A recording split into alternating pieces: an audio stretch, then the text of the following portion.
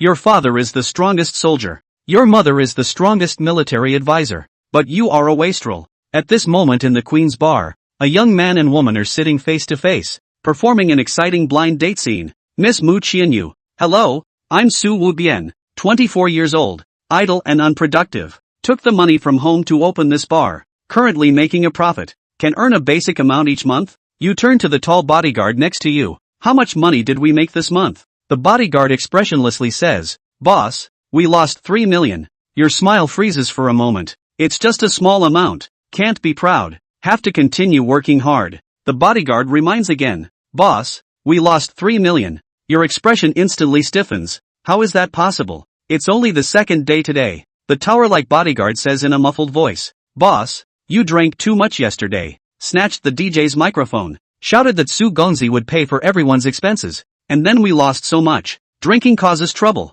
You angrily pat your forehead. Xiao Pang, can you please tell the truth next time you speak? Considering this situation, I'm on a blind date with the most beautiful woman in Linzhou. Mu Qianyu sitting across from you suddenly laughs. What most beautiful woman? It's all just rumors. My dad insisted I come on this blind date. So I came to see what Su Gongzi is really like. Miss Mu coming to this blind date event is already quite surprising to me. After all, my reputation as Su Laosan is not very good in Linzhou. I heard that among the brothers in the Su family, the eldest brother Su Nian is sharp as a knife. The second brother Su Qin is as steady as a mountain. And as the third son, I am a playboy, changing girlfriends more frequently than clothes. Today, upon meeting, did they really judge people accurately? I found Su Gongzi quite interesting, not quite matching the rumors. Su Gongzi, to tell you the truth, there's a bit of a problem with the Mu family. My dad said that only you can help me in the whole Linsong. You smirked. Miss Mu, your old man really thinks highly of me. I'm just a useless person hanging out in nightclubs every day,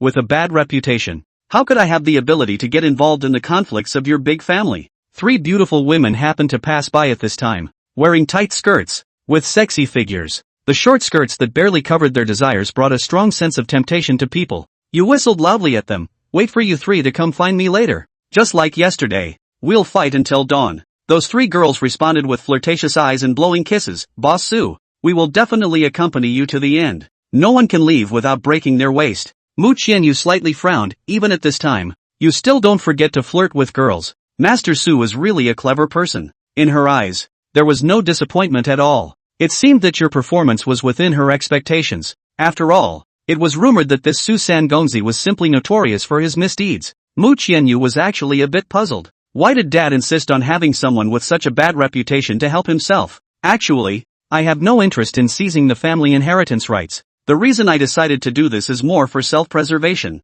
You shook your head and smiled. The struggle for the inheritance rights of a large family can cost one's life if one is not careful. My life is important, and I am unable to help Miss Mu with her request. Mu Qianyu chua zai zhuozi shang feng zai'ai xinfeng, rugua hazhua dahua, wa zhibian de tianjian buvui rong su gongzi chi kuede. Ni de yi jiao cai shafa shang, mi zhe yanjing chai kail xinfeng, li nian dioculi zhang babai wan de zipio, zhe zhishir dingjin, shir cheng jiho ling yo gangxi. You size up Mu Qianyu from top to bottom. Miss Mu, I'm not short of money. I can help you, but I have a condition. The assistant Xiao Pang next to him immediately shouted. Boss, we are really short of money. You angrily said. Deducted from your salary if you're short of money. Mu Qianyu almost couldn't help but laugh. She always felt that there was a slight difference between your image and the violent, bloody, and fickle scumbag in the rumors. She met your playful gaze and said, feel free to tell me the specific conditions, Master Su. Actually, Mu Qianyu had already guessed what you were going to say.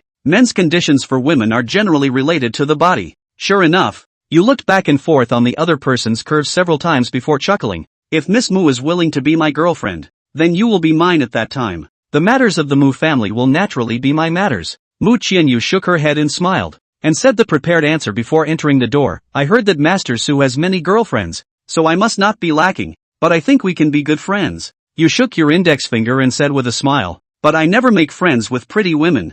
Then you snapped your fingers at Xiao Pang and said, see the guest out. Just met for a few minutes. This guy actually issued a letter of challenge first. Mu Qianyu was slightly stunned for a moment, then showed a faint smile. Master Su is really a wonderful person. We will meet again. This kind of smile adds a touch of brilliance that has never appeared before in the colorful lights and shadows. You stared blankly and said, so beautiful. Beautiful enough to make me reconsider. When outside the bar, Mu Qianyu was about to open the passenger door when suddenly turned and asked, Mr. Pang, there are rumors outside that your boss has many girlfriends. How many women does he really have around him? Xiao Pang was about to speak. Mu Qianyu added, I think with Mr. Pang's straightforward personality, he shouldn't lie, right? Xiao Pang's face showed no expression. My boss doesn't allow me to speak. Mu Qianyu's eyes immediately flashed with a gossipy light.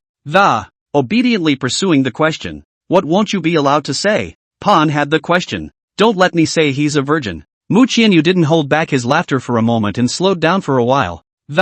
It was only then that she said, Mr. Pan's remark that, I am afraid that no one in the entire Linzhou nightclub will believe. In fact, I am not interested in Su Wuji's rotten life. In addition, please tell your boss that I will come back to him. Before the words left her mouth, she received a message on her cell phone. When I opened it, the message actually read, although Miss Mu can't be my girlfriend, I'm not going to return this check that was delivered to my door. Immediately following, the DJ's passionate shouts came out from the bar. Tonight Mr. Su earned a large sum of money. The whole place is consumed and paid for by Mr. Su. Explosive cheers poured out of the bar's doors. He's taking deposits and not doing anything? Mu Qianyu's mood finally broke, and she stomped her foot. This Su Wuji. It's even more of an asshole than rumor has it. On the top floor of the Queen's Bar, there was an exclusive suite for Su Wuji. Rumor has it that every girl who enters here, the next morning, both will come out rosy-cheeked. And, every time, no girl enters alone,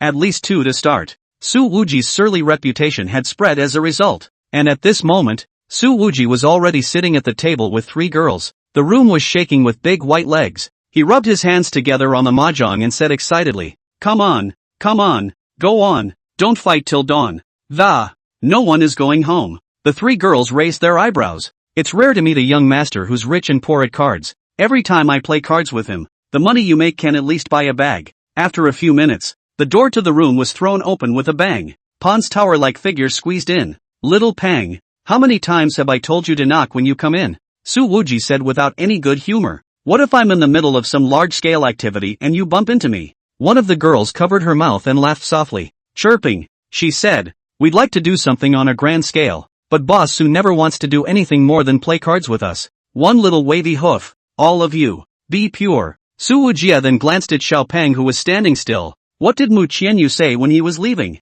Xiao Pang was serious. Boss, MS. Mu said you took money but didn't do anything. It's even more of an asshole than rumor has it. Those three girls laughed once again, and Su Wuji's face was suffocated into a pig's liver color. What the hell does she know? I'm not the son-in-law of the Mu family. Why do I have to wade through this mess? What's in it for me? Saying without good humor. Su Wuji threw out a card. 30,000. Woo, woo, woo. The three girls pushed down the mahjong tiles in their hands in unison and said daintily, Thank you, young Master Su. It's 3 shots in 1. I'm not in good shape today, so I'm not going to fight. I'm going to fight tomorrow. Su Wuji's brain was filled with black lines as he threw a wad of money on the table and said, It's all because of this girl Mu Qianyu, destroying my luck with the cards. Pawn, boss, you weren't very good at cards in the first place. Su Wuji, deduct your salary for this month. By the time the three girls had happily left with a pile of money, a woman in a high-cut cheongsam knocked twice lightly on the open door of the room. Then striding her long, bare legs, she walked in. The woman was curvy and full-bodied. She was mature. It was as if a pinch anywhere on the body could drip water. She said, Boss, there's 2 things I need to report to you. And the first one, your aunt, Su Killing Smoke, just gave me a call. Su Wuji immediately sat up straight, obviously a little wary. What did this female devil say? The cheongsam woman laughed. Your aunt said that if you, boss, dare to make Mu Qianyu unhappy during the blind date, she will definitely not fill the deficit for our bar in the future. Talk is cheap. Ha? Why didn't she say so in advance? Mu Qianyu is all pissed off. Su Wuji slapped the mahjong table and said, chagrined, so, and I have to find a way to lick her back? Can I be that shameless? Pawn, boss, you can. Su Wuji glared at Xiao Pang, thinking that he usually did want money but not face. So with a no-nonsense wave of his hand, on to the second thing, caught 3 of the boys, sneaking around in the box, snorting powder. I came to ask for the boss's opinion. Just scrap it by the old rules. Su Wuji's expression was more than a little playful. You, the general manager, have come to ask me specifically for this small matter. What's your hidden agenda? The cheongsam woman laughed. All 3 are under 18, and one of them, it happens to be Mu Qianyu's cousin. Mu Jihui. Chapter 3, Unexpected Understandings. Su Wuji asked. This Mu Jihui is the youngest son of Mu Old 5? Mu Sudong. Been studying abroad before? He seems to have a good idea of the kinship of the Mu family. Yes, the Cheongsam manager replied. Su Wuji's eyes instantly lit up and he slapped his thighs. Great. If you fall asleep, someone will bring you a pillow. I was worried that I wouldn't have a chance to lick Mu Qianyu back. He immediately dialed a number and went straight to speakerphone. Soon, Mu Qianyu's slightly cold voice then came out from it. How did Mr. Su want to get up and call me? Could it be that he has a guilty conscience and wants to pay back the money? Su Wuji laughed. You and that cousin of yours Mu. With that, he turned to the manageress. Mu, what was it? The long-legged manager said. Mu Jihui. How is your relationship with that Mu Jihui? Su Wuji asked. Not good. Almost tit for tat. Mu Qianyu said, mocking slightly. Why do you have the leisure to ask about this? You, Mr. Su, just earned me a large sum of money. Shouldn't you be fighting beautiful women right now? Su Wuji looked at the table full of mahjong and smiled heatedly. Just finished fighting. Mu Qianyu, it's over so quickly? Ahem. Su Wuji almost choked on his saliva and slowed down for several seconds.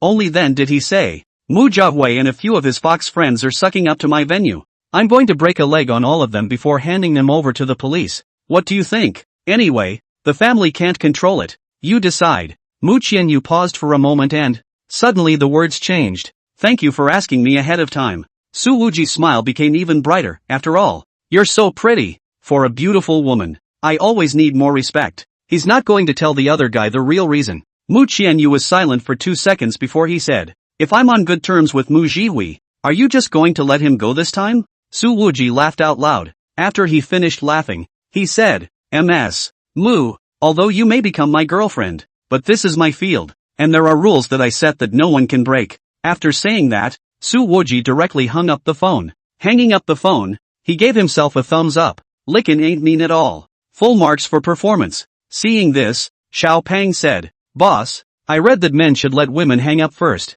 Su Wuji, that damn book must have been written by a lickspittle. Grab it and tear it up. Just learn more from me in general.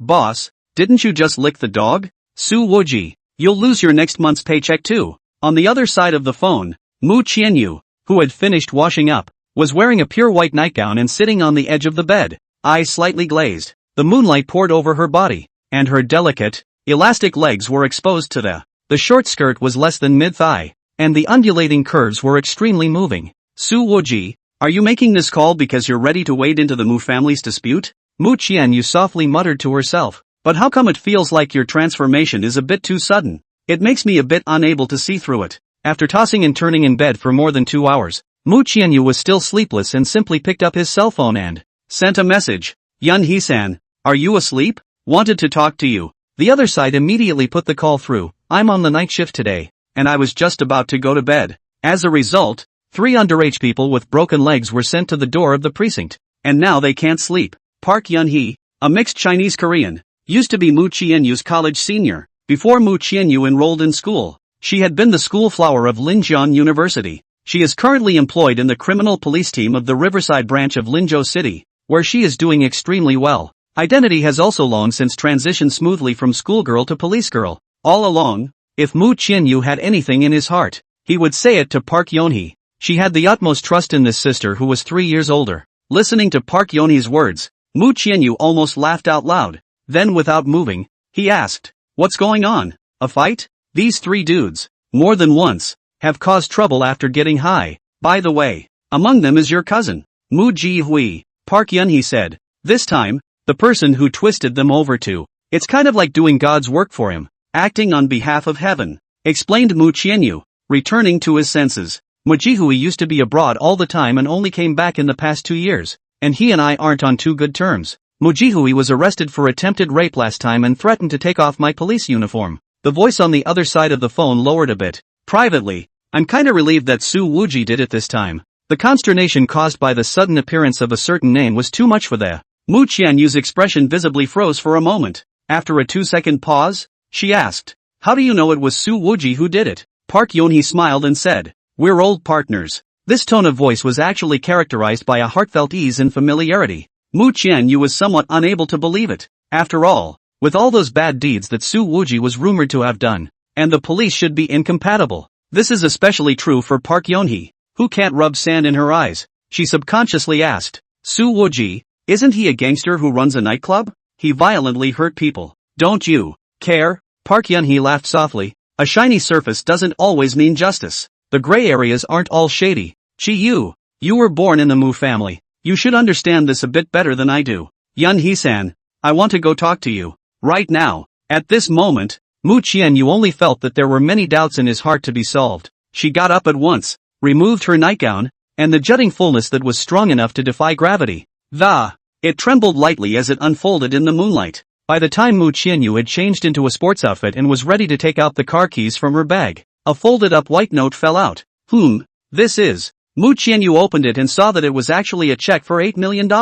It was the same one that he had left for Soo Woo-ji earlier. Didn't the other guy take the money? Moo Chien-yu's complexion was slightly stagnant, and before he had time to figure out what was going on, another message was received. Don't go out alone tonight. You're so pretty. It can be a problem when you're in danger. This may seem like an admonition, but there's frivolity in every word. The sender was none other than Soo Woo-ji. Chapter 4, The Soo Family. Time to go back. Moo Chien-yu immediately put the phone over and said, Mr. Soo really cares a lot. I'm just bugging you because I see how pretty you look. Soo Woo-ji's voice had a lazy flavor to it. Just do as you're told. Thanks. You're a real sweetheart. Moo Chien-yu's tone had a smile in it. In reality there wasn't much of a smile on that squeaky clean face. Her eyes drooped slightly, and she couldn't help but think of all the recent conflicts in the family that had gotten more and more intense. She was aware that she was deeply liked by her grandfather, and that those of her peers who wanted the younger generation's say-so, will surely turn the fire on himself, and may take some violence in advance. At that thought, she ghosted the removed car keys back into her bag. She collected her thoughts and asked, by the way, why don't you take a check? What's the point of talking about money? Soo Woo-ji smiled and said, I'm not that vulgar. Well, as we all know, Mr. Soo is indeed very elegant. Moo Chien-yu smiled and, the answer came very naturally. Actually, after coming back from the Queen's bar, Moo Chien-yu's impression of Soo Woo-ji's frivolity had already been finalized. If it wasn't for her father's specific instructions, she really wasn't too keen on continuing to cross paths with this scumbag. But after that phone call with Park Yeon-hee, Moo Chien-yu's opinion of Soo Woo-ji changed significantly. Anyway, thanks for the advice earlier, Moo Chien-yu said, taking off his outer pants with one hand and sitting back on the bed again. Thus the great white legs, more polished than the moonlight, were exposed to the air, and, from sight alone, just feel the health and resilience in those smooth lines. By the way, I have to remind you, Moo Chien-yu said, your people injured Moo Joi-hui. There's absolutely no way my fifth uncle and fifth aunt are going to swallow this. Soo Woo-ji smiled and said, this admonition came out of Miss Moo's mouth. Make me really happy. You Linjo first big beauty, really beautiful people heart. Before this flippant remark could be finished, Pon's jarringly drawn voice then came through. Boss, all the owners who sold the powder to Moo Joi-hui have been found out. The whole line consists of 6 people. It's been scrapped limb by limb and thrown into the Linen River. Little Pang, when will you learn to knock? In case I'm doing something very private. No, I'm calling your future sister-in-law right now. The phone hung up with Soo Woo-ji's scratchy growl. Moo Chien-yu cried and laughed. Soon, however, her expression was replaced by a stony one. In Linzhou, the rumors about Soo Woo-ji's violent and bloody behavior had never actually died down. And this time, Moo Chien-yu was considered to have heard certain truths with his own ears. 6 people, with their limbs broken, thrown into the windy Linen River. Can they still survive? However, in just 2 to 3 hours, 6 drug-selling uppers were uncovered. Really? This efficiency? I'm afraid even the narcotics police in Linzhou can't do it. What's Soo Woo-ji's right? Previously, in Moo Chien-yu's impression, Soo Woo-ji and Xiao Pang, just a pair of masters and servants who breathed stupidity. And after that phone call just now, the other party seemed to be shrouded in a veil of incomparable mystery. Soo Woo-ji, Soo Woo-ji, what kind of person are you? Moo Chien-yu hugged the quilt and lay down. But his thoughts were complicated and he did not sleep for a long time. She waited until it was getting light before she got a little sleepy, and that's when Park Yeon-hee's call came in. It's been a busy night, and your fifth aunt, Xiao Yuezhu, has been pointing her nose at the deputy commissioner and cursing him for a whole hour. It's now taken Moo Ji-hui to the hospital for surgery, Park Yeon-hee said. Obviously, Park Yeon-hee definitely doesn't want to let this dude go. However, Moo Ji-hui turned 18 in a month, which can let the Moo family to maneuver too much room to turn around. Moo Chien-yu said, Sister Yen-shi, my fifth uncle and fifth aunt's heart is not big. You be more careful. We've got this police uniform. and they've got something to worry about. But Su Wuji's side might have to face the pressure head-on, Park Yeonhee said. After all, the person got his legs broken in his territory. It was also sent to the precinct by his people, and I'm afraid this beam can't be unraveled for a while. Hearing Su Wuji's name, Mu Qianyu instantly lost all sleepiness. At the moment she did not realize that from last night until this morning, Park Yeonhee mentioned Su Wuji a little too often. Mu Qianyu suddenly remembered hearing those few words of Xiao Pang's report about the drug dealers last night. So he tentatively asked, Sister Yeonhee, those who sold powder to Mu Ji Hui, don't they have to be arrested together? Park Yeonhee was silent for a moment. Only then did he say, we easily scrutinized the clues from Mu Jarwei's mouth, but, after following the clues all night long, we didn't find a single person. At those words, Mu Qianyu was shocked in his heart. Could it be that the 6 drug dealers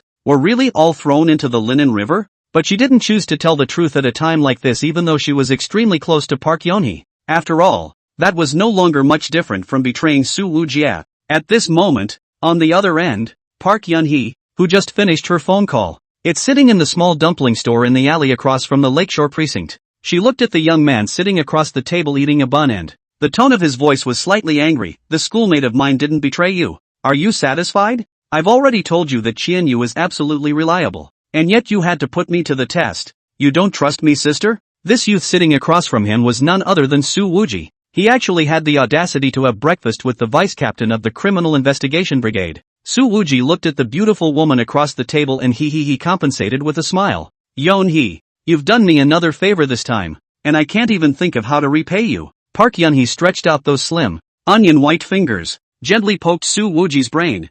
I'm older than you. Call out to sister she. Don't call out every time Yenchi. There's no big or small. Su Wuji immediately denied. That won't do. If I call out to your sister, it won't be convenient to chase you. Park Yeonhee looked at Su Wuji, and in her helpless and soft eyes, actually exuding some pampering? She is the most typical light-faced looker, with extremely soft facial lines.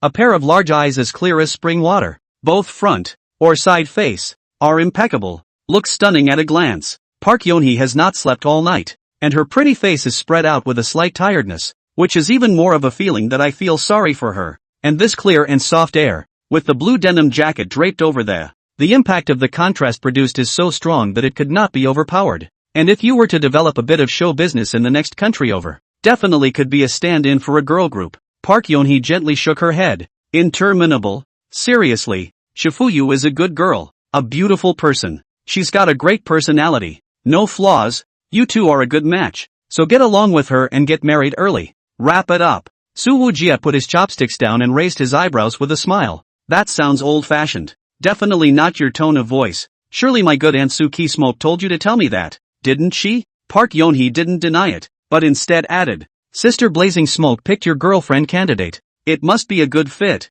And by the way, she asked me to pass on a message to you. Su Wuji put down his chopsticks and instinctively put away his smile, narrowing his eyes. Don't kidnap me with the family's righteousness. I can't carry it as a downtrodden dude. Park Yeonhee's gaze fell on the youth's face and she said softly, Sister Killing Smoke told me to tell you that. Today, it's exactly 25 years since the Su family moved away from the capital. The younger generation. It's time to go back. Chapter 5 Simply Rough. After Mu Qianyu caught up on her sleep, it was already near noon. She took a leisurely shower, chewed her way through a meal, and that's why I went to the Gangnam Orthopedic Hospital. I don't know if it was due to Su Wujia's intervention, but Mu Qianyu now felt relaxed all over. The major shareholder of the Jiangnan Orthopedic Hospital is the Mu Group, and at this time, the Mu family already had a dozen or so relatives here. Most of them were the younger generation who were friends with Mu Jarwei. Mu Jarwei's leg surgery was over. However, when Mu Qianyu came to the door of the hospital room,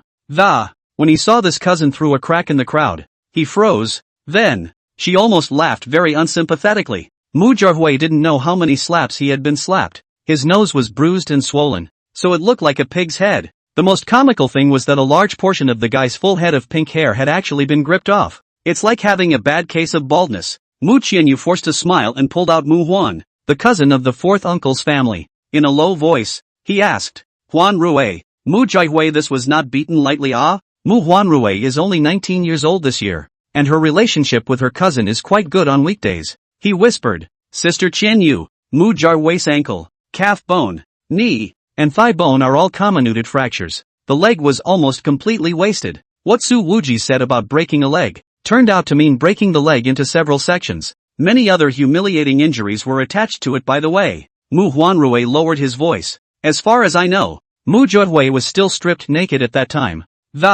Shame on you. Puff. Mu Qian, you just couldn't help it. Some guy. Even hitting someone is so unorthodox, thinking that this guy is actually a blind date that his old man helped set up. Mu Qian, you can't help but cover his head. However, at this time, a shrill shout came from the ward. Mu Qian, you put your brother through this and you're still laughing. It was the voice of the fifth aunt, Xiao Yuejio. She's been crying and cursing in the hospital room all morning. The crowd automatically parted a path, and all eyes fell on Mu Qianyu. The latter smiled faintly. Auntie 5. What makes you think I did this? Mu Qianyu. Su Wuji was on a blind date with you in one foot, and then he broke Ji Hui's leg in the next. How dare you say that you didn't instigate this incident? You pair of dogs. In the face of such unpleasant insults, Mu Qianyu's smile did not change at all. Fifth aunt. When I was on a blind date at the Queen's bar, I'm afraid I'd have been the first to call the police if I'd known that Muzzy Fai was doing drugs in the box. What about righteousness? Drugs? The whole room was in an uproar at these words.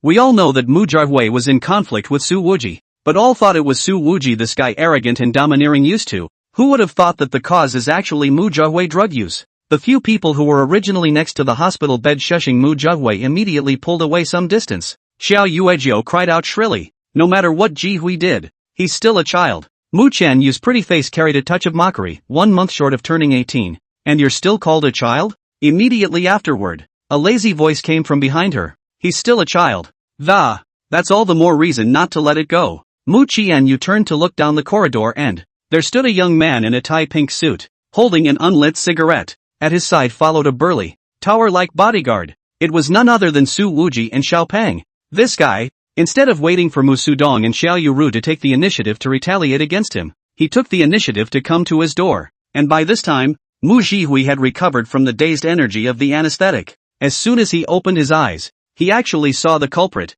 Su Wuji. This guy immediately shouted at the top of his lungs, Su Wuji, Mu Qianyu, you've tortured me like this, and I'm going to get you all killed. Last night I was stripped naked in public, slapped and pulled by the hair. That was a humiliation that Mu Jarhui could never forget. Su Wuji said slowly, Xiao Peng, this child still needs a good knock. Okay, boss. Peng directly used that heavy tank-like body to squeeze through the crowd and walked to the front of the hospital bed, copied the stainless steel forced and bang! Mu Jihui's head was almost smashed open and he fainted on the bed with a face full of blood again. After doing this, Peng put the bloodstained forced stand back into its original position. Turning around, he said, Boss, the hammering is done. Are you going to just knock someone to death? Su Wuji waved his hand in an unfavorable manner and, forget it, this punk Mu Jihui deserves to die. The Mu family members present almost all froze. One by one. Their brains were not enough. Mu Qianyu looked at this pair of master and servant, pursed her lips and smiled straight. The smile seemed to brighten the entire ward for a few moments. Su Wuji, seeing her son beaten like this, Xiao Yueju's eyes were filled with hatred. She didn't expect that with the Mu family's position in Linzhou, Su Wujia would dare to come to her door in a big way. Beat my son up again. Don't the Mu family have any old faces? Su Wuji, Mu Qianyu, you pair of dogs. Xiao Yuru's eyes spewed fire like. Trembling, he pointed at the two men. Get them for me. As the words fell, at the other end of the corridor, several black-clothed bodyguards had already walked in. Su Wuji directly opened his hand and stopped Mu Qianyu behind him, in the manner of an idle drama hero, shouting to the bodyguards, come at me alone if you have anything to do. It has nothing to do with my family. Qiyu, she's innocent. Mu Qianyu's eyelids jumped. Then he stretched out a finger and he poked Su Wuji's back. Hey, Mr. Su, it's a bit exaggerated. Our relationship hasn't reached that level yet. You reel it in a little. Su Wuji twisted his head.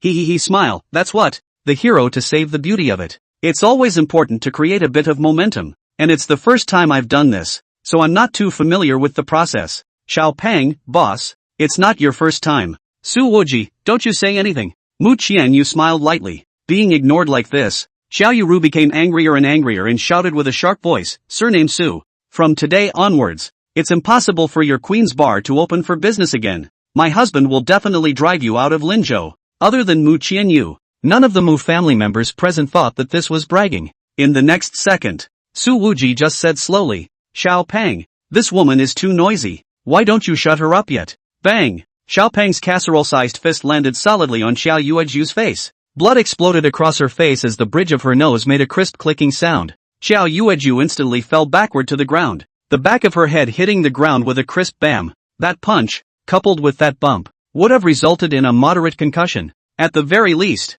Well, at least it did. Shut up. The other Mu family members were all dumbfounded. On weekdays, the battle between the powerful families is always filled with the high end of the game. How come it's so simple and rough today? At that moment, those few bodyguards of Xiao Yu surrounded them and were about to strike at Xiao Peng. Mu Qianyu suddenly spoke faintly. I'll see who dares. These few simple words, but with an aura that was disproportionate to that delicate figure. The Ra made the bouncers stop in their tracks. Go back, Mu Qianyu said again. Those bodyguards hesitated for a moment, but actually didn't dare to go against her wishes. Instead, he chose to retreat to the end of the hallway, and the rest of the Mu family were all stunned. They didn't even see it. How exactly did Mu Qianyu hold these bodyguards? Su Wujia was very satisfied with Mu Qianyu's domineering husband-protector. He clapped his hands at those Mu family members present and said, TSK, to remind you, if I knew, who would dare to bully Qianyu? Whoever does will be dismantled by me.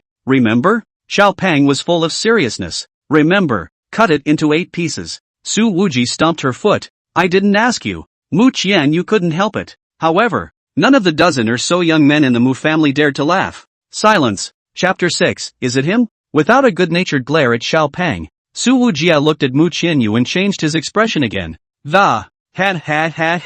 Shifuyu, since it's okay, I'll leave first. If anyone dares to bully you in the future, tell me and I'll chop him up. Mu Qianyu laughed softly. Let's go. Don't scare them. And then this. I won't be able to call you over to the house anymore. As she said that, she also gently pulled Su Wuji's arm. The words, and the gesture, did seem like something that would only be done between old friends. Su Wuji hemmed and hawed. When they reached the hospital entrance, Mu Qianyu stood still and, very seriously, he glanced at Su Wuji. Why did you suddenly decide to help me? After all, yesterday at the Queen's bar, Su Wujia was still vocally refusing to get involved in the Mu family's dispute. Su Wuji looked at the beautiful person in front of him and, smilingly, he said, of course it is to see that the Mu family's 5 houses are doing a lot of evil. So this young master should step forward and come to administer justice and do justice for the heavens. Xiao Peng interjected earnestly. Boss, that's not what you said on the way here. When Mu Qianyu heard this, he forced a smile and asked without moving. Oh, little Peng, what did your boss say? Ignoring Su Wuji's murderous gaze, Xiao Peng's tone was filled with sincerity. Mu, my boss said he came to heroically rescue you, mostly because he craves your body. Greedy for your body. Hearing such blunt words, Mu Qianyu suddenly had her cheeks flushed with color. Su Wuji shouted without any good humor. Xiao Peng, what are you talking nonsense about? Destroying the tall image of Laozi. Annoyed, he jumped up and barely slapped the back of Pon's head, and barely missed. Strangely enough, although the words were very blunt, Mu Qianyu actually didn't feel offended at all. Instead, he laughed so hard that tears came to his eyes. These smiling eyes are like stars, and emit a soft light that is better than the sun that hangs high in the sky. It made Su Wuji's heart jump inexplicably, and he couldn't move his gaze somewhat out of focus. After slowing down for a while, Mu Qianyu reached out his hand and said very seriously, regardless of why you suddenly decided to help me, I have you to thank for today. Su Wuji looked at the slender hand. He smile, actually did not colorful grip on it.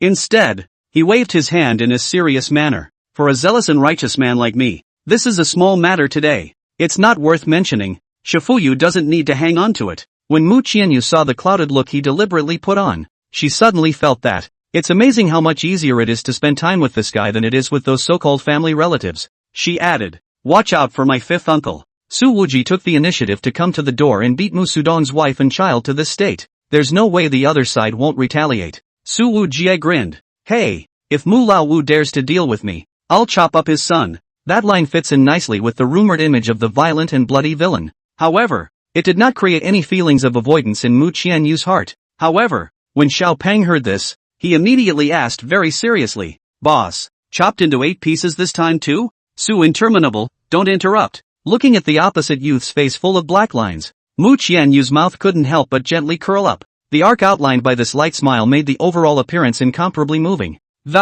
It's much more vivid than the light-colored renderings in Chinese figures. Even she hadn't realized that since her father's illness, there There are only a handful of times when I've laughed out loud from the bottom of my own heart, and those 2 days of laughing are already going to be more than the past year combined. Seeing Su Wuji's car walk away, Mu Qianyu only waved his hand and a Mercedes sedan then drove up. She got in and addressed the man in the driver's seat. Uncle Tatsu, is there any movement on my fifth uncle's side? The man wore a baseball cap, and underneath the brim were sunglasses and a mask, making it hard to see exactly what he looked like. This person's name was Li Qingchen, and he had followed Mu Yuanming for many years. Now it was arranged to follow Mu Qianyu's side. He said, Miss, Mu Sudong was originally in Guangqing to discuss cooperation, and last night, when he heard that his son had been beaten up, it flew back this morning and is just now landing. Mu Sudong was mainly in charge of Mu's real estate business before, but after his second brother Mu Yuanming fell ill, he began trying to snatch up the cross-border trading business that had been handled by the second house.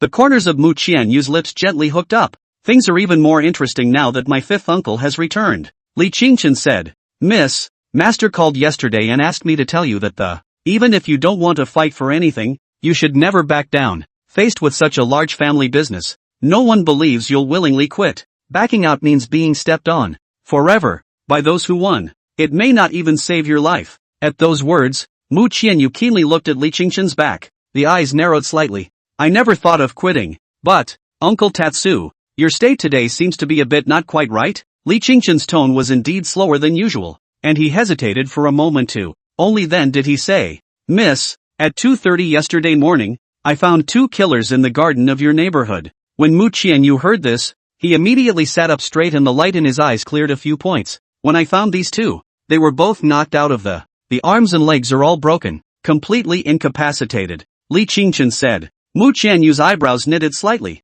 Since he's still alive, he can interrogate something. I've interrogated these 2 killers who were once the top bodyguards around the commander of the main rebels. They collected heavy money and smuggled over to take you away, Miss, and just arrived in Linzhou yesterday afternoon. Li Qingchen continued. However, as they were stepping on the spot, a masked man suddenly appeared and break their arms and legs. Mu Qianyu's eyes condensed slightly. Can you find out who this masked man who stepped in to help me is? Li Qingchen said. During the exchange of blows, the masked man was cut on his back by a dagger. It's the only clue left. Mu Qianyu asked, what time did it happen? Li Qingchen replied, about 1:30 in the morning. At this time, Mu Qianyu suddenly thought of that phone call from Su Wuji last night. The other party had specifically asked her not to go out alone at that time. Mu Qianyu immediately pulled out his cell phone and looked at the time of last night's call with Su Wuji. 2 o'clock. Half an hour after the incident. Is that you? Mu Qianyu whispered to himself. Li Qingchen looked at her from the rearview mirror.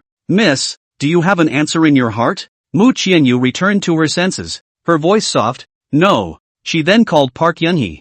Yunhee-san, do you have time? Would like to have a chat with you. Park Yunhee's voice came. I'm parked right in front of the Gangnam Orthopedic Hospital. I took the afternoon off. Can stay with you the whole time. No one in the Mu family called the police, but Park Yunhee got the news from somewhere. Come early and wait in the neighborhood. Good then. I'll go find you. Mu Qianyu immediately got out of the car and, waving his hand at a distant domestic SUV, he then said to Li Qingchen, Uncle Chen, just drive and follow. Good. Li Qingchen waited for Mu Qianyu to close the car door before making a transatlantic call. Master, there is something that I need to report to you. Mu Yuanming's voice came out. Okay, you said. Hey, Su Infinite, you peeked at my cards. Apparently, there's a poker game going on over the phone. Isn't his lordship recuperating? Li Qingchen was a bit speechless, but he still talked about last night's events in detail. I didn't expect Mu Yuanming to carelessly reply. What a big deal. With Su Wuji around. Not a big problem.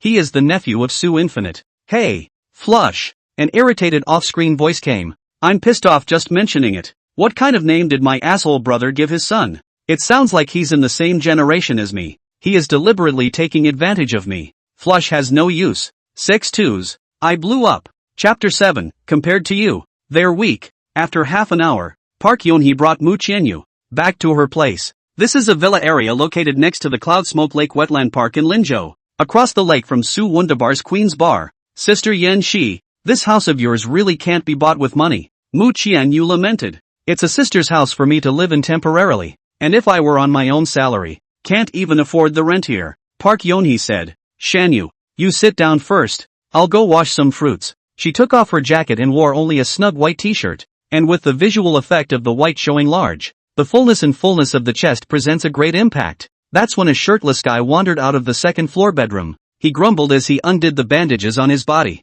Yun-hee, you're just in time. I got into a fight with someone last night, and my back got hurt a little bit. Quickly come to help me put a medicine. I cannot reach by myself.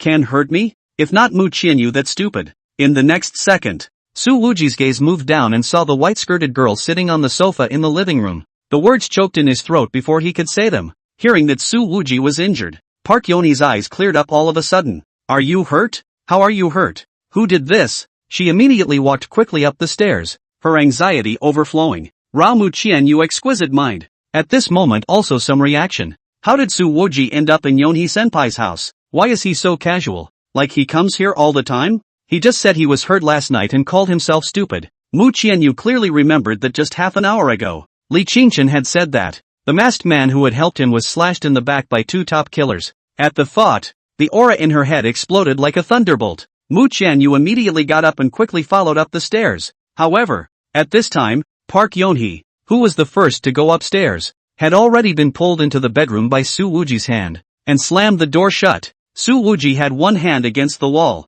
and his upper body was almost pressing into Park Yonhee's chest. The two of them are in a pose that looks like they're going to wallop each other. Yun-hee, you knew I might come today, so you deliberately brought Mu Qianyu here? Park Yonhee reached out her hand and propped it up on Su Wuji's pecs. The anxiety in his eyes was obvious. When we were eating breakfast, how come I didn't hear you say you were injured? Let me take a look at your injuries first. A small gash is just a small gash. It's nothing. Su Wuji bowed his head slightly and, looking at the clear and elegant face close at hand, he laughed. It's not the first time you've seen me hurt. Why? Is your heart aching? He was tempted to reach out and pick at Park Yonhee's snow-white chin. It's not like they haven't tried it in the past. That time, Su Wuji's fingers hadn't even touched each other yet. Just got a solid backbreaker. Greeting Su Wuji's rather aggressive gaze, Park Yonhee's pretty face heated up slightly. Don't talk nonsense. I'm older than you. You have to call your sister. Go and lie down. I'll give you medicine first. Otherwise I'll call and tell Sister Blazing Smoke. As soon as he heard that he was going to sue, Su Wuji honestly went to lie down. Park Yonhee looked down at Su Wuji's back, and heartache surfaced in her eyes. As far as the eye could see, there was a wound of 17 or 18 centimeters in length. It cut diagonally from the shoulder blade all the way to the side ribs. The flesh of the wound was somewhat flared and appeared to be deep enough to wonder if it had touched bone. And at this time, Mu Qianyu's voice had sounded outside the door. Hey, my blind date. Staying in the bedroom with my best schoolmate. In front of me, with the door closed? Even if the lake of her heart is making waves, she is outwardly unperturbed. Pretending not to notice anything, even managing to speak in a flirtatious tone. After saying that, there was a deliberate pause of 2 seconds before Mu Qianyu pushed the door in. The first thing her gaze landed on was Su Wuji's back. Sure enough, it was a knife wound. Ripples appeared in her eyes with it. The white bandage that had been thrown on the floor was stained with blood. In other words, when Su Wujie went to the hospital to teach Mu Ji-hui's mother and son a lesson, he was still carrying injuries. Park Yonhee took the medicine box and glanced at the frozen Mu Qianyu and said, Qianyu, I will first give Interfree a dressing. Don't misunderstand. My relationship with Interfree is not what you think. Su Wuji listened to the corner of his mouth. Park Yonhee, this tone. How there is a kind of cheating was caught in flagrante delicto. And then explain to the right wife how it feels? If we're talking about first come first served, it's obvious that this Chinese-Korean hybrid and himself have known each other much earlier. Explain it. Mu Qianyu directly asked. Such a long wound. Why don't you go to the hospital for stitches? No, that would leave a scar. I have to use an exclusive recipe to preserve my beautiful skin. Su Wuji's tone was narcissistic. At this moment, Park Yonhee opened the medicine chest and took out a clear alcohol bottle. Mu Qianyu, however, took 2 steps forward and took the initiative to take the alcohol bottle over. I'll do it. Her voice was as delicate and smooth as milk, but it hid some unknown emotions. You're coming? Park Yonhee visibly froze. Su Wuji was also surprised and grinned. Qianyu, you're so nervous about me. I'd be more than a little ticked off. Mu Qianyu didn't say anything, and sat on the edge of the bed with her legs together. The curves of the buttocks and legs encased in that white dress were squeezed by the mattress, creating a moving shapeshift. Park Yonhee said, Qiyu, first use alcohol to disinfect the wound, and then apply a medicinal powder that, just put a bandage on it. After saying that, Park Yonhee didn't seem to be able to bear to look at it anymore, so she walked out, and closed the bedroom door. Hey, a lone man and woman. Yunhee is creating an opportunity for us. Su Wuji laughed. Mu Qianyu didn't respond to this teasing, but asked, using alcohol will hurt a lot. Why don't you use iota for? Su Wuji grinned. Iodine pills and that powder don't fit. For the sake of my tender skin, it's just going to have to be tolerated. Mu Qianyu then clamped a cotton ball, dipped it in alcohol, and wiped the knife wound, moving very gently and carefully. This is the first time Mu has cleaned a wound with her own hands. The cut flesh seemed to take some courage for her to face. Mu Qianyu knew that the alcohol was in direct contact with the wound. The resulting pain was too much for most people to bear, but Su Wujia managed not to say a word. It was not easy to clean the wound. Mu Qianyu took a long breath, picked up the porcelain vase and said, I'm going to start spreading the powder. Snappy. Su Wuji raised his hand and pulled the towel, biting into his mouth. Seeing this action of his, Mu Qianyu's hand paused for a moment and asked, does this hurt more than alcohol? Su Wuji bit the towel and said in a gulp, a big old man is still afraid of pain? Mu Qianyu concentrated, tilted the bottle and flicked his wrist. The powder floated down and spilled over the wound. Su Wuji's body visibly trembled. It hurts that much? Mu Qianyu was a little bit unable to get down. His eyes flashed with crystal light. Hey, hurry up. You're being abrasive. Su Wuji nonchalantly urged, waiting for Mu Qianyu to use the medicinal powder to put the wound all over. Su Wuji's hair was all wet with sweat and his back was covered with fine beads of sweat. Both of them let out a long breath almost simultaneously. Mu Qianyu helped wrap the bandage and tried his best to ask in a calm tone, fighting with what kind of people? I can't believe I hurt you like that? Su Wuji grinned and said, when we grab the land and the women, it's all real. What's this injury? It's as simple as eating and drinking. Mu Qianyu's eyes slightly drooped as she tied a pretty bow to the bandage. Oh, Su Wuji grinned. Is it because you think that, compared to a pure man like me, those gentlemen of your Mu family are weak? This time, Mu Qianyu didn't retort, just sat on the edge of the bed and gently answered.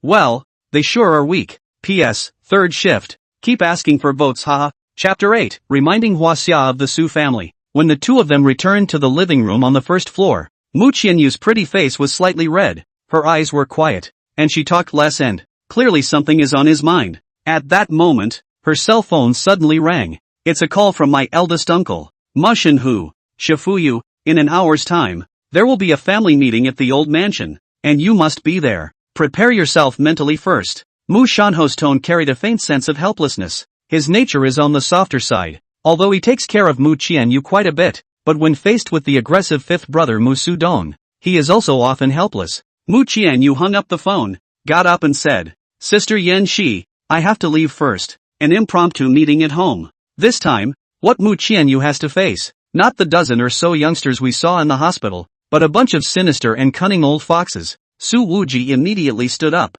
This kind of good opportunity for a hero to save a beauty. I will go to help you. No need. I can handle it. Mu Qianyu laughed softly. I'm still somewhat capable of. It's not a silly white man. Su Wuji stared at the face that could be called absolutely beautiful and smacked his lips. Stupid or not? I don't know, but you do look white and sweet. Mu Qianyu glanced at him. The meaning in his eyes was hard to understand. Then smiled a little. Don't be so poor, and get well. She actually didn't blame Su Wuji for molesting herself. Su Wuji was slightly stunned.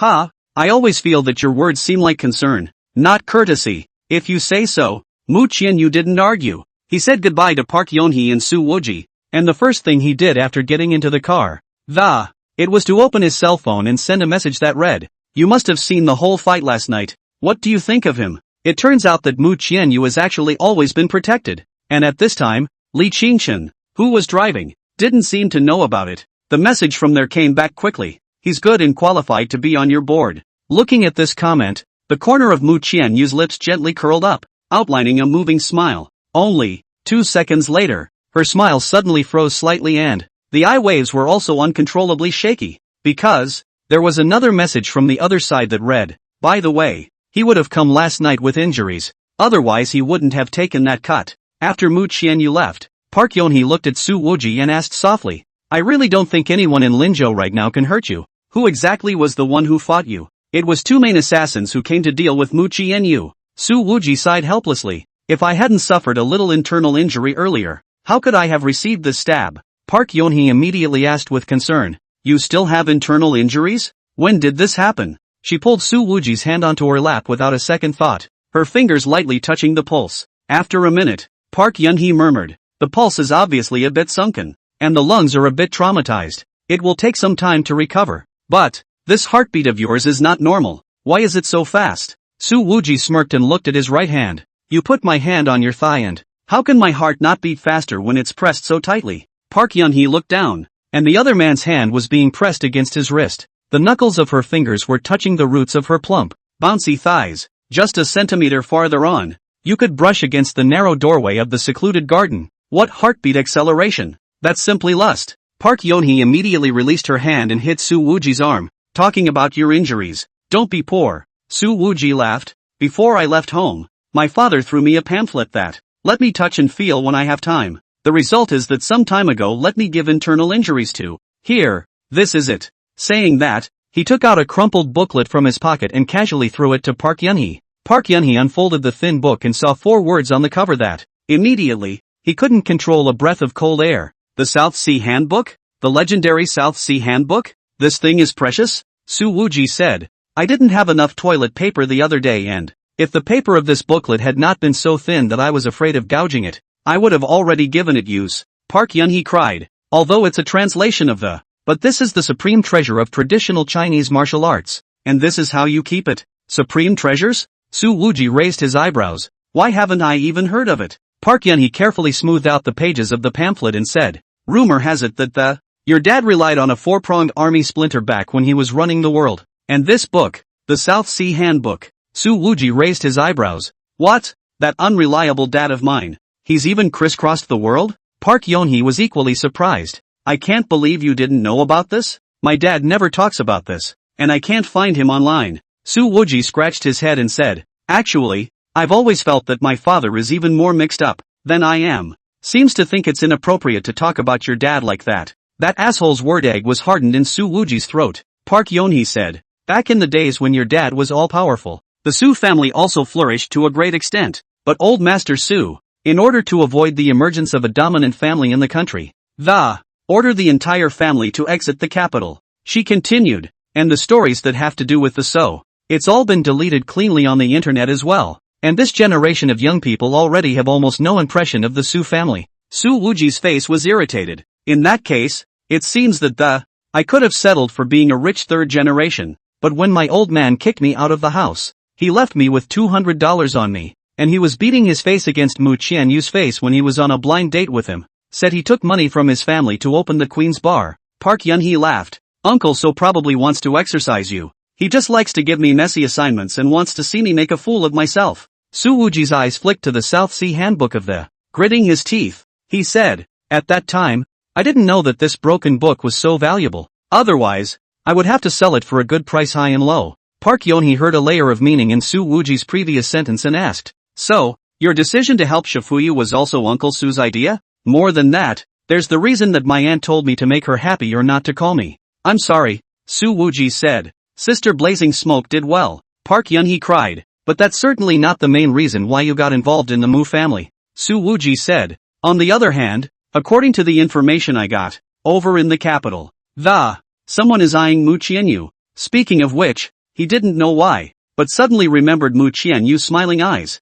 Su Wuji slightly withdrew his smile, and then added seriously. And just what we need to remind the capital of the Su family. Reminds the capital of the Su family. It's not just the capital. Park Yun-hee sat up straight and, a color of unprecedented seriousness surfaced in her beautiful eyes as she said word by word. And, the whole of China. Let the whole of Huaxia reminisce about the Su family. Such a heavy responsibility. I don't really want to carry it. Su Wuji was breathless. Park Yun-hee's eyes softened. I can push you from behind and help you make it stronger. You pushed me from behind? Su Wuji didn't know what came to his mind and grinned a somewhat less than proper smile. He then immediately looked back at the other's pretty face and, laughing, he said, then I'm going to go help Mu Qianyu. You're not jealous? Park Yun-hee laughed lightly. Seeing that you found such a beautiful sibling, I couldn't be happier. Beautiful indeed. But she had her ambitions, and I had things I had to do. She and I are at best using each other now. Su Wuji looked at it thoroughly, and Park Yun-hee's smiling eyes rippled.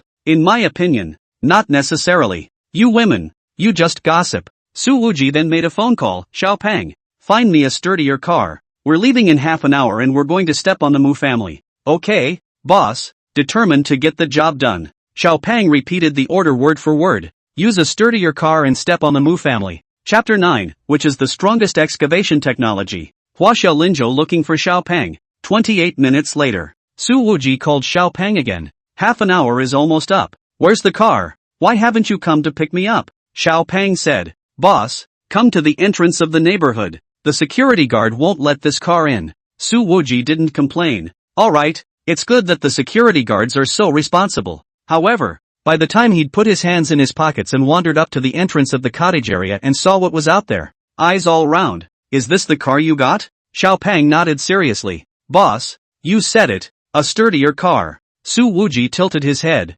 looking at the giant with tires that were about to be taller than himself, gritting his teeth. That's overly sturdy. At the moment, parked in front of him, was a tall Scania heavy-duty truck. This thing can carry 60 tons on its own, and this one right here, it's ing modified. No, it's more than that. Behind this heavy truck, there are two large trailers. The flatbed of the trailer held two large, long-armed excavators. Su Wuji's two nostrils let out a long breath, his face full of black lines. Xiao Pang, someone else's hero saving a beauty. All riding white horses and driving luxury cars, right? Palm, right. Su interfreeze, well, have you ever seen anyone who went in a truck with a backhoe? Park Yun-hee bent over in laughter. Xiao Pang was full of seriousness. Boss, the two diggers will work at the same time. It will take less than 2 hours, he said. It should be enough to step on the Mu family. Maintain a firm commitment to follow the boss's instructions, said Su Infernal, raising her arms. Breathlessly, he patted Xiao Pang's shoulder.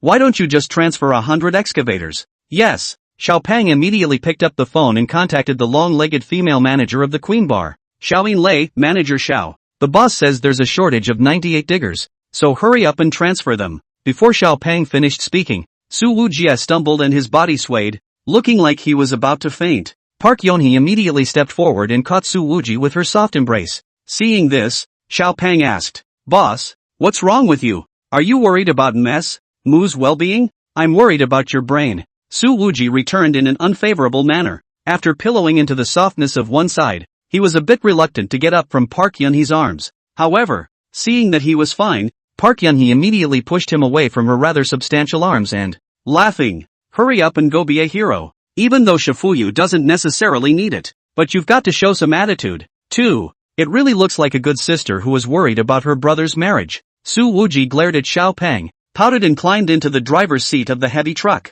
Straight away, he blacked out and started the car. 1 foot on the gas and the Scania heavy truck rumbled away. Xiao Pang shouted from the back, Boss, I haven't gotten in the car yet. Su Wuji's voice came out from the roar. Xiao Pang, split the troops into 2 directions. I'll go to the old Mu family mansion, and you go find Mu Jiahui. Xiao Pang jumped onto the excavator and shouted murderously, Yes, when you find it, cut it into 8 pieces. He remembers that order. Su Wuji stuck his head out of the car window and shouted at the top of his voice, Cut a hair. You grab him by the ears and carry him to the Mu family for me. However, because the roar of the 3 heavy trucks being started at the same time was just too loud. I don't know if Pang heard it or not. On the east side of Cloud Smoke Lake, there is a classical garden covering over 200 acres of land, the old Mu family residence. The old mansion is covered with mountains and water, carved beams and paintings, and those ancient trees and bonsai are all priced sky-high. The Mu family once dominated the business world in Jiangnan. In textiles, cross-border trade, and real estate, all of them have made it to the position of the leading boss. Although the market has not been good over the years, it is still a bigger camel than a horse. In the opinion of the Mu family's elders, the biggest secret of the family's ability to stay alive all the time, it is to preserve the battle for the younger generation's word. But this kind of rivalry between you and me seems to have thinned the kinship of each generation of Mu family members. At this moment, the Mu family's council hall was already shrouded in a grave atmosphere. At the very front of the hall, there were 3 eunuch chairs, and the one in the center was vacant. The current head of the family, Mu Chengye, did not attend this family meeting due to health reasons. This old man has always loved Mu Qinyu the most, and on the eunuch chairs on the left and right, respectively, sat the second grandfather, Mu Chengcheng, the third grandfather, Mu Chengsheng. The 2 old men are very old, and although they rarely ask about the family's affairs during the day, they still retain a weighty voice. On either side of the hall, sat a dozen middle-aged men and women. It's the second generation of the family core, led by eldest uncle Mushinhu. Mu Qianyu, who was dressed in a long white dress, stood alone in the middle of the hall. It seems to be undergoing a triple trial. Bang! The oldest 5. Mu Su-dong heavily slapped his chair and said in a deep voice, Mu Qian-yu, any idea why this emergency meeting was called today? After Mu Su-dong came back from the field, the first time, he arranged for his wife, Xiao Yu-ru, and his youngest son, Mu Ji-hui, to leave the country on a private jet, and immediately afterward, he returned to the old mansion and ordered a family meeting. Mu Qianyu wasn't the least bit flustered and smiled gently. Fifth uncle, you called an emergency family meeting because you wanted to use the opportunity to disqualify me from the competition, didn't you? When these words came out, Mu Su-dong's face suddenly became much more gloomy. Mu Qianyu, you teamed up with Su Wuji and beat your cousin to the point of serious injury. The impact is extremely bad, simply unworthy of being a Mu family member. Mu Su-dong said coldly, now, I can keep your Mu family identity but one must withdraw from the battle for the word. Threatened with expulsion? Mu Qianyu didn't pay any attention to Mu Su-dong, but looked at the two old men in front of her. The smile on his face remained unchanged. Second grandpa, third grandpa, do you think that having minors in the family who use drugs is not a worse influence? Mu Changchang couldn't see any emotions in those cloudy eyes, and faintly said, Xian Yu, today, not to talk about the mistakes Ji Hui made. After all, he's still a minor. We're meeting today. The main point is to talk about your behavior of beating up your family members in conjunction with the mob. What an evasion. The mind has been made clear. Su Wuji is a triad? Mu Qianyu didn't seem to care about the other party's obvious favoritism. She shook her head. You're both wrong. That's how most people see him, but not the real him. Thinking about Su Wuji's injuries on top of her injuries, she lost her concentration for a moment, but immediately returned to normal. There is nothing at all visible on the outside. Mu Su-dong slapped the armrests of his chair and shouted, Mu Qianyu, you're speaking for that asshole like this. It's almost as if you don't know right from wrong. If the next generation's affairs are in your hands, the family will be finished. And third grandfather Mu Changcheng said in a deep voice, Qian Yu, that Su Wuji brat has a bad reputation in Linzhou, and for you to get involved with this kind of trash is really too disappointing to us. Those middle-aged elders spoke up. Yes, Mu Qianyu, you just need to listen to your elders. The family still has a place for you. Mu Qianyu, you beat your cousin to such a state. We are all thinking of you. Apparently, they had long made preparations to take advantage of the opportunity to attack the group. A family meeting that instantly turned into a chaotic collective crusade. Not only was there no sense of aggression above Mu Qianyu's pretty face, instead, there was still a faint smile. Grandfathers, uncles, you might as well tell us all the arrangements. Fifth uncle Mu Su-dong's eyes were cold. Mu Qianyu, there are only two paths in front of you. The first rule is to withdraw from the battle of the talking heads, and the second. Before he could finish, Mu Qianyu picked up the conversation. Number 2, that is, by marrying me to Fong Jingyang of the Fong family in the capital. The Mu family can also take this opportunity to complete the marriage with the emerging family in the capital. Right? Chapter 10, Heavy Debut. Hearing what Mu Qianyu said, Mu Su-dong was obviously surprised and said in a deep voice, how did you know about the union? This is something he's been planning for a long time. Already agreed with the two elders, Mu Changcheng and Mu Changcheng, in order to keep Mu Qianyu away from Linzhou. Fifth uncle, just don't ask me how I know. Mu Qianyu was still wearing a smile on his face and, it's not like we're in the old days, so I'm afraid it's not quite right to marry me off to someone else without asking my father and I for permission? Mu Su-dong smiled coldly. Our Mu family has never been able to get out of Jiangnan, and the capital Fong family is gaining momentum right now. Marrying them is a shortcut for the Mu family's development. Mu Qianyu, right now is your chance to contribute to the clan. If you don't even have this spirit of sacrifice, how can we believe that you are qualified to lead the family to the next level? I have to say, Mu Su-dong is really prepared. All kinds of high hats are deducted in turn, taking up all the family righteousness. If it were an ordinary person, I'm afraid there would have been no way back. Mu Qianyu remained unflustered. That Fong Jingyang has a rotten private life. How could the family marry me off to someone like that if they were really thinking of me? Second grandfather Mu Changchang said in a deep voice, Xian Yu, marry Fong Jingyang. It's much better than hanging out with the triads. Getting that close to that asshole is going to ruin your reputation. This is a true statement. In the Linzhou nightclub, Su Wuji's broken reputation is really not as good as Fong Jingyang. Mu Qianyu gently shook his head. What if I am partial to not agreeing?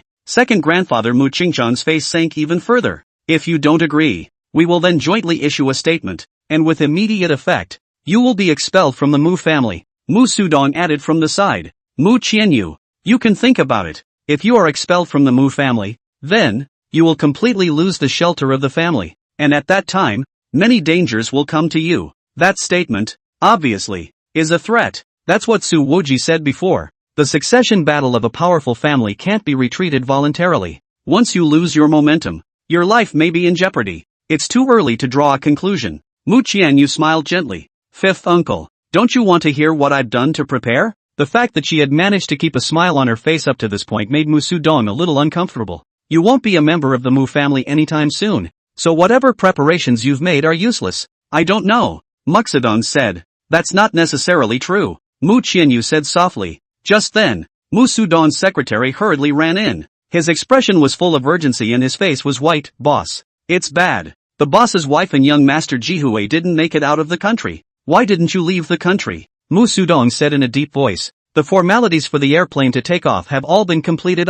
Mu Qianyu gently raised his eyebrows and seemed to be a bit surprised as well. Boss, there's two backhoes coming out of nowhere. Took a crushing hammer right through our plane. Nice guy. Using a backhoe against an expensive private jet? What? Mu Sudong could hardly believe his ears. Mu Qianyu instantly guessed who did it. She couldn't help but laugh out loud. The stubbornness in her eyes replaced by warmth in an instant. Whatever that guy's intentions were, at least, while he was being swarmed with, he can still stand firmly behind himself. The secretary took a deep breath and then said, Boss, Madam has fainted in the cabin in fear of A. and young Master Jihui. Mu Sudong was extremely annoyed and grabbed the secretary's collar. What's wrong with him? Get to the point. Young Master Jihui has been captured. We're in the cabin. Found. A bloody ear. The secretary's lips went white as he shivered. This ear wasn't cut off.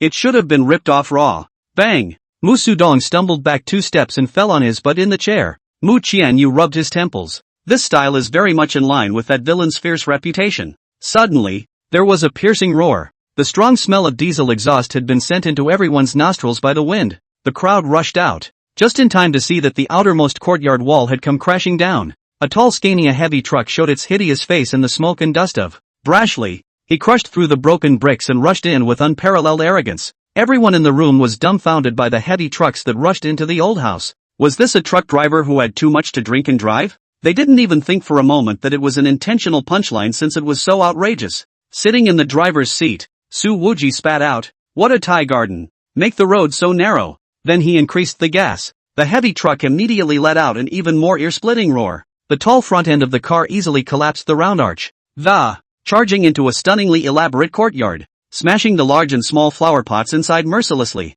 Those finely carved bonsai were turned into stumps and leaves on the spot under the crushing of the tires. Most of these bonsai were the brainchild of third grandfather Mu Chengsheng. He acquired it from all over the country at great expense and looked after it diligently every day. At this moment, seeing that all the bonsai were crushed by the wheels of the heavy truck, Mu Chengsheng was so angry that his body was shivering. "Get him to stop. Hurry!" Mu Chengsheng shouted, the old guy's out of breath. Without waiting for the others to react, Su Wuji drove the heavy truck again and made a beautiful tail swing. The most expensive yellow mountain pine in the corner of the bonsai garden was directly hit by the rear end of the car and snapped off. "This asshole! Asshole!" Mu Chengsheng was so angry that he was so anxious and angry that he rolled his eyes and actually fainted straight away. "Quick! Pinch! Does this have to be CPR? Call an ambulance!" Once this old man fainted, the Mu family was in even more disarray. In the midst of the panicked crowd, Mu Qianyu stood quietly. A white dress was particularly conspicuous in the smoke and dust. Her gaze fell on the youth in the driver's seat,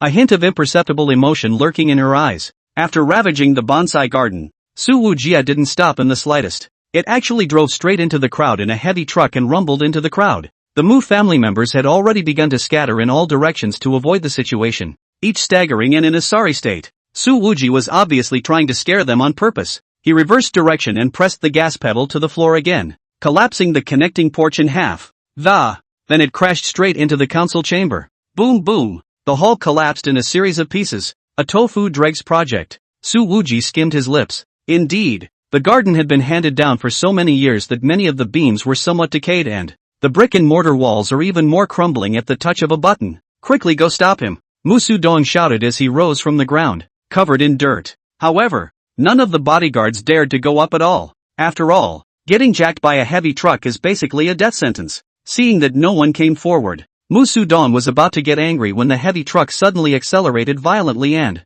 rushing toward where he was, that arrogant stance, like he was going to run him right over. Musu Dong instantly panicked, rolling and crawling to avoid it, and fell into the pond in a mess. Immediately afterward, the heavy truck braked steeply and stopped with extreme precision at the side of the pond. The window of the main driver's seat opened and a scissor hand stretched out, shaking it at Mu Qianyu. Looking at this middle-aged gesture, the corner of Mu Qianyu's mouth lightly raised. She raised her slender white, fat-like fingers and gave a thumbs up as well. At the moment, the extremely intentional Mu family garden has been made to travel several paths alive by this heavy truck. Those wigwam gardens, and the carved and decorated connecting corridors, were all in a mess, filled with smoke and dust. It's a garden that's been handed down for centuries, and now, I can't believe it's been seriously undermined in such an odd way. Su Wuji jumped out of the car, clapped his hands, and said to Mu Qianyu, "Hey, not too late, right?" Chapter 11 Who Dares to Object? In full view of the Mu family members, Su Wuji even shamelessly bent down and helped Mu Qianyu dust off the hem of her skirt. Mu Qianyu unobtrusively tugged the hem of her skirt back from the other party's hands and laughed. "You're early, you didn't even give me a chance to play." She had prepared a whole bunch of chips to deal with Mu Sudong, but she hadn't even had a chance to use them yet. As soon as Su Wuji appeared on the scene, he killed his old master with a messy punch, and that simple, brutal move that it left the pampered Mu family dumbfounded. "Why don't you play now?" Su Wuji patted Mu Qianyu's shoulder. The other hand pointed at the gray-haired members of the Mu family. "It's fine to say a few words casually. If anyone dares to disobey, I'll directly drive over them." However, whoever was fingered by him instinctively took a step back. Even several people didn't dare to meet Su Wuji's eyes at all. Fear of being targeted by this lawless madman. Mu Sudong shouted angrily, "Bodyguard! Bodyguard! Catch him for me!" Su Wuji raised his eyebrows and spoke playfully. "Are you sure?" A bad feeling welled up in Mu Sudong's heart. It suddenly occurred to him that his son was still nowhere to be found. Mu Sudong was just about to say something when a rumbling sound suddenly came from outside the courtyard wall. That diesel smell was more than 10 times stronger than before. As the crowd looked around, the long arms of dozens of diggers had been raised high and it exceeded the height of the fence and then came crashing down. The delicate gray tile and white wall was directly smashed by the rumble. Between the smoke and dust, dozens of excavators revealed their massive size. Mu Qianyu covered his head with one. "It's true that I can't call you as a guest in the future. You're forcibly relocating the entire old Mu family home." Su Wuji hemmed and hawed. "Actually, I was going to send 50 excavators to the Mu family's ancestral tomb, but then I thought about it and decided that it would be too much, and it wouldn't be good for you either." "You're going to dig up the Mu family's ancestors' graves? Come on, you know this is too much?" Mu Qianyu looked at the super demolition team and said helplessly, "I thank you. Family members, don't be polite." Su Wuji laughed. That's when a large excavator rumbled past the ruins of the. It traveled all the way to Su Wuji's side. The cab opened and a long-legged woman in a high-cut cheongsam jumped out. She was none other than the manager of the Empress Bar, Xiaoyin Lei, and Xiao Pang was known as Su Wuji's right and left arms. Earlier, Xiao Pang was the one who called her to mobilize another 98 excavators. This woman exudes a mature flavor, ripe dripping kind all over her body. That tight cheongsam makes the body even hotter. This purest form of femininity. It seems to tickle all the fantasies of the opposite sex. However, none of the Mu family members at the scene focused on Xiaoyin Lei's figure. People who often hang out in Linzhou nightclubs know that this woman can't really be messed with. In many instances, Su Infernal does not step in during the petty strife at the Queen's Bar, and it was the long-legged general manager who liked to wear cheongsams that could shock a cadre of curmudgeons just by standing in front of the stage. Xiaoyin Lei stepped on her 8-centimeter high heels and walked to Su Wuji's side in a graceful manner. Said, "Boss, time is too tight. 98 diggers are not very easy to find, and only 60 of them have been transferred now. The remaining 38 units are on their way from surrounding counties."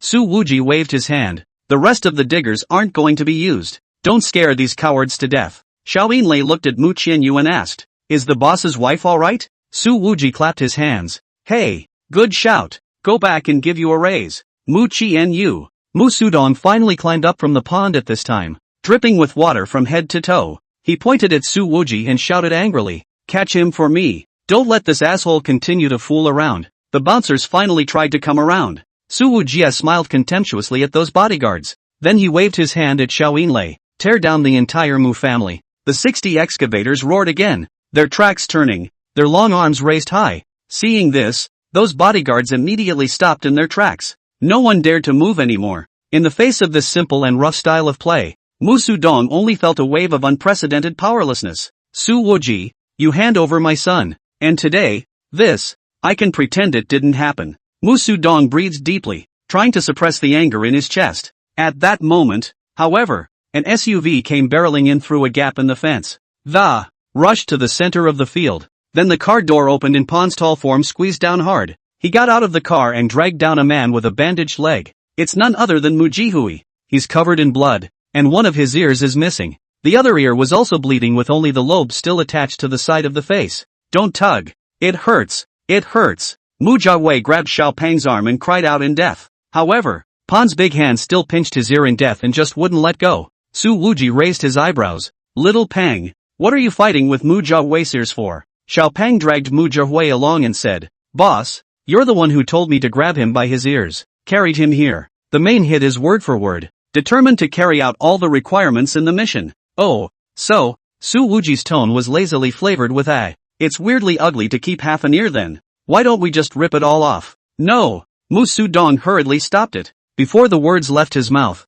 his youngest son let out a scream. With a tug of Xiao Pang's arm, Mu Jihui's wobbly ear was finally completely ripped off. Seeing that both of his youngest son's ears had been ripped off, Mu Sudong was so angry that he was shivering. Mu Jihui's face was covered in blood, and he was howling so hard that there was almost no human cavity left. The other bodyguards still didn't dare to make any movements for fear of angering Su Wujia. This lunatic really could have killed Mu Jihui on the spot. Mu Qianyu rubbed his temples. It's a bit bloody. Su Wuji grinned. Getting used to it. If you don't like it, I can slowly change it. Mu Qianyu gently held his forehead. I can adapt. You keep it up. Mu Sudong finally couldn't take it anymore and yelled. Su Wuji, what the hell do you want? Helping Shifuyu set you guys straight. Of course. Su Wuji stepped on Mu Jiahui's chest and smiled slightly. Isn't your family choosing some kind of young generation leader? I propose. This talker will be Chiyu. And there is no one in your Mu family more suitable to sit in this position than her. Looking at those puzzled Mu family members,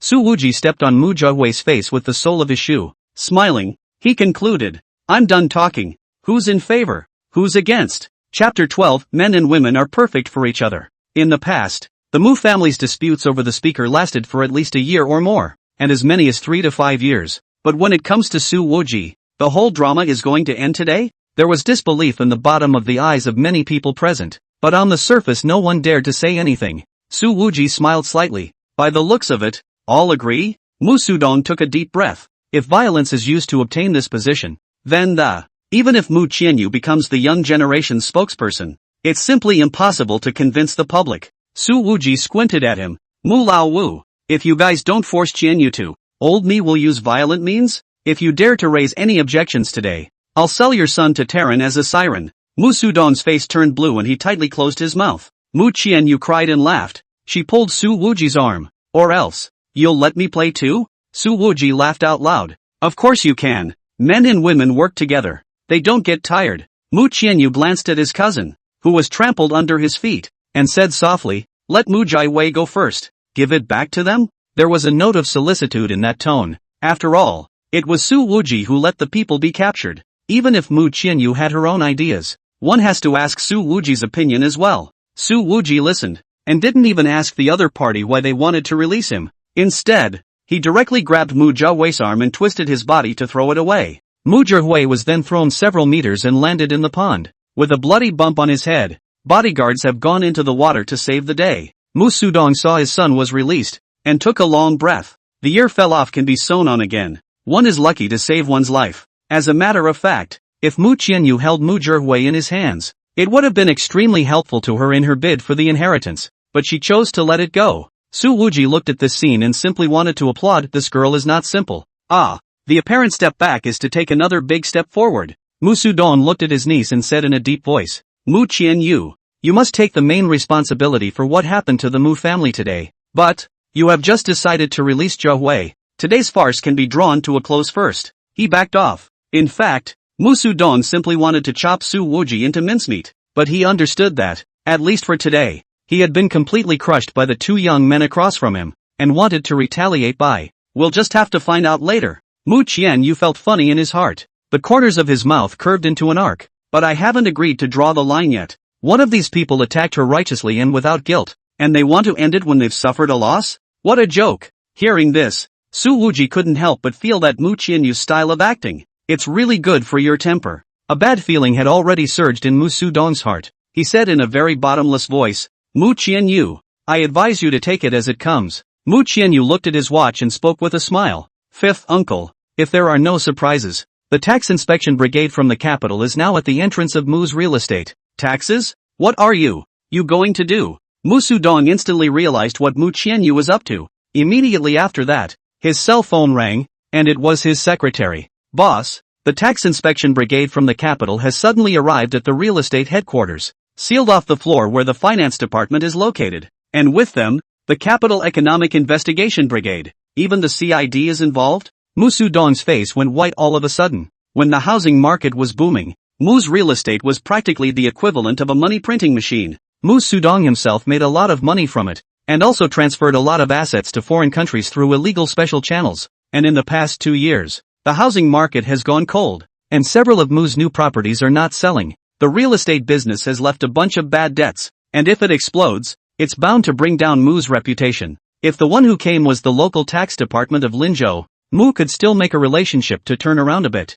but now the investigation team is parachuted from the capital. The incident was sudden. Mu Sudong is difficult to find a starting point. He shouted furiously, Mu Qianyu, you're betraying the family's interests. Family interests can't be talked about. At most, it will cost Uncle Five some personal benefits. Mu Qianyu's smile remained the same. In fact, this matter is also very simple. As long as Uncle Five spits out all the money he ate on the line. Mu Sudong clenched his fists tightly, knowing that if he really made up for the past taxes and bad debts that, you will definitely hurt yourself. Mu Qianyu turned around and looked at his second grandfather, Mu Changchang, who had a face full of iron, and said, Second grandfather, would you guys be willing to help Uncle Fifth advance that money? Mu Changchang darkened his face, not saying anything, not taking a stand. After all, the real estate business is a bottomless pit of bad debt, and anyone who steps up to the plate to help out, definitely hitching himself up. As for third grandfather Mu Changchang, he is still lying on the ground without waking up.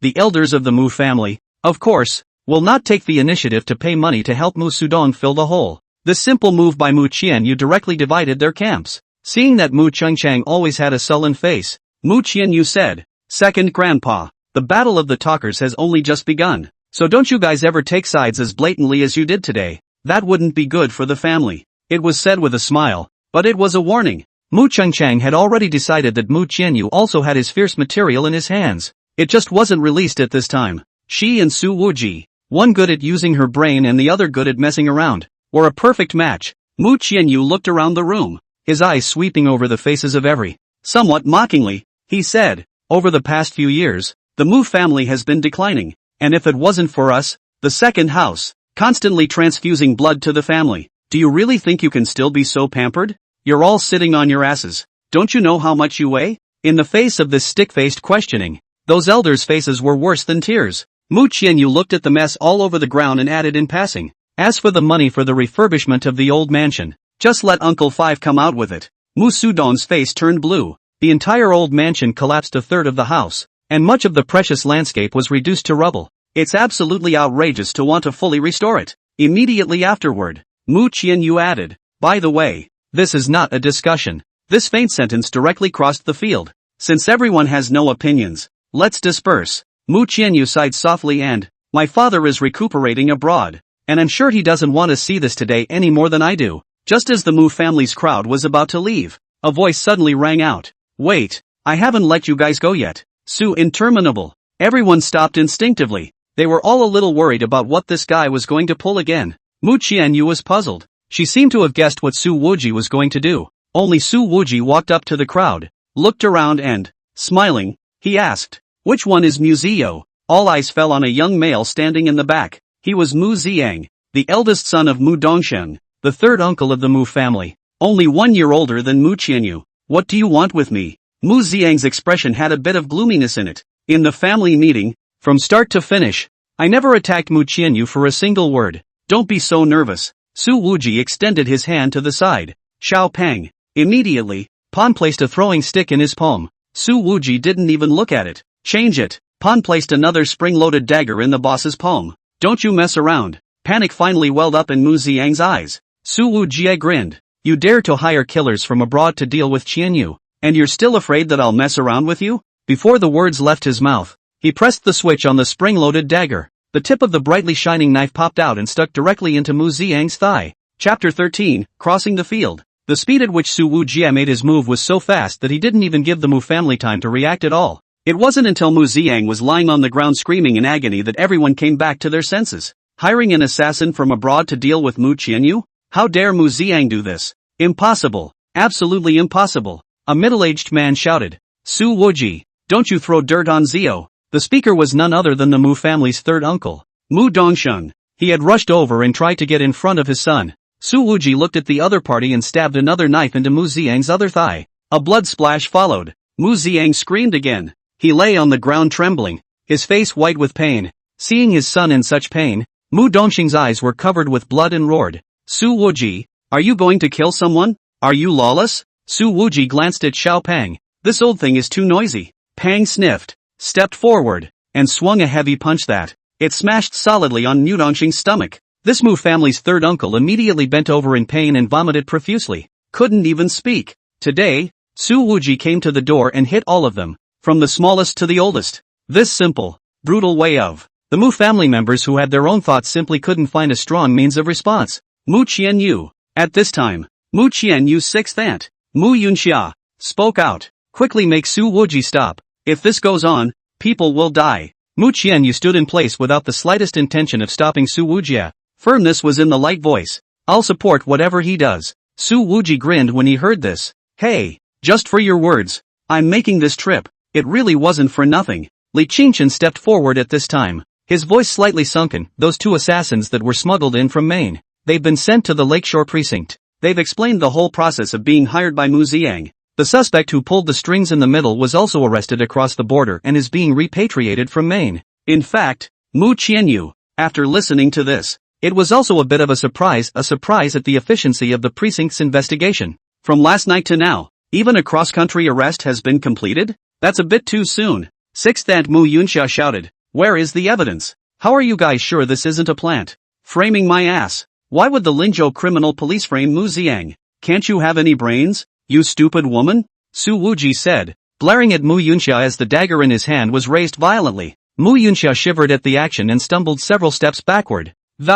Sitting down on his butt, his aura weakened. Su Wujie coldly smiled. This kind of hired assassin crap. What kind of person leaves the country to talk in person? Mu Ziyang is such an idiot. He doesn't know the whole story. He was videotaped the whole time he was negotiating the price. At this time, the long-legged general manager, Xiao Yinlei, casually threw out a few USB flash drives, said, this is the video the boss asked me to copy. If you guys don't believe me, you can take it back and look at it. Ripples flashed through Mu Qianyu's eyes. Su Wujie actually did so many things quietly? Mu Dongsheng grimaced ironically and asked to his son, really? Mu Ziyang shivered, his face turning white, actually didn't dare to have any retort. Mu Dongsheng's face was full of hatred. Mu Ziyang, you're confused. However, the third uncle of the Mu family reacted much faster in the end, and he covered his stomach and, moving to the side of Mu Qianyu, he gasped, Qianyu, for this matter today, I'm willing to pay a price in exchange for. Just hope you contacted the precinct to drop the case.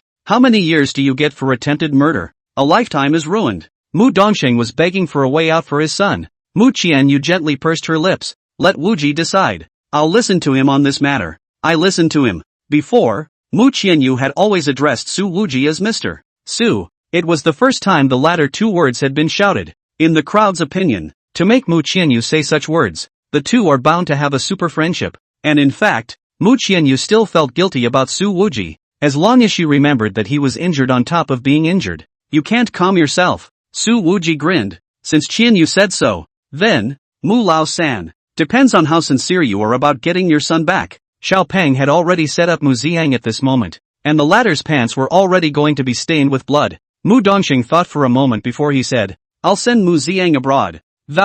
Never to meddle in the family business, and a few of my other children to withdraw from the battle for the younger generation's word. Su Wujie looked him straight in the eyes and smiled with a smile on her face. It's not enough, but you also stabbed Mu Ziyang twice, said Mu Dongsheng. Who said I stabbed him twice? Su Wujie said, without even looking, and flung his hand violently behind him. The dagger in his hand flew 2 meters and directly stuck into Mu Ziyang's shoulder. The screams resumed. The guy gave a mocking smile. It's clearly 3 cuts. Mu Ziyang, Mu Dongsheng. This kind of negotiation method that did not follow the rules, the Mu family could not resist at all. Mu Lao-san, you'd better think it through. If I miss a beat here, A knife stabbed into Mu Ziyang's chest would not be fun. Su Wuji was still smiling. Mu Dongxing gritted his teeth and said, "The family's textile business has always been handled by the third house's side. How about handing over the whole thing to Shifuyu as of today?" The moment these words came out, the Mu family members present were all a bit shocked, because this textile business is one of the most important business of the Mu family.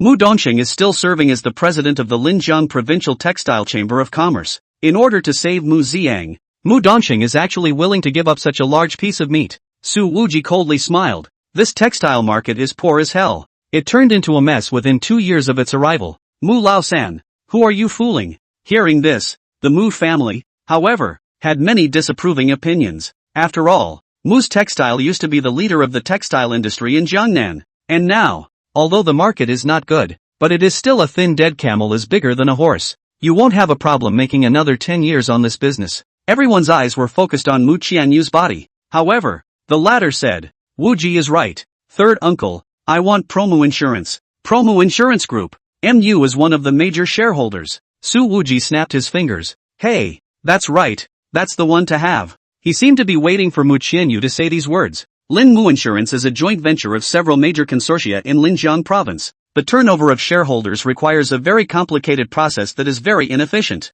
said Mu Dongxing. Su Wuji grinned. If I want to help you improve your efficiency, I have plenty of ways. In the next second, the throwing stick was pulled out of his hand and viciously smacked Mu Ziyang's knee. This guy's been stabbed 3 times before, and now he's got a dented knee. The screams simply wouldn't stop. They were beyond miserable. Good. Mu Qianyu, the 30% stake the Mu family holds in the Lin Mu Insurance Group. It will be transferred to your name within 3 days. Mu Dongxing shouted with a sweaty face. He was afraid that if he shouted too late, he would not be able to save his son's other leg. Wouldn't it have been better if it had been like this? Su Wuji snapped his fingers at Xiao Pang. Pang release the people that. Be gentle. Pang raised his foot and kicked Mu Ziyang directly in the ass. The latter drew a parabola in the air and landed in the pond a dozen meters away. Seeing Su Wuji glaring, Xiao Pang took the initiative to explain, Boss, it's still 10% force. It's very gentle. At this moment, no one in the Mu family dared to speak or disperse. They didn't expect that Mu Qianyu would actually get the shares of Lin Mu Insurance in this way.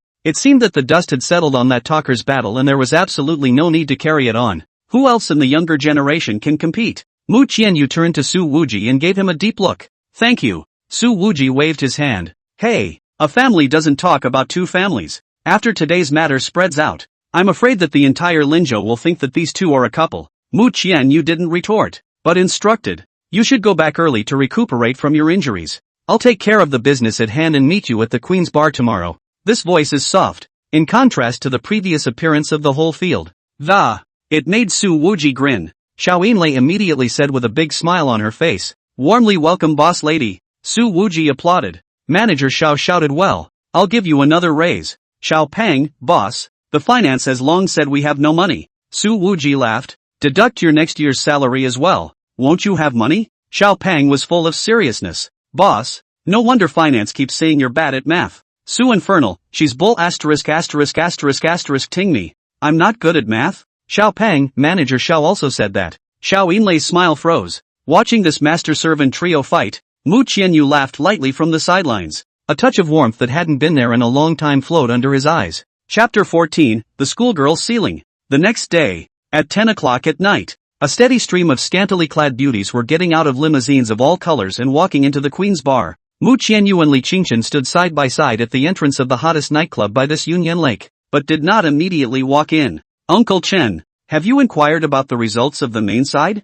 Mu Qianyu said. The efficiency of the Linzhou police's transnational arrests is too high to be normal. In less than a day after the incident, the middleman who introduced the killer to Mu Ziyang was arrested. He even got the video of the business negotiations. How much power does he have? It was an international mercenary squad that did this. They had been participating in a counterinsurgency mission for the main government when suddenly the entire team left to arrest everyone involved in the Mu Ziyang case. Li Qingchen said. But exactly who hired this mercenary squad is unknown. Mu Qianyu was silent for a moment before he said, to ask this mercenary squad to do a task. About how much? Li Qingchen said, depending on the difficulty of the mission. But this squad has a high appearance fee. It's at least $300,000 to start. Mu Qianyu smiled gently. Then arrange it. Put 300,000. No, just $1 million into the Queen's Bar account. After all, he's short of money these days. Li Qingchen was a bit surprised. Miss, what you mean is, that's the idea. The smile on Mu Qianyu's face rippled out as he stepped towards the door of the bar.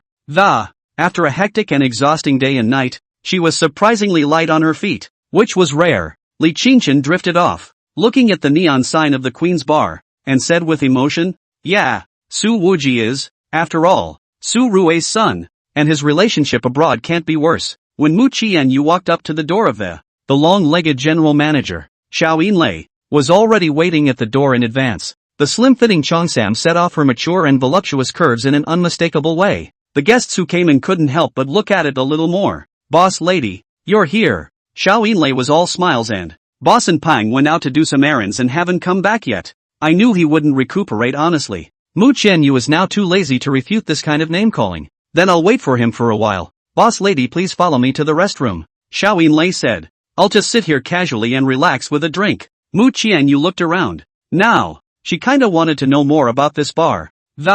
More than anything, I want to know more about the owner of this bar. All at the boss's wife's discretion. Xiao Yinlei brought Mu Qianyu a cup of low-strength specially blended fruit wine. Then he went back to the second floor. With her arms propped up on the railing, she looked down the hall below and, this position gave the illusion that the cheongsam in front of her chest was about to split. Seeing a couple of girls in baggy skirts who often played mahjong with Su Wuji enter the bar, Xiao Yinlei then said to the security behind her, tell those little wannabe hooves that no one is to go near the boss tonight. If it affects the boss's wife's mood, I'll break their legs. Mu Qianyu sat on a small sofa near the door, slightly sipping her fruit wine. She'd been uncomfortable with the deafening music before, but after a full day of chaos, she was feeling unspeakably relaxed at the moment. At this time, Mu Qianyu suddenly saw a girl walk in. This girl definitely doesn't look more than 20 years old, carrying a rather heavy-looking duffel bag, wearing a pair of washed-out jeans and a plain round neck white t-shirt on top, with a ponytail and an overall plain look. It seemed as if she had been in the sun all day, and the girl's face was visibly reddened a little, but it makes the youthfulness even stronger, and that unbelievable face value is completely impossible to ignore. On the front of her white t-shirt, there were 4 big words printed on it, Linjian University. The girl was obviously not here to spend money, and after entering, she looked around and hesitated for a moment too, before asking to security, excuse me, does Su Wuji work here? The security guard shot the girl a look. Why don't you find a place to sit for a while but I can't guarantee that you'll be able to get in line, because there are a lot of girls looking for our boss every day. Brother Infernal is the boss here? The girl was a bit surprised. He told me that. He works as a security guard at the Queen's Bar. Mu Qianyu sat not far away. At this time is in between songs. The hall is not so noisy. The wine nearly spewed out of her mouth at those words. This guy Su Wuji, he even messes with such an innocent girl. Mu Qianyu lightly hummed. Although Mu Qianyu and Su Wuji were already considered comrades in arms, but the latter's playboy image can never be reversed. The 2 security guards looked at each other and all think it's the boss. The scumbag must be using a trumpet while picking up girls. All they could say was, Miss, why don't you leave your contact info, and when the boss gets here, we'll let you know. After all, the rightful boss's wife is here tonight to inspect the work. It would be a lot of fun if there was an affair between this youthful and beautiful girl and her boss. The girl thought for a moment before saying, I'll just wait over here for a while then. She didn't sit down, either, but set her heavy backpack in a corner of the, just stand quietly by yourself. Her plain clothes, in extreme contrast to the dreamy light of the nightclub. But the contrast creates a sense of beauty. It was a pure beauty that did not belong to this confusing night. Mu Qianyu suddenly felt that perhaps things were not as he had imagined. The girl's eyes were clear. She found, and she couldn't find any traces of having been tainted by society. There was no grudge in the other party's expression either. Not like he was owed a love debt by Su Wuji. Just when Mu Qianyu wanted to walk over and ask about the situation, an old black Santana, at least 20 years old, rumbled by. Seeing this, the security guards immediately commanded the limousines at the entrance to move out of the way. Give up your parking space at the front door of the bar. And many of the first-time visitors to the Queen's Bar had curiosity in their eyes. After all, it's not even easy to find a Santana this beat up these days. Mu Qianyu had already seen that Xiao Pang's huge body, stuffing the cab full of. It's quite comical. The car had just parked, when Su Wuji walked down from the back door. An unlit cigarette was still dangling from his mouth. He closed the door twice as hard as he could, but it didn't close tightly,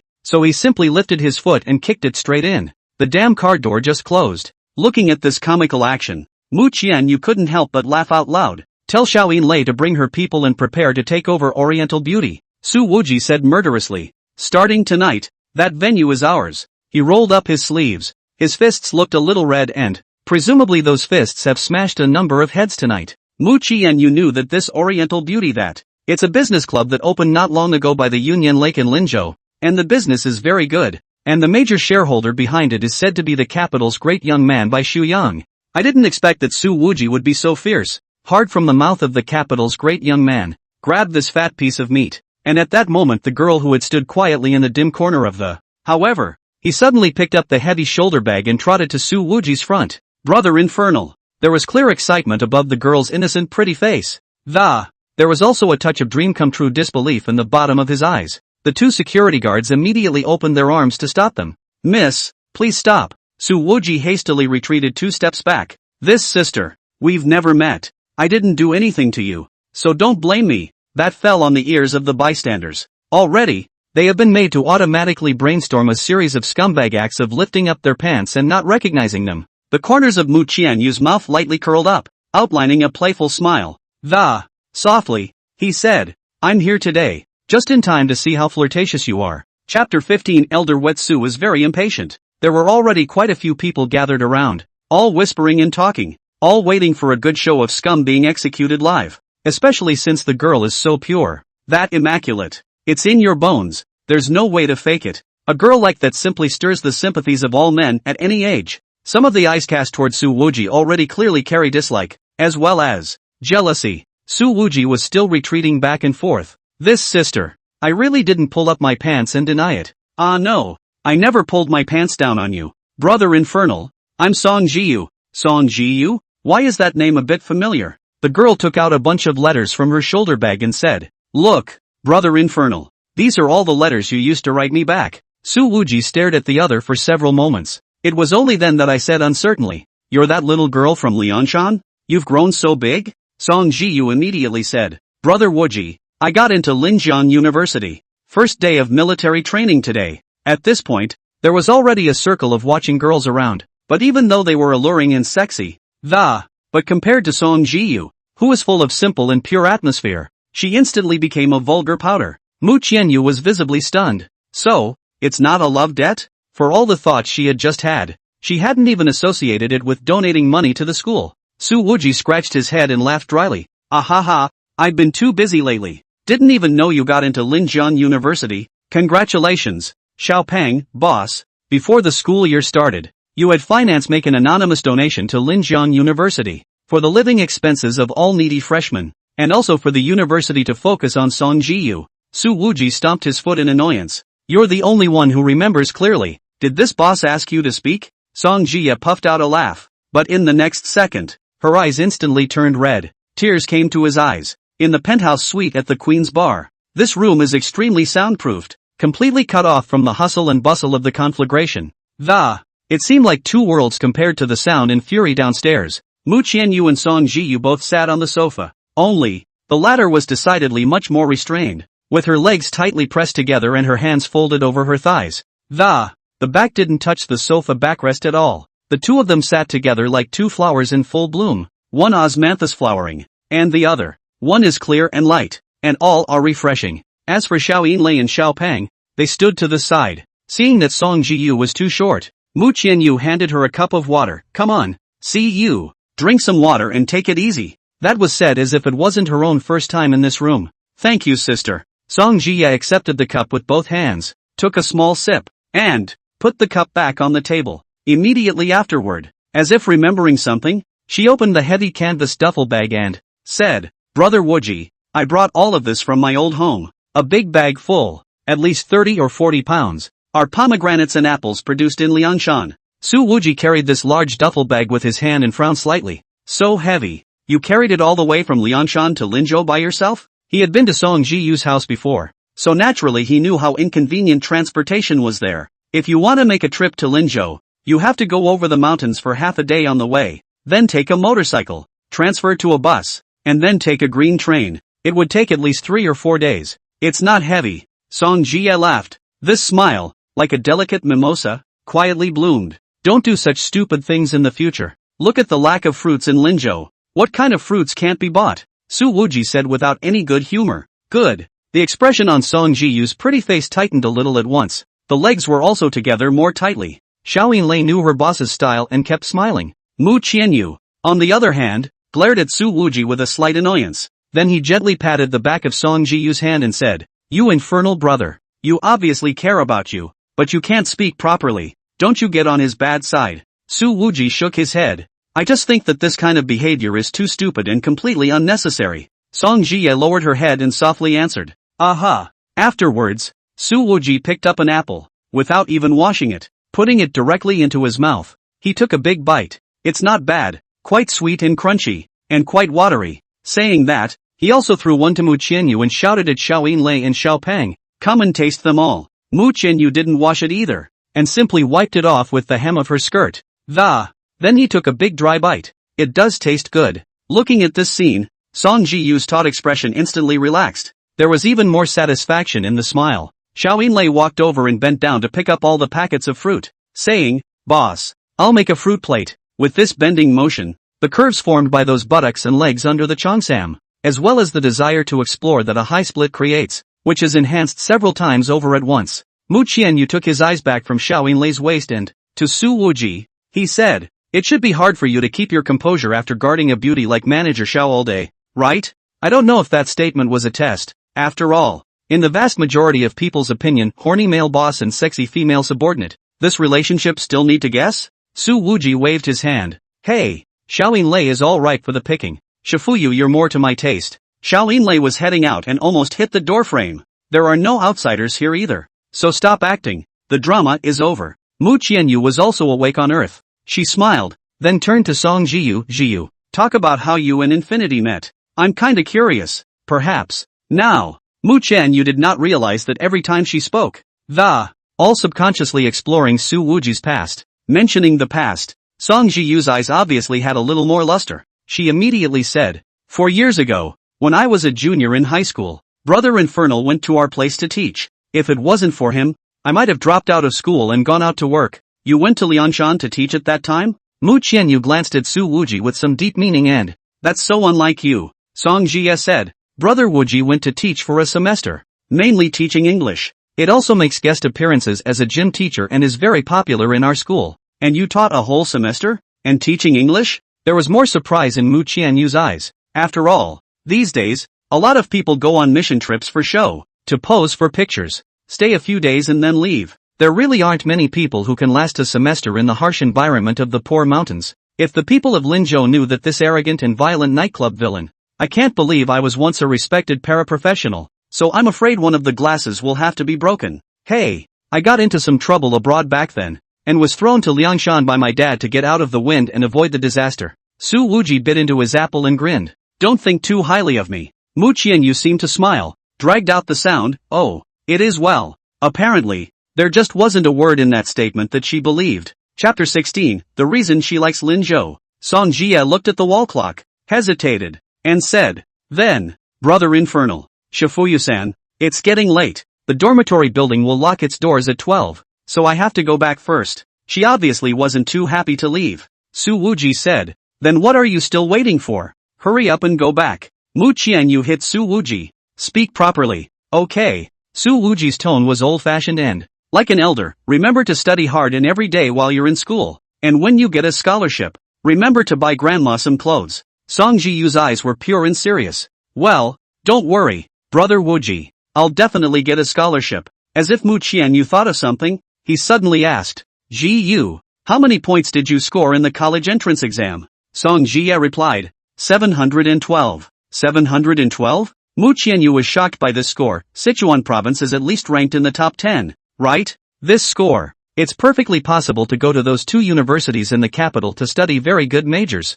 Ah, why did you choose Prosperity University? Su Wuji had a pained look on his face. Yes, I felt at the time that this choice was too confusing. It's like a brain fart. This guy even said before that he didn't know Song Jiyu got into Linzhou University. Now it's one reveal after another. Song Jiyu glanced at Su Wuji. The waves of light between her eyes clear and soft. "Linda is also very good. It's third in the country." Mu Qianyu saw the look and immediately understood Song Jiyu's reason for choosing Linzhou University. She smiled gently. "Jiyu, at this hour, the buses and subways are all out of service. Let your infernal brother drive you back before it gets unsafe on the road. At this time, Xiao Yinlei happened to bring in the fruit plate after cutting it up, and heard the words that. I felt a little surprised. Boss lady, this is to give Songji fisherman an assist? Songji Yu hurriedly said, Sister Qian Yu, there's no need to trouble brother Wuji to give me a ride. I could have ridden a shared bike. It's more than 20 kilometers. How long do you have to ride a bike? This girl's simplicity comes from the bone. Su Wuji immediately got up and walked outside. What a trouble. I'll send you back. By the way, let's see if there are any pretty schoolgirls in your school. That's right. No matter how pretty the schoolmates are, can they be as pretty as Song Jiyu and Mu Qianyu in front of them? It's a former schoolgirl and a current schoolgirl. Good. Song Jie got up, her smiling eyes curved, somewhat moving. After they went downstairs, Mu Qianyu was also ready to leave. Only, before going out of the door, she turned around again and asked, Pang, what kind of person do you think your boss is? This was a somewhat difficult question, and Pan thought very carefully about it for a moment, before saying, I don't know if the boss counts as a person. What? Mu Qianyu cried and laughed. What makes you say that? Pang said with a straight face, because finance often says, boss, please be a human being. Mu Qianyu really couldn't help it and bent over in laughter. The smile brightened the room at night. 2 minutes later, that piece of Porsche downstairs rumbles to life. The unpleasant exhaust fumes sent the surrounding guests several steps back.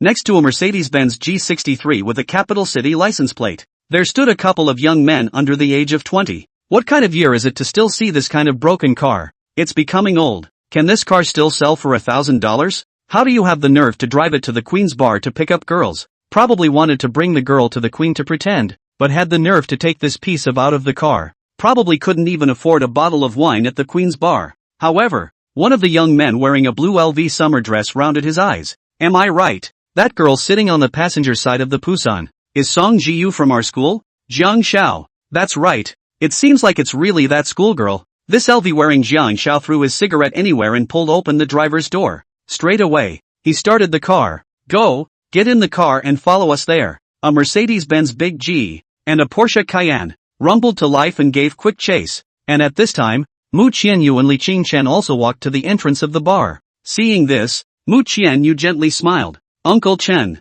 I see that one of them is from the Su family in Linzhou, so you should follow them up and see if they have rushed my good comrades. You should teach them a little lesson. After a pause, she added, there's no need to let interminable know. In the Santana's compartment, Su Wuji didn't say a word for the most part. This guy's state at the moment is very different from his scummy appearance in front of Mu Qianyu. Not the slightest intention to tease the innocent girl next to him. Song Jie was sitting in the passenger seat, also silent, her hands folded, resting on her joined knees. The whole thing seemed to be a little tight. Look to your right. It's the nighttime light show at Linjiang right now. Su Wuji suddenly raised his hand, pointing out the window. It's pretty. Oh. Hearing Su Wuji finally speak, Song Jie instantly relaxed, immediately turning her face to look out the window. She couldn't help but softly say, it's beautiful, as the dazzling brilliance shone through on the pure face of this girl, reflected in the dreamy light from the window. It was very moving. Is your grandmother's health okay? Su Wuji suddenly asked. In fact, at this time, Song Jiyu's heart was also thinking that if grandma could be here, it would be nice to see this beautiful light show. And in the depths of the silent Liangshan mountain, at night, there is only the cold moonlight and the lone starlight. Grandma's health isn't as good as it used to be, but she doesn't have too many problems taking care of herself. Song Jie said, she's 71 years old. Su Wuji laughed. When I went there 4 years ago, the old lady was leggy as hell. Climbing the ladder down the steep slope was so fast I couldn't keep up. The small mountain village where Song Jie is located is at the top of a cliff. And if you want to go up there, it's a steep climb of more than an hour at least, and it's called the Stairway to Heaven. Over the years, as more and more grants have been made, the stairway has been rebuilt with steel pipes to rebuild the steps. The climb to the top isn't as difficult, but it's still a physical test. At the thought that Song Jie actually carried 40 pounds of fruit down the heavenly ladder and out of the deep mountains, Su Wuji's brows suddenly furrowed again. Brother Wuji, are you upset? Song Jie saw Su Wuji's face and, biting his lip gently, he got a little nervous again. In the future, be able to distinguish between priority and focus, Su Wuji said without a trace of anger. Like this time, with your scores, it's just stupid not to apply to those 2 universities in the capital. That's quite a bit of being a teacher. I can wait to go to the capital until I've taken my exams. Song Jiyu could hear the concern between the lines and smiled lightly as she explained. But compared to the capital, I really prefer Linzhou. Su Wuji, this is a bad brain. Even if you like Linzhou. Or you can go to college in the capital and come back when you graduate. Song Jiyu, oh, that's still 4 years away. I don't want it. Su Wuji, in the spirit of his face again, continued. With your looks, there are definitely a lot of guys at school who like it, and it's important to keep your eyes peeled before you decide to get into a relationship. Song Jiyu's smile brightened up significantly. Brother Wuji, don't worry about it. I'm not going to fall in love at school. That's fine. Su Wuji added. Neither can the off-campus ones. Song Jiyu looked at Su Wuji's side face and didn't say anything. Didn't agree. Silence fell again in the carriage. Su Wuji said, one more turn ahead and it's Linde. Song Jiyu felt that the half hour had gone by so fast. Well, thank you Brother Wuji for sending me back. Su Wuji suddenly changed his words. Don't look for me at the Queen's Bar in the future. Chapter 17, what's your status? No more Queen's Bar? Hearing Su Wuji's words, Song Jiye's gaze dimmed slightly. It seemed that, from the moment Brother Infernal saw himself, he had intentionally distanced himself. Even the words of concern that were uttered were frowned upon and filled with an impatient tone. Does it mean that the patron and the grantee meet at a later date? Is this the way most of them get along? She couldn't say why, but this time, after meeting Su Wuji, she instinctively felt that the other guy isn't quite the same big boy he was 4 years ago. In fact, what Song Jiyu didn't realize was that the current her, and the junior 4 years ago, it's even more very different. The girl had already come out enough to amaze the entire Linzhou. The baton of Linzhou University's school flower has been passed from Park Yeonhee-Muchianyu's hands to her. Su Wuji sensed the slightly lower mood of the girl beside him. Frowning, the bar side of the bar is a mix of dragons and snakes. There are often fights. It's too chaotic for you. Oh, good. The slight gloom in Song Jiye's eyes instantly receded. She understood the words of that Shifuyu sister even better, that this interminable brother would care about people, but just won't talk properly. When he got out of the car, Su Wuji opened the trunk of the car. From it, he took out a brand new shoulder bag and handed it to Song Jiyu, saying with a stern face, here's a cell phone and a computer, and I've got my number saved in a new cell phone for you. If you run into a problem that can't be solved, call me at, but not too much. I'm busy. Song Jiyu's eyes were filled with emotion, as if a mist was rising. Brother Wuji, I can't take it. You've given me so much already. I could use a scholarship for. If I tell you to take it, you take it. Nagging. Su Wuji looked a little impatient again and shoved the duffel bag heavily into Song Jiye's arms. These gifts, obviously bought in advance. Song Jiye knew that. Su Wuji was just purposely putting on a smelly face to hide his concern. Oh, okay. Thank you Brother Infernal. Song Jiye didn't push back any further. The girl's eyes had become red, and the crystals in her eyes were already about to flow out. Seeing this, the frowning Su Wuji gave a rare smile. Haven't seen you in a few years. Still the same old crybaby. Song Jiye smiled at her words, but she wouldn't tell Su Wuji that the other party had left Liangshan that year. She was crying for days, and that's when a Mercedes G63 rumbled by and it braked directly in front of Su Wuji's body. This big G has a V8 engine,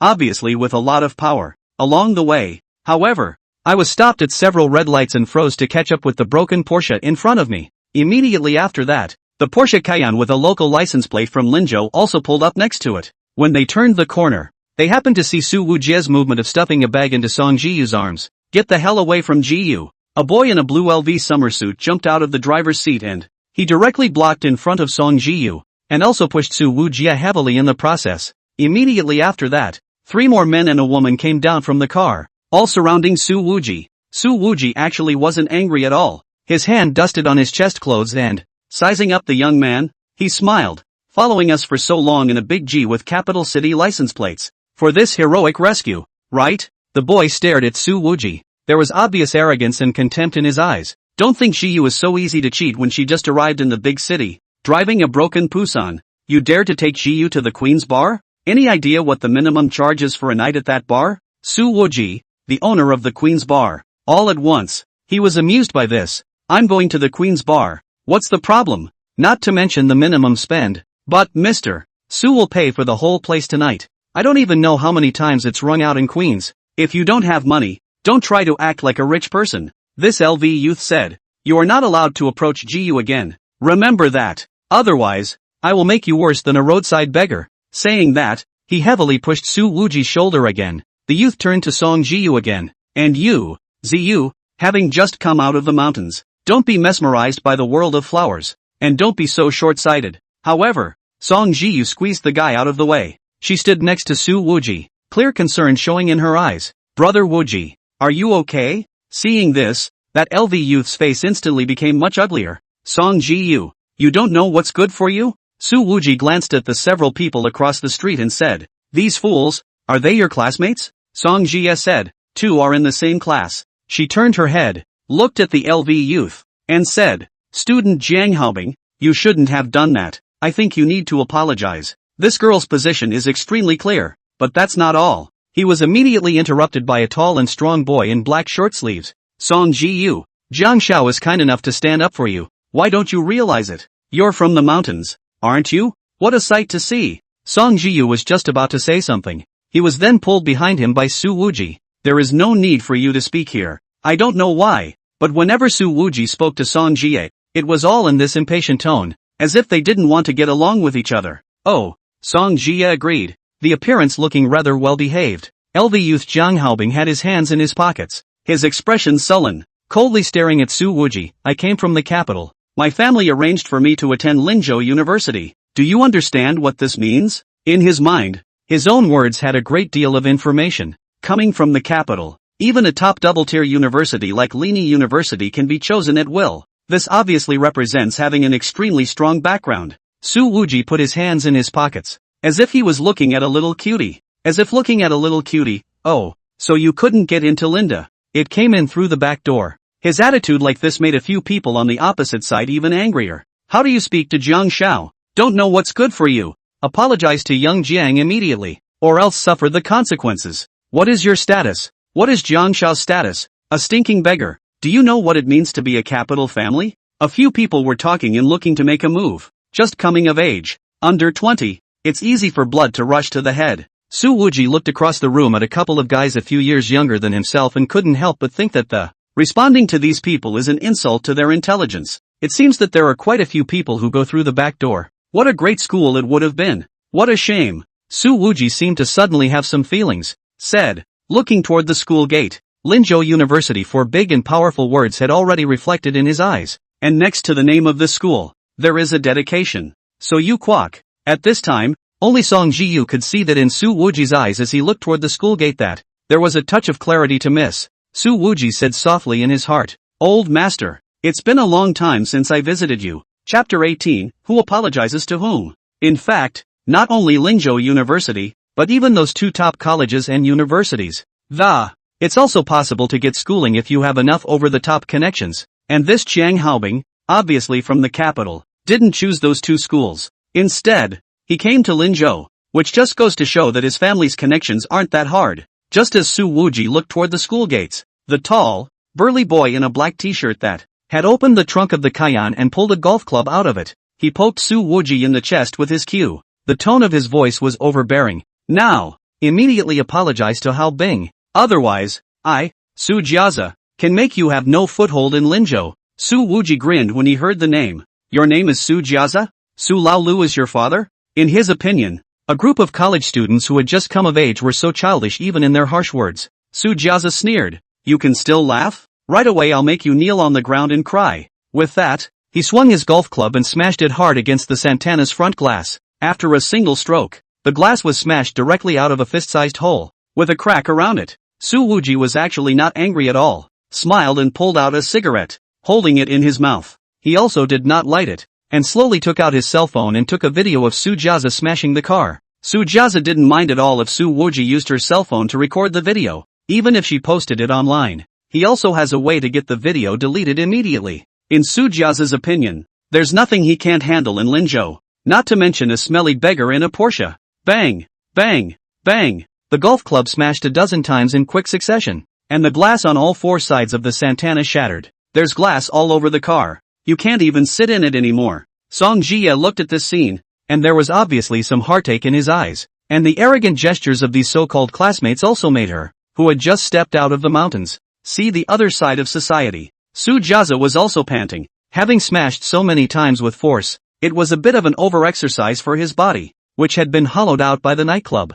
Finished smashing? Su Wuji's face still wore a mocking smile. Still not apologizing? Su Jiaza laughed coldly. If you don't apologize, your head that. There's a good chance it will turn out like this. With that, He swung the golf club hard at the headlights. The headlights immediately shattered. Su Jiaza, stop it. Stop smashing. Song Jiyu finally shouted out despite Su Wuji's request to not let her make a sound. Jiang Haobing stuck his hands in his pockets and smiled coldly. Jiaza, keep smashing. Don't stop. Make them regret what they did before. With that, he raised his own foot and kicked the door of the Pusan heavily. Bang! The car door was dented in a big way straight away. Su Jiaza mockingly glanced at Song Jie. Song Jie, Haobing can look at you. It's your good fortune. Now it's proven that you can't catch blessings even if they're given to you. You're just an unseasoned bumpkin. The only girl among them also had her hands clasped over her chest. There was a mean mockery in his voice. Song Jiyu, don't think you're so pretty, but you're actually dirt poor. You go and take a look in the Linzhou Business Club. Those girls waiting in line to be picked are much more foreign than you, and their education is even higher than yours. Being insulted like this, Song Jiyu's pretty face had turned red. Her fists were clenched tightly and her lips were bleeding from her shell teeth as she bit down on her lower lip. At this time, Su Wujia only patted Song Jiyu's shoulder and did not say anything to comfort him. Didn't seem to want to stand up for her either. His other hand was still holding up his cell phone, still taking video. Looking at this scene, Su Jiaza and Jiang Haobing both thought that Su Wuji was a wimp, after all, but any man could not endure such an insult to the innocent girl beside him. At this moment, Jiang Haobing was very satisfied with the performance of these few students. He had a heartbeat for Song Jiyu, but the other party had just actually asked him to apologize. This made Jiang Haobing want to stomp on this simple girl's self-esteem and crush it hard. Su Jiaza shouted again. You too, apologize to Haobing. Among this group of people, he was the only one who called Jiang Haobing Haobing. All the others are called Jiang Xiao. The status is clear at a glance. Su Wuji looked at the cell phone screen and smiled. Su Lao Lu, did you see everything? A middle-aged male voice that was extremely low came out of the phone. Xiao Su, I've seen that. How did I give birth to such an asshole? Hearing that voice, Su Jiaza immediately shuddered. He looked at Su Wuji. Are you talking to my dad on the phone? Su Wuji laughed. Su Lao Lu, your son smashed my luxury car. Think about it. What exactly should I pay for it? Su Jiaza snorted. Luxury car? Your crappy Pusan. It's not even worth $2,000. What kind of a limo is it called? However, at that moment, a cold shout came out from the phone. Su Jiaza, you bastard. Hurry up and apologize to young Master Su. Su Jiaza said incredulously. Dad, you're recognizing the wrong person, aren't you? You're asking me to apologize to him? Inside the phone, Su Dongkai was already on the verge of being infuriated. I've entrusted my son with great connections and managed to get him into Linzhou University, only to end up messing with this great god right out of the gate. Su Jiaza, if you can't obtain young Master Su's forgiveness, you will never set foot in the house again. Su Dongkai roared.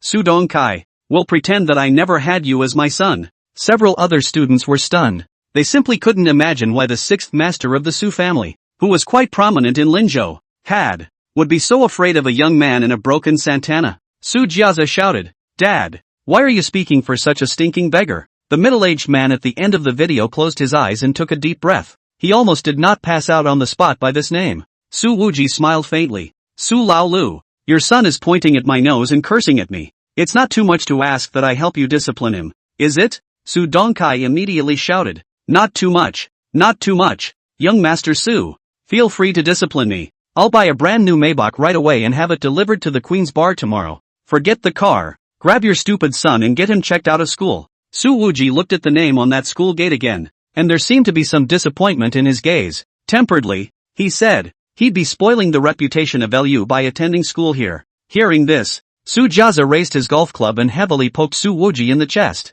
Angrily, he said, who the hell are you to tell me to quit school? I came to Lini University to study. That's to give Lini University face. Snap. In the next second, he then suddenly felt a hot flash on his face. Su Wuji raised his hand and slapped him. Su Jiaza lost his center of gravity by this jerk and stumbled several steps. Sitting down on his ass. And the golf clubs in this bastard's hand had already been snatched away by Su Wuji with a split hand. He said coldly, the face of Linzhou University is for you to give? At this moment, the cold aura in Su Wuji's eyes caused Su Jiaza to shiver uncontrollably. Chapter 19, Are you Su Wujie? When Jiang Haobing saw Su Jia's being slapped, he immediately said, You dare to openly hit someone? Su Wuji looked at him and smiled coldly, casually flinging his club. Yeah, I'll hit it. Bang!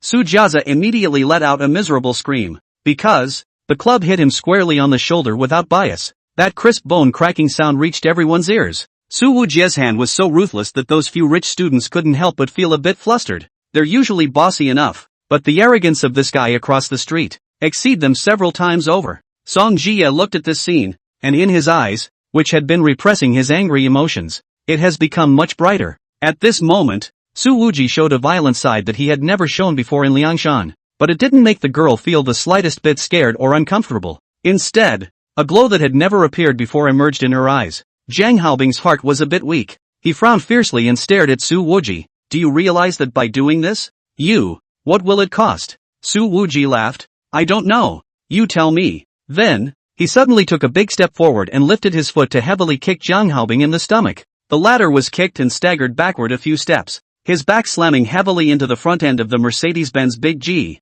Zhang Haobing was hit hard in the front and back of his chest, and he felt his abdomen turning inside out. The whole back was going to crack in pain. Mixed, asshole, you really seek death. He was half kneeling on the ground, his face red, his mouth open and dry heaving, and he was having a very hard time speaking. Su Wuji sneered. Grab hold of your family and notify them. Let them come to the Lincoln to pay their respects, or you won't have a good day here. After a pause, he added, by the way, let me introduce myself. My name is Su Wuji. It's the owner of the Queen's Bar. The owner of the Queen's Bar? A look of disbelief welled up on the faces of several of the rich kids, and that Su Jiazi, who had his knee shattered, was filled with horror. He pointed at Su Wuji as if he had seen a ghost. Stammering, he said, You are Su Wuji? At this time, the several young men across the street did not suspect Su Wuji's identity anymore. After all, Su Dongkai, the sixth master of the Su family, was facing him with that bone-deep respect and fear.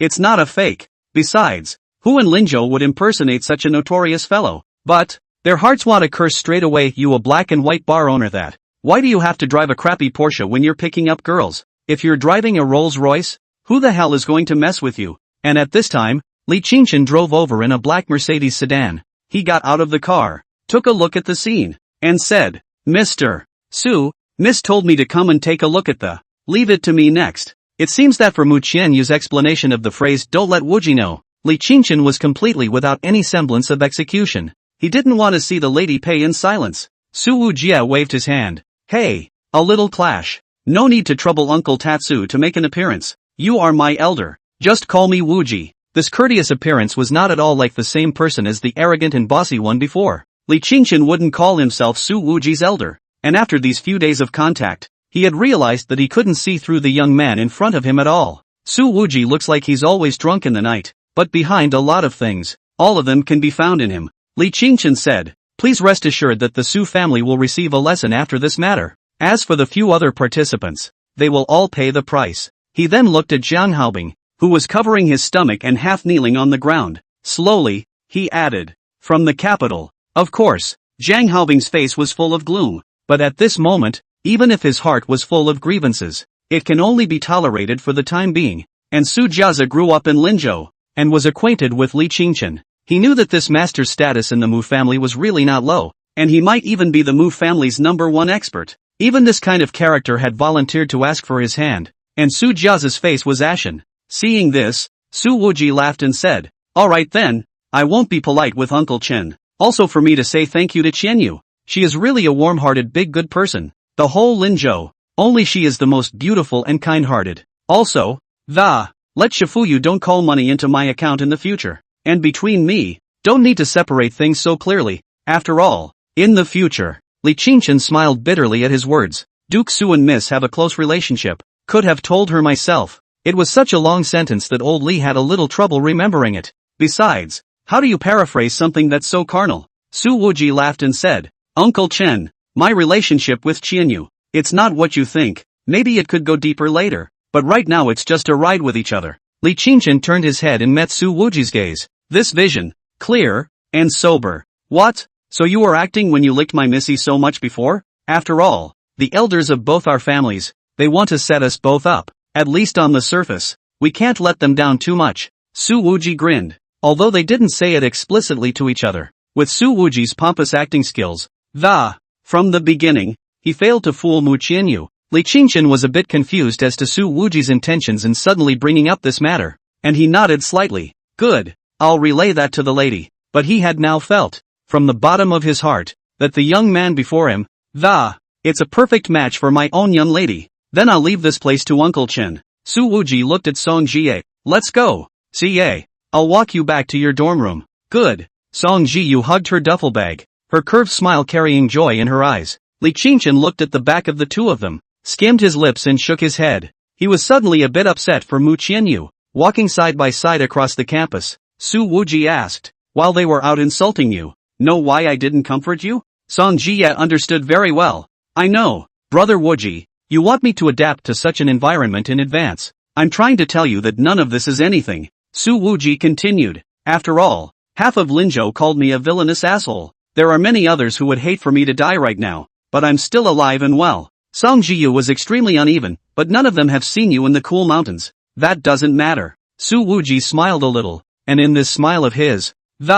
all of that deliberately disguised impatience disappeared. They haven't seen it, haven't you? Aha! Thinking of those precious moments of memory at the bottom of her heart, Song Jiyu's smile instantly blossomed, and at that moment, the moonlight that spilled over the campus of Lingnan University seemed to be eclipsed. I've seen it. I never forget. When he was almost at the bottom of the dormitory building, Song Jiyu asked seemingly without thinking, Brother Wuji, you and Sister Shifuyu are really a good match. Should I call her sister-in-law next time I see her? Shouting what kind of sister-in-law? Su Wuji said, full of concern. It's simply a no-show. Great. What? What's so great? It's nothing. Bye-bye brother infernal. Song Jie smiled, waved her hand, and turned to run into the dormitory building. Su Wujie was where he was, seemingly a little out of his mind by the smile. He muttered, this girl, when did she become so good-looking? Chapter 20, The Women Behind. The campus of Linjiang University was huge, and when Su Wuji returned to the entrance of the school,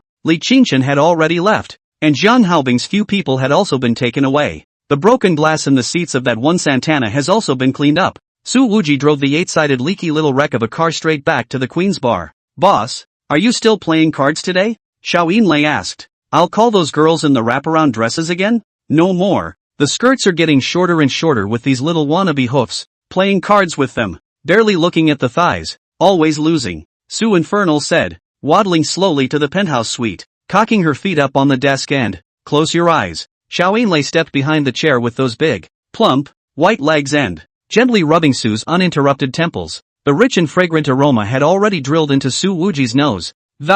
Su Wuji didn't know if it was a perfume smell or not. Anyway, he had never smelled a similar smell on anyone else's body. Xiao Yinlei asked, Boss, what's on your mind? Su Wuji said, I just took the Oriental Beauty Club over, and a lot of things haven't been straightened out yet. Xiao Yinlei's voice was soft. Boss, just leave it to me to straighten it out. This seemingly simple sentence. It was a sign that Xiao Yinlei was going to face great difficulties and dangers. It was the property of several over-the-river dragons in the capital, and they would not easily admit defeat, especially that triumphant by Su Yang. In fact, for most of the time, when Su Wuji was fighting in front of it's all Xiao Yinlei's responsibility to follow behind and clean up. Without this long-legged royalty, Su Wuji's power in Linzhou, there is no way it could have grown to this point in just 2 or 3 years. Su Wuji grinned. Well, you're the woman behind me. Xiao Yinlei smiled and didn't take the remark. After closing his eyes for a while, Su Wuji added, then you think that Park Yonhee and Mu Qianyu, who better to be your boss's wife? A gossipy light flashed between Xiao Yinlei's eyes. Boss, can't you pick them all? Of course that won't work. What era is it? Still opening a harem? Su Wuji immediately opened his eyes and, righteous, that's a trippy thing to criticize. This opening of his eyes to look upward, he failed to see the face of Xiao Yinlei. The view was completely blocked by the waves under the Cheongsam. It's so raging. It's like Tarzan. Being so close, there was a sense of suffocation that simply came over you. Actually, since the boss asked, it means that you already have 2 answers in your mind. Xiao Yinlei said. However, I do have a different suggestion. What's the suggestion? Come on, let's hear it. Su Wuji sat up straight violently, his head accidentally topping the peaks of it caused the flagstaff to wobble. Add another Song Jiyu chanting? Xiao Yinlei reached out and pressed down on her still shaking chest, taking a step back. He laughed. I've always kind of liked this girl. Su Wuji rubbed his head. Song Jiyu is only how old? What do you like about her? Yinlei Xiao, smart, good looking, and young. I don't like young ones. Why don't you add yourself to the list? Said Su Wuji without a trace of humor. Xiao Yinlei smiled gently, light flowing in her eyes. I'm afraid the boss wouldn't dare. I'm a dragon and I don't have a kidney. What would I dare? In this kind of joke, Su Wuji seems to be no match for Xiao Yinlei. He immediately changed the subject in a raw manner. Enough about women for now. Next, our main focus is going to be all the way north. Xiao Yinlei took a step forward again. Ready to enter the capital? Su Wuji grinned. No, it's back to the capital. Xiao Yinlei's smile was much brighter. Tonight, I'm afraid someone in the capital is going to lose sleep. Not only in the capital, even in Linzhou, there were likewise people who were completely sleepless. Mu Qianyu was wearing a white gauzy nightgown, leaning against the bed, her white collarbone exposed. The hem of the skirt was short, and both long, bare legs were almost entirely exposed. Whoever sees her at this point will think that the name of the first beauty of Linzhou is true. At the moment a simple home pajamas. It actually directly made Mu Qianyu exude a pure and lustful temperament. At this point, she received several aerial photographs, as well as a text description. That picture was taken of what appeared to be a campus tucked away in the mountains, with academic and dormitory buildings. It was late, but the classroom was still lit up.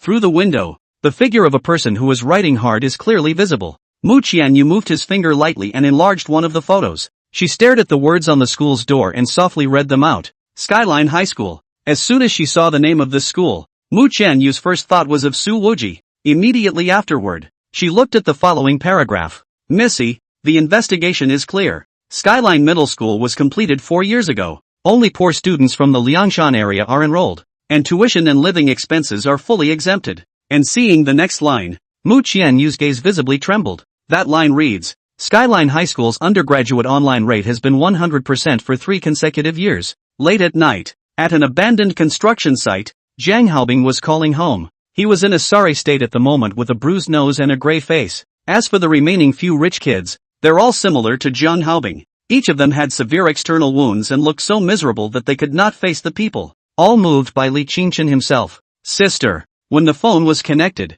Jiang Haobing said only one word, and then choked up and couldn't go on. Ever since I was a kid, I've never been bullied like this. Haobing, why are you still crying? The tone on the other end of the phone seemed a bit curious. Ha, how old are you? Isn't it embarrassing to cry like that? Sister, I was beaten up by a bar owner in Linzhou. Jiang Haobing sniffled. There was resignation and anger in the bottom of his eyes. Tonight, he had wanted to trample Su Wuji's self-respect under his feet, but it was he himself who ended up getting stomped down. What about the owner of the Queen's Bar? In Jiang Haobing's opinion, the other party was nothing more than an unorthodox groundhog. He knew so many big shots from the capital, and any one of them would be an over-the-top dragon that Linzhou couldn't carry, especially his own short-guarded and beautiful old sister, who could definitely beat Su Wuji to death. Then you'll just have to put up with it for a couple days. Ha, sis, you're asking me to endure? The woman on the phone sounded quite calm. By Xu Yang and a few friends invested in a club in Linzhou, and recently there just happened to be a problem. 2 days later, I will also take a vacation and go to Linzhou with them. The guy who beat me up is called Su Wuji, the owner of Queen's Bar. Jiang Haobing covered his swollen face. Sister, wait for you guys to come and take it out for me. Until then, hang up. Unbeknownst to her, the sister on the other side of the phone hung up after the, throwing his cell phone directly to the side of the couch, his face completely devoid of any semblance of anger. She's wearing a tight white speedo, as if she just got back from a run. Even if only her legs are exposed, she can still show off her hot and sexy body. These lines rose and fell, and every inch of them bore the marks of long exercise. That's the ultimate in healthy beauty. When you see her, you'll understand what it means to have the most standard peach ass. Well, even without touching it with my hands, I can see the fullness, the roundness, just by visualizing it, as well as Q-tips. That's where it's at. Not too fat, not too thin, not too much, not too little, just right. Chapter 21, a couple goes out and brings a stupid son with them.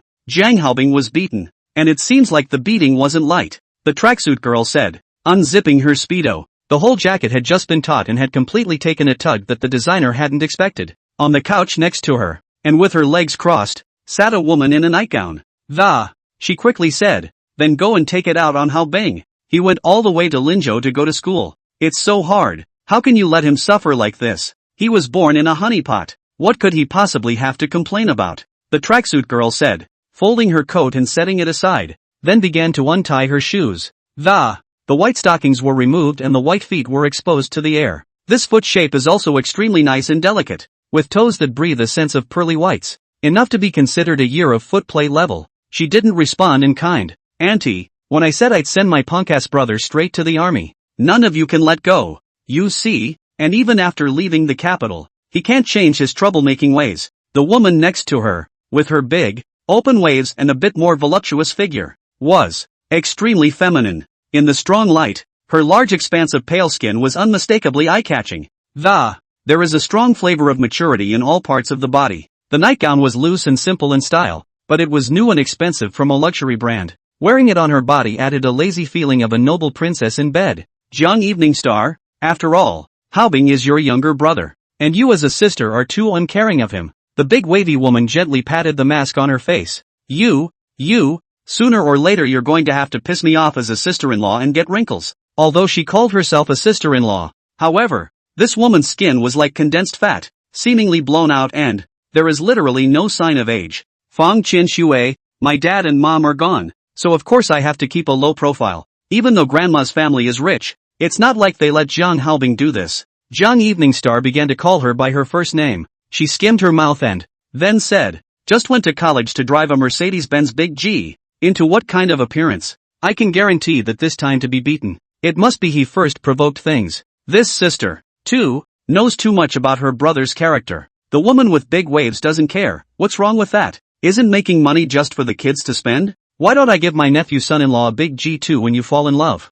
Sister-in-law. Fang Qinshui, your brains are on your chest, right? You've ruined Zhang Haobing. What's in it for the Zhang and Fang families? Zhang Evening Star glanced at her sister-in-law. The white flowers were really a bit eye-shattering. I don't care. I have plenty of money anyway. Sister-in-law. Fang Qinshui was full of concern. Then asked, however, you're obviously going to Linzhou tomorrow, so why did you lie to Haobing and say that you're going in 2 days? Zhang Evening Star said, Bai Shuyang is used to running rushot over the capital. I invested in a clubhouse in Linzhou, and it was snatched up by Born Alive. I'm going early. Let's see who the person who can make Bai Shuyang suffer is. There was a pause. Zhang Evening Star added with quite a bit of interest. I heard that grandma's family wanted to set up Mu Qianyu and my cousin, but there was a change of heart in the middle of the process, so I stopped by to find out more about the situation. Previously, Mu Sudong strongly dominated the idea of marrying Mu Qianyu to Fang Jingyang from the capital city, and this Fang Jingyang is Zhang Evening Star's cousin. Fang Qinshui said, Bai Shuyang has been chasing you for so many years, and you still haven't promised him? Go with him. It's okay to be friends. It's really boring to be a couple. Zhang Evening Star stood up and stretched her back. Those healthy lines were even more explosively beautiful as the movement began. I don't like people who lick me too much. It's no fun. What's wrong with licking you? I like it when people lick me. You're implicitly scolding me. The big wavy woman was furious, picked up a pillow and smashed it at Zhang Evening Star. Zhang Evening Star kicked the pillow away with a magnificent whip kick and laughed. Fang Qinshui, you've got to hurry up, too, before you're too old. And find me a dependable sister-in-law from that pile of lickspittles you're surrounded by. Don't get old in a couple years and have to find a second marriage with a baby. When she finished, she turned her head and walked up the stairs. Even if it was a simple act of going up the stairs, it also exudes a strong sense of healthy beauty. You leaky little cotton-padded jacket. You dare to talk about your sister-in-law like that? Fang Qinshui shouted again. AI. If you go to Linzhou this time, remember to send me pictures if you meet any handsome guys. It was already 10 o'clock in the morning when Su Wuji woke up from his suite. When he washed up and walked out of the bedroom topless, he was immediately taken aback. On the couch sat a girl in a loose beige suit. It was actually Mu Qianyu. The sleeves of her suit were pulled up to the small of her back, and her long hair, though still draped over her shoulders, but the top of the head and the ends of the hair were obviously styled, and the hair at the temples was pulled back behind the ears, so that the whole person exuded a refined and competent flavor. Su Wuji was only wearing big pants at the moment, and the first thing he wanted to do was to twist his head and go back to look for his top. Mu Qianyu put down the magazine in his hand and smiled. I've seen it all when I cleaned the wound. What's there to be embarrassed about? Am I not thin-skinned? Su Wuji stopped and said with a sarcastic smile. When did you get here? Mu Qianyu smiled gently. I've been here for an hour and had manager Xiao open the door for me. She then stood up and walked behind Su Wuji. Looking at the one spot that was injured due to her, the recovery was pretty fast. The cuts are scabbing over. I've said it all. It's just a small injury. Su Wuji waved his hand with a smile full of concern. That one stab wound was actually not light, but the recovery was so fast, mainly due to that medicinal powder. Mu Qianyu pointed to the bedroom. There's no one inside, right? Today is coincidental. Su Wuji laughed. If you had come on a different day, and and you can really find several girls from under the covers. It's rumored outside that you're a spendthrift who never sleeps alone at night. Mu Qianyu laughed softly and this habit can be changed? With that, she actually walked right into the bedroom and swept in. The bedroom was not a large area, and except for the unfolded comforter, the rest of the place was very neat and tidy. This is extremely mismatched with the external image of Su Wuji, the playboy. In the bedroom of this nightclub big young man, shouldn't there be a jade body spread out, white light shaking the eyes? Do you have cut-out erotic lingerie thrown all over the house? Su Wuji smiled and followed behind, saying, how is it? Is it still satisfactory? Mu Qianyu didn't answer the question. Instead, he said, seemingly casually, can I come and sit down more often from now on? She offered to be a guest. Only, when asking this, Mu Qianyu did not look directly into Su Wuji's eyes. Of course, Su Wuji was instantly happy. If you want to come and play mahjong, a lot of times I wouldn't have to go 3 for 1. Playing mahjong. You asked Uncle Tatsu to relay the words to me, and he told me all of them. Mu Qianyu suddenly turned around and looked into Su Wuji's eyes, his gaze clear and serious. Oh, I forgot what I said to him. Su Wuji smiled sarcastically. Mu Qianyu digressed. By the way, Xiao Pang is an Asperger's patient, right? No, he's brain dead. Su Wuji pointed to his temple. Mu Qianyu laughed a little. Asperger's is a form of autism, lacking the ability to communicate emotionally, doesn't know how to read people's minds, and the most obvious thing that manifests itself in Pan is that he can't lie. Su Wuji glanced at Mu Qianyu warily. So, what did he talk to you about? Mu Qianyu's lips curled lightly, and his eyes were emitting a soft light. There was no chatting about anything. Su Wuji's face was full of rawness. Finished. He must have even told you what color my panties are. Mu Qianyu couldn't help himself, which brought him to the point. By the way, today, could you please accompany me to the headquarters of Lin Mu Insurance? I'm going to officially receive the shares. Su Wuji, just the two of us? Mu Qianyu thought for a moment. You can bring Xiao Pang with you. Su Wuji hemmed and hawed. How is this like two people going out together and having to bring a stupid doll? Mu Qianyu didn't say anything. Her earlobes were slightly warm. Looking calm, she walked over to the closet and opened the door. Su Wuji laughed. Don't worry, there's no one hidden in this cabinet either. But what I didn't expect was for Mu Qianyu to pick out a beige shirt from the cabinet. He gestured in front of Su Wuji before saying, let's wear this today. This one looks good. Chapter 22 gives you a demonstration. Half an hour later, Su Wuji and Mu Qianyu had arrived at the headquarters of Lin Mu Insurance. For Mu Qianyu, this battle must be won. It was impossible to say why. Bringing Su Wuji here made her feel inexplicably relaxed and at ease. The two men looked in unison at the mirror in the elevator. Su Wuji then said afterward, we both have the same color clothes? Both of them were dressed in beige and looked like they were practically in the same couple's outfit. Mu Qianyu pursed her lips and smiled. Yes, it's quite a coincidence. Su Wuji was also a dead straight man possessed at this time. He raised his eyebrows. Coincidence? What coincidence? Didn't you pick out this dress for me? Mu Qianyu bit her lips, put away her smile and didn't say anything. Xiao Pang stood at the back and boss, look, Ms. Mu's face is red. Mu Qianyu. At this point, she suddenly understood that. Why did Su Wuji want to dock Xiao Pang's paycheck every time he freaked out anymore? Su Wuji looked at Mu Qianyu in the mirror, and the other party was still really in a haze. The peach color swooshes quickly across her face,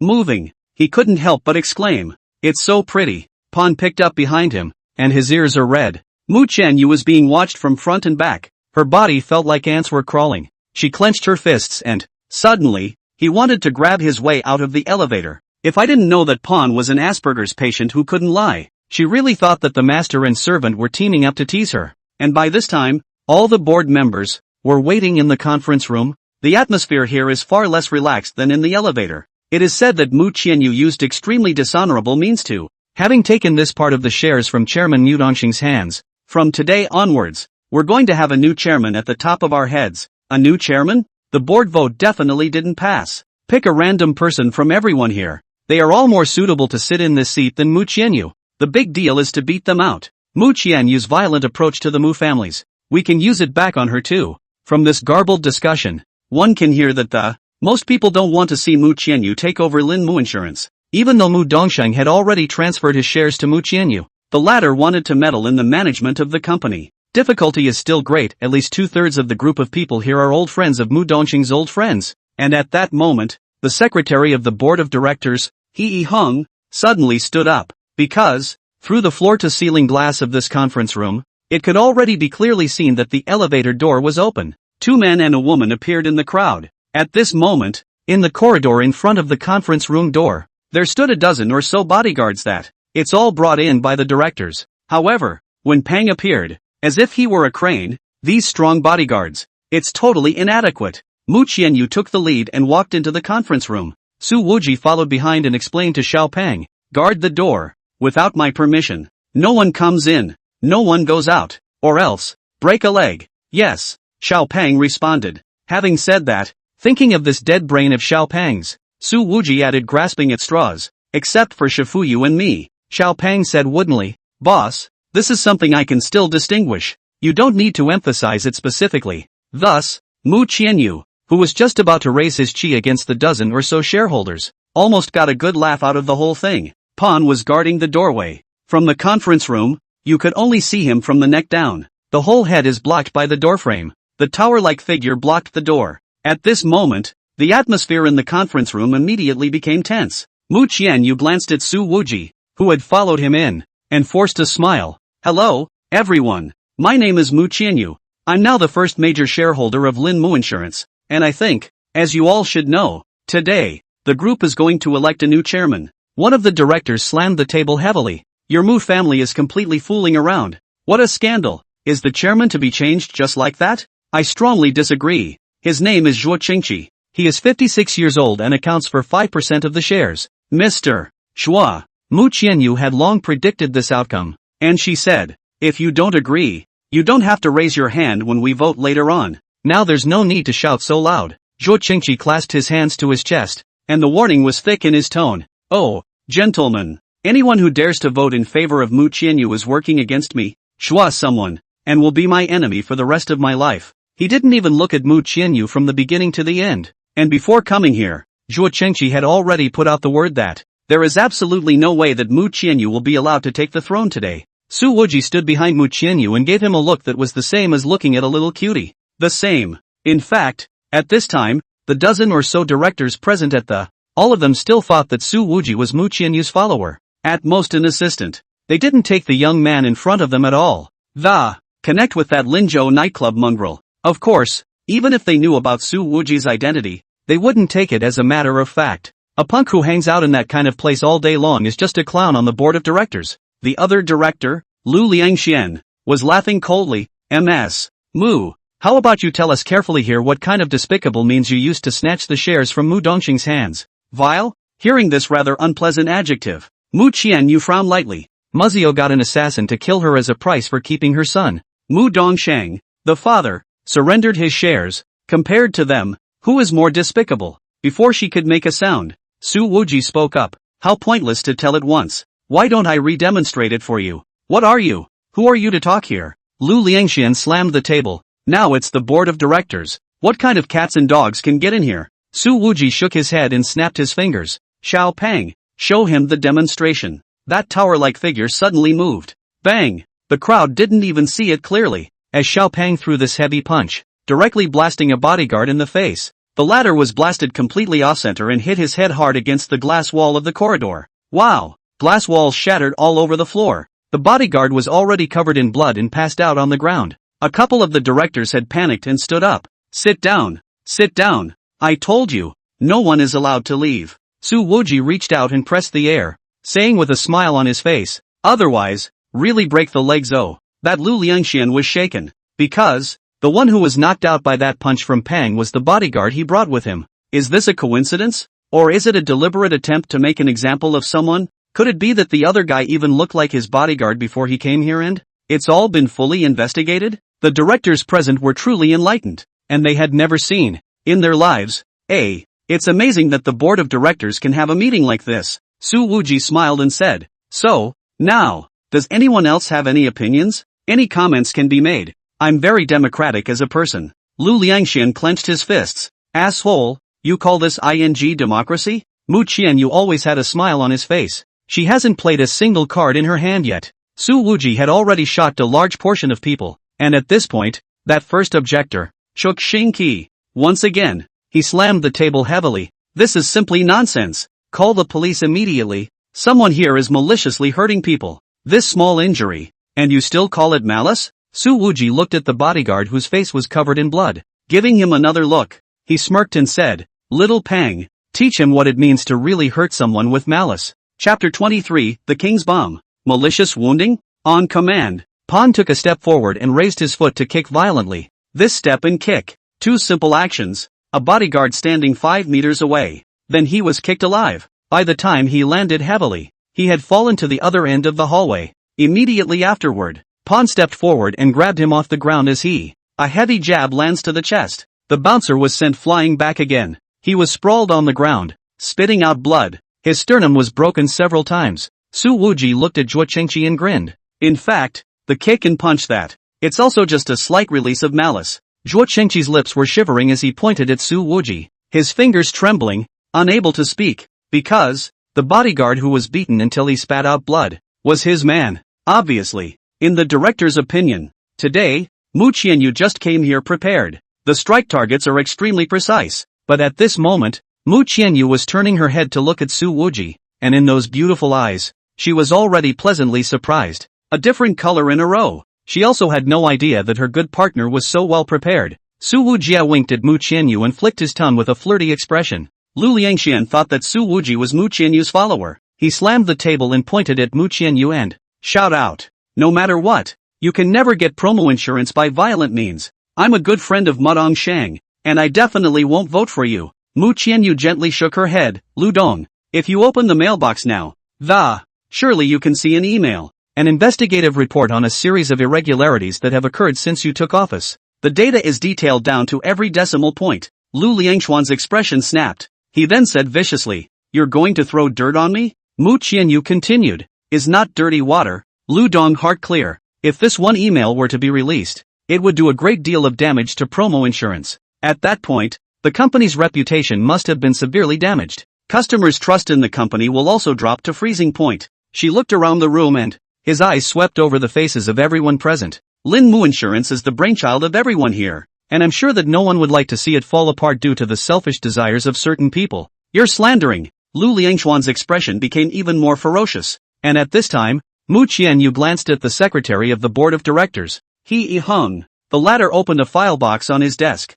from which he took out a sheaf of papers that said, "This is all the evidence of Lu Liangxuan's irregularities. Whether it can be published or not, you can decide after reading it." When he made such a sound, it was even more shocking than when Su Wuji carried the violence to the end. He Hung was the secretary of the board of directors, and no one in the room knew more about the group's operations than him. It turned out that Mu Qianyu had such a superb inner circle. Lu Liangxian glared viciously at He Hung and cursed, "Eat your heart out." He Hung didn't care about that remark, and while he was personally handing out the documents, on one side, he said lightly, "There is no such thing as eating out. I was originally Uncle Yuan Ming's person, the second master of the Mu family. Mu Yuan Ming, Mu Qianyu's father." A few of the directors sucked in a breath of cold air, and the conference room was as quiet as a pin drop. Only after everyone had finished reading the documents did Mu Qianyu continue to speak. "Everyone, the figures in the document are all true, and I don't know if you have a shocking feeling when you read them." There was a silence and no one made a sound. Even Zhuo Qingqi, who had been the most arrogant before, was now mute. Lu Liangxuan's face had turned a little white. After a long silence, one of the directors finally spoke in a deep voice, "This document must never be published. Otherwise, promo insurance is finished." Mu Qianyu looked at Lu Liangxian and said, "Director Lu, you'll probably have to leave the board of directors. However, may I remind you that there are 2 ways you can leave." After a pause, Mu Qianyu continued, "Turn yourself in, or jump off the building. Turn yourself in, or jump off a building." At this moment, that aura on Mu Qianyu appeared again. That soft and delicate girl suddenly had the extra air of a queen who controlled the whole scene. And the last time Su Wuji saw her displaying this kind of aura, it was still in Jiangnan Orthopedic Hospital, when Mu Qianyu retreated those few bodyguards with a cry. This time, no shareholders bothered to heckle Mu Qianyu. And again, and no one thought her pushy demands were too much. If what is written on the document is true, then Lu Liangxian really only had these 2 paths to choose from. Zhuo Qingqi heavily slapped the table and said in annoyance, "Lu Liangxian, you're really dragging your feet." Originally, he and Lu Liangxian had already united several directors in advance.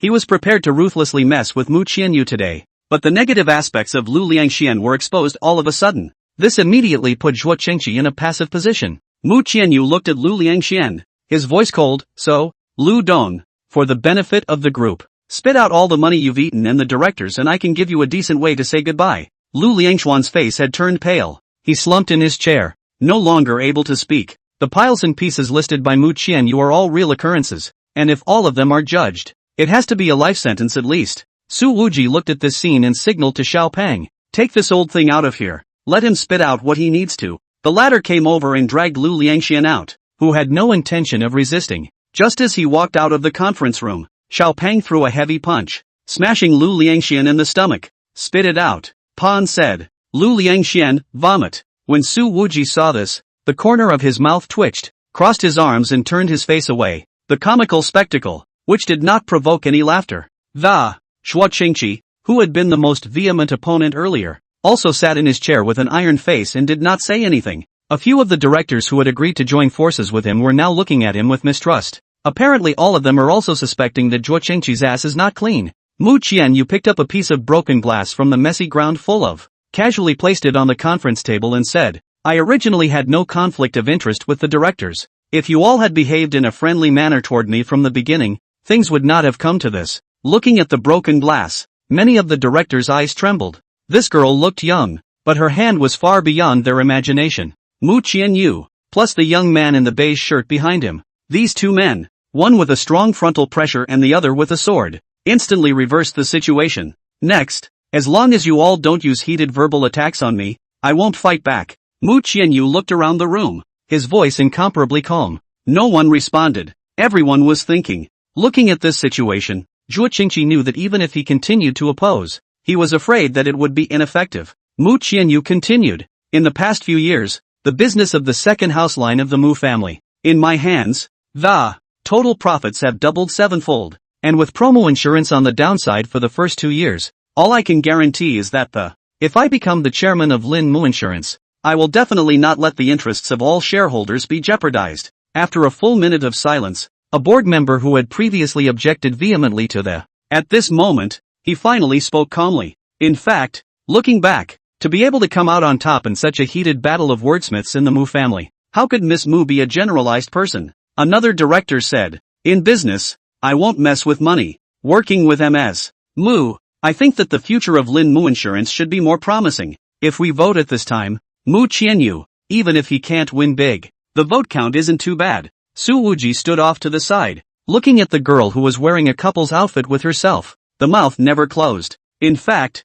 by this time, his mission had been largely accomplished. The sword can help Mu Qianyu gain suppression in the opening stage, but if she wants to win hearts and minds, she has to rely on herself. However, Su Wuji felt that the girl was still one last kick away from taking full control of the board. Although Mu Qianyu hadn't brought out the king bomb yet, Su Wui inexplicably believed that the girl must have made preparations. At this time, the secretary of the board of directors, Mr. He Hung, said, ladies and gentlemen, let's vote now. Those in favor of MS Mu Qianyu becoming the new chairman of Lin Mu Insurance Group, please raise your hands. However, at this time, Mu Qianyu spoke up and interrupted. Wait a moment. Immediately afterward, she removed a piece of paper from the file bag she carried. When you open it, red header file. All the directors' eyes were on the document. Mu Qianyu said, this is the approval for the establishment of the Lin Mu Commercial Bank. Everyone here, all will be founding shareholders of Procommerce Bank. A chorus of cold breaths rang out from the messy conference room.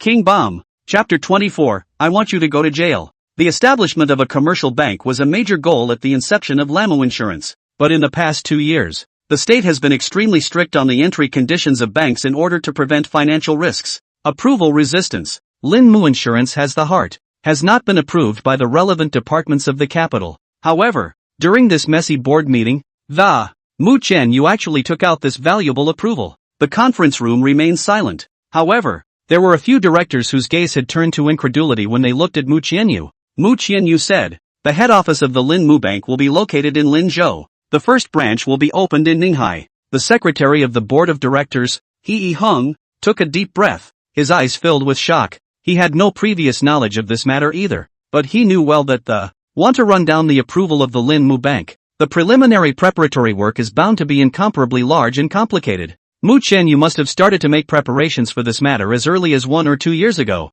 All the preliminary work has been prepared, just waiting for the shares. everything will be accomplished. Next, let's vote for Ms. Mu Qianyu as the chairman. Those in favor please. Before He Yihong could finish his words, a dozen or so directors had already raised their hands. I'm in favor. I'm in favor. Immediately after that, 6 more people put their hands up. The affirmative vote has exceeded 2/3. Superb reversal. Looking at this scene, He Yihong said, "Congratulations, Ms. Mu Qianyu. Become the new chairman of the Lin Mu Insurance Group." He had expected to have to go through a lot of trouble today, but he hadn't expected it to go as smoothly as it did. Applause followed. Instead, Su Wuji raised his finger and pointed at Zhuo Chengqi, smiling as he opened his mouth and asked, "Hey, what about you?" Zhuo Chengqi grimaced. "I abstain." "No, one cannot abstain," Su Wuji said with a smirk. "You have to make a stand. Otherwise, I'm really worried about you tripping up Shifuyu in the future. I have 5% of the shares,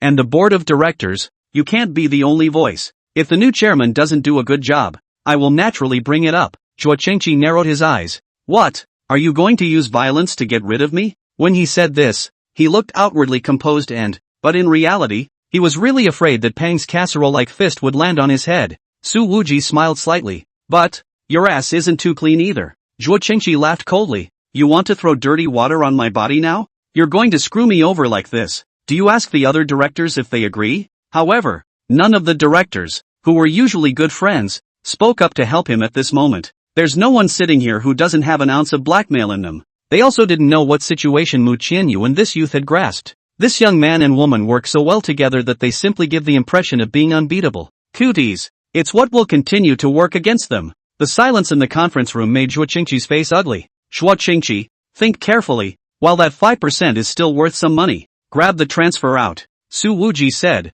"Otherwise, by tomorrow, you might not even be able to cry." Zhuo Qingqi sank his face. "I'm clean inside Lin Mu Insurance. You want to frame me? Find a proper reason too." Whether or not you have any problems within Lin Mu Insurance, I don't actually know," Su Wuji said. Zhuo Qingqi slammed the table. "Since you don't know, why are you farting around here?" Su Wuji's face held a bit of mockery. "But that Zhuo real estate in your house. I don't need to tell you more about the means by which the land was taken in the early years, do I?" Zhuo Qingqi was furious. "Haven't you thrown enough dirty water? You have changed the nature of the land. The industrial land that was bought at a low price was converted into commercial and residential plots." Su Wuji shook his head, a slightly mocking color in his expression. "And just yesterday, the person who was in charge of this back then has been taken to the Discipline Inspection Department for a talk for gross misconduct, and he's not out yet." Hearing these words, the angry color on Zhuo Qingqi's face suddenly froze. The anger that had just pervaded his face instantly dissipated as if it had no bottom to support it. Mu Qianyu glanced at Su Wuji. Those eyes were soft and light while being surprised, and moving in the extreme. Obviously, Su Wuji's performance at this moment was likewise far beyond her imagination.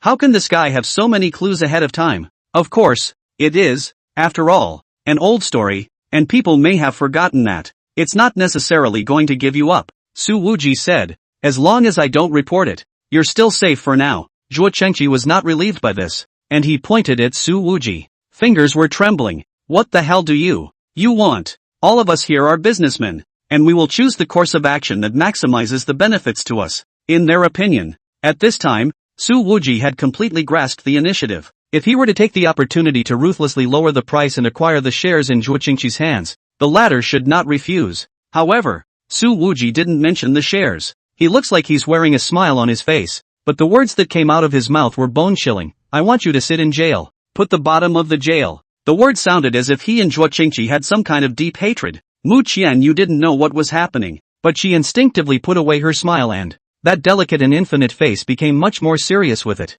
"Zhuo Qingqi, what means did you use back then to throw yourself at that person in charge of the... Do you remember?" Su Wuji stared at Zhuo Qingqi. "May I remind you that it's not just money. It's not just the money. What else?" In the minds of all present, there was a call for an answer. "The woman." Su Wuji narrowed his eyes, a chill permeating his voice. "You bought 2 girls and gave them to him. 112, 113, you're damned." Hearing this, the atmosphere in the conference room steeply changed. Several directors looked at Zhuo Qingqi with eyes filled with disgust. Mu Qianyu also clenched his fists. She couldn't help but think of the other day, when Su Wuji, within an hour, had just throw 6 drug dealers in the river thing. Mu Qianyu believed that this kind of thing would never be false coming from Su Wuji's mouth. Your bull asterisk asterisk asterisk asterisk ting me. Zhuo Qingqi shouted. How could I possibly do that? The police aren't even looking for me. What are you falsely accusing me of with empty words here? Though he said this, his bottom line was clearly lacking.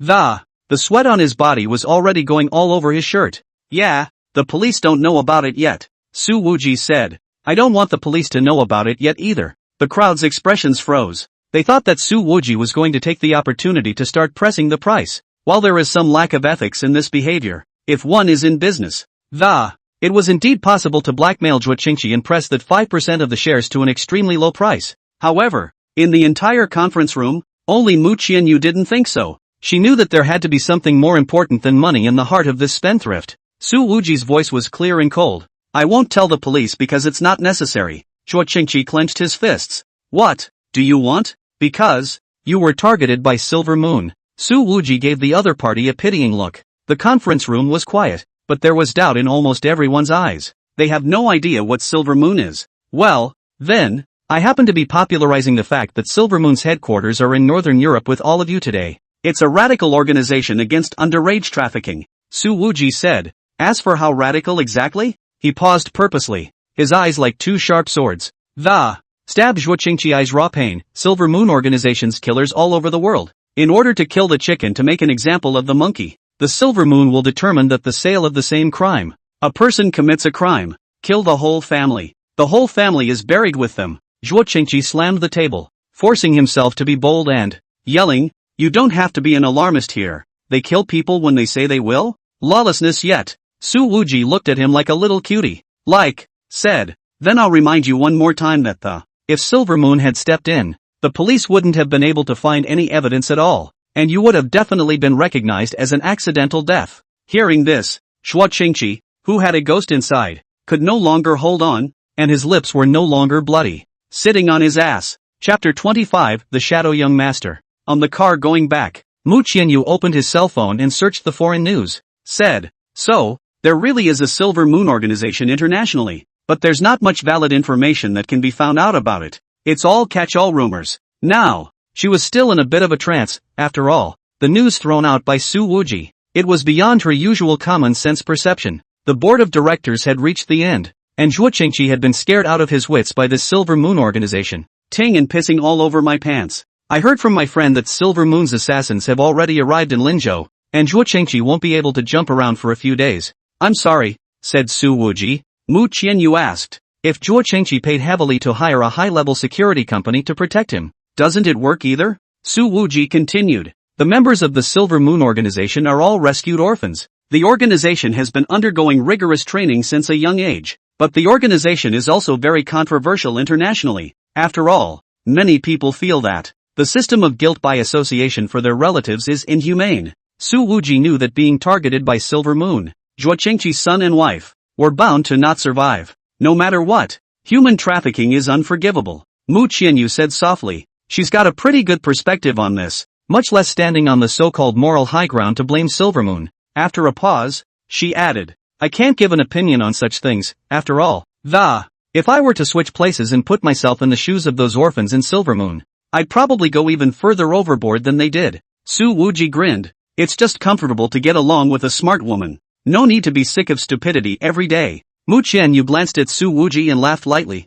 I also like to partner with smart men. Su Wuji laughed. Are you praising me for being smart? Xiao Pang drove the car and interjected. Boss, MS. Mu is saying that she likes you. Mu Qianyu, you can still extract keywords now? Su Wuji was happy. Little Pang, it's rare that you're so good at talking today. You'll start next year's paycheck without any deductions. Mu Qianyu's ears were slightly hot, but he didn't say anything else. She didn't ask Su Wuji when she investigated Zhuo Qingqi's black history. Neither did he ask if that person in charge's fall had anything to do with him, let alone bothering to ask how the other party had locked Lu Liangxian and Zhuo Qingqi's bodyguards in advance. It seemed that she had gotten used to this youth constantly surprising her. Is there nothing you want to ask me? Su Wuji asked. Mu Qianyu thought for a moment before saying, you wouldn't be the Shadow Young Lord of the Su family, would you? Shadow Young Lord? Su Wuji was happy. What kind of nickname is this? So fresh. For some families, they have ostensible talking heads. There was also a householder who stood in the shadows with great power,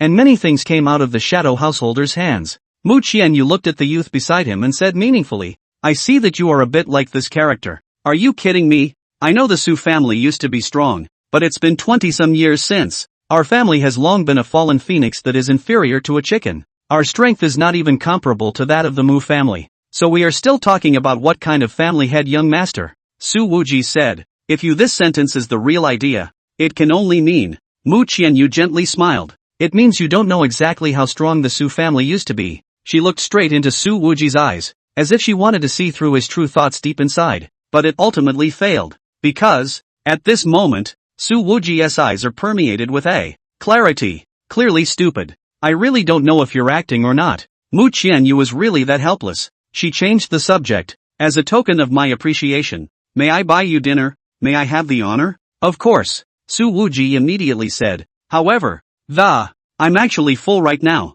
Mu Qianyu raised an eyebrow. Ha! Su Wuji grinned. Because show and tell. Mu Qianyu heard this and a smile filled his eyes. Xiao Peng, MS. Mu, the boss means to eat you. Mu Qianyu. Su Infernal, Pon and you've kept your paycheck for the next month. Only, when the car was driving to the entrance of the Queen's Bar, Su Wuji saw that a brand new Maybach S680 is parked there. Su Dongkai, the sixth oldest member of the Su family, stood beside the car, while Su Jiazi, who had a swollen nose, was kneeling on the ground, and the general manager, Xiao Yinlei, was persuading, but the father and son said nothing and would not leave. The Su family really did buy you a Maybach. Mu Qianyu smiled and, I don't know whether it was intentional or not, but I asked, why is Uncle Su Lu so obedient to you? It's a long story. Su Wuji waved his hand and smiled. It's all just some old sesame, not worth mentioning. He didn't get out of the car immediately, but opened his cell phone on speakerphone and called Xiao Yinlei.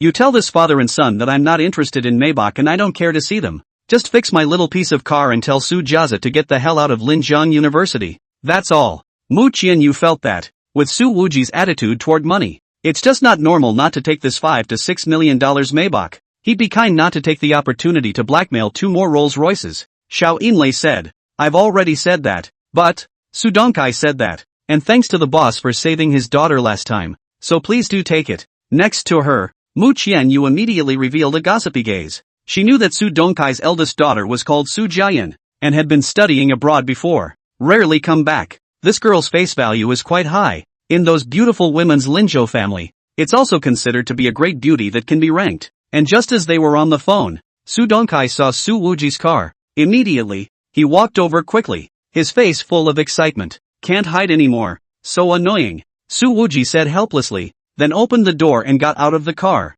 Mu Qianyu hesitated for 2 seconds, not knowing what came to his mind. The corner of his lips gently curved and followed suit and got out of the car. Su Dongkai immediately said, Young Su, your original car. I'm responsible for fixing it, but this new car, you must take it too. Su Wuji didn't respond to this sentence, but said lightly, Linjiang University was established by my grandfather in his early years. Letting Su Jiazi study there will smash the brand. Don't worry, Su Xiao. The withdrawal procedures are already underway. I'm going to send him to join the army. Su Dongkai kicked his own son. This indisputable thing needs to go into the army for training. Su Wuji agreed with this. If Su Jiazi doesn't enter the army, with this bastard's temperament, maybe in a couple years we'll have to poke a big hole in it. So be it, but the troops don't take all the trash. Su Wuji turned around to greet Mu Qianyu. Qianyu, let's go. Let's eat dinner. Mu Qianyu looked at the Maybach, smiling, and walked over to Su Wuji's side.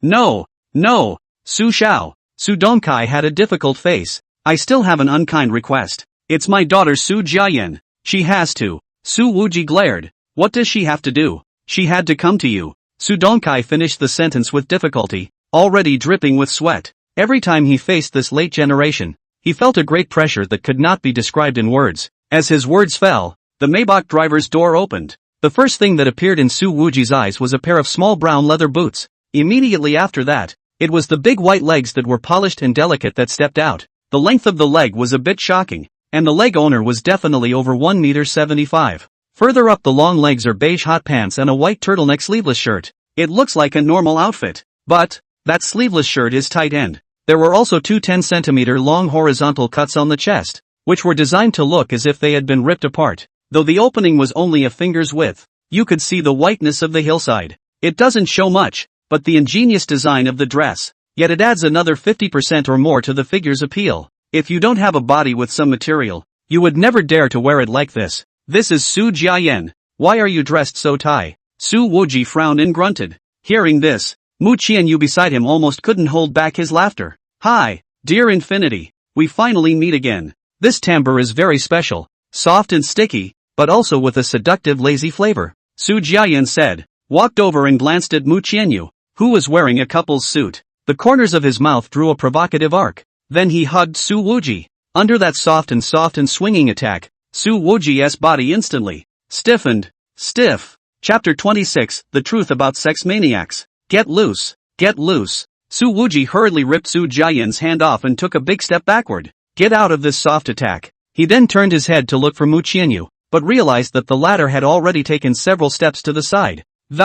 Standing side by side with Xiaoyin Lei, Mu Qianyu simply ignored Su Jiayan's provocative movements, and above her delicate and infinite pretty face, surprisingly, it was filled with a look of eating. Su Jiayan opened her hands and spun around in front of Su Wuji, saying, Wuji, do you think I look pretty in this outfit today? Su Wuji purposely glanced at the two slits on the other party's chest. In the end, you've been abroad for a long time, and your dress is just open. Like it? I can show more if you like. Su Jiayan's long eyelashes blinked, and intense charm flowed out of her eyes, emphasizing, only revealed to you. That disappoints you. I still prefer a more traditional woman. Su Wuji took another step back. Like her? Su Jiayan glanced at Mu Qianyu, some hostility evident in her eyes.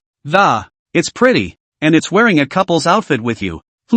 I'm jealous. Her name is Mu Qianyu. You should have heard of her. Su Wuji smiled faintly. The eldest miss of the Mu family. Prettier looking than you and richer than you. You say it's infuriating? How can you bear to say such icy words with your 37-degree mouth? Su Jiayan pouted, obviously a little jealous, and puffed out her chest. But, I'm in better shape. This woman, who really has the air of a siren, and is obviously not very old, yet it always seemed as if she had read a lot of men. That heavy curvature, just visually, can create a sense of suffocation in the opposite sex. Su Wuji grinned. I don't like that big. She's not too big or small, just right. Puff. Over there, Mu Qianyu laughed out at once. Not too big, not too small? If in the past, if someone else dared to comment on her body like this, Mu Qianyu would inevitably be very angry. But today, Su Wuji was able to say this in front of Su Jiayan, and she was inclined to feel quite happy. On the other hand, Xiaoyin Lei, who was on the side, slightly lowered her head and glanced at Mu Qianyu's chest. Smiling, he whispered, our boss can't see right. In this regard, that Su Jiayan really doesn't necessarily win over the boss's wife. It's still women who know best. Mu Qianyu blushed slightly and silently fastened the buttons of his suit jacket. It covered the taut lines. She suddenly had a desire to garnish Xiaoyin Lei's wages. Mu Qianyu could not stand the long-legged manager's eyes for a bit and could only digress from the topic. Asked, what's going on between the two of them? Anyway? Xiaoyin Lei said with a smile. Boss lady, do you remember that? There was a massive clash in the gray area of Linzhou last year, and the Queen's Bar wasted hundreds of fighters from the Kerry International Club? Mu Qianyu said. I know about that conflict, and since then, in the nightclubs in Linzhou, there would be no one to equal the Queen anymore. After a slight pause, she added with a light laugh. But, all said that time that, your boss stole hundreds of beautiful girls from Kerry International. Prior to this, Kerry International was famous for its beautiful women in the nightclubs of Jiangnan. Xiaoyin Lei said, it's rumored in the outside world that our boss started this conflict in order to steal the beautiful women from Kerry International. Not really. Most of the girls there, all were persecuted, even to the point of losing their personal freedom altogether, and the clubhouse would look gilded, but it was dark as hell. Mu Qianyu's eyes suddenly flashed with a brilliant light. Surprisingly, sparing Mu Qianyu's far-reaching mind, it was hard to imagine that in the mouths of the people, that clash with Kerry International that took hundreds of beautiful girls, the reputation of Su Wuji as a scum and sex maniac was pushed to the top, but the truth was actually the opposite. Mu Qianyu really didn't know how much misunderstanding the world still had about Su Wuji. That time, we cooperated with the Lin Municipal Bureau and rescued a lot of girls, inside and out. Su Jiayan is one of them. Xiaoyin Lei said. There's actually Su Jiayan inside? Mu Qianyu was a bit surprised. This Kerry International's guts are also too big. Su Jiayan was working abroad and returned to Linzhou on vacation. As a result, I got into a cab and was mesmerized and secretly sent to the Kerry clubhouse. Xiaoyin Lei said. Our boss saved Su Jiayan at a critical moment, rushed out with her in his arms, and since then, The girl just couldn't get enough of the boss. But our boss has been avoiding seeing her and even blacked out her contact information. Mu Qianyu laughed. Su Jiayan is quite pretty. How come Wuji isn't moved? Xiao Yinlei gave a perfect answer. Because the boss's wife is prettier. Mu Qianyu gently shook his head. The clear gaze became a bit distant. I wonder how many more surprises your boss is hiding. Xiao Yinlei continued. At that time, the provincial office also gave our boss a certificate of commendation. To a womanizer rumored to be bloody, violent and unscrupulous. A provincial commendation? Even with the experience of the past few days, and a renewed understanding of Su Wuji, Mu Qianyu still felt that this matter was too unreal. What about the certificate of commendation? Mu Qianyu looked at Su Wuji, who was looking at Su Jiayan with a face full of disdain, whispering, "Can you show me?" Xiao Yinlei smiled gently. The boss's wife can look at it any time. It's right under the boss's mahjong table. It's patting the table legs. Mu Qianyu? The honor that others begged not to come is actually so patted table by him? And at this time, Su Jiayan seemed to have ended her teasing of Su Wuji. She actually walked straight to Mu Qianyu. "Ms. Mu, I've heard a lot about you." Su Jiayan didn't take the initiative to extend her hand and, instead, he looked straight into Mu Qianyu's eyes and said bluntly, "But we're not destined to be good friends. Because I like Su Infernal." Mu Qianyu gently smiled. "It's not like I'm stopping. That's between you and infinite." After a pause, she added, "Besides, I wasn't thinking of becoming good friends with Ms. Su either." Tit for tat. Waves of light flowed from Su Jiayan's long, wintry eyes. "It seems that you're not boyfriend and girlfriend yet. He's currently my best partner." Mu Qianyu said. "I can't believe I ghosted," another emphasized. "But only for now. What happens in the future is anyone's guess." Mu Qianyu's words actually left himself no small amount of wiggle room. Su Jiayan smiled gently. "I've been sent back to work in Ninghai by the headquarters. It's only a 2-hour drive from Linzhou, so you can come back often in the future." And then? Mu Qianyu's smile remained unchanged. Su Jiayan's provocative tone grew stronger. "Ms. Mu, not to mention that you and Wuji are not boyfriend and girlfriend right now. Even if Wuji becomes your man in the future, I will definitely not give up. And it's more exciting that way." Mu Qianyu gently laughed, not angry in the slightest, but rather found it interesting. "Good luck. I'm looking forward to it." She smiled softly. "I have things to do, so I'll be going now." Su Wuji shouted. "Why did you leave? Didn't you say you were going to treat me to dinner?" Mu Qianyu smiled and waved his hand. "It's inconvenient today." "Oh, at first, another day." When she finished, she got into the car. When Mu Qianyu saw Su Jiayan with a rich smile through the glass, her hands gripped the steering wheel a little harder, obviously, and she immediately started the car and quickly left. Looking at the speed of the departure, it seemed like he didn't want to stay a second longer. Just, on the way home, Mu Qianyu always couldn't help but think of Su Jiayan teasing Su Wujie, as well as the other party's swinging breasts. She pounded the steering wheel gently and muttered to herself, "Obviously it has nothing to do with me. Why is that a little off-putting?" Chapter 27, Sensing her underbelly. Faced with Su Jiayan's pestering, Su Wuji felt a headache. Ms. Mu is really outstanding. The corners of Su Jiayan's lips gently curled up and said, "But I won't admit defeat." Su Wuji was a bit speechless. "Hey, I beat up your brother. Shouldn't you take it out for him, and then hate me?" "Oh, yeah." Hearing this, Su Jiayan hooked a finger at her younger brother Su Jiaza. "Come here." Su Jiaza had been kneeling on the ground before, and when he heard his sister greet him, he actually shivered. But spare him the trouble and he moved over on his knees. "Su Jiaza, what do you say? Should I take it out for you now?" Su Jiayan asked with a smirk. Before Su Jiaza could think of an answer, Su Jiayan suddenly lifted him off the ground. She grabbed her brother's bony shoulder, and with a violent twist of that sexually sensual waist and hips, came in with a crisp backbreaker. Su Jiaza was thrown heavily to the ground, and he felt like his shoulder was going to be ripped off. "It hurts so much that tears are coming out of my eyes." Su Wuji's eyebrows jumped as he watched. This backdrop is so standard that it has definitely been practiced countless times. Su Jiayan kicked Su Jiaza again. "Mess with your brother-in-law again and I won't drop you." Su Jiaza's eyes were tearful as he responded. "Sister, I don't dare. I won't dare anymore. Please, brother-in-law, forgive me." If this bastard knows that his sister and Su Wuji are in this relationship, at that time, he didn't dare to mess with Song Jiyu. "What brother-in-law? Su Dongkai, take your asshole son and get the hell out of here." "I don't know," said Su Wuji, "or else I'll see him once and beat him up." Yes.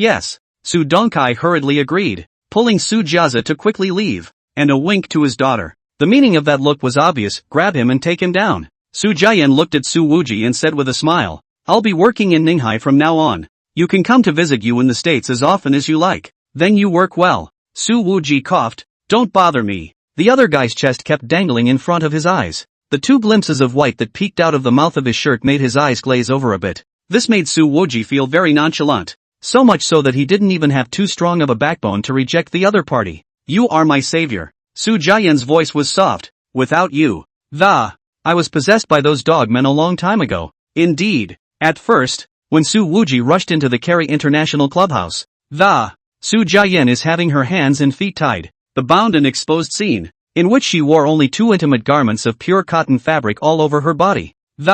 Paired with the other party's extremely hot body. It was simply as bloodthirsty as it could get. So it was you who gave me a second life. Su Jian stretched out a hand and rested it on Su Wuji's shoulder, her eyes flowing with sheer affection. My mind and body belong to you. Whenever you want to take them. Su Wuji said viciously. Don't you regret it? If I really tossed up, it could kill you. What? Su Jian laughed so much that she almost didn't shake Su Wuji. Then you'll have to keep your word. And I'll most certainly come to you as soon as I'm done with the task at hand. Su Jian hugged Su Wuji tightly again. When the time comes, you must toss me to my death. Su Wuji was stiffened by the soft pressure. What do you do now? Surgeon. Su Jian smiled sweetly and pulled out a business card from the pocket behind her hot pants ass. Shoved it to Su Wuji. The latter looked down and it read, Dr. Kaiyan Su, General Surgery Department, Mercy International Hospital, Ninghai. Remember to visit me sometime. I look great in a white coat. I can wear just a white coat. Oh. After Su Jian finished speaking,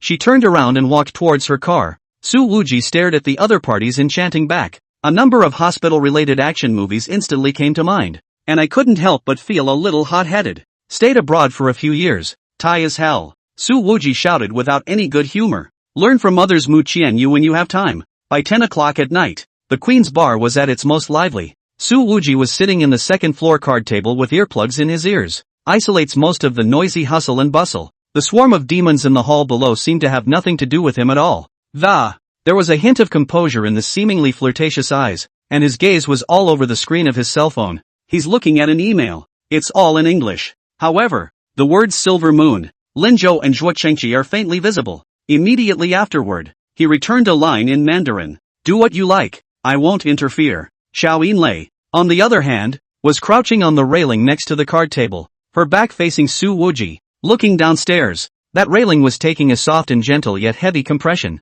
From Su Wuji's angle, he could just see Xiao Yinlei's waist and legs with infinite voluptuous meaning. This mature backside makes you want to stick to her body from behind, hold her waist and, gently swaying. In the past, I don't know how many men wanted to put their salty hands on Xiao Yinlei's body, but they all end up getting slapped and beaten to a pulp by the bar's security. Xiao Yinlei suddenly turned around and sat down next to Su Wuji. Reaching over, he pulled the earbuds out of his ears and leaned in close. Boss, a pretty girl came in. With the two of them so close together, the familiar yet unique aroma released from Xiao Yinlei's body began to fill Su Wuji's nostrils again. Where is it? Let me see. Su Wuji immediately became interested and plopped down onto the armrest. There are countless beautiful women who come to the Queen's Bar every day, but the one who can be described as beautiful by Xiao Yinlei, that's really few and far between. That's it. Xiao Yinlei pointed to the main entrance. A short-haired girl in a white sporty summer dress walked into the bar, carrying a glass of juice and a man sitting in a high chair. At the moment,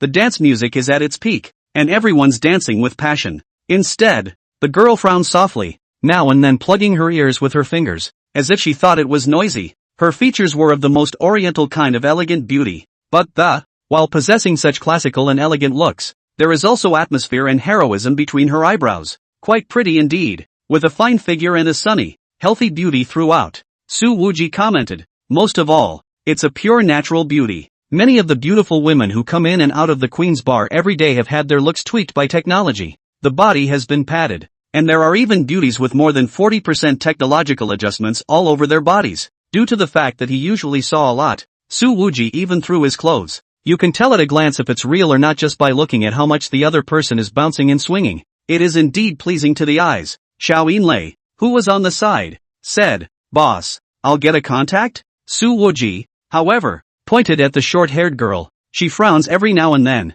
obviously uncomfortable with the noise of the place, yet still looking around. What do you think she's doing here? Xiao Yinlei apparently noticed this as well. This girl is a new face. Definitely come to find someone. Most likely. To find you, boss. Su Wuji said. Then find 2 people and go explore her. Xiao Yinlei laughed again. Shouldn't the boss do this kind of thing himself? Checking up on her? The pun was too strong. And Su Wuji listened to it and, without good humor, she glanced at Xiao Yinlei. If you joke about this boss again, I'll probe you first. Xiao Yinlei still said. I'm afraid the boss won't dare. At this time, Xiao Pang spoke up. Boss, I have a question. It's rare to see you take the initiative to ask questions, and that behavior is encouraged. Su Wuji patted Xiao Pang on the shoulder. Ask, I'll answer any questions. Boss, you docked my pay when I said the wrong thing. Manager Xiao messed up your joke. You just have to probe her. Pan asked. Boss, why don't you probe me? Put. Xiao Yinlei laughed her ass off. The Celadon Cheongsam trembled up and down with an infinitely seductive rhythm.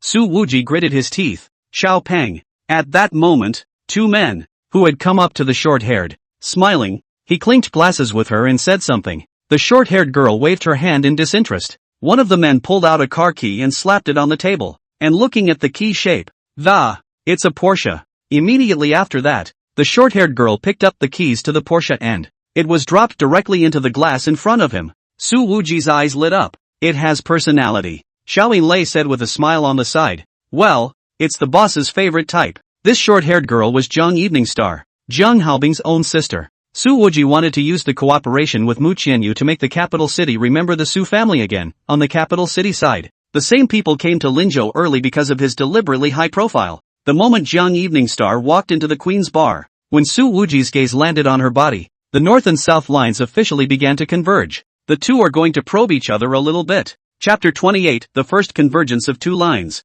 Jiang Eveningstar has a smooth body. The combination of excellent development and acquired exercise had struck a perfect balance, especially those long legs, which were obviously full of healthy elasticity. There was a strong air of valor in her delicate countenance, and there was often a gallantry in her brow and eyes as she looked about. A stark contrast to a lot of the girls who were full of sass. At this moment, Jiang Eveningstar was the most striking presence in the entire nightclub. Zhang Xingming is the son of a local factory owner in Linzhou. He and his friends often come to the Queen's bar. The first time I met a girl with such a unique flavor, I was tempted to flirt with her. The way he flirted with the girl was pretty straightforward too, flashing his car keys. Zhang Xingming has a little money, but not much. The Porsche in his hand is a used 718. It's got 60,000 miles on it, and the market price is just over $400,000. But a lot of the girls at the club didn't know it was a used car, either. They also have a hard time telling the difference between a 718 and a 911 from the outside.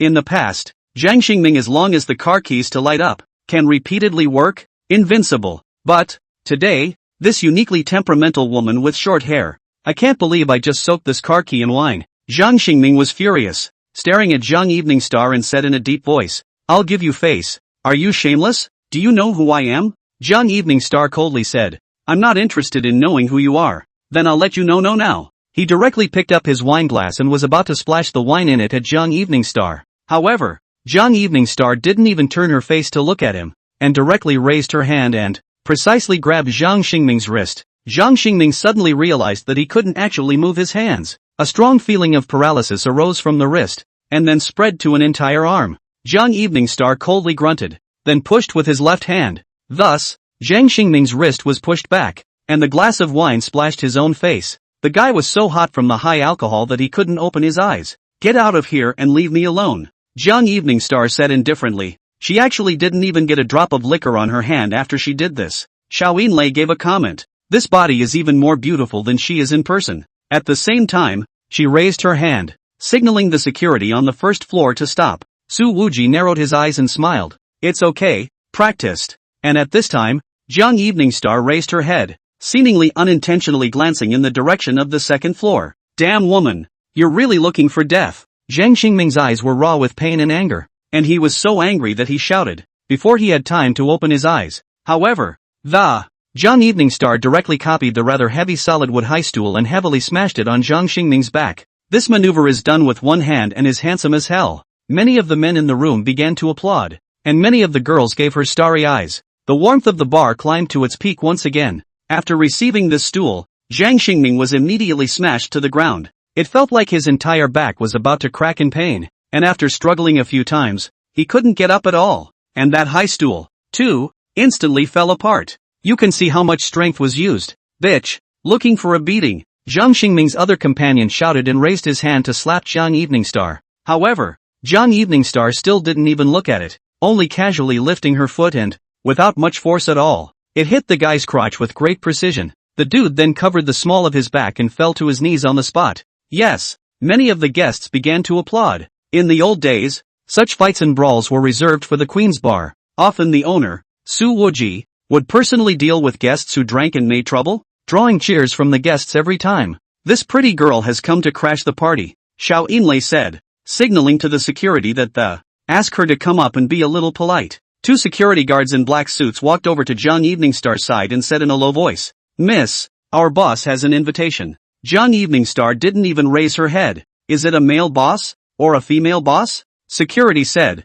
I'm not obligated to answer that question. Then I'm under no obligation to go up with you. Jiang Eveningstar's voice was faint. Have your boss come see me? Security could only go back to resume his duties. Hearing this, Xiao Yinlei smiled. This girl has quite a personality. It's trying to get us to look twice. It's too purposeful. Su Wuji laughed. Good. Since she's so willing to serve, then let her serve. Don't pay any attention to her. Playing up to me here. I'll see who can't hold it in first in the end. He then patted Xiao Yinlei's arm and said, call out 3 more girls that accompany me to play mahjong. After saying that, Su Wuji turned around and left, freezing without taking another glance downstairs. Thus, Jiang Eveningstar sat withered for another hour. In that hour, there really was no more security to hire her. This big beauty was just left out to dry all the time. The owner of the Queen's Bar didn't show up at all. Jiang Lianqing couldn't bear it anymore and raised her head, looking towards the second floor, only to find that Su Wuji and Xiao Yinlei were long gone there. What a pose! Jiang Eveningstar hummed, but she didn't expect to get the desired result today. Prepare to get up and leave and find another opportunity tomorrow. However, at that moment, the security stopped her. Miss, you broke one of our cups. A stool was broken and needs to be repaired. Jiang Eveningstar frowned. What? The security guard also handed Jiang Eveningstar a sheet. This is our purchase price. A total of $3,273. This little thing, and you need more than 3,000? Why don't you guys go and rob it? Jiang Eveningstar forced down her heart's displeasure. That was someone else who molested me first. You guys should go find those 2 men to compensate. The security guard said, Miss, we have surveillance to prove that the item was broken in your hands. Our boss said he could wipe out your change and just give you $3. 270. Erase the zeros. Only $3? Erasing 273 is more like it. Jiang Eveningstar had never seen such a tawdry maneuver and was almost exasperated and laughed. Have your boss come see me? Jiang Eveningstar coldly said. The security guard was impassive. Miss, the boss said he's taking care of something important. No one should disturb him. Then let Xiao Yinlei come. I know. She's the general manager here. Jiang Eveningstar feels suffocated. Several security guards gathered around. Miss, if you don't pay, there's going to be some trouble, the boss says, and when the time comes, don't blame him for not having warned you. Jiang Eveningstar's eyebrows swept, the biting aura in her eyes flickered and she sneered. With just a few of you, you can't stop me. I'd like to see that. What trouble can your boss give me? To be honest, Jiang Eveningstar wasn't really afraid to make a move with the few security guards over here. However, not even a minute later, 2 police cars drove up to the front door of the bar. A couple of officers walked in and said, we got a call about a fight here? The hands of those security guards pointed at Jiang Eveningstar in unison. Officer, that's her. Seeing this, Jiang Eveningstar's eyes went round. You triads, how come you've learned to call the police? Jiang Eveningstar said indignantly. Her 3-dimensional and good-looking nose almost gave way to on-the-spot anger. I wanted to explore Su Wuji's bottom today, but I haven't even seen him yet. He was pissed off himself. When Jiang Eveningstar was about to be taken to the police car, she twisted her head to look at the Su Wuji is standing by the second-floor window grinning from ear to ear. The guy even stuck 2 fingers up at her and gave a yay. Chapter 29 Major Jiang snatches the car. An hour later, 2 security guards returned from the police station after taking statements as witnesses. Boss, her name is Jiang Eveningstar, and as soon as she got into the police car, she flashed her officer's license. The security guard said, served in the capital military district. A major. Su Wuji rubbed mahjong while saying, this identity. No wonder the body is not good hands. But what's a major from the capital military region doing in Linzhou? Xiao Yinlei said. Boss, her surname is also Jiang. Could she be related to Jiang Haobing? Su Wuji raised his eyebrows and thought for a moment. Song Ji-yu's classmate? The one who drives the big G? Mr. Su hits so many people every day that he really can't remember the names. Yes. Xiao Yinlei laughed softly. It would be interesting if they were really siblings. Beat up the brother and the sister comes forward. If she wanted to take it out on her brother, she could have just used her power to press people into my face. Su Wuji said. What's the point of trying the door? Don't you mind the trouble? With that, he pushed the mahjong tiles down and grinned. Hey, hoo. Give money. It's a rare win for Boss Su. The three girls in the wraparound skirts could only pay the money obediently. Except that, in giving the money, they're leaning forward a little bit, and their arms are squeezing their breasts a little bit in the process. It seemed like he was inadvertently showing off his body in front of Su Wuji. I'll go check on her, Xiao Yinlei said and immediately walked out. Between the cover of the high-split cheongsam, those long legs looked incredibly moving. Before the door could close, however, her cell phone rang. Immediately after Xiao Yinlei answered, her face was filled with a grave expression. She retraced her steps and said to the three wraparound girls, the boss has something to do today. There's no time for cards. You guys get out now. Those three little wavy hooves could only pout and look at Su Wuji aggressively. That pitiful expression was really close to tears. Looking at the little Thai looks of these few little green teas, Xiao Yinlei chimed in with a cold smile. Hurry up. Only when they left writhing did Su Wuji ask, what happened? Xiao Yinlei said, boss, Zhuo Qingqi from Lin Mu Insurance died and jumped to his death. That should be Silver Moon striking out. This family is doomed. Su Wuji shook his head. As I recall, Zhuo Qingqi's son, he doesn't seem to be a good person either. Zhuo Qingqi's son, named Zhuo Xixian, is 37 years old. As the president of Zhuoshi Real Estate, he usually stays in Ninghai. Xiao Yinlei said. The previous case of the young girl bribing he was also a major player. In that case, this fellow's death is not worth it, Su Wuji said. Xiao Yinlei nodded. However, certain people with interests may be a bit dissatisfied with this. What's more, this is China. We can't just let Silver Moon run amok. At this time, Mu Qianyu called. Interminable. I heard that Zhuo Qingqi jumped to his death. Her tone was a bit complicated. Su Wuji said. I've also just learned of this news. The probability is that Silver Moon did it. Mu Qianyu asked. Will the police investigate Silver Moon? It's hard to find evidence, Su Wuji said. Besides, the Silver Moon organization is godlike. It'll be nearly impossible to catch without the Slayer going rogue. Hearing Mu Qianyu's silence over there, Su Wuji asked, what are you worried about? Mu Qianyu said, I am just, inexplicably a little worried about Silver Moon. She was actually worried that if something happened to Silver Moon, would it involve Su Wuji? After all, if there wasn't a connection to this organization, how did he know in advance that the Silver Moon killer had come to Linzhou? Su Wuji grinned. If you feel insecure, I can go live with you. Shameless. Mu Qianyu's emotions instantly loosened up. That's not necessary. If I'm afraid of, will come to you voluntarily with a suitcase. Then I'm so looking forward to this day. Su Wuji laughed. For some reason, in his mind, the curved smiling eyes of Mu Qianyu suddenly surfaced. Over the past few days, he had always unconsciously thought of that delicate face that was like a water nymph on a quiet night. Hanging up the phone, Su Wuji unconsciously fell into deep thought. Xiao Yinlei looked at her boss's expression and, with a light chuckle, he said, the boss is going to fall in love then. Love river my ass. Su Wuji said with a disdainful face, a wise man does not enter a river of love. How about a foot wash and massage? And at that moment, his cell phone happened to ring twice. It's the beep for new mail. He clicked on the email to take a look at it, and a slight dangerous glint came to his eyes. The title of the email was Silver Moon Killer's Whereabouts Revealed. It's being hunted by the Dukkaro hunters. Su Wuji put away the light under his eyes and expressionlessly handed his cell phone to Xiao Yinlei. Take a look. Ducarlo has chased them all the way to Huaxia. Xiao Yinlei said, boss, let's help. Or not to help. If you help, you'll offend those mad dogs of Ducarro. After all, Su Wujia had previously stood by and watched Silver Moon kill Zhuo Qingqi. There was no intention of getting involved. This time, even if we don't help, it's still our job. And this Ducarro organization, which exists specifically to target Silver Moon, it is said to be related to a large international trafficking syndicate, and may even have the backing of certain forces in the Western Dark World behind it. The Ducarro organization has been in existence for over 20 years and has produced a large number of elite assassins. The globe hunts Silver Moon by any means necessary, not to mention not caring about hurting the innocent. This organization had long ago let it be known that whoever dared to help Silver Moon would be Ducarro's enemy for life. Su Wujia smiled gently. The dangerous light in his eyes faded. In its place was mockery and playfulness. This is Huaxia.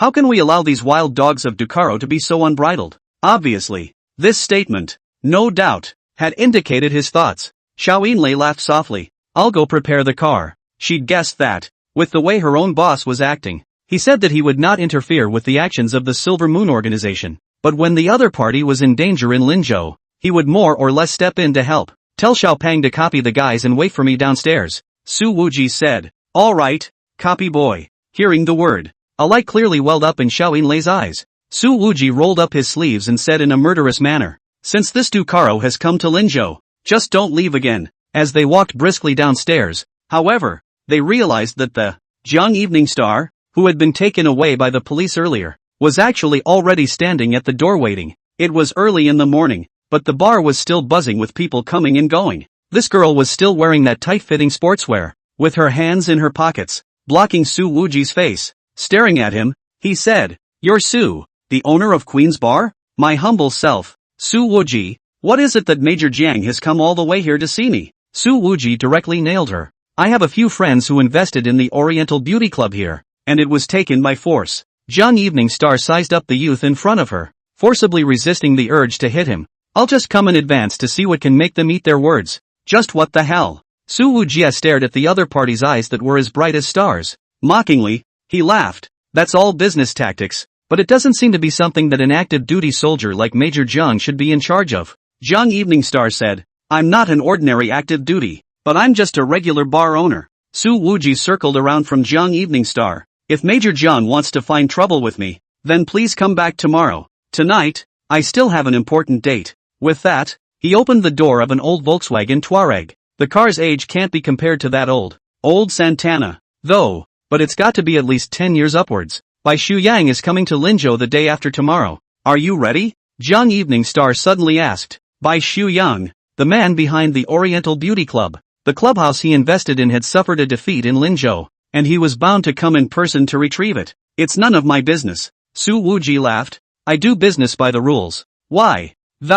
You capital city big boys and big girls, and you want to come and use your power to oppress others? My brother was also injured by you, right? Jiang Evening Star asked again. His name is Jiang Haobing, studying at Linjiang University. Su Infernal, oh, don't recognize it. He found this woman so annoying. The more he was in a hurry to leave, the more she pestered him here. Go a little later and the Silver Moon Killer will be all karma. A mocking smile appeared above Jiang Evening Star's pretty face. Dare to do it. Not dare to do it. And that's when her cell phone suddenly dribbled. Jiang Evening Star's expression was suddenly solemn as she immediately checked the content of the message. After reading it, her eyes were even more filled with gravity. Boss Su, I have an important mission. Your car. The capital military district has requisitioned it. Jiang Evening Star pulled Su Wuji, who was about to get into the car, to the side, and then got into the driver's seat. Windchill's leaving.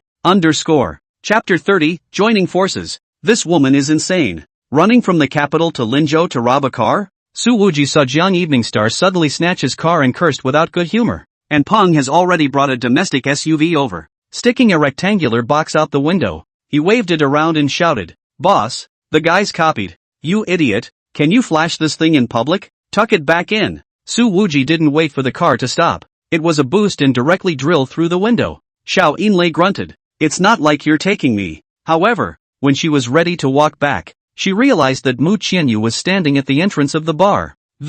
Smiling at himself yet. Boss lady, what brings you here? Xiao Yinlei was slightly surprised. In fact, when he was on the phone with Su Wuji earlier, Mu Qianyu had already come to the neighborhood. I just wanted to see what kind of choice your boss would make. The smile on Mu Qianyu's pretty face was so much more beautiful than the thousands of lights and shadows at this moment. As she said softly, he's really a good person. This was said as if Mu Qianyu had already known that Ducarlo's hunters had also arrived in Linzhou. Xiao Yinlei pursed her lips and was silent for a moment. I don't know if I should tell the boss's wife exactly what the boss went to do. However, Mu Qianyu didn't mention this again. Instead, she smiled gently. I'm not in Linzhou for the last few days. I'm going to make a trip to the capital, and I'd like to ask Sister Yinlei to tell your boss this news. Xiao Yinlei laughed. These words, the boss's wife could have told the boss herself. Mu Qianyu, however, smiled and shook his head. Recently, Interdictor has had quite a few things going on in Linzhou. I don't want him to be distracted by me again. When she finished speaking, she stepped away, and as she turned this way, her eyes flowed and, It seemed that the light and shadows of the night were flattered. Xiao Yinlei couldn't help but mutter to herself. No wonder the boss couldn't help but be moved. Ms. Mu is really a divine face. Looking at the slender back, she smiled gently again. But the only one who moved was the boss? Xiao Pang drove the car, and after a few kilometers of furious driving, Jiang Evening Star had already disappeared. Boss, where are we driving now? Xiao Pang stopped the car and asked. Idiot, this can even be chased and lost. Car skills are not as good as a woman. Su Wuji had a look of disgust.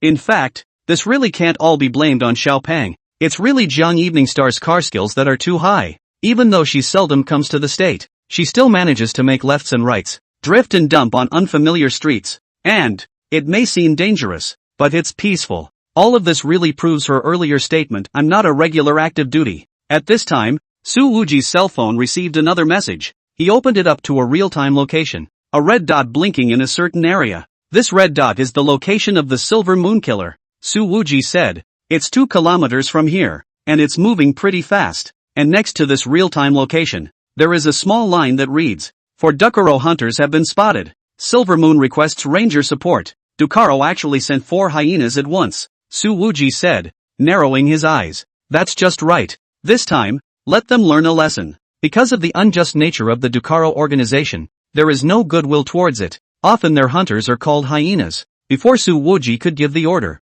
Xiao Pang had already blasted out with a kick of the gas. Su Wuji brought over the rectangular box from the back seat. He checked the Silver Moon Killer's trajectory, then pointed ahead. Drop me off at that building, and you leave the car with me. Then try to catch one alive. Pang added the query scrupulously. Does half-dead count as alive? Su Wuji's reply was also very strict. Just leave a breath. Don't hit too hard and kill him. Being able to say this showed that Su Wujia had superb confidence in Xiao Pang's stance. Pan repeated. Okay, leave a breath. When we reached the building in front of us, Su Wuji got out of the car with the long box on his back, and Xiao Pang parked the car in front of the door. Then he ran forward at a fast pace. Don't look at him. He's tall. He's built like a heavy tank, but it can run with barely too noticeable a sound. And it's even faster. And that assassin from the Silver Moon organization. He's constantly moving this way. Sometimes faster, sometimes slower, and sometimes they even have to pause in place for a moment, clearly caught in a tangle. A minute later, Su Wuji arrived at the top floor rooftop. He opened the box, removed a few blackened parts from it, and briefly assembled a sniper rifle has then taken shape. Old boy, you haven't made an appearance in Lin State yet. Su Wuji set up his sniper rifle on the edge of the rooftop, and his entire body melted into the night. Immediately afterward, he looked through the scope and saw his old Tuareg that had been taken from him. Jiang Evening Star, the enemies are narrow. Su Wuji grunted in displeasure and, hand on the trigger. The car was just straddling the middle of the road, with the driver's door open. Apparently, Jiang Evening Star was in an extreme hurry when she got out of the car. Immediately afterward, Su Wuji saw that a figure in a black tracksuit burst out of a building and stumbled into a nearby underground garage. Judging from the man's running posture, he must have been injured. Su Wuji looked at that real-time positioning and had already determined that this person was the assassin of the Silver Moon organization. And that's when 2 more tall men in baseball caps burst out of the building, separated by more than 200 meters. Su Wuji wasn't able to see their looks clearly, but, in the hands of these 2 men, they both held daggers. It's Ducaro's hunters, and the man who came charging out of the building right after him, wearing a tight white tracksuit. The hotlines made it instantly recognizable as Jiang Evening Star. She leaped, her slender form making a steep lunge, her arms spread wide and, straight away, the 2 taller hunters were tackled to the ground. It seems that the purpose of her emergency mission was also to go after the Ducaro organization. After rolling around on the ground, the 3 of them got up almost simultaneously. Jiang Evening Star's movements did not stop for a moment, and after prancing up, he did a twisting body chop. It directly jerked a hunter out of the air. The hunter rolled twice on the ground before he could get up, and there was a sudden pop from the roof of the building across the street. Bang! His body shook hard, and then he fell to the ground, letting out a miserable scream. This hunter's stomach had been riddled with bullets. Blood gurgled out, even the intestines gushed out. Luckily, it's late at night and there are almost no pedestrians around, or else this shot will go down. It's bound to cause no small amount of panic. And Jiang Evening Star was also shaken by the sound of the gunshot, and her attacking movements were delayed. Seeing this, the opposite hunter directly lunged on the ground, grabbed Jiang Evening Star's ankle, and violently pulled. The other party's strength exceeded Jiang Evening Star's expectations, and she was instantly ripped to the ground. Her foot kicked hard at her opponent's head, but the latter had a death grip on her ankle with one hand that. The dagger in the other hand slashed at Jiang Eveningstar's thigh. Jiang Wanqing was given the mission on a temporary basis and did not carry any weapons on him. If she was cut by the dagger at this moment, she would definitely lose most of her mobility. In front of the hunters who were like mad dogs, Jiang Eveningstar's fate could be imagined if he was injured. And at this time, gunfire resumed on the roof of the building in the distance. Bang! The hunter was about to stab Jiang Eveningstar, but his body suddenly trembled fiercely. Hysterical screams followed. One of his legs was broken alive by a bullet. Blood spurted wildly outward from the broken thigh. Jiang Eveningstar immediately drew back, prancing up, and the knee then came down hard on the back of the hunter's neck. The guy just fainted, but with a bullet in the thigh and a busted aorta, it's probably impossible for this hunter to wake up. Jiang Eveningstar's eyes flinched slightly as she gasped loudly, and on her white sportswear, both were splattered with some blood. She looked up in the direction from which the shots had been fired. But, alas, across the vast expanse of night, you can't even see the outline of the roof of the building. The person who fired the shot was obviously a great artist, and if that shot had been a little off, then the one who got his legs broken would be Jiang Eveningstar. It's definitely not a small matter that such a powerful sniper has actually appeared in Linzhou. However, at this time, Jiang Eveningstar realized that there was a wind sound coming from behind her. Danger! Jiang Eveningstar violently twisted her body to dodge. Bang! A heavy punch slammed into her shoulder. Another hunter. If Jiang Eveningstar hadn't made a preemptive move in advance, then the punch hit her in the back of the head. The hunters encountered this time were much more powerful than in the intelligence. Jiang Lianqing was sent tumbling out by this punch, and this hunter who attacked her took the opportunity to flee. Stop right there. After Jiang Eveningstar landed on the ground, ignoring the pain in her shoulder, immediately got up and chased towards the other side. However, with that delay, the other party had already run 30 meters away. This hunter is experienced enough to know where the sniper's approximate position is that every step of the way, you're borrowing cars and buildings to create dead spots for shooting.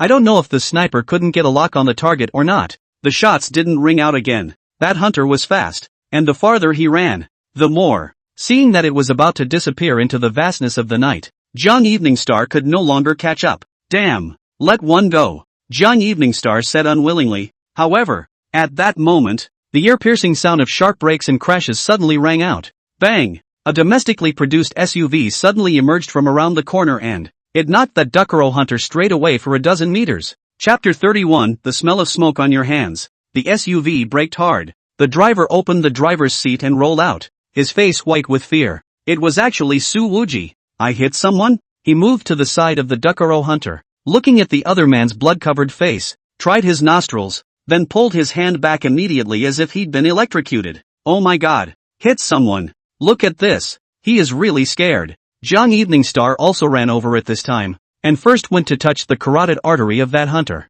Realizing that the other's cervical vertebrae had given way, he shook his head. It can't be saved. She then looked at Su Wuji, who was sitting paralyzed on the ground, and skimmed her lips. Hey, Boss Su, isn't it just a case of running someone over? You're so bold. It doesn't look like you dare to rob the Oriental Clubhouse with Bai Shuyang. Robbing a business, and running someone over. Are they the same thing? Su Wuji was still sitting paralyzed on the ground. Said, I'm going to have to be convicted of this. It's okay, you just have to get the victim's understanding, don't you? Jiang Eveningstar teased. However, the victim appears to be dead, so people can't understand you. Su Wuji's eyes were on the verge of tears. At this time, Jiang Eveningstar picked up her cell phone and made a call. Chief, stopped 3 assassins from the Duckaro organization. 2 dead and 1 seriously injured. The voice on the other side of the phone rose steeply. Worthy of being the ace female soldier of our top-secret training division. You can still catch terrorists even when you're out on vacation. I'll apply for a commendation for you later, he said. You're a real. However, before the opposite party could finish his words, Jiang Eveningstar interrupted. Chief, don't praise me. Those guys were incredibly powerful. I barely beat them, and if you guys hadn't sent a sniper to help, you probably wouldn't have seen me. Snipers? The person on the other end of the line visibly froze. I didn't send a sniper. You're the only one in Linzhou in the entire top-secret special intelligence service of Huaxia.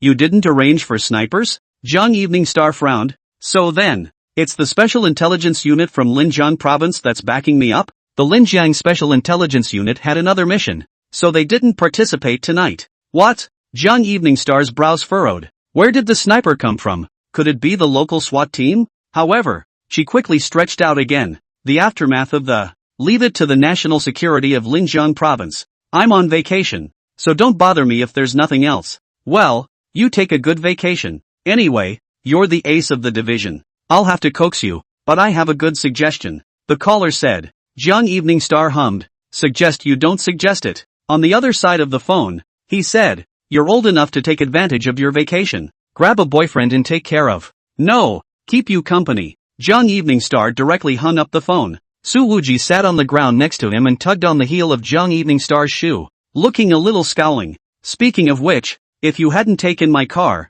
I wouldn't have had to chase you here, and I wouldn't have run this guy over. You'll have to answer to me to the end. It's pretty desperate for a man to be a man to the extent that you are. Jiang Evening Star kicked Su Wuji gently without any good humor. Where did your previous arrogance of being more than Yetami through the window go? She had been in the army before, and knew little of local affairs, and with her nature, simply do not care about those family fights, and the declining Su family, even more will not be her attention. So, Su Wuji, who has a big and bad reputation in the Linzhou nightclub, she had only heard about it a few days ago from her hairdresser. Bai Shu Yang, weren't you pretty good when you beat up my brother? Jiang Evening Star grabbed Su Wuji's hand and yanked him up from the ground. Oh laughed, hit a dead person is afraid to be like this. When Bai Shu Yang came, you still have to pee your pants? Su Wuji looked distracted and wiped a handful of sweat from his head. This Bai Shu Yang, is it great? The corner of Jiang Evening Star's mouth gently picked up. This smile was not sure if it was derision or mockery. Of course that's awesome.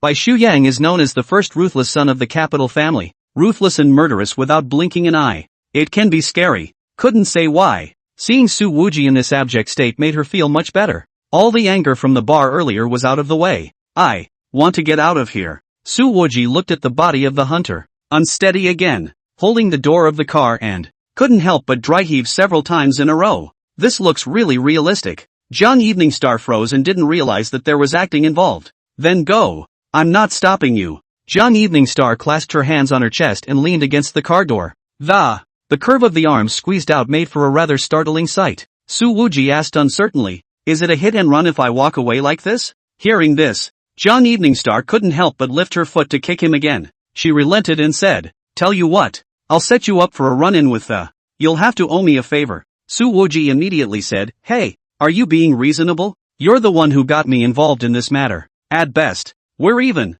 However, in the next second, he gulped when he saw the bloody spot on Jiang Evening Star's body. No more talking. Then I'll take that as a yes. Jiang Evening Star smiled. You crashed and died. It's an international terrorist. And with me as your witness, neither the local police in Linzhou nor the national security will give you a hard time. What exactly do you do? Su Wuji asked. Are you from the national security? Or special forces? Pretty much. Jiang Evening Star said. Can't tell you anyway. The corner of Su Wuji's mouth twitched. You're so excellent. Why do you have such an arrogant and wasted brother? He chatted with Jiang Evening Star for a few moments, and suddenly felt that the girl's character was actually not bad. At least there was no brutality. Jiang Evening Star said, what about you? You're acting like such a wimp now. But yet, he dares to grab a woman from Fang Jingyang, and dares to grab business from Bai Shu Yang, as if he's even more arrogant than my brother. Su Wuji gave a goofy smile. Mu Qianyu wants to pull me in as a shield. Do I have a choice? You don't hang out in Linzhou. I'm afraid you don't know how much weight the Mu family's words carry. If Mu Qianyu was here and heard this, he was afraid that he would have to yell at Su Wuji for being a scum. Jiang Evening Star looked at Su Wuji and actually agreed. It seems like there's some truth in this sentence. At that moment, sirens sounded in the distance. Before the state security arrived, the riot van of the Linzhou criminal police drove up first. The car stopped. A dozen heavily armed policemen jumped down, and Su Wuji took a look at there's Park Yunhee in there. Even with goggles on, there was no way to hide that moving brow. Fully armed, Park Yunhee first looked at Su Wuji to make sure that the other party was not injured. Only then did he come to Jiang Evening Star and asked, I'm Park Yunhee from Linzhou Lakeside Branch, here to assist. May I ask which one is Major Jiang? Su Wuji grinned. There are only two people present. Who is Jiang Evening Star? But you still have to ask. Sister Park, this acting skill still needs to be practiced. It's me, Jiang Evening Star said. The suspect is currently 2 dead and 1 seriously injured. The seriously injured one.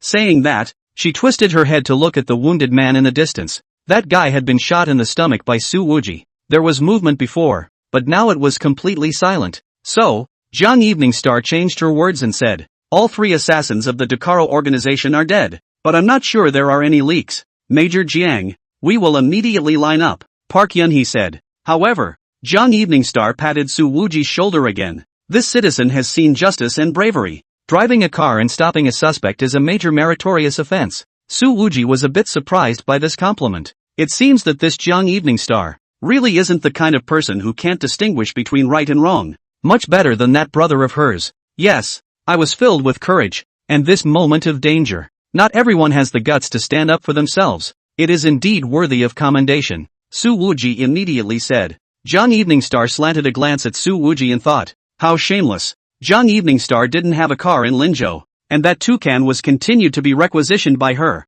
for which the Su Wuji didn't raise any objections either. The matter was not declared closed. After all, whether that sniper was affiliated with one of the Chinese departments or a foreign mercenary was still an unknown answer. Only, when Jiang Evening Star returned to her room, she subconsciously sniffled. When she was outside before, she didn't think there was anything wrong with it. But, some odors are more noticeable in a closed room. Jiang Evening Star looked at her right hand, put it in front of her nose, and sniffed it carefully. She was all too familiar with the smell. It's that metallic smell unique to firearms, as well as the smell of smoke left behind after firing the gun. Jiang Evening Star began to recall what she had touched with this hand before. In addition to tangling with the Dukkaro hunters, she pulled Su Wuji up from the ground. Jiang Evening Star immediately took out the tablet from her bag and began to recall the terrain at the time of today's battle. She sketched a building, circled the sniper's position.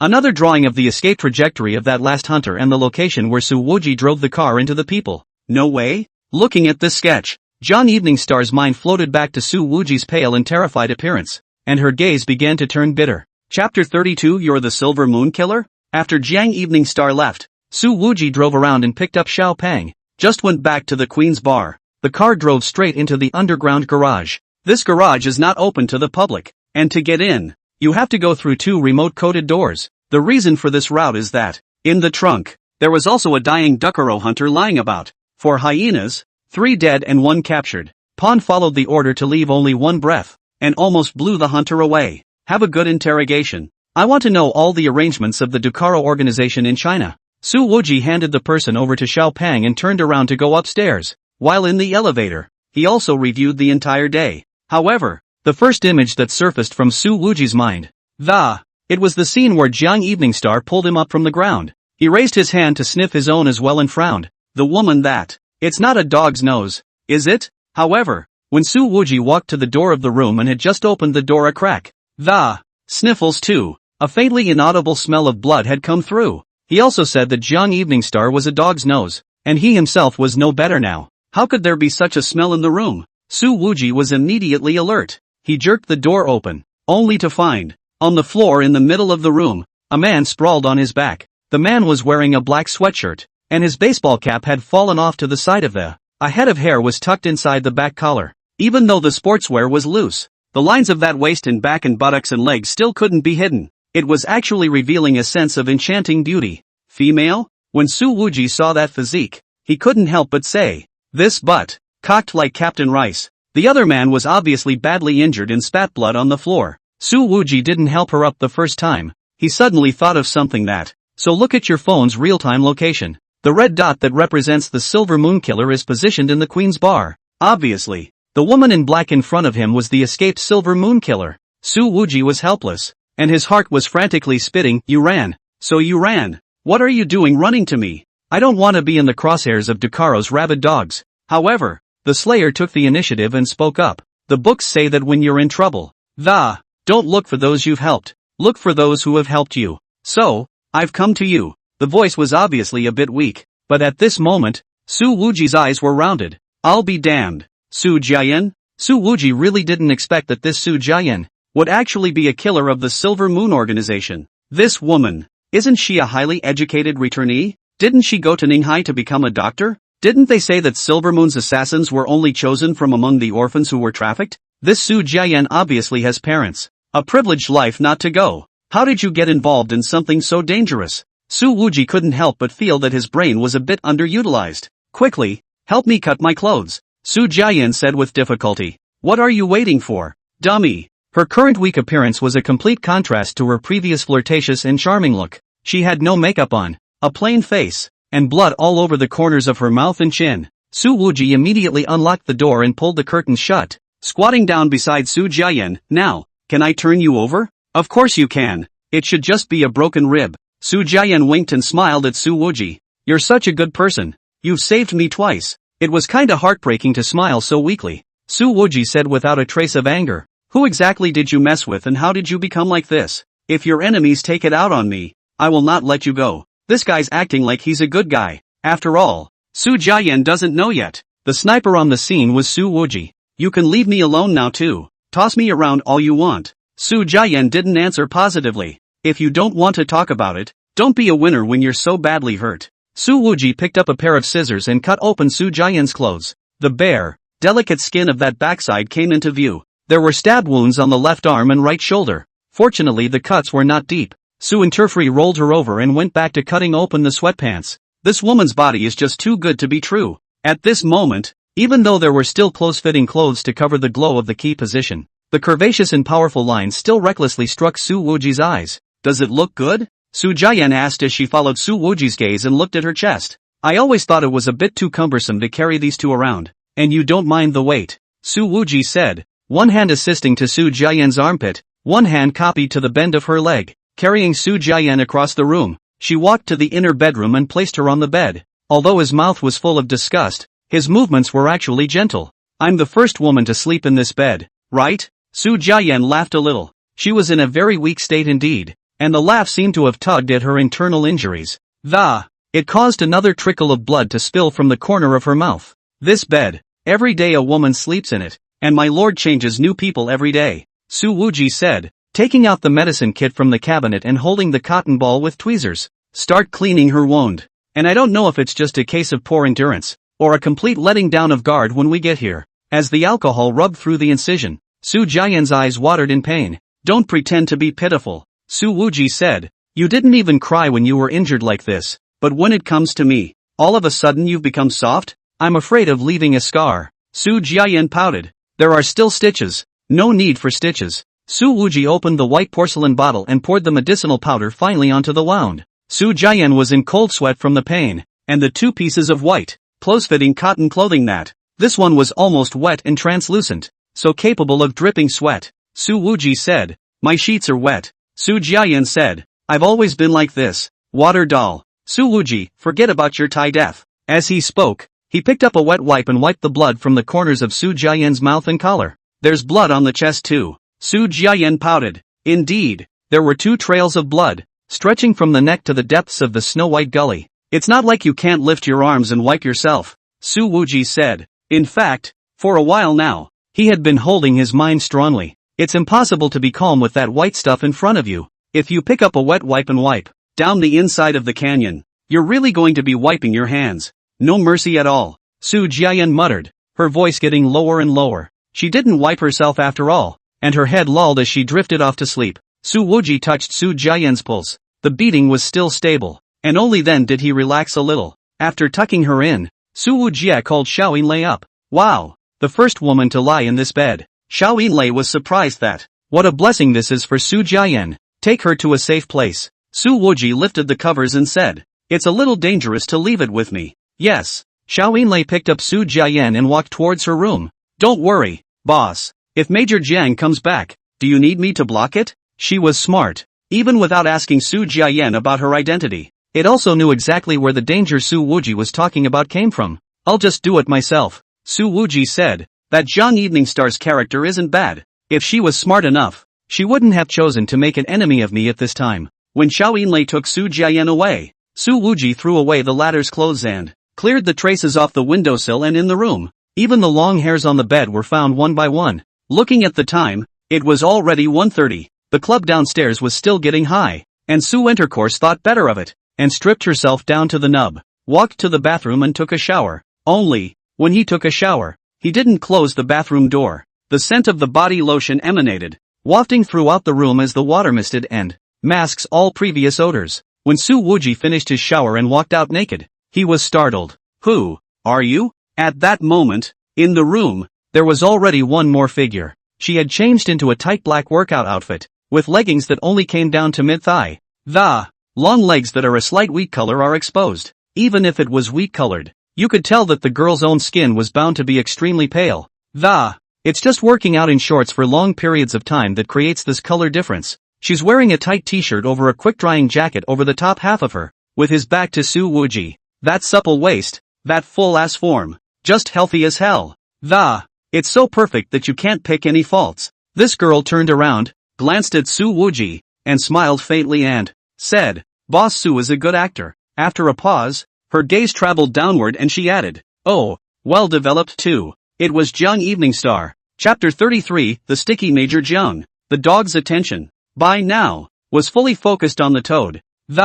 Even if it knows that the basilisk is coming to attack us, I'm afraid it won't be able to come to the rescue. So it looks like we'll have to rely on ourselves to deal with the basilisk. In the end, the court was unable to do anything but transfer troops from other military towns to aid the Daling River. Sun Yuanhua, who was in Dengzhou, also received an order from the Ministry of War, telling him to send his elite men to go to the aid of the friendly forces at Daling River. The next day, the people who came to Marquis Ningting's mansion to eat the New Year's wine were even more numerous than yesterday, and the guests were in full bloom. Let the subordinates guarding the door are with honor, head held high for the first time to find a sense of superiority as a servant of the mansion world. Of course, it's for the poor who are strapped for cash and even have no clothes or food to eat. Although there were many dead people in the battle just now, and it was extremely tragic to see the battle, the officials did not pursue the attack. They didn't even make preparations for the pursuit, and directly let the battalions escape. Otherwise, such a chaotic scene. How many more people have to die to escape? But when I look at it, I feel as if there's something wrong with the proportions. It doesn't look like a leopard. It was more like a white cat, and Tanyao thought it was a cat, not as big as a leopard. So I asked the varmints that, "Is that a leopard?" Yifei returned to the team and continued to be responsible for holding the 3 half-dragons. He only needed to hold that, making the occasional attack. The others naturally turned back to help Atasha when they had killed the half-dragon there. They killed the monsters very slowly, and it took several minutes to kill the 8 half-dragons. She and the bookkeeper can bargain freely. After all, those bookkeepers bought her things, can find the government to write off the bill. They don't have to pay for it themselves. How could this happen? How can they go back on their word like this? Zhang Tan said incredulously. It's also the first time someone is more treacherous than the yellow turbans. Fear and trepidation filled the allied fighters. Hundreds of men with one blade, plus hundreds of wind wolves. Is this humanly possible? Is this human? But now that it was suddenly discovered that the body of the element-swallowing sacred beast was actually the purest form of origin energy,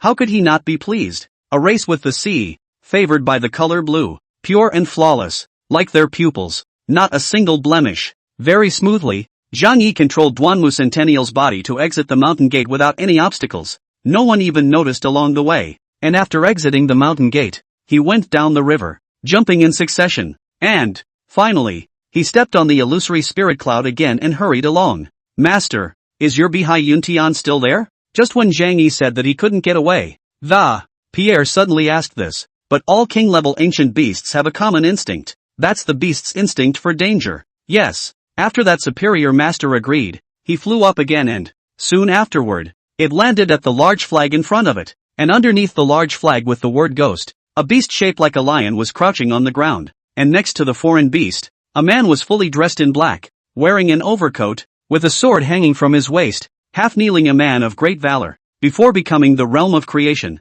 his body and gong methods could only absorb a portion of the magical essence of the mountain until he was fed, and by 6 immortals and 1 palace. He meant that there were surprisingly 6 immortal mansions and 1 divine palace on this Holy Dragon continent. This was the top secret of the Holy Dragon continent, and it was also unknown who had turned it out, and then it was also now being frantically circulated. The distance of 300 miles was similarly crossed by Wu Yan after dozens of breaths had passed. Yunlan reached out and gently touched the jade box in front of her, and a faint white light glowed above the box. A few breaths later, the white light receded, and Yunfeng gently lifted the lid of the jade box. A colorful glow came out of the jade box. Compared to the punk's unorganized fighting techniques, it was obvious that Lingyi-chan was a practiced fighter, or the deep-seated kind. If a newer generation of Red Lotus Ultra Beasts is created from this experimental data, then the Yapo Empire will no longer lack the soldiers to fight the elite Ultramarines for the time being. It was as if he could see the position the Lin family held in Longxia. At that time, he would expand his ambitions further and stand at the peak of Dragon Summer.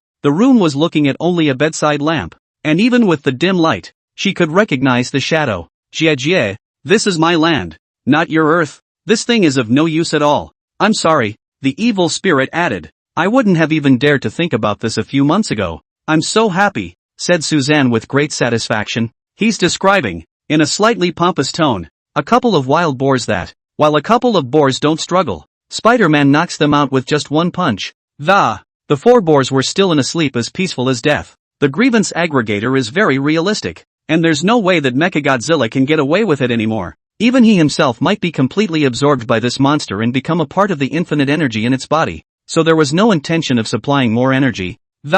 Prepare to save it for a possible showdown later. But the teenager still hasn't woken up. The spirits of the 3, as well as the Hatsune itself, would not force the teenager to continue fighting, and they were perhaps the only 4 people in the world who wanted the teenager to live a good life. Humanity has no role in the battle of extinction. They have almost no functioning combat power. The humans on this side of the world only have EVA mass-produced machines that can be used on stage, and the N2 bombs are ineffective at clearing out apostles and monsters. And Mechagodzilla is still in a very long experimental phase. Yen's snake, a slightly low and cold voice with a hint of a majestic flavor rang out. The Purple Knight Heavenly Father appeared. Tang Ning seemed to intend to tease Zhu Gaoqi, and actually fell silent pretending to be in a difficult situation. Directly then Zhu Gaoqi gave an anxious face. Mr. Sun is an immortal envoy handpicked by Lord Eclipse, or else you'd think that the Gusto restaurant introduced such a wall of lingering shadows? Fu Zhuoyan had a cold face. They could only rely on Sun Fugue's status right now.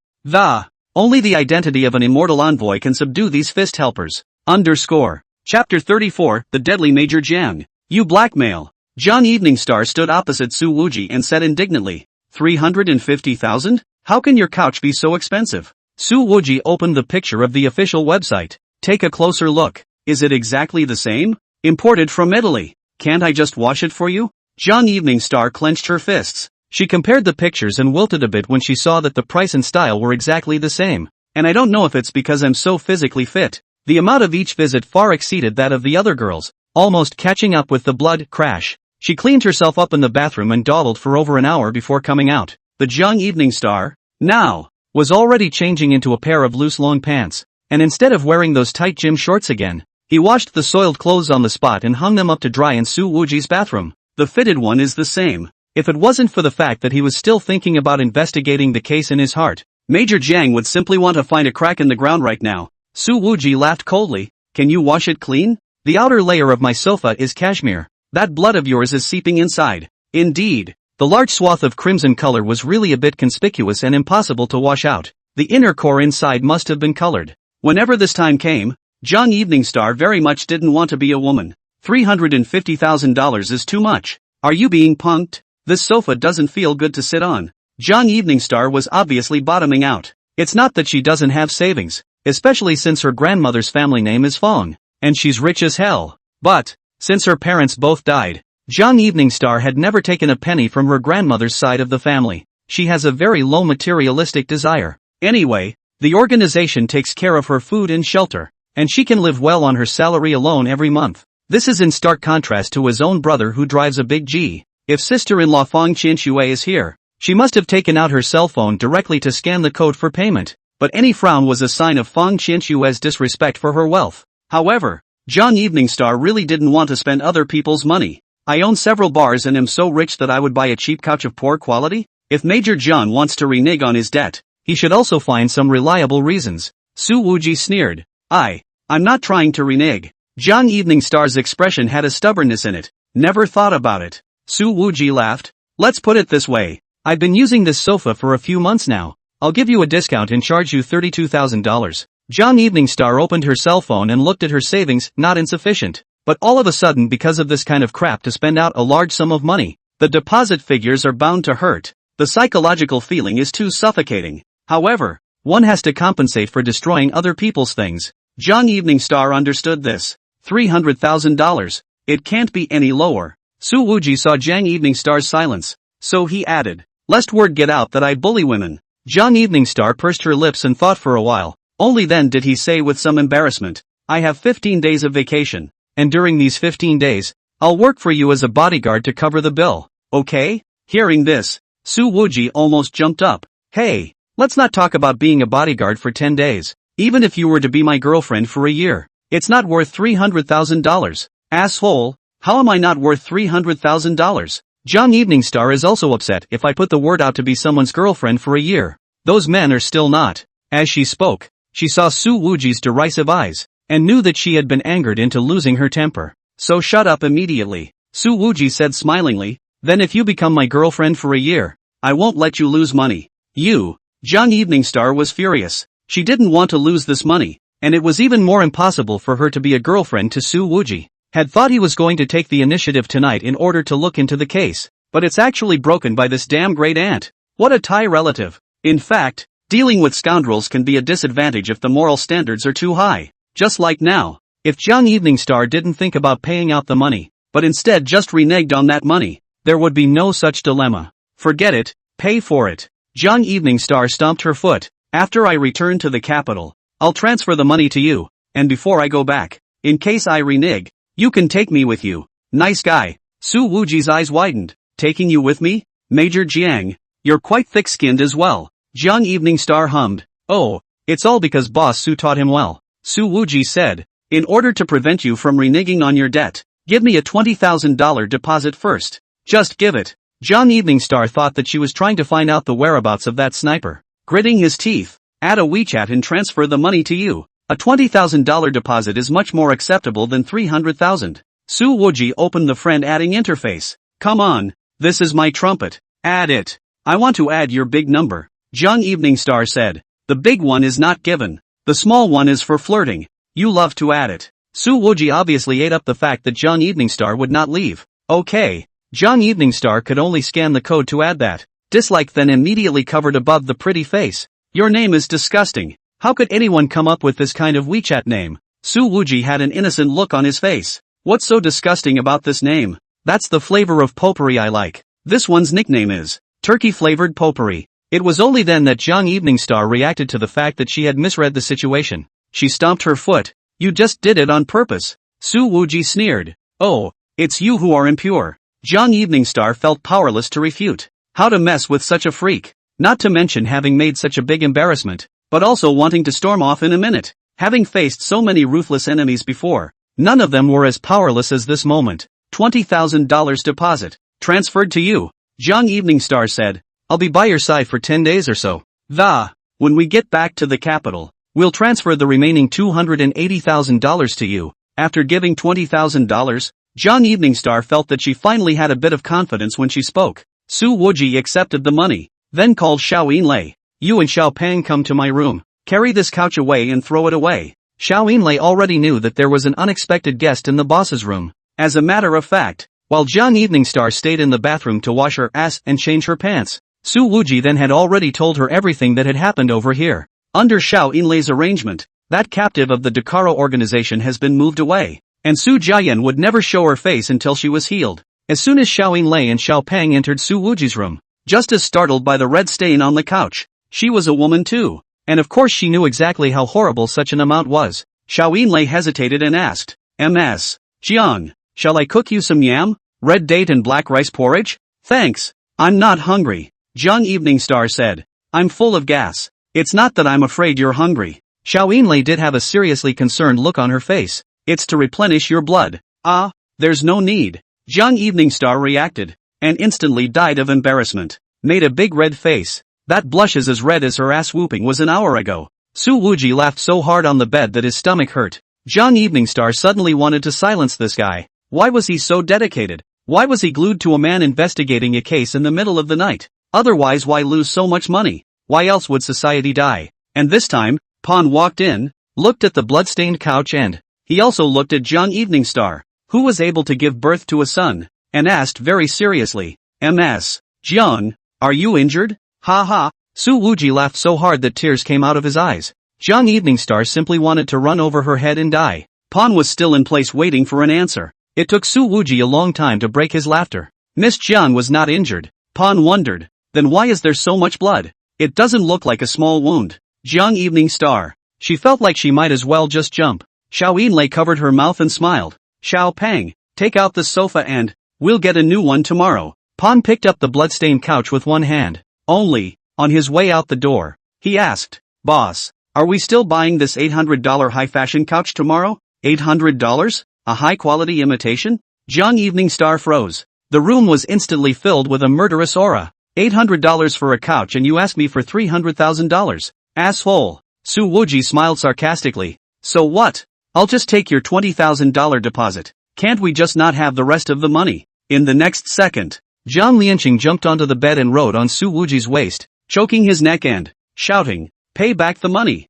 or I'll strangle you." Chapter 35, The Other Side of Him. Jiang Eveningstar has never seen such a treacherous businessman in her life. How dare you ask her to pay $300,000 for something that costs $800? This guy was playing nice before, saying the couch was months old, wiped out the $350,000 in change. What a stinker! And his two henchmen, who are also a strange lot, look concerned about the words that, but it made Jiang Eveningstar feel shameless. Jiang Eveningstar rode on Su Wuji's waist, itching to strangle this guy on the spot. Major Jiang, who had repeatedly broken the defense, looked like a Persian cat with open teeth and claws at the moment. If anyone who knew her well had seen the blow-up, I'm afraid my eyes are going to fall all over the place in surprise. When has Major Jiang ever been so intimate with a man? The gesture was indeed too ambiguous. Even if there was a layer of quilt between them, it's also a great source of reverie. Being pressed down like this, Su Wuji instinctively wanted to straighten his waist, but thought better of it. Otherwise, I'm afraid that my brother's little life will be in danger.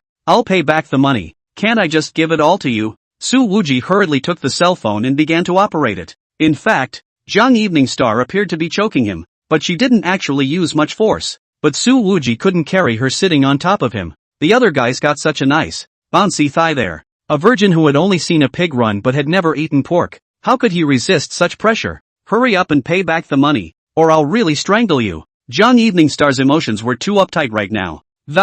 Didn't realize in the slightest that there was anything wrong with his posture. Su Wuji, well, don't pinch me to death. Well, I was so confused. I heard pinch is pinch. Su Wuji was just about to enter the password when his cell phone suddenly rang. As soon as he saw the incoming call, his expression changed and he immediately picked up. The voice on the other side of the phone was dripping with eagerness and excitement. Boss, there's news from Sister Fen. She and a few of her accomplices have been hiding out in Jinyang City all these years. Jinyang? About a 3-hour drive from Linzhou. Su Wuji's eyes narrowed. Send me her location. With that, he directly grabbed Jiang Eveningstar's shoulders, then jerked his waist and lifted her off her body. This action was really a bit fierce, and Jiang Eveningstar was caught off guard. All at once it was lifted under the bed. All gather. Su Wuji shouted murderously. Go to Jinyang and arrest them. Xiao Pang and Xiao Yinlei also rushed out immediately. Hey, what's wrong with you? Jiang Eveningstar shouted. Haven't paid yet. However, after shouting this, she realized that she was actually sitting on the ground. Su Wuji's sudden outburst of power was a bit too great. Jiang Eveningstar was extremely confident in her own hands. She knew how strong her waist and stomach strength really was. Originally riding on Su Wuji's body, she was under the absolute advantage of the. How could the latter just lift her off? A touch of gravity also welled up in Jiang Eveningstar's eyes. At this moment, she was certain that her instincts were right. That sniper rifle is bound to have something to do with Su Wuji. I have to uncover you. Jiang Eveningstar gritted her teeth. Perhaps because of his profession, or perhaps because of the money he had been pinched by a crooked businessman. The present Jiang Eveningstar would really like to just arrest Su Infernal on the spot for illegal gun possession. By the time Jiang Eveningstar rushed downstairs, there were already 24 cars parked in front of the bar. That's too efficient of a collection. At this point, it's almost 3 o'clock in the morning, and the Queen's Bar is open for business. But all the security and male attendants had hurried out and quickly got into their cars. The Empress is closed, and will be closed tomorrow for a day of rest, Xiao Yinlei said through the intercom. As her words fell, the entire bar instantly blacked out. The colorful light immediately went out, and what had been a rather spectacular nightclub, it became pitch black in the blink of an eye. The guests inside froze, one by one, but didn't think much of it. All thought it was a sudden power outage. Jiang Eveningstar became curious. What on earth could have caused the entire Queen's Bar to even go out of business? It can make such a transformation in Su Wuji? Jiang Eveningstar felt that the murderous aura that exuded from Su Wuji before was really familiar. That smell of smoke that only a battle-hardened warrior can exude. Her mind was indeed filled with curiosity, but without further thought, immediately jumped into the domestic SUV and sat in the back, next to Su Wuji. Seeing Jiang Eveningstar come up, he didn't kick him out. It's good that you're here. One more helping hand, Jiang Eveningstar said, but I did say that I would follow you for the next 10 days. Su Wuji, however, did not joke anymore, and there was an intense seriousness in his expression. This kind of expression. This kind of aura. Young Evening Star had never seen it on the previous Su Wuji. There are definitely secrets hidden in this guy's body. What exactly is it? Young Evening Star changed her tone. You can tell me in advance. She could tell that the waiters and bar security that followed her to the car were all elite. Not to mention that it's clearly a big step up from the security employed by other bars. Even those professional security companies, I'm afraid, can't compete with that. Xiao Yinlei was sitting in the passenger seat, and she picked up the conversation. The boss traced 2 years of things that, finally, results. 2 years? And this matter has been on file with the public security authorities for more than 20 years. But the detection has come to a standstill. Xiao Yinlei said. Sister Fun's human trafficking serial case. Sister Fun? Young Evening Star suddenly rounded her eyes. No wonder. When she heard the name from Su Wuji's phone call earlier, there was a strong sense of familiarity in his heart. Young Evening Star knew that a trafficker called Sister Fun had abducted and sold more than 60 children. The abduction of more than 24 young women. And over the years, more than a dozen victims have come forward with allegations that but this Fun has been getting away with it. During the abduction process, when faced with disobedient and unsellable children, Fun either outright abandoned either strangled on the spot and dumped in a ravine. A heinous crime. Because it's been so long, the public security authorities only have a vague portrait of Fun. Even with a national manhunt, no one was ever caught. The boss hasn't given up. Xiao Yinlei said. Fortunately, today it will finally come to a head. At the moment, much of the right flavor of charm and flirtation had disappeared from her. In its place was a biting coldness that was almost never seen in her. Young Evening Star twisted her head to look at Su Wuji and didn't say anything more. With her work experience, she naturally knew that such a nationwide survey of how much manpower and financial resources have to be spent. I didn't realize that a rogue owner of a nightclub was doing this in silence. Young Evening Star suddenly didn't want to get her $20,000 back. Boss, Li Chaosheng is on the phone. Xiao Yinlei said. Put it on speakerphone. Su Wuji didn't choose to avoid Young Evening Star. Boss, it's already been ascertained that the current Sister Fun is hiding in Xiyang Town, in Jinyang City. Current name is Han Guolan, 62 years old, runs a restaurant and has done so for many years. Several associates from the past, who worked in this hotel, ostensibly as a waiter and cook. Business is pretty good. I suspect that this hotel, which has existed for so many years, was a staging area for previous human trafficking. Li Chaosheng continued. In the previous 2 years, a child disappearance case, the trail to the city of Jinyang broke. This group of them should continue the abduction behavior. Young Evening Star has a deep impression of that abduction and sale case 2 years ago, and now the network is also developed. That pair of parents often post videos online asking for help, and it's so heartbreaking to watch that you can't wait to kill the traffickers by 1,000 cuts. Good, Su Wuji said in a deep voice. Don't scare the snakes. Wait for me to go over. Young Evening Star clenched her fists and said, Boss Su, you are a living god in this matter. Then I'm far from it. Su Wuji shook his head slightly. Just doing what I can. Admirable. Young Evening Star said. She couldn't think, and didn't bother to think, why a person that there would be such a big contrast before and after. Unless it was that he was a good person himself and just used acting to hide that goodness. It's actually good that Major Jiang is willing to help me. At least it can help me explain a few sentences on the police side afterward. Su Wuji laughed. I'm not exactly provoking trouble. Explaining for you is not necessary. Young Evening Star said. Su Wuji raised an eyebrow. You're so vindictive? Because I can do a little something else for you. Young Evening Star said. Picked up the phone and dialed a number. When she got through, she said, this is the Top Secret Operations and Training Division. Major Jiang Evening Star. Now requesting to mobilize the Linjiang Province Special Intelligence Unit for fire support. Location, Jinyang City, Xiyang Town. Chapter 36, Direct Sniping. Linzhou and Jinyang, both prefecture-level cities in Linjiang Province, had developed economies. However, the northern part of Jinyang City is mountainous, and Xiyang Township is a mountainous township. But the town had a very important geographic location. It was located at the border between Linjiang and Xizang provinces, a mountain highway, connecting two provinces, with trucks traveling south and north. If you want to save a little on highway tolls, then you must go through the town of Xiyang, and the Guilan Hotel, located just off this highway, also operates lodging. At this time, it was already 7 o'clock in the morning, and all the people in the group had not slept all night, and all the restaurants along the mountain highway are already open for business. Early, there was a big car parked on the side of the road. Long-distance drivers often choose to stop in Ocean Township for breakfast and a break after a long night of driving.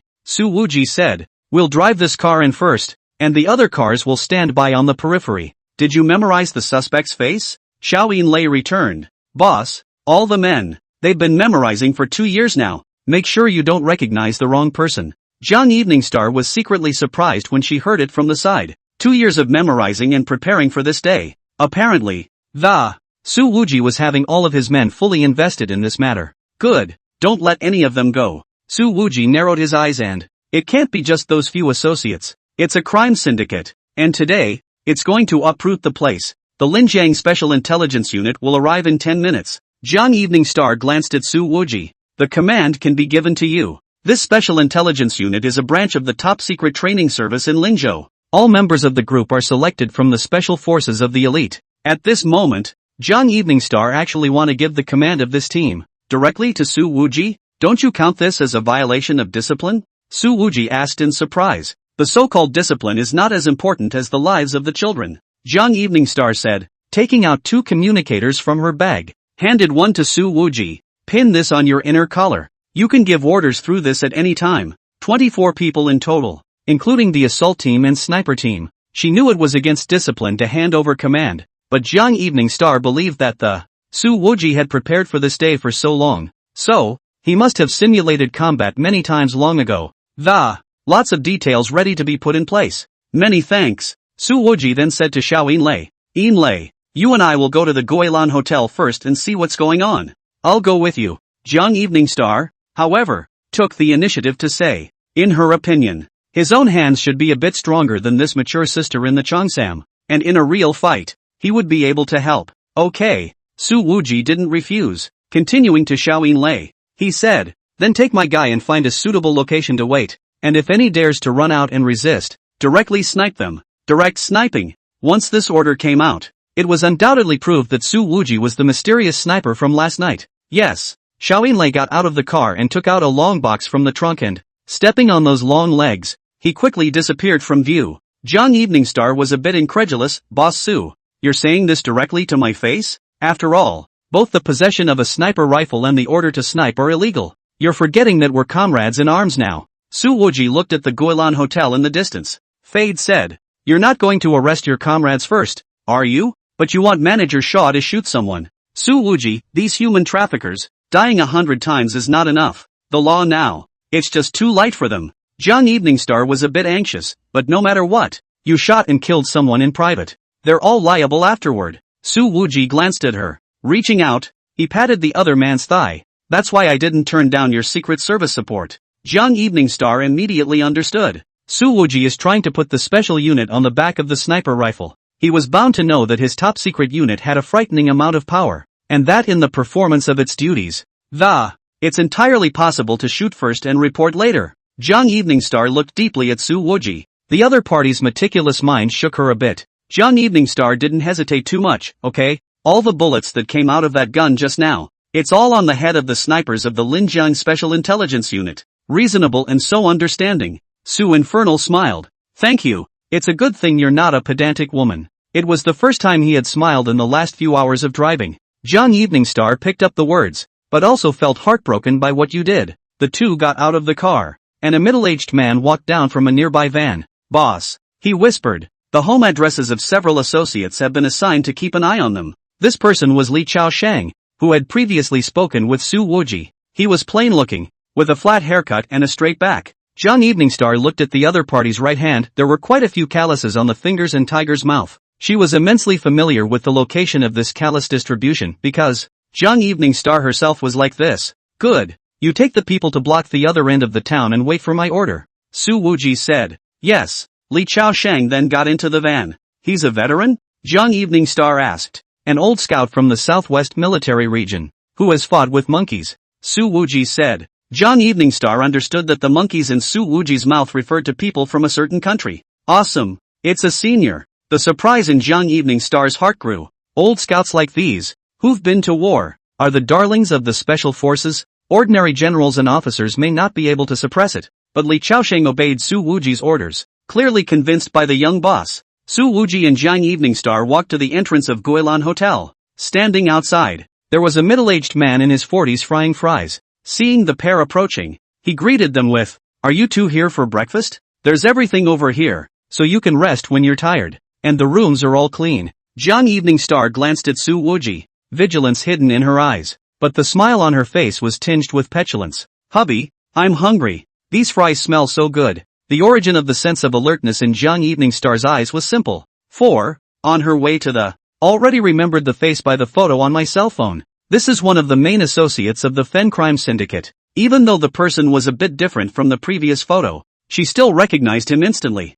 Seeing that Young Evening Star was so cooperative, Su Wuji said, "Okay, let's eat here then. Next time I'm driving, you can't be so naughty in the passenger seat, and don't keep sticking your hand out and tiring me out." The man next to the fryer gave a smile that any man would know. He then stared at Young Evening Star for a few more moments. That look, it was like sizing up prey. Young Evening Star pinched Su Wuji, looking like a young couple flirting before. But only Su Wuji herself knew that this pinch of hers was really not light. 2 bowls of salted soy milk, 2 fried donuts, and 2 cages of xiaolong bao. After Su Wuji finished ordering his meal, he pulled Young Evening Star to sit down. "What time is it? Why are you making this kind of joke?" Young Evening Star whispered, and glared at Su Wuji. Su Wuji whispered in her ear, "That guy who fries the donuts and looks at you with, it's immodest." Young Evening Star thought back for a moment. His smile was indeed unkind. Su Wuji pointed to the small 5-story building behind the hotel lobby. "That's the lodging area of this Guilan hotel. Something will probably happen to you if you come here alone." A cold light surged in Young Evening Star's eyes, aggravated her tone, and whispered, "They dare." She understood what Su Wuji meant, the lodging area behind this hotel. There were quite a few male drivers coming in and out, and business was clearly much better than in other hotels. Obviously, the odds are that there is a forced silver sale going on here. Su Wuji looked at the other's face, which was 1,000 times more beautiful underneath its Englishness, and paused for a few seconds too. Only then did they say, "They dare, because you're so beautiful." Young Evening Star lowered her head and didn't meet Su Wuji's eyes again. She certainly didn't think the other woman was teasing her at this point, but for the women who have been kidnapped and trafficked, being pretty may be the original sin that leads to their miserable lives. At this time, Su Wuji slightly lowered his head, and his lips came up to the communicator pinned in his collar. Said, "Now, the Linjiang Special Intelligence Group is under my command. The assault group is blocking the main roads in Xi'an town, and the sniper group is in position. Keep an eye on the Guilan Hotel. Free to shoot without taking a live one." Young Evening Star looked at Su Wuji, who took the initiative to issue orders, and felt that the other party was very professional. It didn't seem to be the first time he had commanded such an operation, almost like he was from the special forces. Just, no need to catch them alive. Young Evening Star knew that this order was inconsistent with the regulations, but after thinking about it, he actually did not intervene with his words. At this time, the man at the door who was frying the donuts called out, "The donuts are ready. Come and get them." Su Wuji said, "I'll go get it." By the time he was about to take the donut, the hotel lobby their 2 bowls of salted soy milk were served. Looking at the woman who carried the plate over, Young Evening Star's breathing instinctively tightened. The woman, even though she was wearing a mask, could still tell that she had a dry, thin face, high cheekbones, inverted triangle eyes, silver hair. The bangs on her forehead hid her beady eyes. It's none other than Fun, who's been roaming around for years.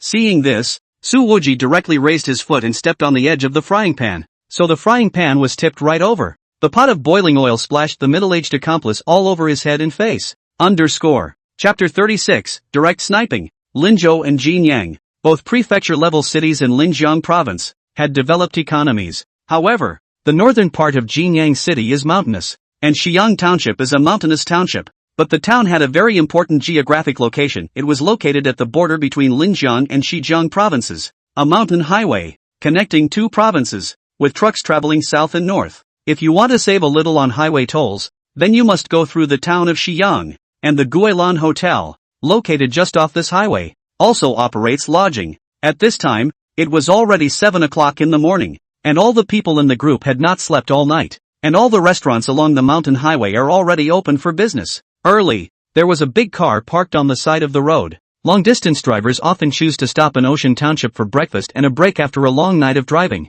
Su Wuji said, "This car of ours will drive in first, and the other cars will stand by on the periphery." "Did you memorize the suspect's face?" Xiao Yinlei returned. "Boss, all the men, they've been memorizing for 2 years now. Make sure you don't recognize the wrong person." Young Evening Star was secretly surprised when she heard it from the side. 2 years of memorizing and preparing for this day. Apparently, Su Wuji was having all of his men fully invested in this matter. Good. Don't let any of them go. Su Wuji narrowed his eyes and, it can't be just those few associates. It's a crime syndicate. And today, it's going to uproot the place. The Linjiang Special Intelligence Unit will arrive in 10 minutes. Jiang Evening Star glanced at Su Wuji. The command can be given to you. This Special Intelligence Unit is a branch of the top-secret training service in Linzhou. All members of the group are selected from the special forces of the elite. At this moment, Jiang Evening Star actually want to give the command of this team directly to Su Wuji? Don't you count this as a violation of discipline?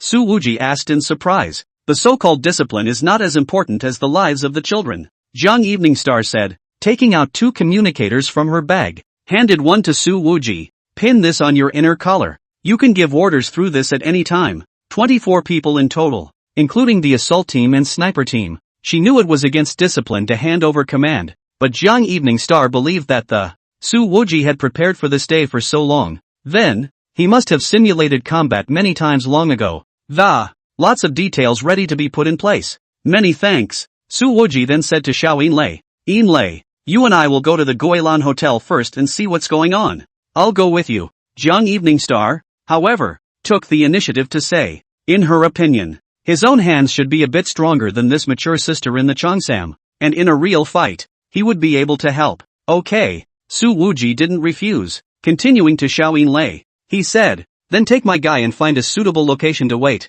and if any dares to run out and resist, directly snipe them. Direct sniping. Once this order came out, it was undoubtedly proved that Su Wuji was the mysterious sniper from last night. Yes. Xiao Yinlei got out of the car and took out a long box from the trunk and, stepping on those long legs, he quickly disappeared from view. Jiang Evening Star was a bit incredulous. Boss Su, you're saying this directly to my face? After all, both the possession of a sniper rifle and the order to snipe are illegal. You're forgetting that we're comrades in arms now. Su Wuji looked at the Guilan Hotel in the distance. Fade said, you're not going to arrest your comrades first, are you? But you want Manager Shaw to shoot someone. Su Wuji, these human traffickers, dying 100 times is not enough. The law now, it's just too light for them. Jiang Evening Star was a bit anxious, but no matter what, you shot and killed someone in private. They're all liable afterward. Su Wuji glanced at her. Reaching out, he patted the other man's thigh. That's why I didn't turn down your Secret Service support. Jiang Evening Star immediately understood. Su Wuji is trying to put the special unit on the back of the sniper rifle. He was bound to know that his top-secret unit had a frightening amount of power, and that in the performance of its duties. It's entirely possible to shoot first and report later. Jiang Evening Star looked deeply at Su Wuji. The other party's meticulous mind shook her a bit. Jiang Evening Star didn't hesitate too much, okay? All the bullets that came out of that gun just now, it's all on the head of the snipers of the Linjiang Special Intelligence Unit. Reasonable and so understanding. Su Infernal smiled. Thank you. It's a good thing you're not a pedantic woman. It was the first time he had smiled in the last few hours of driving. Jiang Evening Star picked up the words, but also felt heartbroken by what you did. The two got out of the car, and a middle-aged man walked down from a nearby van. Boss, he whispered, the home addresses of several associates have been assigned to keep an eye on them. This person was Li Chaoshang, who had previously spoken with Su Wuji. He was plain-looking, with a flat haircut and a straight back. Jiang Evening Star looked at the other party's right hand. There were quite a few calluses on the fingers and Tiger's mouth. She was immensely familiar with the location of this callus distribution because Jiang Evening Star herself was like this.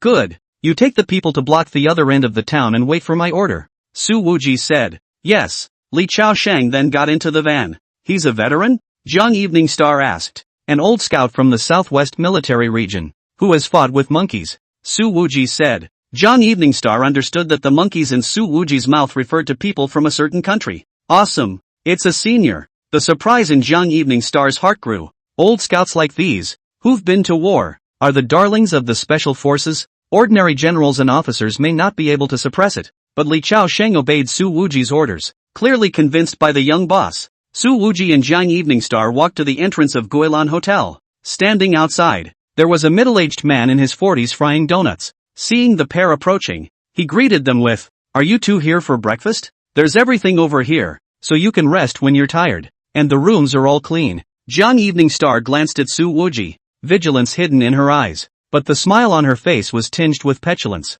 "Hubby, I'm hungry. These fries smell so good." The origin of the sense of alertness in Jiang Evening Star's eyes was simple. For, on her way to the Already remembered the face by the photo on my cell phone. This is one of the main associates of the Fen crime syndicate. Even though the person was a bit different from the previous photo, she still recognized him instantly. Seeing that Jiang Evening Star was so cooperative, Su Wuji said, "Okay, let's eat here then. Next time I'm driving, you can't be so naughty in the passenger seat, and don't keep sticking your hand out and tiring me out." The man next to the friar gave a smile that any man would know. He then stared at Jiang Evening Star for a few more moments. That look, it was like sizing up prey. Jiang Evening Star pinched Su Wuji, looking like a young couple flirting before. But only Su Wuji herself knew that this pinch of hers was really not light. 2 bowls of salted soy milk, 2 fried donuts, and 2 cages of xiaolong bao. After Su Wuji finished ordering his meal, he pulled Jiang Evening Star to sit down. "What time is it? Why are you making this kind of joke?" Jiang Evening Star whispered, and glared at Su Wuji. Su Wuji whispered in her ear, "That guy who fries the donuts and looks at you with, it's immodest." Jiang Evening Star thought back for a moment. His smile was indeed unkind. Su Wuji pointed to the small 5-story building behind the hotel lobby. "That's the lodging area of this Guilan hotel. Something will probably happen to you if you come here alone." A cold light surged in Jiang Evening Star's eyes, aggravated her tone, and whispered, "They dare." She understood what Su Wuji meant, the lodging area behind this hotel. There were quite a few male drivers coming in and out, and business was clearly much better than in other hotels. Obviously, the odds are that there is a forced silver sale going on here. Su Wuji looked at the other's face, which was 1,000 times more beautiful underneath its Englishness, and paused for a few seconds too. Only then did they say, "They dare, because you're so beautiful." Jiang Evening Star lowered her head and didn't meet Su Wuji's eyes again. She certainly didn't think the other woman was teasing her at this point, but for the women who have been kidnapped and trafficked,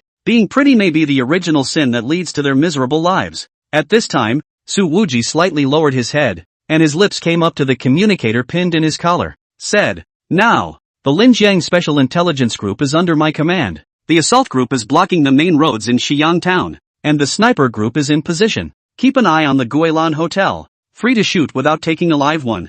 Jiang Evening Star looked at Su Wuji, who took the initiative to issue orders, and felt that the other party was very professional. It didn't seem to be the first time he had commanded such an operation, almost like he was from the special forces. There is just no need to catch them alive. Jiang Evening Star knew that this order was inconsistent with the regulations, but after thinking about it, he actually did not intervene with his words. At this time, the man at the door who was frying the donuts called out, "The donuts are ready. Come and get them." Su Wuji said, "I'll go get it." By the time he was about to take the donut, the hotel lobby their 2 bowls of salted soy milk were served. Looking at the woman who carried the plate over, Jiang Evening Star's breathing instinctively tightened. The woman, even though she was wearing a mask, could still be seen to have a dry, thin face, high cheekbones, inverted triangle eyes, silver hair. The bangs on her forehead hid her beady eyes. It's none other than Fun, who's been roaming around for years. Seeing this, Su Wuji directly raised his foot and stepped on the edge of the frying pan,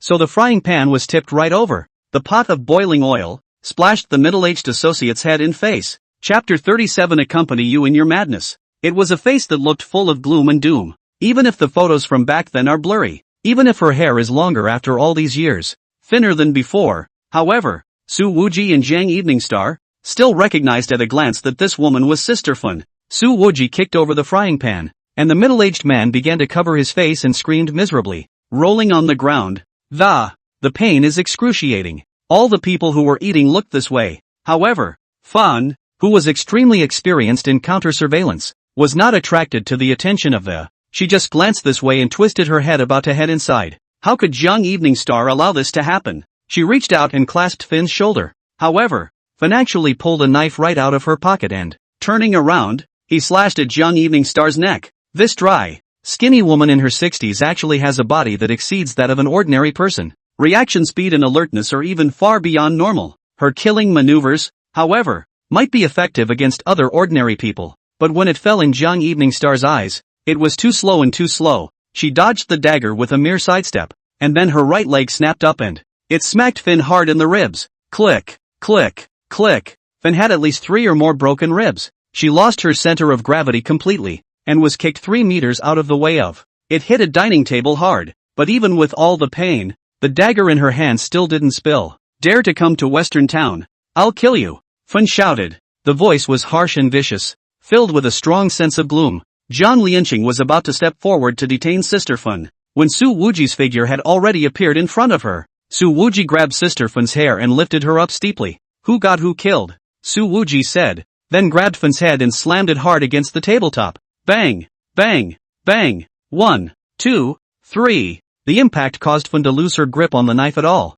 and the dagger in her hand fell to the ground. However, Su Wuji hadn't stopped yet, and continued to grab her hair, lifting Fun up and smashed down hard again. A dozen crashes in quick succession until the entire wooden table was smashed apart. Fun's face was covered in blood, unconscious. The arrogant look she had before was no longer there. However, this is not the end. Su Wuji copied another table leg and swung it heavily, smashing it against Fun's ankle. This ankle was immediately smashed to the bone and deformed to the naked eye. With such injuries, even if she came to her senses, she wouldn't be able to escape at all. Young Evening Star didn't stop Su Wuji. She could understand the anger in this youth's heart. And by this time, from the backyard, a dozen strong men had pounced out. Su Wuji stared at the dozen or so people and shouted into the communicator. Attention! Assault team and sniper team. If a suspect storms the choke point, don't question, just shoot. He once again gave orders to the Linjiang Province Special Intelligence Group. After all, there was a fight over here, and the main culprit, Finn, was captured. The rest of the gang is probably going to scatter in all directions. Bang! Before Su Wuji's words fell, gunshots rang out outside. A man got into the car and tried to force his way through the jam. Xiao Yinlei's sniper rifle fired directly at shattered the driver's side glass and took the guy's life. The security guards and waiters at the Queen's Bar were all armed with clubs and daggers, rushed into town. A large-scale arrest operation has been thoroughly rolled out. The aura is like driving a tiger to swallow a wolf. However, there were some differences between Su Wuji's side's arrest operation and the police's arrest process. They are go straight for it, hit the other person until they can't move, then grab them. As for the miss-killed, then dead. Anyway, the follow-up things are handled by the boss. At this moment, facing the dozen or so strong men who rushed out from the backyard, Young Evening Star took the lead to move. Those long, elastic legs, directly chopped over a Hanyu, and then put down one with a punch. Every single one that took her attack lost their combat power on the spot. The explosive power of Young Evening Star's fists was amazing. Attack position and our special forces only know the human body vitals. A punch down, resulting in a killing effect, is simply twice as effective. However, by the time she had put down half a dozen people, the entire restaurant had gone quiet. At Su Wuji's feet, there were already about 10 people lying around. His killing efficiency was actually higher than Young Evening Star, a special forces soldier. Those 10 or so people, every one of them has broken tendons and bones. Young Evening Star was a bit surprised, but didn't ask in detail, but said, they have quite a lot of manpower. Let's split up. You keep an eye on Sister Fun. I'll go arrest someone. Su Wuji shouted. At the same time, he also drew a throwing stick from his waist and threw it. Good. Young Evening Star answered as she caught the flinging stick. In the face of Su Wuji's order, she didn't retort, let alone interfere. Only, what made Young Evening Star slightly surprised was that the sound of gunshots outside was unceasing. It was even pretty dense for a few minutes. Linjiang Special Intelligence Unit, report back. She couldn't help but ask, Major Jiang, there are quite a number of people rushing the card, and a dozen of them even have pistol rifles. A member of the Special Intelligence Unit reported. Upon hearing this number of guns, Young Evening Star completely understood that this town it's a big den that gives shelter to the trafficking chain. I wonder how many people are involved. The real abduction figures over the years are bound to be much higher than the official statistics. Under attack, those traffickers are bound to fish out of water. In this situation, Young Evening Star understood that those manpower brought by Su Wuji might not even be enough. Inevitably, she faced a lot of pressure to resist, so she said, Special Intelligence Unit, in the face of escape and resistance, show no mercy, just shoot to kill. I'll take care of the explanation afterward. Young Evening Star came from the Special Forces, although he would not kill innocents indiscriminately, but he was never a pedantic person, much less magnify the dangers to themselves and their companions for the sake of so-called discipline. Like today, if it were a person with only a sense of justice or strict adherence to the law, I'm afraid I would have to arrest Su Wuji first. Young Evening Star had even never considered that accompanying Su Wuji to go crazy like this. Is there any possibility that he or she will be disciplined? And at this time, from the accommodation area in the backyard of the Guilan Hotel, outran a dozen unclothed girls. They were in a panic, with men chasing and cursing behind them. Seeing this, Young Evening Star directly drew out the throwing stick given by Su Wuji and rushed up. After a few simple strokes, the few pursuers were all broken and fainted on the ground. Please, help us, get us out of here. If we stay any longer, we'll really be killed, and we'll be caught once we run. Those girls cried and said to John Evening Star. Others went straight to their knees to her, kowtowing uncontrollably. They were not wearing much clothing, and you could clearly see some of the bruises from the beatings that had been inflicted on them. The wrists and ankles were almost all strangled out by the rope. Seeing this, John Evening Star felt the fire burning in her chest. Don't worry. From today onwards, it'll be fine. John Evening Star held a girl's hand and, movingly, he said. She looked again at Sister Fun, who had been knocked to the ground by Su Wuji, and her eyes were filled with loathing. Do you guys recognize her? John Evening Star asked. That's her. She's the ringleader here. This old woman. A girl pointed at Fun, trembling and shaking uncontrollably. The old woman, apparently, had once struck them with great fear. John Evening Star walked over with her dumping stick, and against Sister Fun's ribs and arms, she smacked her several more times. Bone cracks could be heard with each stroke. It wasn't the way she'd always acted, after all. The suspect was out of action. But I don't know whether it was infected by Su Wuji, or infected by the situation at the scene, but now Jiang Evening Star just want to use this violation of discipline to do those victims a paltry amount of justice. An hour later, the Battle of Xiangchang is basically over. The number of gun-toting rebels killed on the spot by the Special Intelligence Unit of Linjiang Province had actually reached 12. Of course, in addition, there were 6 thugs with knives raised to slash people died under Xiao Yinlei's gun, and there had to be half a dozen or so people who were beaten until they were incapacitated. If, instead, the city police had come to the town to make an arrest, with hot weapons ill-prepared, I'm afraid it's going to be a big loss. Even Su Wuji had underestimated the enemy's power this time. More than 80 young girls were rescued from hotels near the mountain highway. There were also 7 2- and 3-year-old toddlers who hadn't gotten around to reselling them. Striking numbers. The police forces of Linjiang Provincial Office and Jinyang Municipal Bureau have been mobilized on a large scale. The City Council of Linzhou, the provincial capital, also sent criminal police to support them, and police lights were all over the mountains. John Evening Star sat on the hillock and looked at the suspects who were lined up to be escorted away. Another look at the youth beside him, covered in ash and blood on his hands. He was wiping the dried blood from his hands with a wet wipe, his short hair blowing in the early morning mountain breeze. There was a sense of wantonness and exuberance that John Evening Star had never seen in those sons of the world in the past. At this time, sister-in-law Fang Qianxue sent a message. How's it going? Is there a handsome man in Linzhou who can catch your eye or not? John Evening Star raised her eyes to look at Su Wuji, then lowered her head and returned a message. There's really one. Chapter 38, Her Reddened Eyes. After a big fight, searches, arrests, interrogations, confessions, as well as helping the kids find their parents, there is so much to follow up on. Moreover, it's hard to say that the Western Township trafficking ring has gotten so big without the help of forces from outside the country. John Evening Star did what he said he would do and took on all the explanations afterward. The Linjiang Provincial Office therefore did not make things difficult for Su Wuji, but it also took 2 days and 2 nights to sweep the site. The Queen's Bar was also shut down for 2 full days as the elite were out. It's unthinkable to lose a nightclub that's doing so much business, shutting down for a day. But Su Wuji preferred to suffer this loss in order to capture Sister Fan. For all of this, John Evening Star saw it in her eyes. By the time the Queen's 24 cars began their return journey, those of Su Wuji's men, though exhausted, they were all glowing. A number of them have been colored, and some have even received gunshot wounds, but it didn't affect their good mood at all. After all, having knocked down the traffickers' den in Xiangchang and captured the guilty Fan,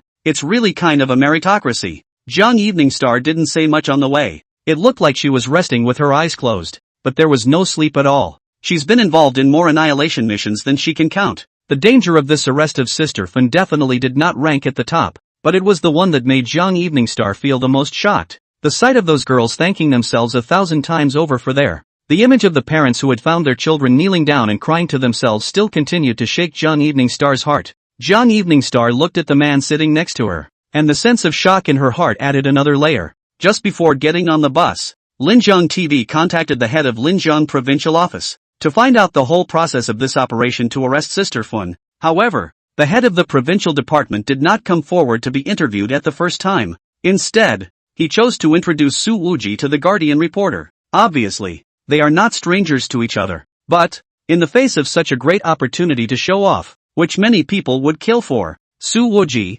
however, chose to reject it outright. Thinking about what? Su Wuji glanced at John Evening Star and the two happened to finish their stare, sneaking glances at me. Are you attracted to my side view? Young Evening Star said, "Why don't you want to be interviewed? Do you hide your merits and fame deeply?" "That host is a woman." Su Wuji grinned and said, "I'm afraid she'll fall in love with me." Young Evening Star doesn't believe in this crap reason. That's the top host of Linjiang TV. How many people want to be interviewed by her once and never get the chance? Su Wuji looked outside. The service area is just ahead. Let's stop and rest first. I have to wash my face. Young Evening Star happened to want to go to the bathroom. By the way, after 2 days of busy work, I'm afraid you don't have enough stock on hand, so I had someone buy it for you before I got on the bus, Su Wuji said, yanking over a large green environmental bag from the trunk. It was stuffed in Young Evening Star's arms. "By what this is?" Young Evening Star said, opening the bulging environmental bag. A big bag full of hygiene products of all brands, daytime, nighttime, and even adult diaper pants. Young Evening Star's pretty face immediately turned red. The embarrassing scene of staining the couch red earlier resurfaced in her mind. Although she was shy to the extreme, Young Evening Star was still very polite. Thanks you. You're welcome. Mainly I'm afraid you'll dirty my car," Su Wuji said. Young Evening Star heard these words, strangling Su Wuji's heart, directly raised his hand and, choking him, "You haven't paid me back. I wasn't going to let you pay me back for catching the trafficker. You have to bring that up again, don't you?" Su Wuji was pinched and laughed out loud. Major Zhang's body is really good. At this time, Young Evening Star realized that in order to pinch Su Wuji, she had, putting half his body on top of his thighs and chest had been plastered against him. Young Evening Star immediately sat back down and said nothing with a slightly red face. When the car stopped at the service area, Young Evening Star hadn't had time to walk to the bathroom yet. Her phone rang. When I looked at the caller, it was my own hairdresser, Bai Shu Yang. Damn, forgot about him. Young Evening Star's heart lifted. Originally, she had come to Linzhou with the mindset of sitting on the mountain and watching the tigers fight. Whether Bai Shu Yang won or Su Wuji won, Young Evening Star didn't care. However, after 2 days of deep contact with Su Wuji, she had come from the bottom of her heart to not want to see this conflict happen. "Evening Star, I've already arrived in Linzhou," Bai Shu Yang said. "Now is with Hao Bing. I heard that he was beaten by that surname Su. Just right. This breath, I give him all out." Hearing that the untalented younger brother was also there, Young Evening Star had a few more black lines on her forehead. Then, her expression became a bit more serious. "Bai Shu Yang, you have Zhang Haobing answer the phone." As childhood friends, Bai Shu Yang instinctively felt that Young Evening Star's tone was a bit less than normal. He gave the phone to Zhang Haobing, who said, "Sister, Brother Shu Yang has come to take revenge for me. That Su is dead. When will you arrive?" Young Evening Star twisted her head to look at Su Wuji a few meters away, who was turning on the faucet. Bending over, he washed the dust from his face. "Zhang Haobing, from now on, return your big G to your sister-in-law immediately," Young Evening Star said in a deep voice. "If you continue to be so arrogant, Mom and Dad's reputation will be ruined by you." Zhang Haobing froze. "Sister, what are you talking about? It's me who was beaten up. You're criticizing me instead of taking it out for me?" Young Evening Star's tone was a bit heavier again. "In the past, I always felt that Mom and Dad were gone. Grandma and the others spoiled you as much as they could. But you're an adult now, and you can't be a person who doesn't know what's good for you." Bai Shu Yang picked up the phone. "Evening Star, after all, Haobing is our younger brother. He's been beaten up by this Su guy, and my business has been taken by this guy. Being stepped on so much by a kid from Linzhou, there's no honor in the face of our capital city's compound children, and we'll be laughed at if we spread the word." Young Evening Star's voice turned cold. "Bai Shu Yang, you and Zhang Haobing, remember being a son of the compound?" Hearing this, Bai Shu Yang froze. "Evening Star, what do you mean?" "Bai Shu Yang," Young Evening Star said seriously, "don't bring Zhang Haobing to be a jerk. Otherwise, I won't be able to spare you." At this moment, the aura of the big sister of the compound came out again. Bai Shu Yang rubbed his nose in it and seemed a bit disgraced. "Well, let's wait until we see you, but I've lost a lot of money, and it's a breath of fresh air, more or less." With that, he actually hung up the phone. A bad feeling surfaced in Young Evening Star's heart. Su Wuji had already finished washing his face and said cheerfully, "Why do you have such a gloomy expression? Another hemorrhage?" Young Evening Star glared at him. "Mention this again and I'll strangle you." When she finished speaking, she turned toward the bathroom and, in his hand, he also cupped a pack of white vampires that Su Wuji had bought for him. Only, when Young Evening Star came out, the cell phone rang again. A message came in alerting her that she had received a transfer. 20,000. "Hey, aren't you not returning the money?" Young Evening Star caught up with Su Wuji and said, "What, conscience found? Not even deducting $800 for the couch? Nothing. The thought of you being paid so little makes me feel a little bit sorry for you. Su Wuji patted Jiang Evening Star's shoulder. With this amount of money, why don't you change your job earlier and come to my bar to serve dishes? With that said, he took the lead and headed for the car. That tart back that thought he was handsome was always reflected in Jiang Evening Star's eyes. Xiao Pang happened to pass by Jiang Evening Star's side, smoothly interjecting, "That's not what the boss just said." "Oh?" Jiang Evening Star asked without any good humor. "Then what did your boss say?" Xiao Pang repeated, "Those money is also Major Jiang for the country to die in exchange for. Anyone who dares to screw you out of your money is an A***.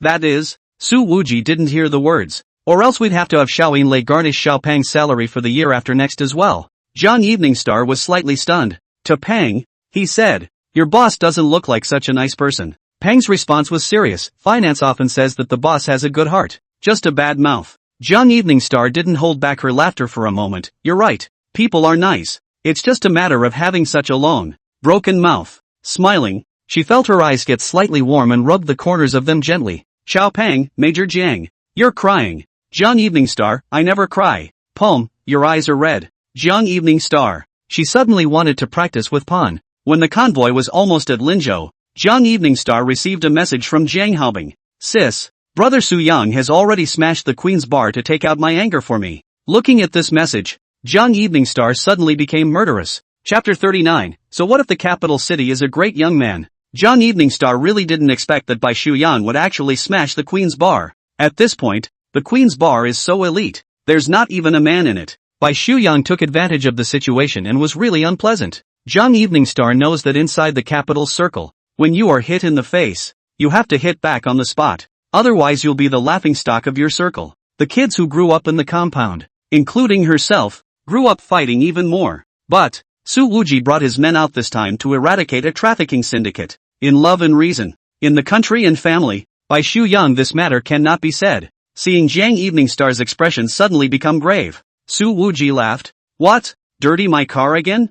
Jiang Evening Star. But instead of freaking out and getting angry this time, she sat up straight and, looking very seriously into Su Wuji's eyes, he said, "I'm sorry." "Hi." Su Wuji was uncaring. "It's just a gate being smashed. How big of a deal is it? It's not that serious." Jiang Evening Star froze. "You already know?" Su Wuji grinned. "If I didn't know by now, then this boss is too incompetent." This performance made Jiang Evening Star even more surprised. "Aren't you angry? That bar. But it's your heart and soul. What's wrong with that? I can't just be allowed to smash other people's venues and not have them smash mine." Su Wuji's smile was wide. "After so many years of mixing, I've seen this kind of back and forth pulling a lot." Looking at such a smile, Jiang Evening Star was certain that at this moment, Su Wuji just really didn't care. But this guy has to pay for his own dirty couch. He is definitely not a generous person. Could it be that the other party was acting so leniently because they were afraid that it would be difficult for them to get caught in the middle? Thinking of this, Jiang Evening Star's heart had a strange feeling.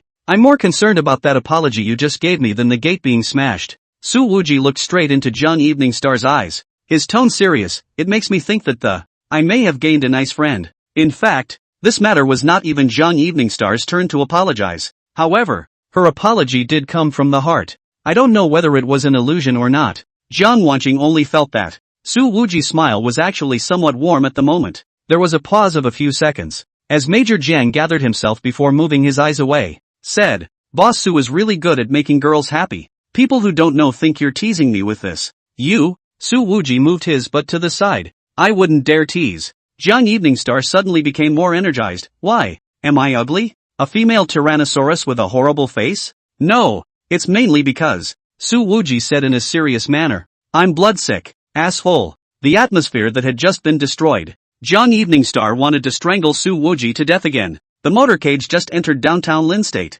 and they haven't even gotten to the Queen's bar yet. Su Wuji then said, "Dismissed now. Give everyone a day off, and continue to take a day off tomorrow." A 3-day shutdown in a row is also unprecedented for Queen's bar. Xiao Yinlei smiled gently. "I guess our bad-talking treasurer is going to cry out again." This made Jiang Evening Star obviously a bit surprised. After all, the bar was all smashed up, and if Su Wuji went back with hundreds of his men, it can also hold up the field in front of Bai Shuyang. Yet, he gives everyone a vacation on the spot? The young bar owner, it seemed, was too lazy to line up against Bai Shuyang. After catching Sister Fun, "I'm in a really good mood." Su Wuji stretched his back. Explaining. No one can spoil this boss's good mood. Young Evening Star nodded, thoughtfully, and after a minute of silence, it was only then that I said, from the bottom of my heart, awesome. At this moment, in front of the Queen's bar, there were several black cars parked. Among them was John Halbing's one Mercedes-Benz Big G. A man in a casual shirt was leaning against the hood,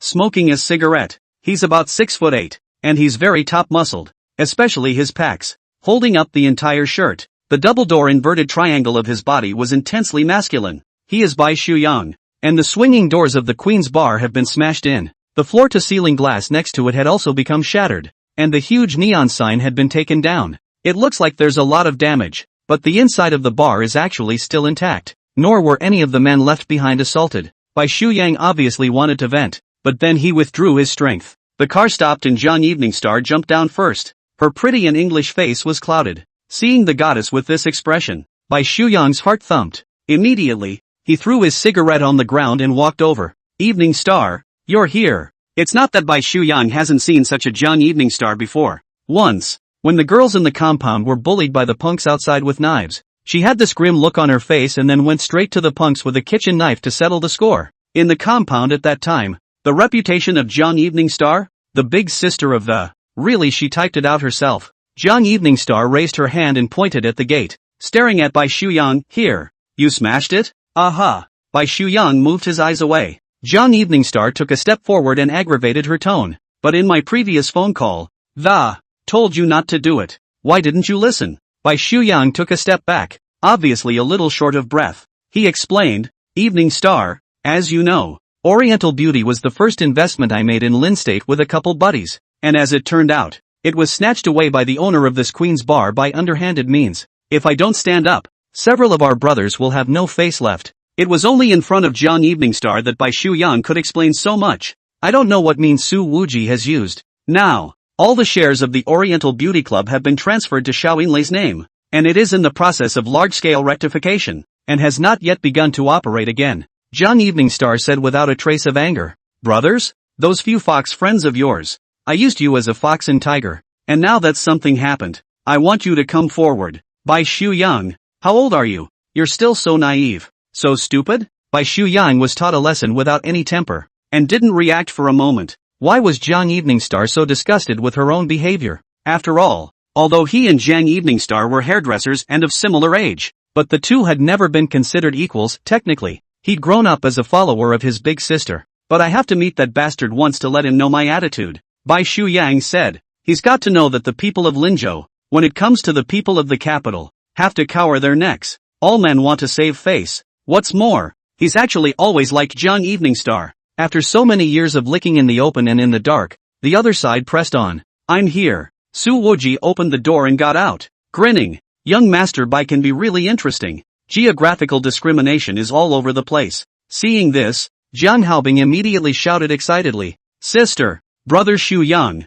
it's this guy who beat me up. Bai Shuyang's eyes immediately became unkind, and his entire aura became a bit more menacing. It was an extremely stark contrast to the previous coyness in front of Young Evening Star. So it's you. Bai Shuyang rolled up his sleeves. The dozen or so men he'd brought with him also stepped forward. Stop it all. Jiang Wenqing heavily pushed Bai Shuyang, then grabbed Jiang Haobing's collar and, pointing at Su Wuji, he said in a cold voice, You too, apologize to him. Bai Shuyang was completely confused. When he saw his favorite girl backing up another guy, he wasn't the first to blame the other guy. Instead, I'm starting to wonder about myself. Am I smashing in the wrong place? Bai Shuyang twisted his head to look at the signboard that had fallen to the ground. It was indeed the Empress Bar without a doubt. Young Evening Star's voice grew colder and colder. Bai Shuyang, it's fine if you don't apologize. Pay double for the damage to the Queen's Bar. Then go back to the capital and don't ever come to Linzhou again. Bai Shuyang stared at Su Wuji with complex emotions in his eyes. Young Evening Star used to be protective of him,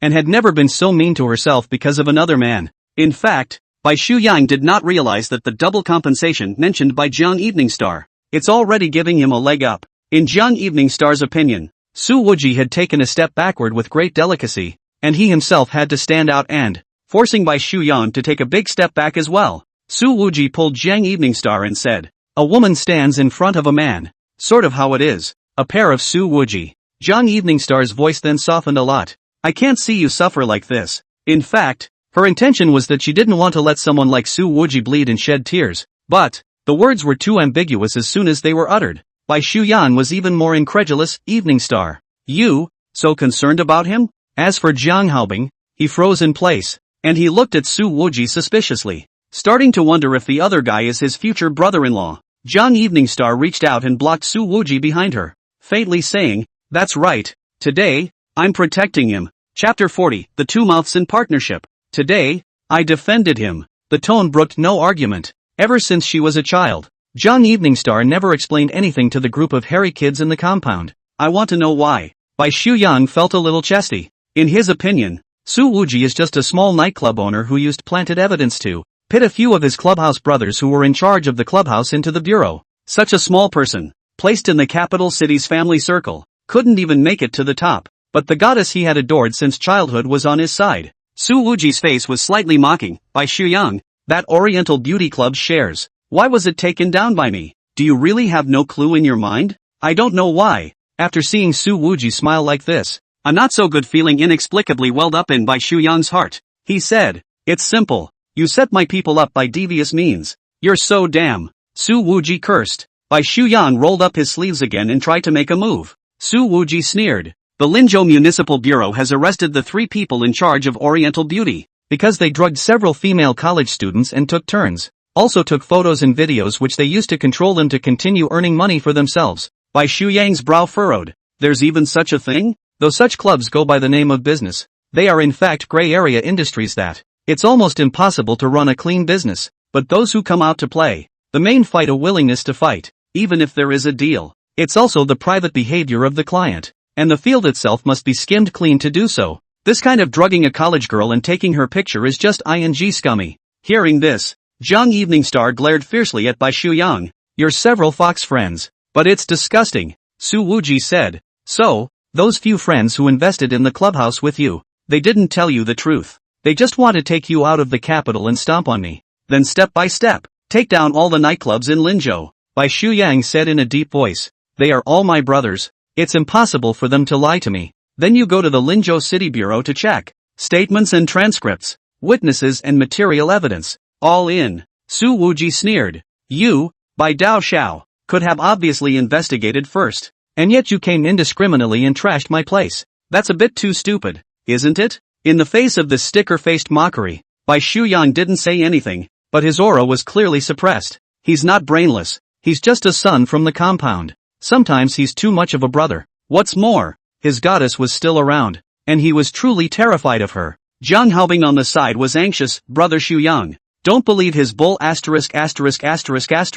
This guy is definitely fooling you. Jiang Evening Star's voice could freeze people to death. Jiang Haobing, if you can't distinguish between right and wrong again, I'll break your legs. She stepped forward and pulled Jiang Haobing's arm, directly swinging it hard. The latter was directly thrown several meters away, landing on his buttocks and unable to crawl up in pain. Bai Shuyang thought about it, but still made a phone call to ask an acquaintance to inquire about this matter. He even turned on the speakerphone, as if to prove Su Wuji wrong. The person on the other side of the phone is called Li Hongchang, who used to be Bai Shuyang's dad's security guard, and after he changed careers, assigned to Linzhou as a police officer. Nowadays, Li Hongchang is none other than the director of the Lakeshore Precinct, Park Yunhe's top boss. Brother Li, I want to ask you to do me a small favor. Bai Shuyang didn't mention that he was in Linzhou. Shuyang don't be so polite when you talk to old brother me. Li Hongchang said, if there's anything I can do for you, just mention it. Oriental Beauty Club. A couple of my friends invested in it,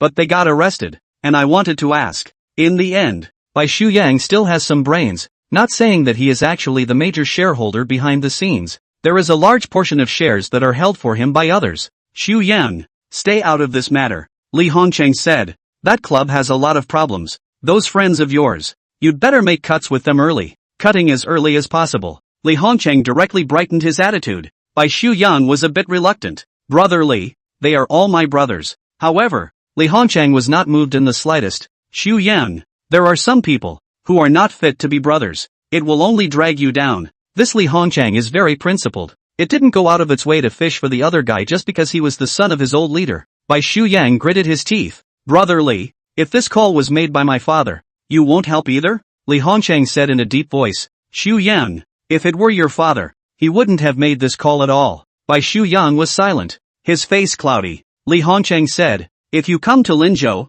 you must tell me. Older brother will take you on a nice stroll around Cloud Smoke Lake and Spirit Realm Mountain. This time, even Zhang Haobing, who had been thrown to the ground, heard and understood the hidden reminder in this Li Bureau's words. If you're coming to Linzhou, come see me. It's okay to swim in the mountains, but don't get into trouble. Okay? Thanks, Li. Bai Shu-yang hung up the phone and his face became even more ugly. Do you have to wait until you hit the south wall to turn back? Zhang Evening Star said without a trace of anger. Bai Shu-yang, why are you still so childish? This was the third time Bai Shu-yang had heard this comment today, and for a grown man, childish is a really powerful adjective. Su Wuji raised his finger and pointed at the bar door. Hey, pay up. Bai Shu-yang sank his face and said, I've also invested money into the Oriental Clubhouse. Those shares will offset your losses. Offsetting my ass. Su Wuji sneered. I spent money to buy your shares. Xiao Pang, boss. The finance said we didn't spend much. No different from robbing. Su Infernal. Bai Shu-yang was a little confused for a moment. Which end is this 2-meter tall goofy guy standing on now? He said coldly, you robbed my clubhouse. I smashed your gate. I'll take some losses. Consider the two even. In this way, it seemed that Su Wuji had really taken advantage of the situation. Su Wuji laughed mockingly. Young Bai, if you don't lose the money, don't really think about getting out of this Linzhou yet. Or else. Bai Shu-yang was all but exasperated and laughed. If I wanted to leave, no one can really stop it yet. Pan stood up and stomped his foot into the ground. The floor tiles under his feet shattered in several pieces. Bai Shu-yang looked at the tower-like figure. Su Wuji said without any good humor. Manager Xiao, those few bricks, they were deducted from Xiao Pang's salary. Pan, boss, you're a human being. Watching this pair of master and servant fight, Zhang Evening Star's expression relaxed a bit. There was a little more sense of brightness above her pretty face. Xiao Yinlei finally spoke up at this time. Young Master Bai, don't think that our boss is taking advantage of the situation. As a matter of fact, after he took over the Oriental Beauty Club, he paid out of his own pocket. Compensate those college girls who were bullied. Here's the expense log.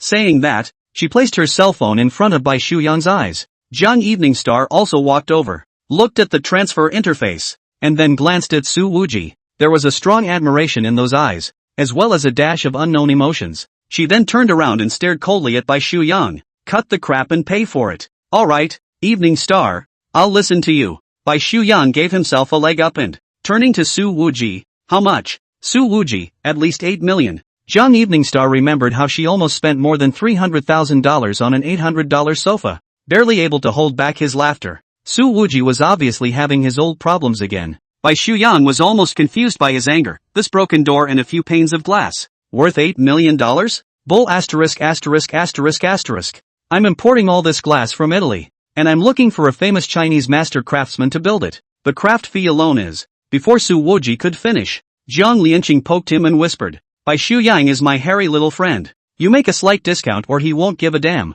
The subtext of this statement is, you just rip him off at 4 or 5 times the original price. I'm afraid he'll renege if he's too tough. It's rather like two people working together to screw people over. However, hearing Jiang Wanqing speak for himself, Bai Shu-yang's heart instantly warmed up a lot. It seemed like all the unpleasantness of the day had dissipated. Licking dogs are like that, easily self-satisfied. Let's give $88 million then. Auspicious, Su Wuji said. Since you've given your word, Evening Star, I'll just take a little loss. A discount? Okay. Bai Shu-yang was a bit surprised, and felt that the discount was very strong, and he had to give face to Zhang Evening Star. So no more haggling, just transfer the money. Then, Su Wuji received $1 million. Transferred $1 million to you. No need to look for it. Bai Shu-yang's eyes look at the sky, his nostrils look at the people. Fade said, thanks. Su Wuji said happily. Cootie. No way. Is it the face that counts? Or is it the money? I've never been shameless. Jiang Evening Star covered her head. She suddenly realized that the one seemed to have underestimated the extent of Su Wuji's treachery. Bai Shu-yang the idiot. She felt that Trader Su had earned at least $900,000 this time. Zhang Evening Star said, Bai Shu-yang, go back to the capital immediately and drive Zhang Haobing's car back. Bai Shu-yang looked at her. What about you? I have nothing to do anyway, so I'll just accompany you for a stroll around Linzhou. Zhang Evening Star faintly said, I still have some things to do.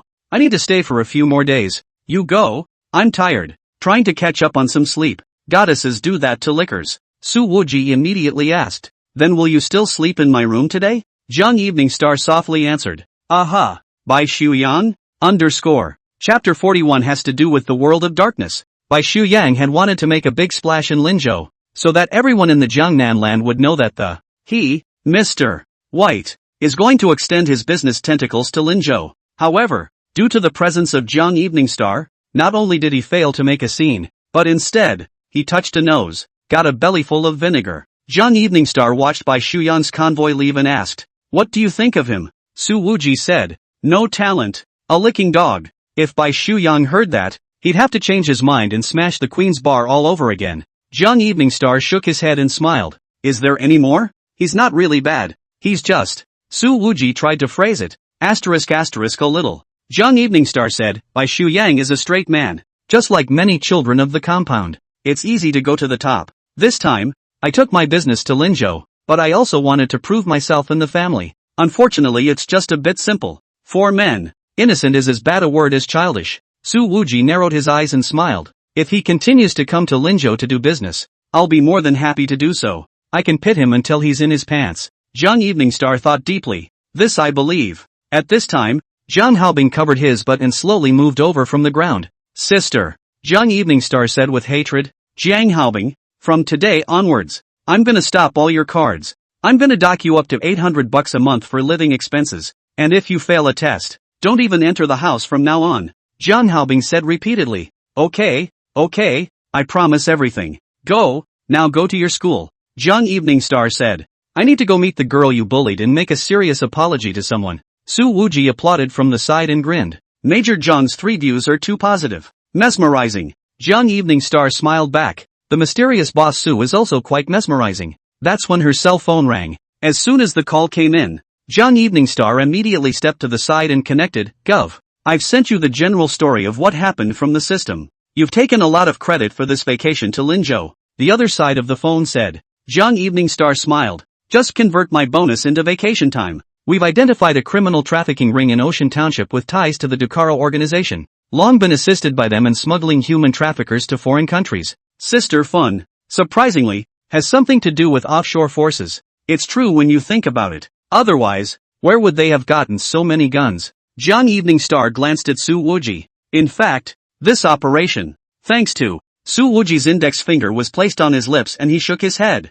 Thanks to the good cooperation of Linjiang Province's Special Intelligence Unit, Jiang Evening Star said instead. All commendations. Yonder said. Besides, you said earlier that during the fight with the Dukaro assassin, a sniper assisted you. Find out who it was? In a provincial city like Linzhou, there's a highly skilled and mysterious sniper. This is no small matter, and several of the units involved are obviously a little tight-lipped about it. Jiang Evening Star glanced at Su Wuji again. There aren't too many clues yet. And I presume that it could be someone from the Silver Moon organization. We'll have to check for any recent entries of people with suspicious identities, but that's too broad a line of inquiry. I'd suggest just giving up. She took the initiative to cover for Su Wuji. Well, that's what I've deduced. But the Silver Moon organization isn't righteous either. What should be done about the traffickers? Said a deep voice on the other side of the phone. Has to be done in accordance with the laws of China. Silver Moon's behavior is not in accordance with Chinese law. And we can't turn a blind eye to it.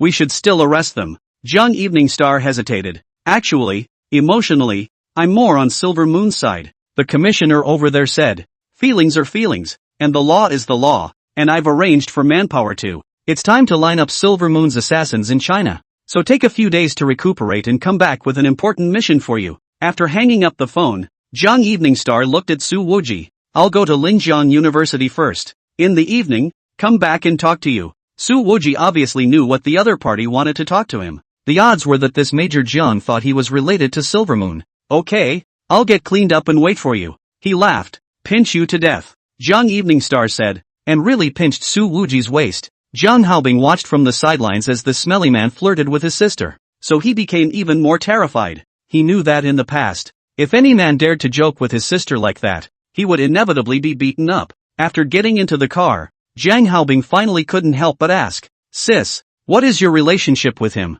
How do you feel? That you and him are a little closer than with brother Su Yang? Jiang Evening Star looked at her brother and said faintly, he saved my life. You'd better know in your heart what to do when you see him in the future. When the siblings left, Xiao Yinlei walked over to Su Wuji's side and said softly, "Boss, on Su Jiayan's side, do you want to go and take a look?" I now suspect that Su Jiayan was bewitched and tied up in the clubhouse in the first place. It was she herself who deliberately laid the trap. Su Wujie said without any good humor. A good Miss Su family broad is not the right person to. What's wrong with going to Silver Moon to be an assassin? Xiao Yinlei laughed lightly. This time, Su Jiayan is even more inseparable from her boss. Obviously, she was referring to more than just the emotional aspect. Yes, reneged on, Su Wuji said without a trace of humor. Half an hour later, Su Wuji reached the top floor of an apartment building in the city center, pressed the fingerprint lock and opened the door straight away. Xiao Yinlei, however, didn't follow her in as she said, "Boss, I suddenly remembered that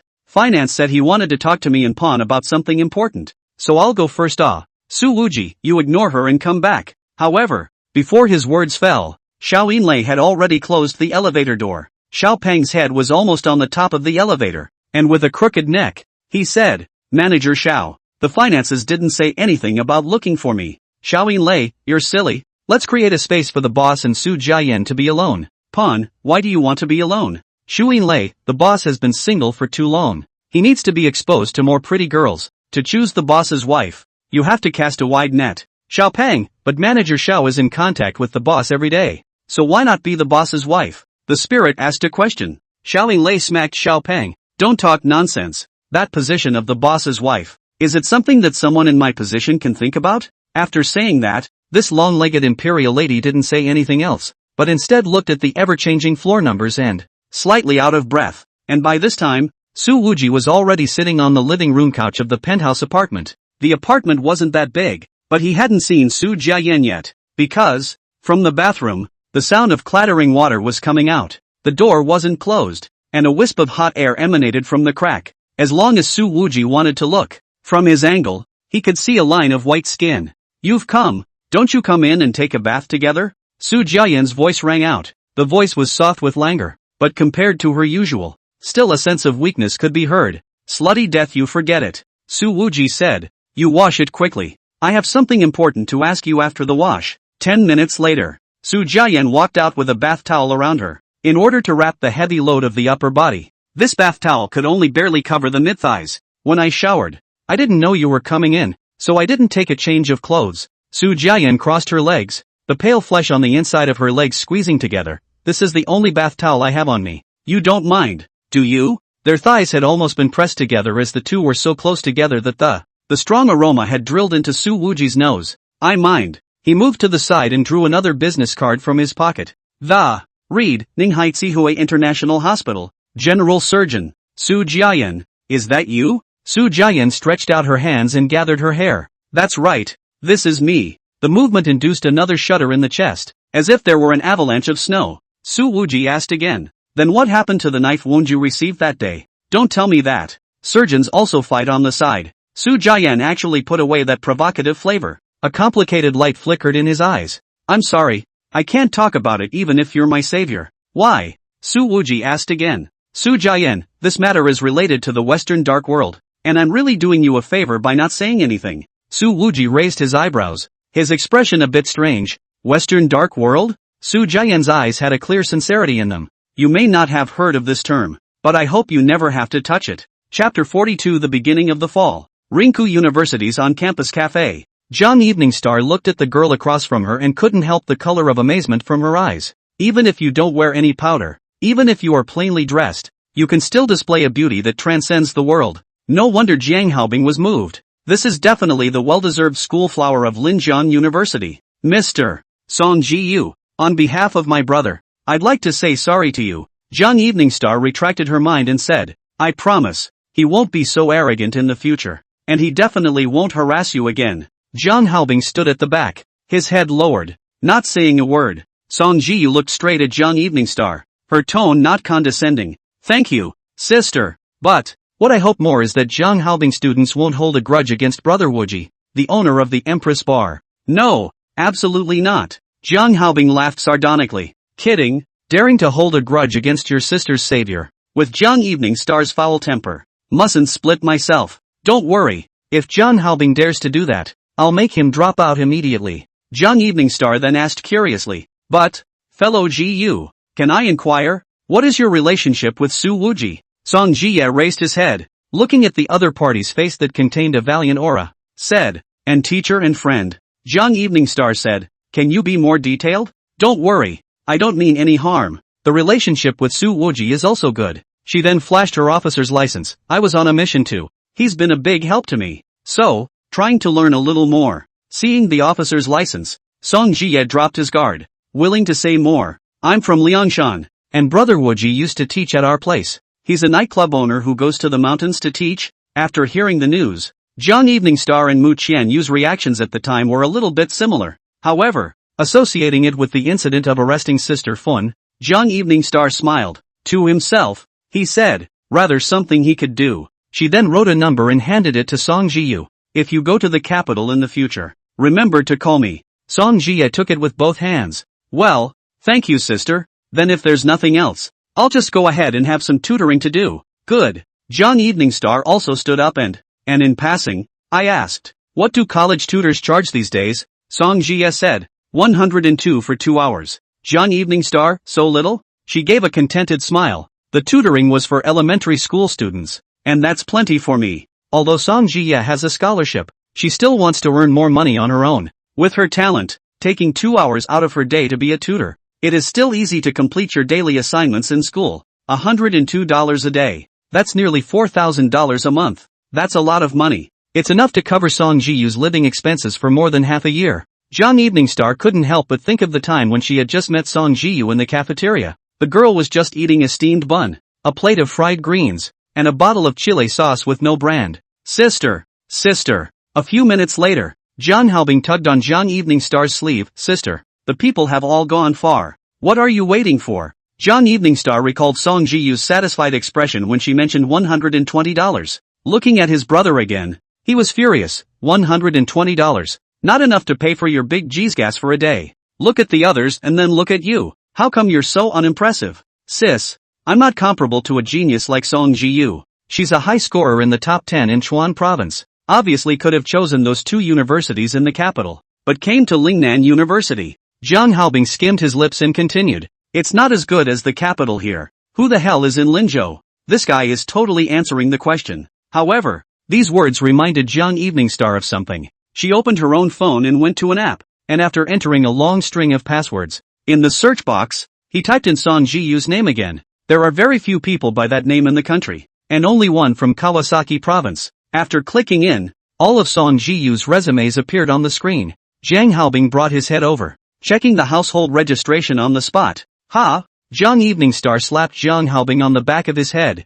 Eyes still fixed on the screen. Song Jiyu, 18 years old, graduated from Liangshan Sky High School. ID number. The moment she saw this sky, she instinctively thought of Su Wuji. Is it possible that the two have something to do with each other? Young Evening Star whispered softly to herself. So, she looked up the school history of Skyline High School, and the shock in her heart became even stronger. It seems that this school should be the one that Su Wuji donated. The bottom of Young Evening Star's eyes were full of ripples, only recruiting poor students. But with 100% undergraduate rate, this dangling guy, it can simply be a representative of moving China. Sis, what are you muttering? Zhang Haobing didn't understand at all. I'm going out of town and you're going to stay in school. Otherwise, Young Evening Star said, and walked out in a windy manner. Afterwards, she actually ghosted herself a plane ticket to Sichuan province. In the cab, Young Evening Star made a phone call. Boss, I'm going to Liangshan. Have special intelligence prepare a car for me at Kawanaka Airport.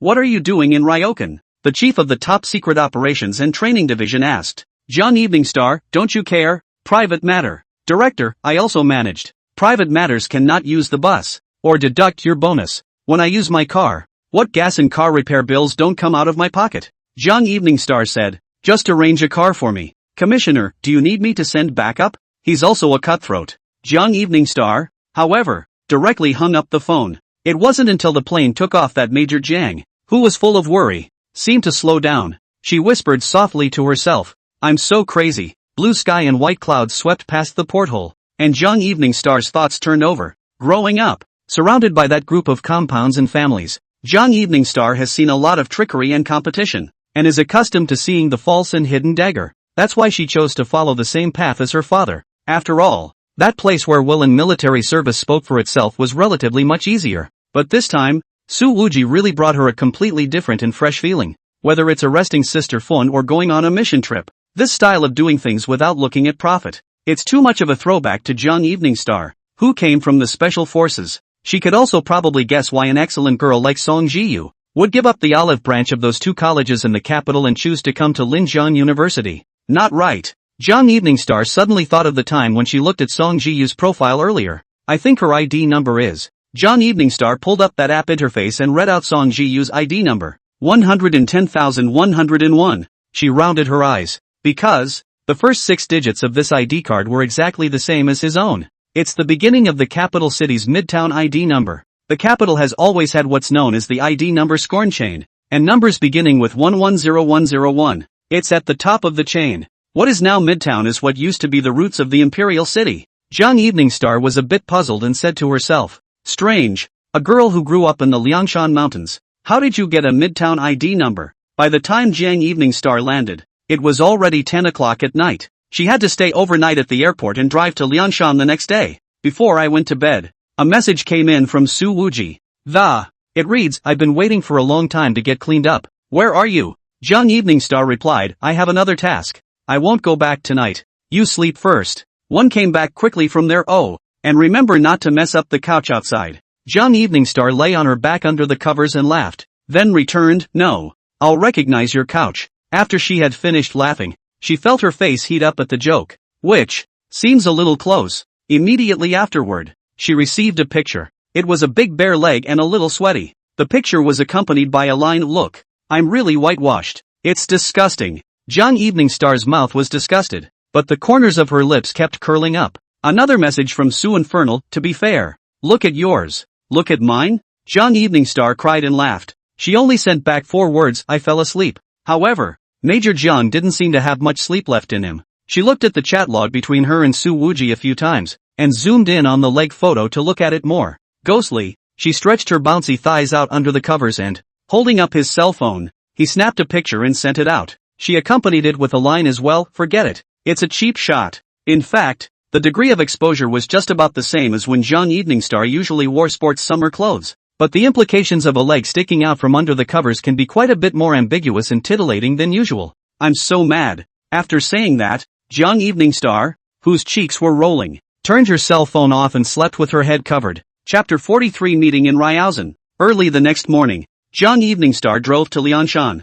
I don't know if the head of the training division did it on purpose. He also arranged a green military jeep for her, fearing that Jung Evening Star would not be conspicuous enough. The drive takes about 3 or 4 hours. In the past, to reach Skyline High School, you had to drop your car at the bottom of the hill and go over the mountain. However, after the completion of the school, a mountain highway was open to traffic. The driveway was narrow, but at least it allowed the wind from the outside world to blow down the road and into the deep mountains. Finally, it was only in the afternoon that the dusty Jung Evening Star circled out from among the mountains, saw the gates of Skyline High School, in 4 large, iron-hooked, silver-scrawled letters, in a font that resembles the inscription on the door of Linjiang University, but it is not signed. The plain, simple doors were open, and students were moving in and out of classrooms and the cafeteria. The feet are all in a hurry. Some students even ate and ran, chasing the time and the sun that had not yet set. Private high school, all underprivileged, tuition free,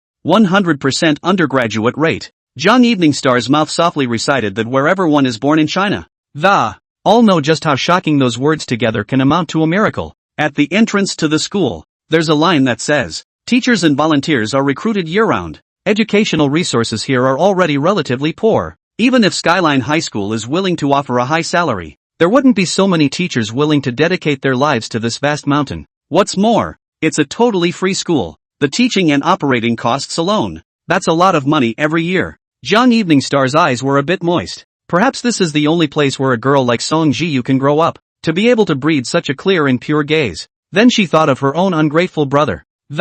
Shaking his head, when Jiang Haobing is on vacation, we'll pull him over as a volunteer. There were several vans at the school entrance, unloading rice, grain, oil and cotton clothes. Some of the teachers are carrying it themselves. At that moment, the oldest man in the school's communication room, on his crutches, came out and asked, Missy, what are you doing here? Hearing this address, Jung Evening Star felt a sense of cordiality, smiled a little, and said, "Hello, Grandpa. I've heard about Skyline High School for a long time, and I happened to be passing by today, so I came to take a look. Our school is in this deep forest. How can we happen to pass by?" The oldest smiled and said, "Missy, you came on purpose, didn't you?" Young Evening Star smiled and nodded. "I want to donate some money to Sky High School." Indeed, she had intended to make a donation before she came, and after seeing the school, the heart of the donation is a little firmer. This school, which carries the dreams of so many children out of the mountains, the weight of those dreams,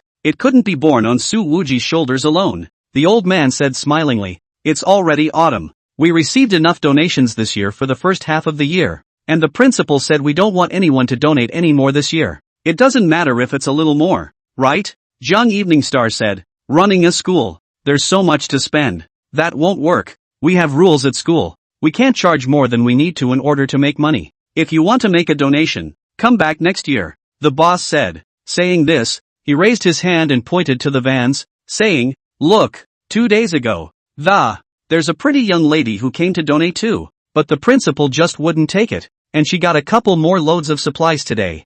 Looking at the rice, flour, grain, oil and cotton clothes, Young Evening Star was dazed. "So, these were also donated. By the way, Moncler, the person who donated to build this school, isn't his name Su Wuji?" Young Evening Star finally took the initiative to ask. "You're asking the right person. Right now in this Skyline High School, no little Su teacher are not too many." Is his own reluctance to publicize?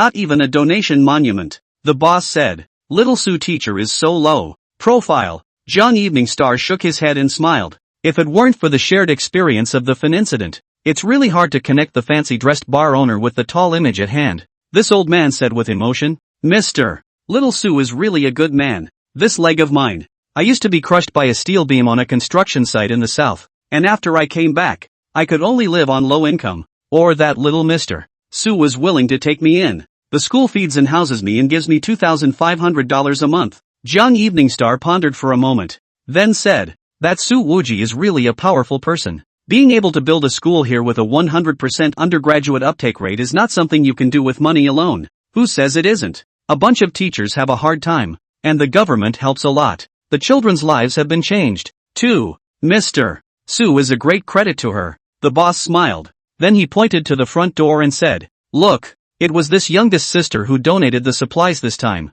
And like you?" she inquired about Mr. Little Su as soon as she arrived. Young Evening Star pursed her lips, her earlobes slightly hot. "Having done so much scouting on the force myself for so long, I can't believe I exposed my purpose so obviously this time." Zhang Wanqing followed the direction of the boss's finger and looked. A girl in a thin jacket and jeans was clutching a large pile of cotton clothes and stepping down from the trunk. Her movements were crisp and clean, without the slightest hint of petulance or clumsiness. This girl is really pretty, and with her presence like this, it seemed to brighten the evening sunshine by several degrees. Young Evening Star froze for a moment. Mu Qianyu? Yes, this girl who appeared at the entrance of Sky High School was Mu Qianyu. Zhang Wanqing naturally knew what Mu Qianyu looked like. After all, previously, the Mu family had also revealed their desire to marry Fang Jingyang of the Fang family, who was the son of Young Evening Star's great uncle. The concierge boss looked at Young Evening Star. "You two know the two youngest sisters. It's all about the beauty of the people now. I've heard of her, but this is the first time I've seen her," Young Evening Star said. At this moment, the light in her eyes became a little playful. After all, before that, Su Wuji had once told her that he was posing as Mu Qianyu's boyfriend. They were all forced by the power of the Mu family and forced by the other side. Well, it doesn't seem like that's what's going on right now. Humph. Scum. Young Evening Star spat in a small voice. When she saw the busy Mu Qianyu, she also rolled up her sleeves and walked forward to help. Mu Qianyu didn't see Young Evening Star at first, until he had moved all the food and cotton clothes. It took her a moment to notice the pretty girl. "Thanks." Mu Qianyu handed Young Evening Star a wet wipe and let her wipe the dust off her hands. "You're not a school teacher, are you?" Even if one knows the capital city's Fang family very well, even if Mu Qianyu knew that Fang Jingyang had a cousin named Young Evening Star, she didn't match up at the moment. After all, because of the occupation, Young Evening Star has not left any public photos in the outside world in the past few years. "My name is Young Evening Star, from the capital." Young Evening Star stretched out her hand and, smiling, she said, "Ms. Mu, I didn't expect to see you here." Being directly called out by name, Mu Qianyu was slightly surprised for a moment, then immediately shook Young Evening Star's hand and smiled. I didn't expect. Honestly, if we had met in Lin State, I would have thought that the Sister Evening Star is going to talk to me about a marriage with the Fong family. Her smile was natural and unguarded. That cousin of mine's marriage. I don't bother to ask about it. Jiang Evening Star laughed. I've only heard about it. I do admire Miss Mu's strict rejection of the family marriage. So I want to come to Linzhou to see this strange woman of yours. Sister Evening Star? Just call me Shifuyu directly. Mu Qianyu laughed. Strange woman dare not be. Just want to fight for their own destiny. But what? Jiang Evening Star asked. Mu Qianyu took out 2 bottles of mineral water, handed Jiang Evening Star a bottle, and said, I told everyone that I went to the capital, but in reality, I came to Liangshan. How did Sister Evening Star know that I had arrived here? Jiang Evening Star took a sip of water. It was a chance encounter. Before I came to the Sky High School, didn't realize you were here. Mu Qianyu immediately guessed the reason. The light in her eyes flashed, and they were brightened by the setting sun. It was very beautiful. Sister Evening Star recognizes Wuji? Interminable. Jiang Evening Star instinctively sensed the extraordinary relationship between these two from this address. However, this female officer likes to play straight. Jiang Evening Star looked straight into Mu Qianyu's eyes and smiled gently, with a seriousness in her smile. I've only known him for 3 days, and I'm very impressed that I learned about the existence of this school by chance and wanted to come here especially to see it. Mu Qianyu also responded to the other's direct gaze with his gaze, his smile unchanged. The voice was soft. Such a coincidence. So am I. Chapter 44, 1 Man and 2 Women Shura. At this time, it was already evening. Jiang Evening Star and Mu Qianyu simply had a simple meal in the school cafeteria. At this hour, the cafeteria only has pea noodles left. Jiang Evening Star sucked in the noodles with a big mouthful, praising the flavor as she ate, and even finished the soup. Maybe it's because she spent so much time in the barracks that her eating motions don't match the small bites she swallows, but it was valiant and clean, and the food was surprisingly good. Mu Qianyu, on the other hand, took small bites and kept inhaling the fine beads of sweat covered his nose and forehead. Even if it was mildly spicy, the girl was a little overwhelmed, her throat and esophagus burning like fire. After all, growing up in Lin State, the limit of spiciness that Mu Qianyu can accept is the pepper in the wonton soup. She managed to deal with most of the bowl of noodles with difficulty. Her pretty face flushed and the lips were even more red, brighter than Chanel's shade 196. Zhang Lianqing handed Mu Qianyu a bottle of ice water. Seemingly offhandedly, he said, Su Wuji seems to be quite capable of eating spicy food. It's true that during the 2 days that Jin Yang was helping with the investigation, at every meal, Su Wuji then squatted with her on the side of the road, directly using steamed buns to sandwich the chili sauce, and ate with a gusto. But these words, coming from Jiang Evening Star's mouth, seemed to carry more or less a different meaning. I can eat spicy food, and so can Su Wuji, but you can't. You two can't eat together, and you certainly can't live together. Mu Qianyu didn't seem to hear the strings. She drank half a bottle of ice water in one gulp and took a breather. Before saying, I haven't eaten with interminable yet. I didn't know he could eat spicy food that well, but I'm paging. She exhaled and fanned herself with her hand over her mouth, which was a cute gesture. Jiang Evening Star immediately heard certain information from these words, hadn't even eaten together. These two are definitely not boyfriend and girlfriend. Qian Yu, you're so good looking. Didn't Su Wujia chase after you? Jiang Evening Star asked again. Mu Qianyu smiled. They say he's a playboy, passing through all the flowers every day, probably immune to the likes of me. She didn't seem to have any intention of telling Jiang Evening Star the truth about Su Wuji, since that guy likes to label himself as a night and day man. Mu Qianyu thought that one might as well help him smash that image into solidity. In this way, the other person's integrity is known only to him or her. Don't be modest. You can't pick out a few better looking ones than you in the entire capital. I don't know, Jiang Evening Star said. Indeed, Mu Qianyu looks like this. No wonder that cousin of his, Fong Jingyang, couldn't stop thinking about it after seeing it once. But, Evening Star sister is just beautiful. Mu Qianyu laughed lightly. She wasn't intentionally bragging, but she meant what she said. Me? I usually stay in the army for a long time. Or less feminine. Jiang Evening Star made a polite remark and shook her head. However, as I see it, Su Wuji isn't really a playboy. At best, they like to get high.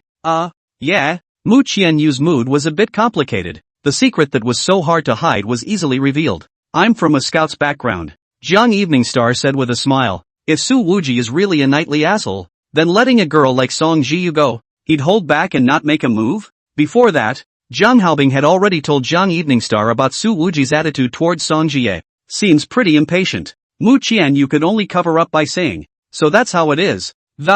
It seems I don't know him well enough. Jiang Evening Star couldn't get away from Su Wuji's topic today. "So, what kind of relationship are you guys in now?" She had already deduced the truth, but she had to hear Mu Qianyu say the answer with her own ears. "Technically speaking, he and I are considered partners who work well together." Mu Qianyu replied. It's like when she faced Su Jiayan before, when she was in temporary denial of the relationship, still leaving room in his words. But this answer, although true, still made Miss Mu a little upset. Jiang Evening Star's smile seemed to have become a bit lighter. "Oh, you're just partners. That's good. Mu Qianyu. Good for what? Sister, what do you want?" At this time, Mu Qianyu's cell phone rang. At a glance, it was actually a call from Su Wuji. She immediately subconsciously glanced at Jiang Evening Star before saying, "Interminable is looking for me." "Oh, then you pick it up quickly." Jiang Evening Star hastily added another sentence. "Don't say I'm here." Mu Qianyu looked at Jiang Evening Star a little more. She didn't see half the loss in the other woman's facial expression.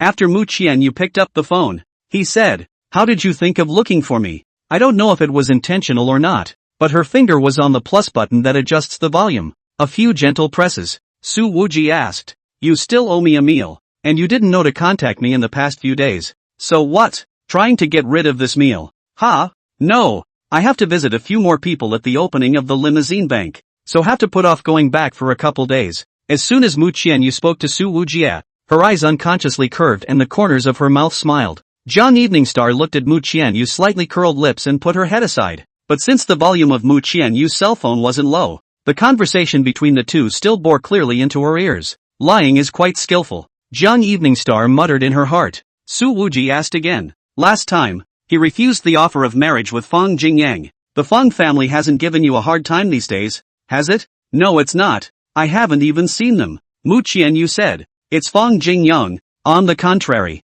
called me once to meet in person. I didn't say yes. Jiang Evening Star grunted in his heart. You're far away in the deep forests of Liangshan Mountain. Feng Jingyang really can't find it. If the Feng family comes after you, you remember to tell me. Su Wuji said. Mu Qianyu glanced at Jiang Evening Star and smiled lightly. I know. Thank you for your concern. Su Wuji's words changed. By the way, in the past 2 days, I've met Feng Jingyang's cousin, Jiang Evening Star. Jiang Evening Star, who had originally feigned looking away, immediately sat up straight. She's not bad. She knows right from wrong. She knows what's right. She's trippy. She's smart. The key looks pretty. It doesn't matter. Hearing this, Jiang Evening Star's expression all of a sudden also turned into eyes curved with a smile at the corners of her mouth. Mu Qianyu also smiled and looked at the pretty woman across the table. It seems that this Evening Star sister made quite an impression on you, actually making you use several adjectives in a row. Su Wuji said. Don't worry, she will definitely stop Feng Jingyang so that he doesn't fool around. Jiang Evening Star rested her cheek with one hand, in an extremely good mood, but in her heart she hummed. That's not necessarily true. Mu Qianyu laughed softly. Next time, why don't you take me to meet this Evening Star sister? Talking about it is getting me more and more interested. Su Wuji asked seriously. When two beautiful women meet, won't they go toe-to-toe? Mu Qianyu, maybe she and I will become very good friends at first sight. Su Wuji laughed out loud. It would be great if the two of you could live in harmony. Mu Qianyu's eyebrows raised. Be more specific. How do you coexist? Su Wuji smiled sarcastically. Nothing. Hang up first. After the two ended their call, Jiang Evening Star said, count on this guy having a conscience. No backstabbing me. Having said that, she immediately added, oh, I didn't mean to hear that. It's your cell phone volume that's too loud. Mu Qianyu suddenly kind of regretted turning up the volume of his cell phone. At this time, Jiang Evening Star's cell phone also rang. As soon as she looked at the caller, the corners of her mouth immediately quirked up, and out of courtesy of she also turned up the volume without a trace. Hey, what's the matter with me? Jiang Evening Star asked. Su Wuji got right to the point. Are you still coming back to sleep at night? I don't want to sleep alone. It's a bit lonely and isolated. Chapter 45, Four-Pronged Military Spike. Mu Qianyu's expression became unnatural all of a sudden. Without saying anything else, she picked up her chopsticks and quickly ate the small remaining bowl of noodles. My ears were buzzing from the spice, and I couldn't hear what was being said on the other side of the phone. It was only then that Mu Qianyu felt a lot more relaxed. She wiped her sweat and sucked in her breath before realizing that Jiang Evening Star had already finished her call. You heard that? The corners of Jiang Evening Star's lips curled up lightly, like a smile. Well, like you said, he just likes to get high on his mouth. Mu Qianyu smiled gently and another big gulp of ice water. This moment, her smile was natural from the bottom of her heart. Miss Mu's ability to adjust her mood was truly extraordinary. He himself hadn't established a relationship with Su Wuji in the first place, and he was still days away from becoming a boyfriend and girlfriend. Why bother to let the other person's one or two jokes dampen your mood? But even so, it's still a bit of a bummer. Jiang Evening Star saw Mu Qianyu in this state of forced spontaneity. The slightest thought of female competition in his mind was also temporarily suppressed. She said truthfully, in fact, before Su Wuji smashed the Oriental Beauty Clubhouse, I went to Linzhou and I wanted to see the hilarity between him and Bai Shuyang. But then, there was a case. When Jiang Evening Star finished telling the general process of Sister Fun's case, Mu Qianyu was silent for half a minute. Only then did she raise the bottle of mineral water in her hand and said,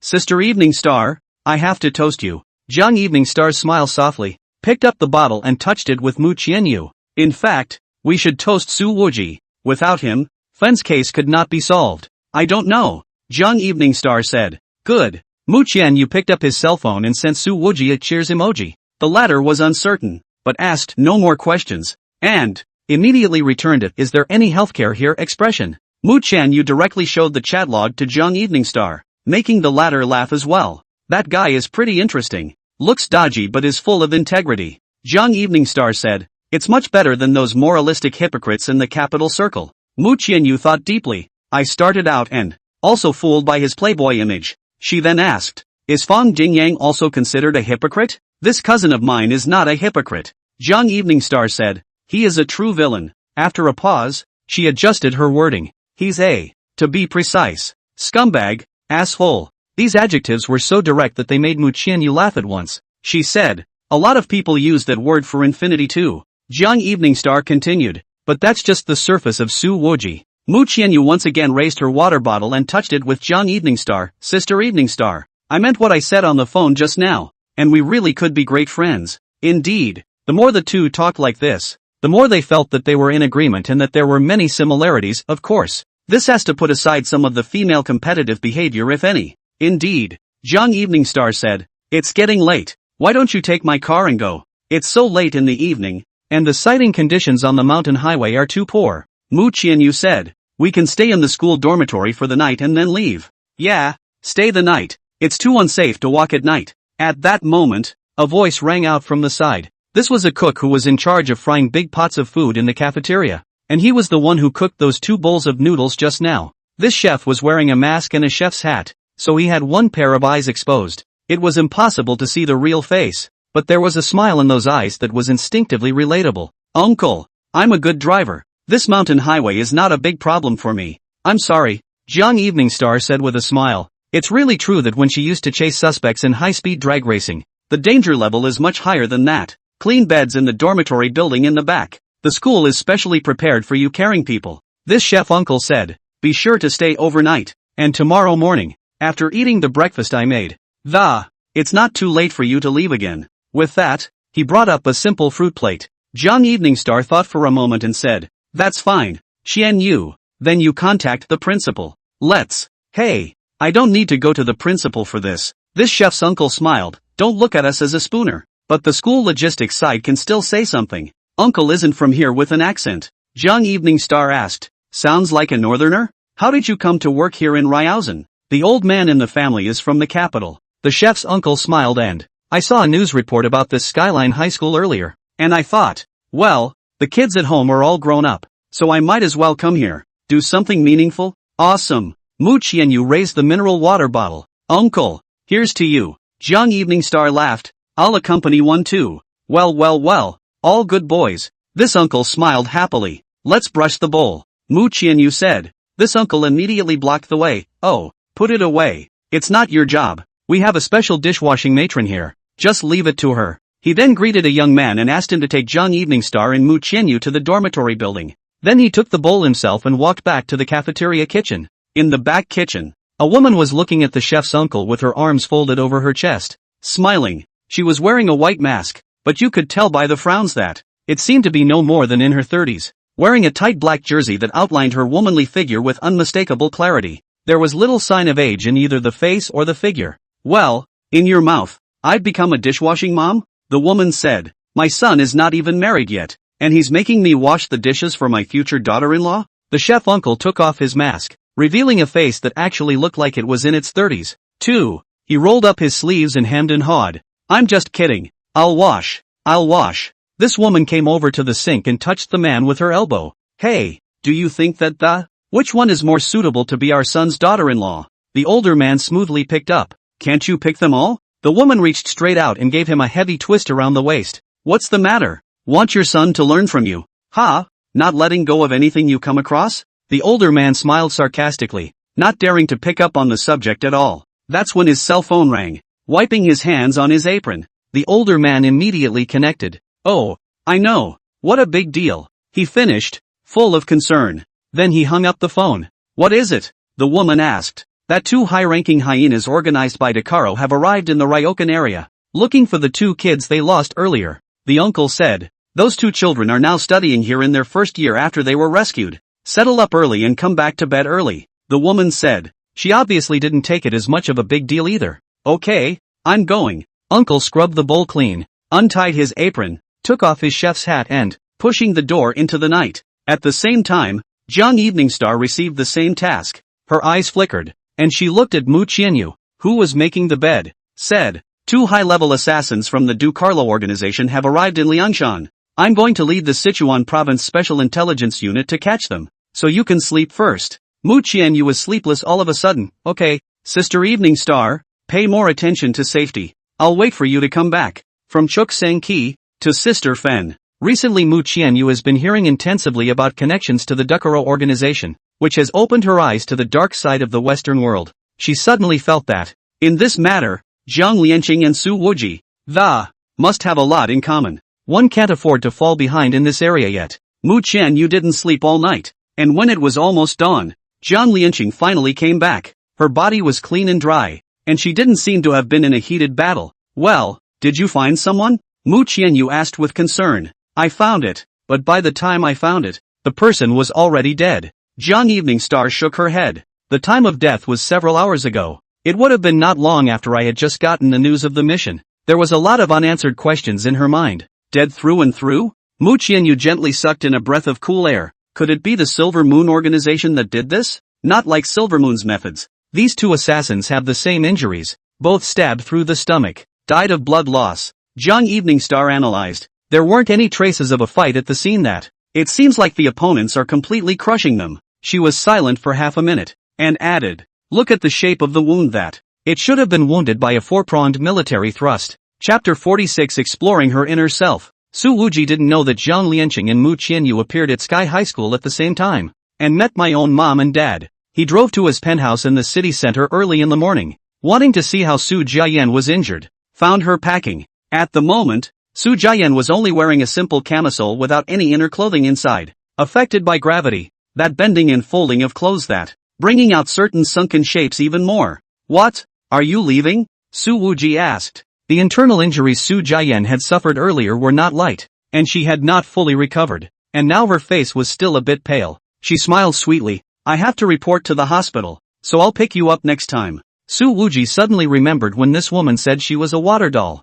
I don't know if the bubble is literal or not. Don't be flirty when you're all injured like this. Su Wuji shook his head. Going to Ninghai in such a hurry. I'm afraid you're not going to report for duty, are you? I really have to go to work. Su Jiayan coughed twice. Otherwise, the hospital would have to fire me. Su Wuji glanced at Su Jiayan with great meaning. In fact, there's something it's perfectly fine to say that to me. Alright. Su Jiayan came over and, hands wrapped around Su Wuji's arm. When I feel I can tell you, I will definitely be honest with you. Honestly and frankly, Thai as you can be. Su Wuji pulled his arm out of that soft and gentle squeeze. Tell you what, I don't have anything to do in my spare time, so why don't I simply send you to Ninghai? Su Jiayan froze for a moment as she sniffed. Then, with a smile in her eyes and curved lashes, I've been stalking you for so long. Have you finally decided to accept me? Su Wuji had a look of looking at a little cutie's expression. Why are you looking at me like that? Su Jiayan said. I'm true to you.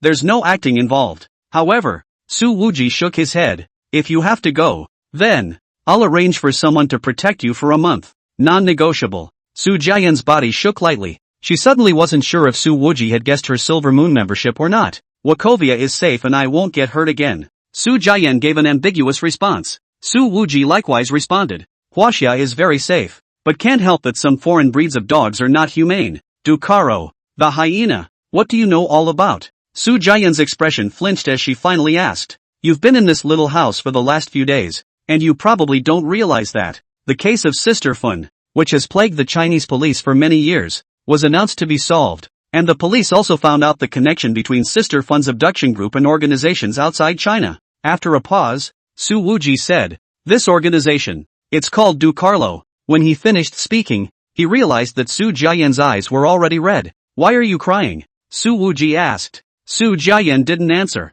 It was as if a floodgate had been opened in her eyes, and from the appearance, to the raging of, it's a matter of a split second. You really are a water doll, Su Wuji said, pulling out several tissues and helped Su Jiayan wipe it off. Su Jiayan contained tears, but laughed. So, I have a couple of friends who are police officers in Lin State, and they told me that on the day you were injured, the Du Carlo organization also had a few assassins captured in Linzhou. Su Wuji said. I later asked someone to inquire about the Western Dark World and, so, probably guessed who you really are. The latter half of this sentence was obviously not true, but it was the most convincing to Su Jiayan. So, are you going to twist me to the police? Su Jiayan wasn't the least bit nervous and, straight away, he raised his hands flat in front of Su Wuji's face. You can cuff me in any position you want. She still got tears running down her face. And flirty. Su Wuji shook his head. I won't tell anyone. After all, Silver Moon's lynching's that. It's also a serious offense in China. Su Jiayan took a step forward and hugged Su Wuji.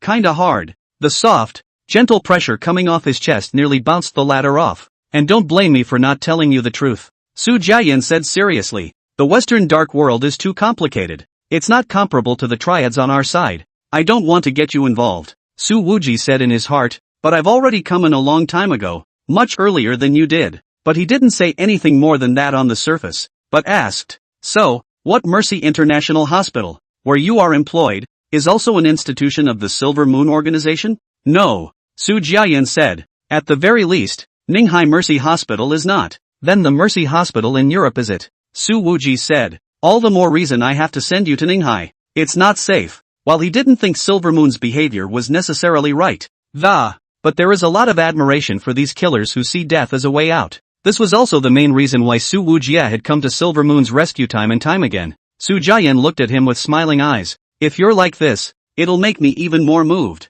I'll be glued to you for the rest of my life. You claim you don't want to bring danger to me, and you're stalking me. Isn't this a contradiction? Su Wuji laughed. Hypocritical woman. Su Jiayan, however, gave an answer that Su Wuji didn't expect. Emotions on one side and faith on the other, both beyond my control. She had a serious expression on her face as she spoke, and seemed to be somewhat moved. However, Su Jiayan added immediately afterward, of course, my body's reaction as well. It was hard for her to go 3 sentences without teasing Su Wuji. Warm breath was released from Su Jiayan's mouth and landed on Su Wuji's ears. He looked down slightly at the luscious figure, and his heart instinctively began to grow hot. Su Wuji did realize at this moment that Su Jiayan was right. It is true that the body's reaction cannot be controlled. Little dude is showing signs of raising his head. Su Wuji was tempted to say something along the lines of stop ting around and I'll beat your ass, but after thinking about it, still no words. After all, he was pretty sure that as long as he opened his mouth, Su Jiayan would definitely pout and let him beat her.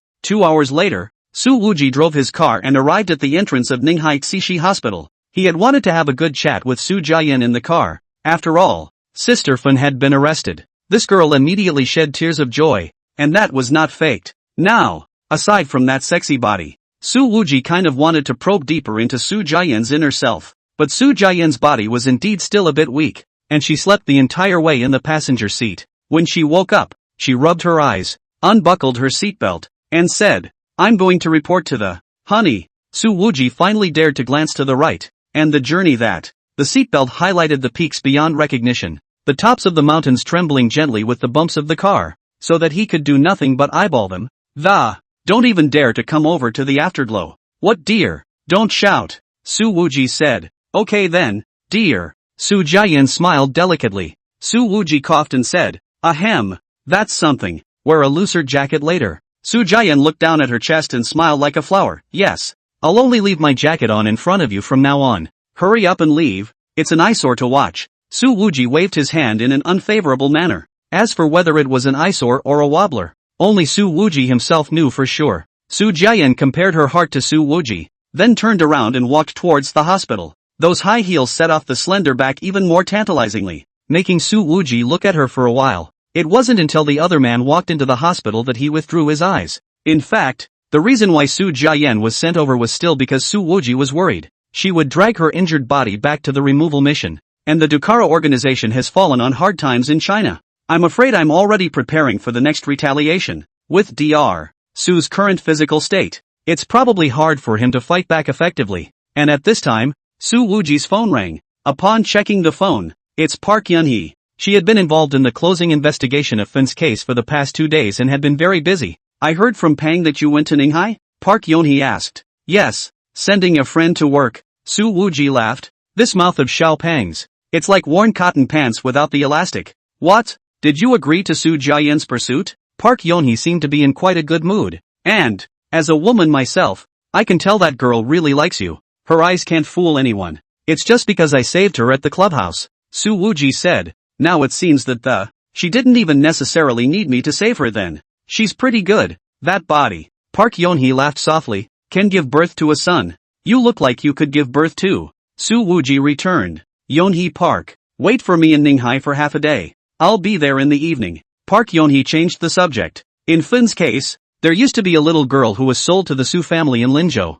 I looked into it. Think it could be Su Jiayan. When Su Wuji heard this, his eyes steepened. Chapter 47, Make Your Head Explode. Su Wuji had been sitting in the cafe in front of the hospital for 3 hours, waiting until it was time to get off work. Just walked into the hospital. The environment of this Ci Hui hospital is extremely good, and the charges are extremely high. The guests who come to see the doctor are either rich or expensive. The parking lot is full of luxury cars. Su Wuji pulled out Su Jiayan's business card and looked at it, then walked over to the surgery where she was employed. The little nurse immediately stepped forward and asked with a smile on her face, Sir, we're almost finished. May I ask which doctor you have an appointment with? High-end hospitals are just as good at what they do. Even this little nurse was a little white beauty. Su Jiayan, Dr. Su Wuji said. She just started work today. I'm a friend of hers and came to check on her. However, the expression on this little nurse's face was blank, and then she lowered her voice slightly. Sir,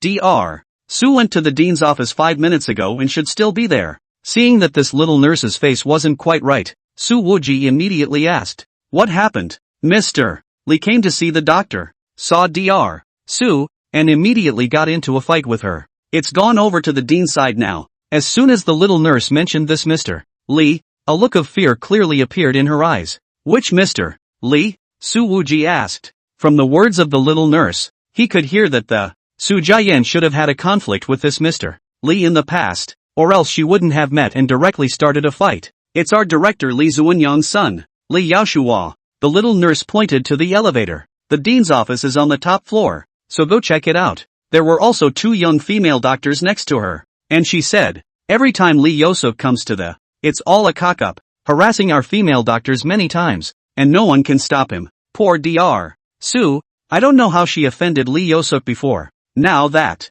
she's definitely going to be forced out. Su Wuji heard this and immediately walked quickly up the stairs. At that moment, a dry, thin man of about 30 was yelling in the dean's office. Today, she's either going to let me beat her up real bad, or she's going to take off this white coat, strip her and get the hell out of the hospital. Get out of Ninghai. This guy is that Li Yosuk. He looks rich, in his logo-covered luxury jacket, with his hair slicked back and the rimless glasses on his face alone.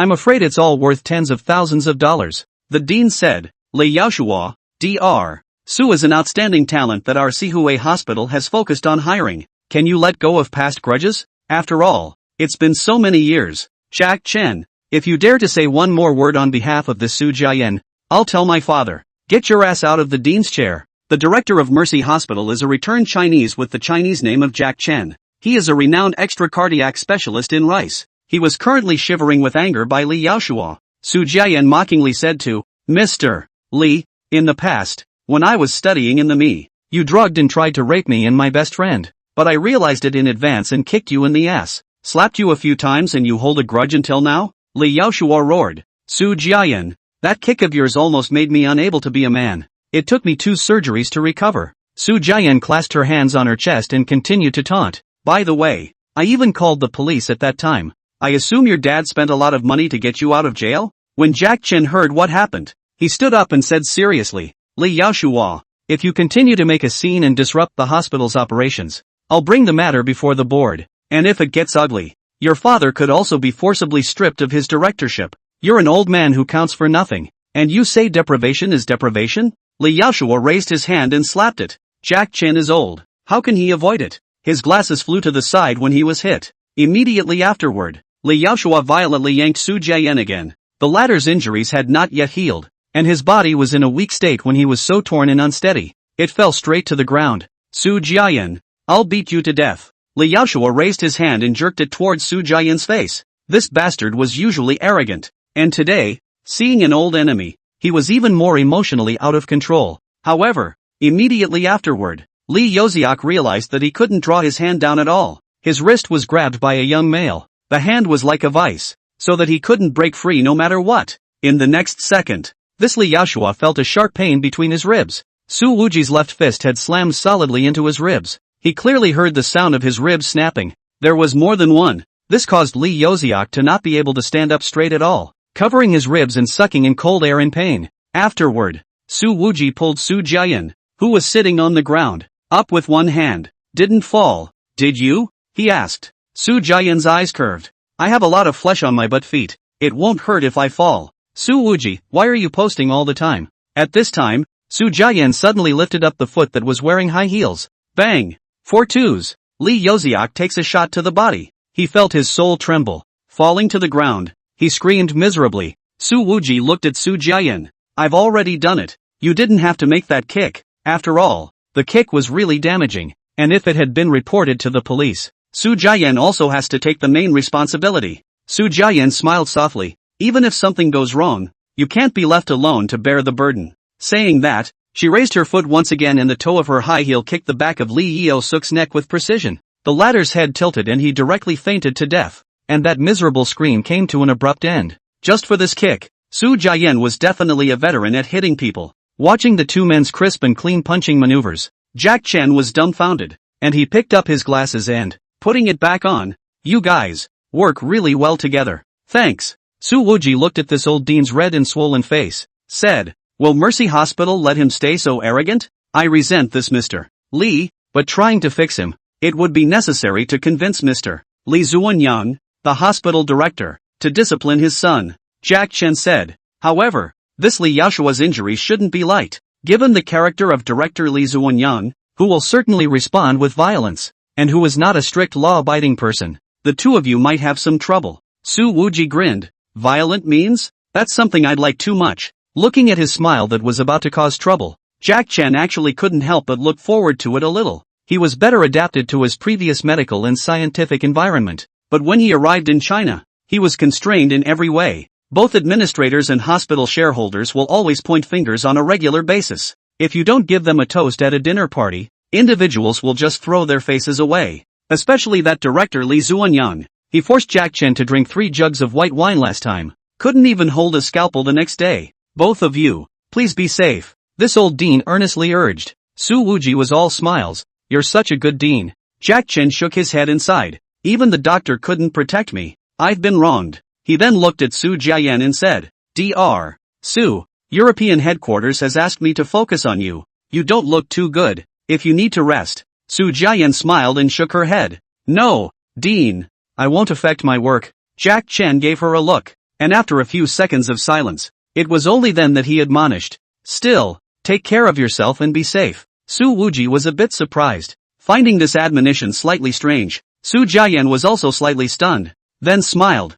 I will. Please don't worry, Dean. 10 minutes later, the doctors and nurses were off duty, but by the time they reached the first floor lobby, but couldn't walk, because Li Yoziak was lying down in the center of the hall. He was awake, but couldn't move. Su Wuji moved a chair and sat next to him. One foot was stepping on Li Yaoshua's back. When my dad comes, you'll be dead, Li Yaoshua shouted. His lower body was numb and unconscious, and he didn't know if it would be surgically removed. Su Wuji laughed. Your father's name is Li Zuanyang, the owner of Jinzuan Entertainment, with several nightclubs under his hand. It's kinda surprising that someone like that has become a shareholder of the hospital. It's good that you know. Li Yaoshua shouted. My dad is black and white. You don't want to leave Ninghai alive. Su Wuji smiled and said, really? After saying that, he grabbed Li Yeo-suk's hair with his left hand and knocked his head hard on the ground several times. Bang! Bang! Bang! Bang! Bang! That every headbutt to the ground made hearts tremble. Su Wuji's left hand movement was unceasing while he pulled out his cell phone and made a call.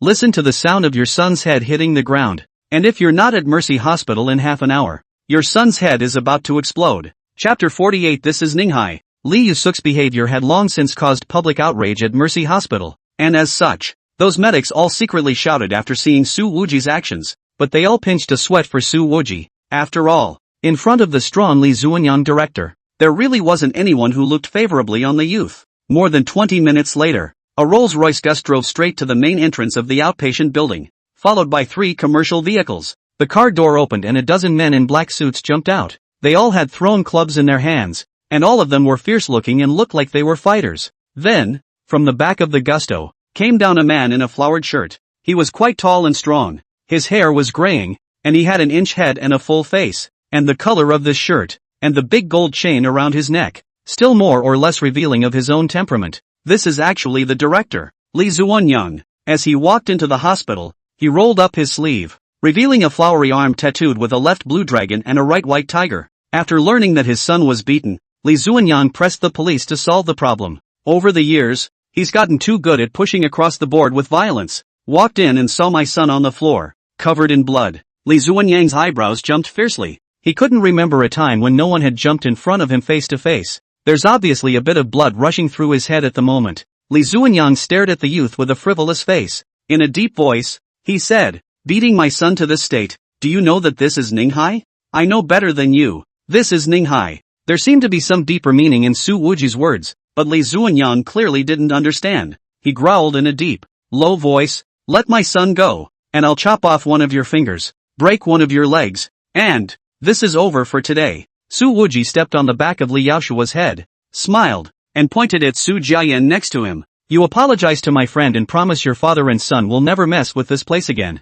Then return the shares in Mercy Hospital and I'll release him. Looking at Su Jiayan, Li Zuanyang's eyes welled up with amazement. The charm was too strong in this woman, and at this moment Li Zuanyang had the feeling of wanting to steal a woman from his son. He quickly came back to his senses, being threatened to his face by a young man so. Li Zuanyang felt funny at the same time as he was angry. Returning the shares? Are you kidding me? Give me on. Snatch Yeo-suk and get this guy killed. With this wave of his hand, the men with the flinging sticks were about to pounce towards Su Wuji. Fine. Let's see who dies first then. Su Wuji directly drew out the chair under his buttocks and swung his big arm fiercely. The chair smashed heavily into Li Yoziak's chest. The latter had originally fainted, but this time, he was actually smashed awake again and sprayed a mouthful of blood on the spot. The thugs almost stopped in their tracks and stood still, somewhat confused. In Ninghai, someone was actually competing with them in terms of ruthlessness. The horizontal flesh on Li Zuanyang's face twitched. Dare to come over again, and I'll dare to continue smashing,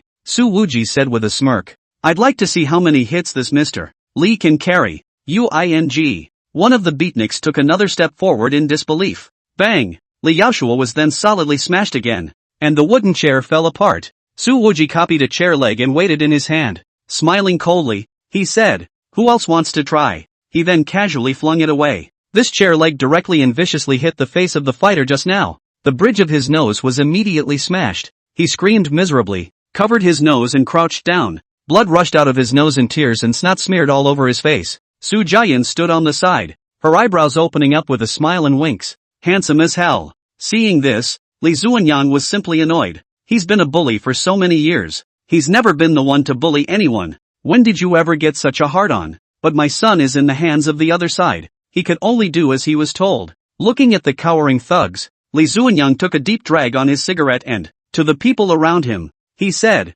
what a bunch of losers we've raised. When will Kong Shirlei arrive? Boss, Brother Lei said he'll be there in 10 minutes. Li Zuanyang said and looked at Su Wuji. Kid, what's your name? Su Wuji. Su Wuji said. What? You want to check my account book? If I can know your name, I can know who your parents are. Li Zuanyang's expression was gloomy and said, Kid, you release my son and pay for the medical bills. I can pretend that today never happened. It's not like Li Zuanyang can't have his handlers swarming around and robbing people, but he really didn't want to see his son beaten again. In case this rash man hits Lee Yosuk's head with a stick next, that could be deadly. Let's coax this guy into releasing his son first. Su Wuji smiled and said, Mr. Lee, have you ever thought about it? If you can check my account book, I can find out what your parents' names are, and I can even find out where your family's ancestral graves are. When Li Zuanyang heard this, his expression was already furious. He threw his cigarette hard to the ground and growled low with a grim expression. Boy, are you threatening me?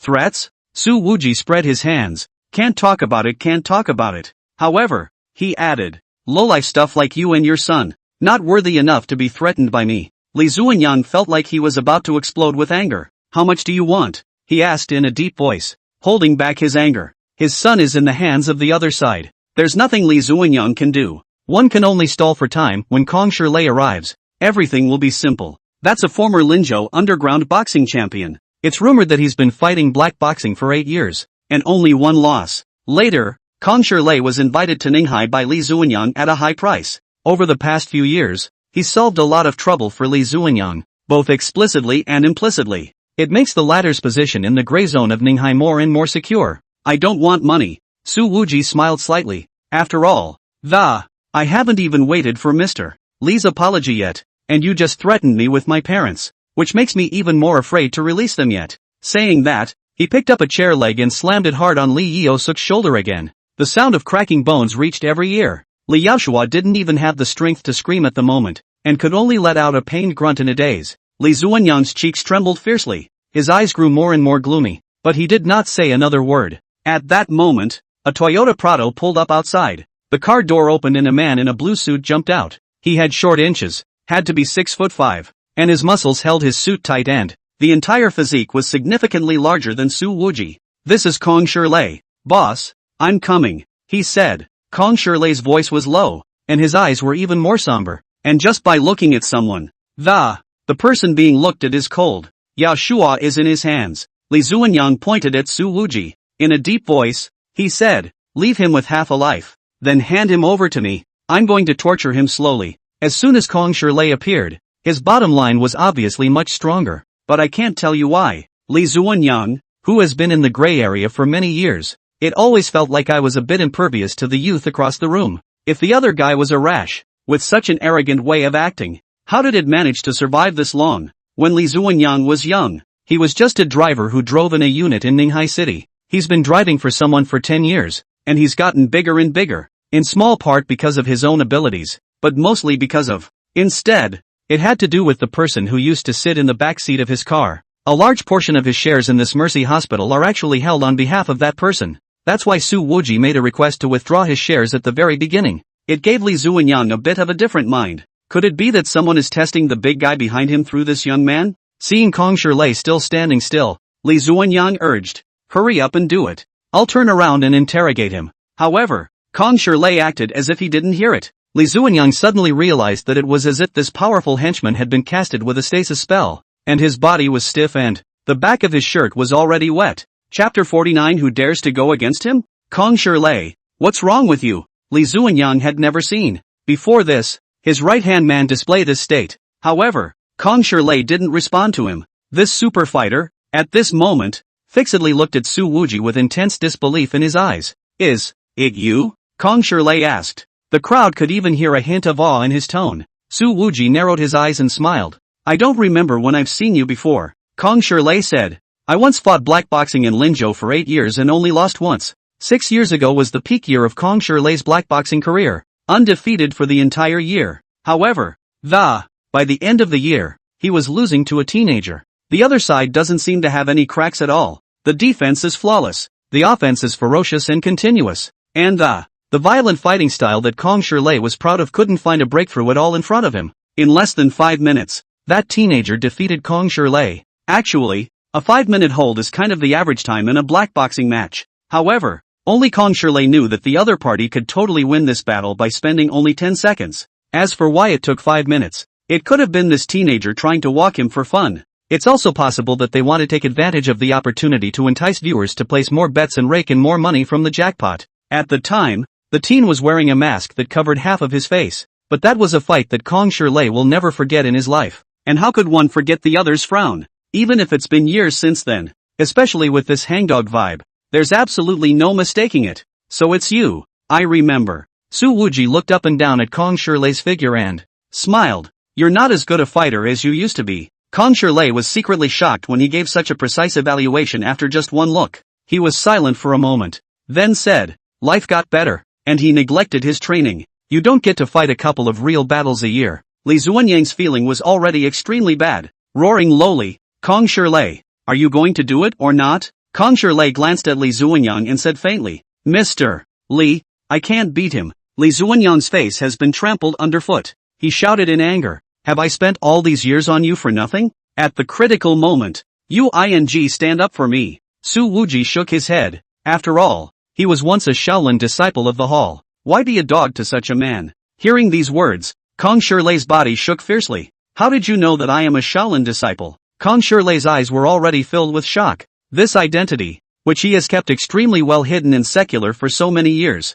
he never mentioned it to anyone either. I'll know after that fight with you, Su Wuji said. Those gamblers watching in the fights won't be able to tell that you're using Shaolin's Vajra and Voodoo fists. Kong Shilei's pupils were almost seismic. You're so young. How do you know so much? After seeing more, you'll naturally know. Su Wuji didn't explain in detail. Instead, he blandly said, you haven't answered the question I just asked. One can't help it. Kong Shilei shook his head and sighed heavily. I'm not working as a dog for Li Zuanyang. It's just a way to make a living. And all my life, and only live in the shadows where the black and white zones meet. Su Wuji added. The only Shaolin master who specializes in using the Vajra fist and the Vajra fist is Master Hangzhou. If I'm not mistaken, your master. It should be him, right? When Su Wuji mentioned this name, Kong Shilei's eyes instantly became flooded with tears. It was an extremely stark contrast to the somber image he had before. Master. Kong Shilei wiped a tear from his eye, sighing heavily. I haven't seen his old man in over 10 years. In these 2 years, Master Hangzhou's health has not been very good, and I'm afraid that his days are numbered. So if you have the time, you can go back to Shaolin for a visit. Su Wujie said and casually threw the half-beaten Li Yaoshua to Kong Shilei. He actually released the man straight away. Kong Shilei also casually threw Li Yaoshua to the thugs and then bowed deeply. If Master, his old man, is willing to see me, this ungrateful disciple of mine is really. With this bow, his tears fell in large drops to the ground. Su Wuji said, you were able to train that Vajra fist and Voltron fist to such a degree. It must be Master Hangzhou's favored disciple. And no matter what ever happened, after so many years, it should have drifted away with the wind. Apparently, Su Wuji could see that a Shaolin disciple with such a formidable strength. Yet he returned to secularism in his prime, and something sobering must have happened in between. After a pause, Su Wuji added, but he doesn't think he wants to see that. You're working for someone like Li Zuanyang. Kong Shilei bowed again. Thank you, I understand. Can I ask one more question? Kong Shilei added. How did you know my master was not well? Before Su Wuji could speak, an ending voice rang out from the back. Master Hangzhou has liver cancer. Coming to Linzhou for surgery. My boss coordinated the hospital. I can't believe it's Pong. He came over from Linzhou. At the moment, Xiaopang's 2-meter-plus head stood here. Those beaters of Li Zuanyang all look like little chickens. Thank you. Kong Shilei bowed for the third time. Sniveling. Xiaopang, it cost a total of $400,000. By Suinter free, that goes without saying. Kong Shilei didn't bother to verify whether it was true or not. He instinctively chose to believe it. Your favor, I keep that in mind. He then turned around and stared at Li Zuanyang and he also looked at the thugs. If any of you dare to go against this gentleman, you are enemies of me. Kong Shilei, remember that for me. The overbearing gloominess of his body welled up again as he said this. Those thugs knew what kind of person Kong usually was, so each of them didn't dare to squeak. Li Zuanyang, on the other hand, was about to explode with anger. Kong Shilei, have you forgotten how I raised you? Li Zuanyang roared. You're such a white knight. Snap. Kong Shilei actually raised his hand and slapped it. Li Zuanyang looks tall and strong, but his striking resistance is really average. This one was jerked straight to the ground. A clear red palm print had been added to that full face. Li Zuanyang was about to go crazy with anger, but he didn't dare to fight back, because he knew that the man in front of him could really not care about his life when he was mad. Kong Shilei said lightly, Mr. Li, over the years, you have given me money and I have helped you smooth things over. I don't owe you anything. Saying that, he raised his feet to leave, but remembered Su Wuji. He also said to Li Zuanyang, I told you not to make an enemy of this one, or else, when I come back from Shaolin, I will come and take your life. After saying that, Kong Shirley walked out with big strides. He got into the car and made his way north. That's the direction of the central MT. Su Jian clasped her hands to her chest and stood with Su Wuji, looking at Kong Shirley's car disappearing into the traffic. He said, "He's not bad. The prodigal son returns. Maybe he's not a prodigal son himself." Su Wuji shook his head and then looked at Li Zuanyang. The expression chilled a bit. "I don't need your apology either. Within 3 days, withdraw your shares from Ninghai Tsihue Hospital, or else." With that, he lifted his foot directly. The disintegrating chair on the floor was kicked out of his way.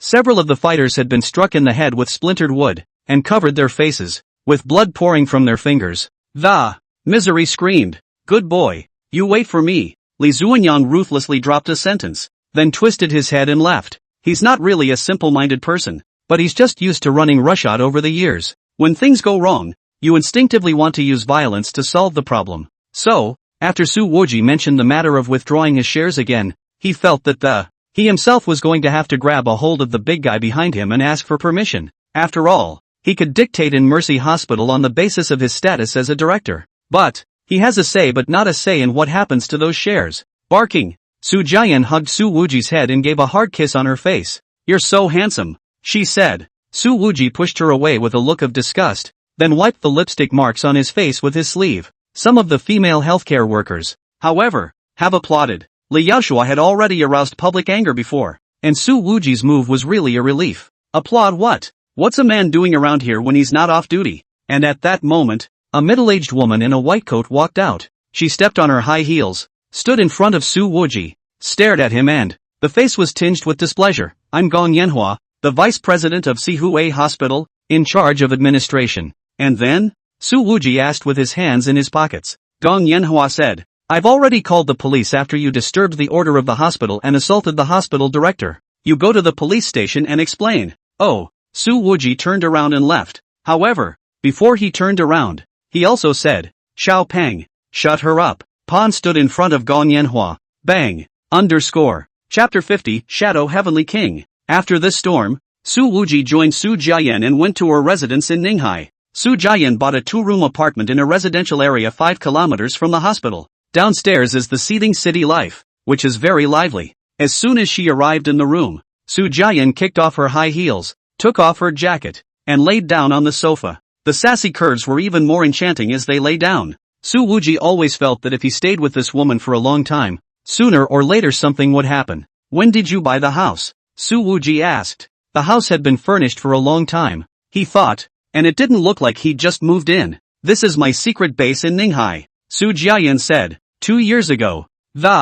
I'd have moved here. Weren't you abroad at that time?" Su Wuji asked. "Occasionally, I'll sneak back." Su Jian stretched again and, waves tugged at his chest again with it. "Even my family, they don't know I have a house here, and you're the first guest." With that, she looked deeply at the man beside her. "In the future, and possibly the man of the house here. Su Dongkai the father looks like he's treating you pretty well." Su Wuji didn't even take the hint. "Houses aren't cheap here," Su Jian said. "I didn't use the Su family's money. I earned this purchase price myself." Su Wuji understood that this was probably Su Jian's commission for the quests she did in Silver Moon. He sat down on the sofa and said lightly, "In the style of Silver Moon's extermination of people's entire families, Zhuo Chengqi is dead, and his son Zhuo Xixian probably won't live long either." Su Jian propped her head up with one hand and lay on her side, tilting her head to look at Su Wuji. Smiling, he said, "You're afraid I'll go against his son, so you came here to watch me?" Su Wuji was non-committal. "Your current physical state is not suitable for this kind of thing." Su Jian nodded. "Indeed, I'm so sexy, and if I fall into the hands of a duck or a hyena, they must have been spoiled in their turn." "Su Wuji, would you die if you didn't flirt?" Su Jian stood up, and with a bend, she came up to Su Wuji's face and, smiling, he asked, "Are you so concerned about me? Are you interested in me or Silver Moon?" With this bending motion of hers, Su Wuji subconsciously glanced towards the collar. That wonderful shape, full, bouncy and soft, simply deserves all the good words in the world. "Oh, so you're interested here." Su Jian followed Su Wuji's gaze and looked down, smiling happily. Su Wuji immediately sat upright. Afterwards, she leaned over to Su Wuji's ear and said, "I'm going to take a shower first. Oh, it's white and delicious when it's washed." Su Wuji twisted his head to ignore it. He waited for the sound of clattering water from the bathroom before he steadied himself and pulled out his cell phone and, logged into some email address and looked at the new mail. The latest message, which caught his attention. Read. Ducaro's organization has begun to activate the 5-star hunters lurking on Chinese soil. The Silver Moon organization postponed the mission. Su Wuji's brows furrowed fiercely. In the past, there were almost no Chinese among the hunters trained by the Ducaro organization. Their main areas of activity are also outside of China. But this news undoubtedly confirms that this organization has been laying out in China for a long time. I can't believe the killer was lurking a number of years in advance. And, still, a 5-star killer, with Silver Moon style of behavior. Zhuo Qingqi's son, Zhuo Xixian, was definitely going to die. The Ducaro organization just needs to keep an eye on him. Then they can lure Silver Moon into jumping into the trap. In the bathroom, Su Jiayan looked like she was lathering up her body, rubbing her hands together but there was clearly some distraction. She didn't want to get Su Wuji involved, after all. If he was being targeted by Ducaro's hyenas, literally no peace for the rest of my life. When can you change this hot heart? This matter clearly has nothing to do with you. Su Jiayan sighed softly in her heart. This bath lasted for 10 minutes or so, and when Su Jiayan began to wipe her body, she got a message on her cell phone that read, Zhuo Xixian has already paid heavily for a senior bodyguard from Airstar Security. The Ducaro organization has activated the 5-star hunters lurking in China. The difficulty level of the mission has risen, and Kanji can postpone the mission for a short period of time. This Guanji is Su Jiayan's code name. A 5-star assassin? Short-term postponement of a mission? Su Jiayan began to think. Should this message be taken to Su Wuji or not? Is it possible that if he reads this message, he will leave Ninghai and not get involved in this matter anymore? While thinking, Su Jiayan pulled on her shorts. The fabric tautened the hips and legs, the curves so perfect you couldn't pick out a single fault. Just as she was just putting a tight tank top on herself, her cell phone rang. Su Jiayan picked up, then said, Hello, who is it? I'm Detective Park Yonhee from the Lakeside branch of Linzhou. May I ask if you're Su Jiayan? Su Jiayan's eyes had a small amount of caution. Hello, it's me. Can it be that there was some mistake in Zhuo Qingqi's fall that aroused the police's suspicion? Park Yonhee said. We're currently hosting Fun's human trafficking case, and we have some leads. Wanted to talk to you in person. Su Jiayan was stunned for a moment. She took a soft breath, as if she had made a great resolution, and said, Good, I've arrived in Ninghai. Where are you so I can go find you? Park Yonhee said. Or, you can come to the Ninghai City Council. Let's meet at the cafe next to the pauper's apartment. In half an hour, shall we? Su Jiayan's voice was already visibly fluctuating in an uncontrollable way. Good. Su Jiayan looked at herself in the mirror, her eyes already turning red. At this time, she did not realize that the female officer who had called her. There's also a very close relationship with Su Wuji. Su Jiayan walked out wearing only her intimate apparel, and when Su Wuji saw this, he immediately averted his eyes. Honey, I have to go out for a while. Will you wait here for me? I'm sorry, Su Jiayan said, starting to bend over in her jeans. She didn't avoid Su Wuji in the slightest, but the latter didn't dare to look squarely at her. What dear? Don't yell. Out for what? Su Wuji looked out the window and asked. Su Jiayan said, There's an Officer Park who wants to meet me. At the cafe next door. Talk about Fin's case. Su Wuji didn't want to follow this time and still didn't look at her. Then you go. Be careful. Su Jiayan lifted up her tight jeans and, covering the glowing white ass and legs. I must thank the man who took Fun. Su Wuji laughed. If a man had captured her, would you still be planning to give your body to her? That won't. Su Jiayan said. Oh. Su Wuji breathed a sigh of relief. Because, I have pledged my body to you. Su Infernal. After Su Jiayan had left, Su Wuji looked around the room and, the plain girl's room was decorated in such a way that it was impossible to tell that the owner was actually a killer. At this time, Su Wuji's cell phone rang. He looked at the caller and frowned. So he picked up. Hi, dear Shadow King. A man's voice came from the other side of the phone, sounding a bit effeminate and greasy. What kind of crappy name? If you have something to say it quickly. If you have an ass, let it go. Su Wuji said impatiently. It said, let me guess. You're in Asia? Right guess. Then, you're in China? Nope. I'm in India. Sipping hand-beaten aloe vera juice while taking a dip in the Ganges. I'm sorry, said Su Wuji. No, you're in China. The person on the other end of the line seemed certain of this. I've heard that the Ducaro senior hyenas hung up several times in succession in China, and none of our 4 Ranger Heavenly Kings made a move. So who else could have done it? How would I know? Su Wuji sprayed. Also, what 4 Ranger Heavenly Kings? Simply couldn't find ****ter title. Many believe that Ducaro had nothing to do with the Ranger organization in this tragic loss, but I don't think so. The other end of the phone was grinning. Because, none of them know that the Rangers 4 heavenly kings that. 5 of them, actually. After a pause, he added. And the most dangerous one of all. Keep hiding yourself in the night and the shadows. None of my business. Su Woji directly hung up the phone. Chapter 51. So what if I'm leading the first secretary? In the cafe, Park Yeonhee and Su Jaeyen sat opposite each other. Instead of a police uniform, Park Yeonhee was dressed in a black tracksuit. That light-faced, clear-cut look formed an extremely sharp contrast with Su Jaeyen, who was sexy and charming in her bones on the opposite side of the room. Ms. Su, have you ever had some knowledge about your birth? Park Yeonhee said. Fin's trial went well, and from her recollection, having once sold a little girl to the Su family in Linzhou, Park Yeonhee easily found out that the matter was related to Su Jaeyen. A cold light swept through Su Jaeyen's beautiful eyes. Yes, even though I was only 4 years old at the time, I could never forget Fin's grim face, and I wanted to bring her to justice every single day. But what Su Jaeyen didn't say was that the law she was talking about, referring to Silver Moon's lynching, for the kind of asshole who ruined her life, it's just too cheap to let her sit at the bottom of a jail cell. Park Yeonhee said. So, you also know that Hyo Donkey is your adoptive father? Su Jaeyen nodded. The memories from before the age of 4 are gradually becoming fuzzy. But I've always known very well that I don't belong in Linzhou. Su Dongkai is a good man, and has always treated me like his own daughter. But, the person who bought me from the traffickers wasn't him, but Su Dongkai's mom, who is now my grandmother. Park Yeonhee said. She passed away. Su Jaeyen took a sip of her coffee, sighed again, and said, the old lady is also looking at me with pity. In the winter there is not even a piece of thick clothing. Face and body are full of bruises beaten out by fun. Before I bought Actually, the Su family has always been good to me, but it's hard for me to fit in from the heart. Park Yeonhee nodded her head gently. We've been working on the family search, but it's been too long. Too little valid information. So, Su Jaeyen immediately said, I understand.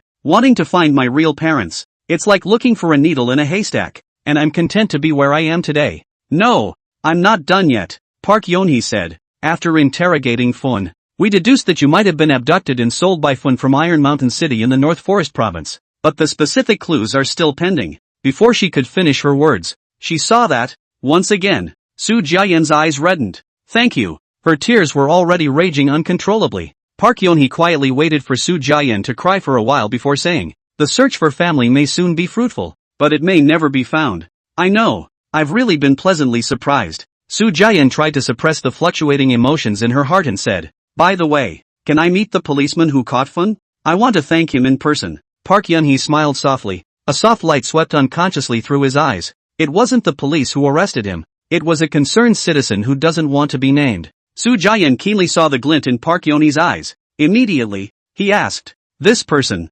Officer Park knows? I do recognize it. Park Yeonhee mentally added, you know it too. I'd really like to meet him. So please ask Officer Park for his opinion for me. Su Jaeyen's tone had a clear plea in it. Good. Seeing the other person's red eyes, Park Yeonhee agreed. Afterwards, she asked, Miss Su, you've lived in Europe for many years, and with regard to the Silver Moon organization, how much do you know? Su Jaeyen's expression remained unchanged. I've heard of it, but I don't know much about it. She was a little confused as to the intentions of this beautiful police officer who suddenly asked this question. Su Jaeyen knew that she was on the opposite side of the fence from the Chinese police. Once the officials knew that Zhuo Qingqi's death had something to do with her, then she herself was bound to be arrested and imprisoned. The Silver Moon organization has gained notoriety over the past 2 years, but its methods are a bit over the top. Park Yeonhee looked at Su Jaeyen and said, a few days ago, Zhuo Qingqi, a wealthy businessman from Linzhou, committed suicide by jumping off a building. We suspect a connection to the Silver Moon organization. In fact, Su Wuji didn't know that Su Jaeyen was Silver Moon's person before. Otherwise, and there's no way he's going to blatantly tell that to the board of directors of Limo Insurance. Su Jaeyen didn't say anything. Now Zhuo Qingqi's son, Zhuo Xishuan, is in Ninghai. Maybe it will be Silver Moon's next target. Park Yeonhee said, Zhuo Xishuan.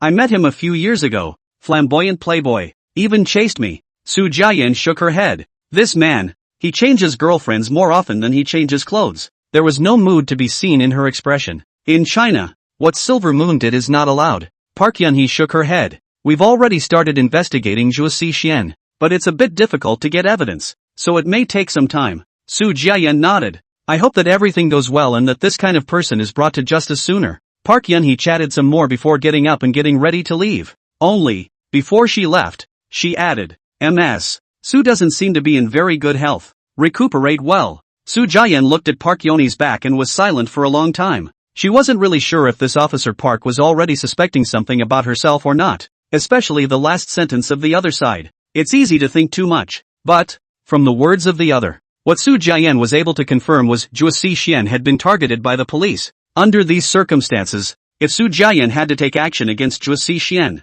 necessarily run the risk of exposing themselves. With her thoughts a bit disorganized, Su Jian sat quietly for a while longer before she was ready to go back. In the process, Su Wuji never contacted her, and at this time, a black commercial vehicle stopped in front of Su Jian. The passenger door opened and a woman in a black suit got out of the car and, standing in front of her, "Hello Dr. Su, who are you?" Su Jian asked. "I'm the secretary of Mr. Li Zuanyang Li, who wants to withdraw his shares from the Sihui Hospital regarding the talk to you face to face." The woman had short hair, flat heels, a sharp demeanor, a nice looking, but the tone wasn't very polite. Su Jian's expression remained unchanged as she said lightly, "If Mr. Li withdraws his shares, you can do the paperwork directly with the hospital board. You don't have to go through me." With that said, she looked at the business car, which had dark-colored film on all the glass. "Can't even see what's in there. Dr. Su, I advise you to get in the car." There was an air of command in that female secretary's words.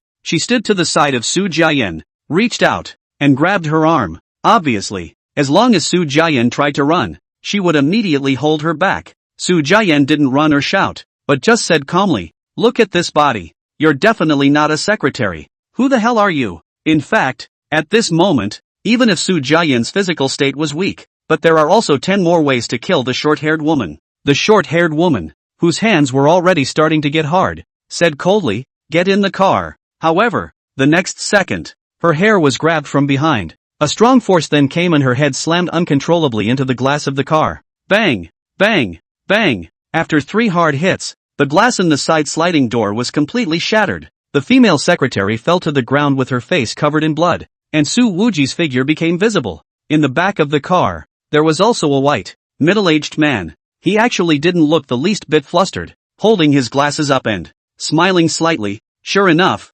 heroes come out of youths. You guys passed the test and now have the qualifications to meet the real boss." Su Wuji glanced at him and laughed. Asterisk asterisk. The middle-aged man froze for a moment, and then a huff of anger surfaced on his face. "You're scolding me like that? Do you know who I am? I've already given you guys face by coming to see you today." Su Wuji simply ignored him, turned to the side, and faintly said, "Xiao Pang, find something that gag him." This middle-aged man then realized that there was a huge figure beside him. Immediately afterward, he was lifted upside down. Xiao Pang's hand loosened and threw the middle-aged man directly into the sewer on the side of the road. A strong stench hit his face. The sticky excrement instantly overwhelmed him. Mouth full. This middle-aged man then realized that this stupid big man had used this to gag him. Su Jian pinched her nose and stood to the side, smothered by the scent of. She obviously remembered something. "I have seen this person on TV. Seems to be the secretary of that who. The identity is quite sensitive. Do you want to avoid the wind?" Obviously, in this short moment, Su Jian had already thought of the subsequent risks she might face. Su Wuji smiled faintly. "It doesn't matter, because for all those who pretend to be in front of me, I have to treat them all the same." Pan repeated. "Yes, equal treatment." Immediately following, poof, poof, clunk, Pang threw the secretary and the driver into the sewer. Then the heavy manhole cover was put on. There was a gurgling sound from below, so I guess all 3 of them had eaten their fill. Su Jian smiled like a flower, but there was a touch of emotion in her eyes. "None of this has anything to do with you. It's all because of me. So get out of here." She clasped Su Wuji's arm and urged, "It's dangerous for you guys to be in Ninghai right now." Chapter 52, Silver Moon. Early action. Su Wuji knew that Li Zuanyang's boss behind the scenes had already noticed Su Jian and himself. Otherwise, it wouldn't have arranged for his secretary to come and pick him up. It's just that the way it was picked up was a little too rude. In response, Su Wuji then made them eat more in the sewer. "It's dark and you're still not leaving?" Su Jian leaned lazily against the bed. "Aren't you afraid I'll eat you up tonight?" She had changed into her pajamas, a white silk nightgown that clung silky smooth to her body. There wasn't any more constricting clothing worn inside, and the already thrilling curves were now noticeably more visually soft and supple. With a little movement, those lines come alive, like a flowing lake. Sure enough, a water doll from the outside in. Frankly, If Su Jiayan in this state wants to eat Su Wuji, Su Xiaoshu really can't resist for 88 seconds. Su Wuji said without a trace of anger. Why don't I leave? Don't you know? Su Jiayan shook her head. That backstage bigwig of Li Zuanyang. Even if he came to find trouble with me, it would also be within the rules. And besides, he's in the system, and his status is too sensitive for him to blatantly screw around. I'm not worried about this matter. Su Wuji sneered. Su Jiayan directly threw her cell phone to Su Wuji. Look at the messages inside. Silvermoon even asked me to postpone the mission. She did not have any intention of avoiding Su Wuji regarding these secret orders within the organization.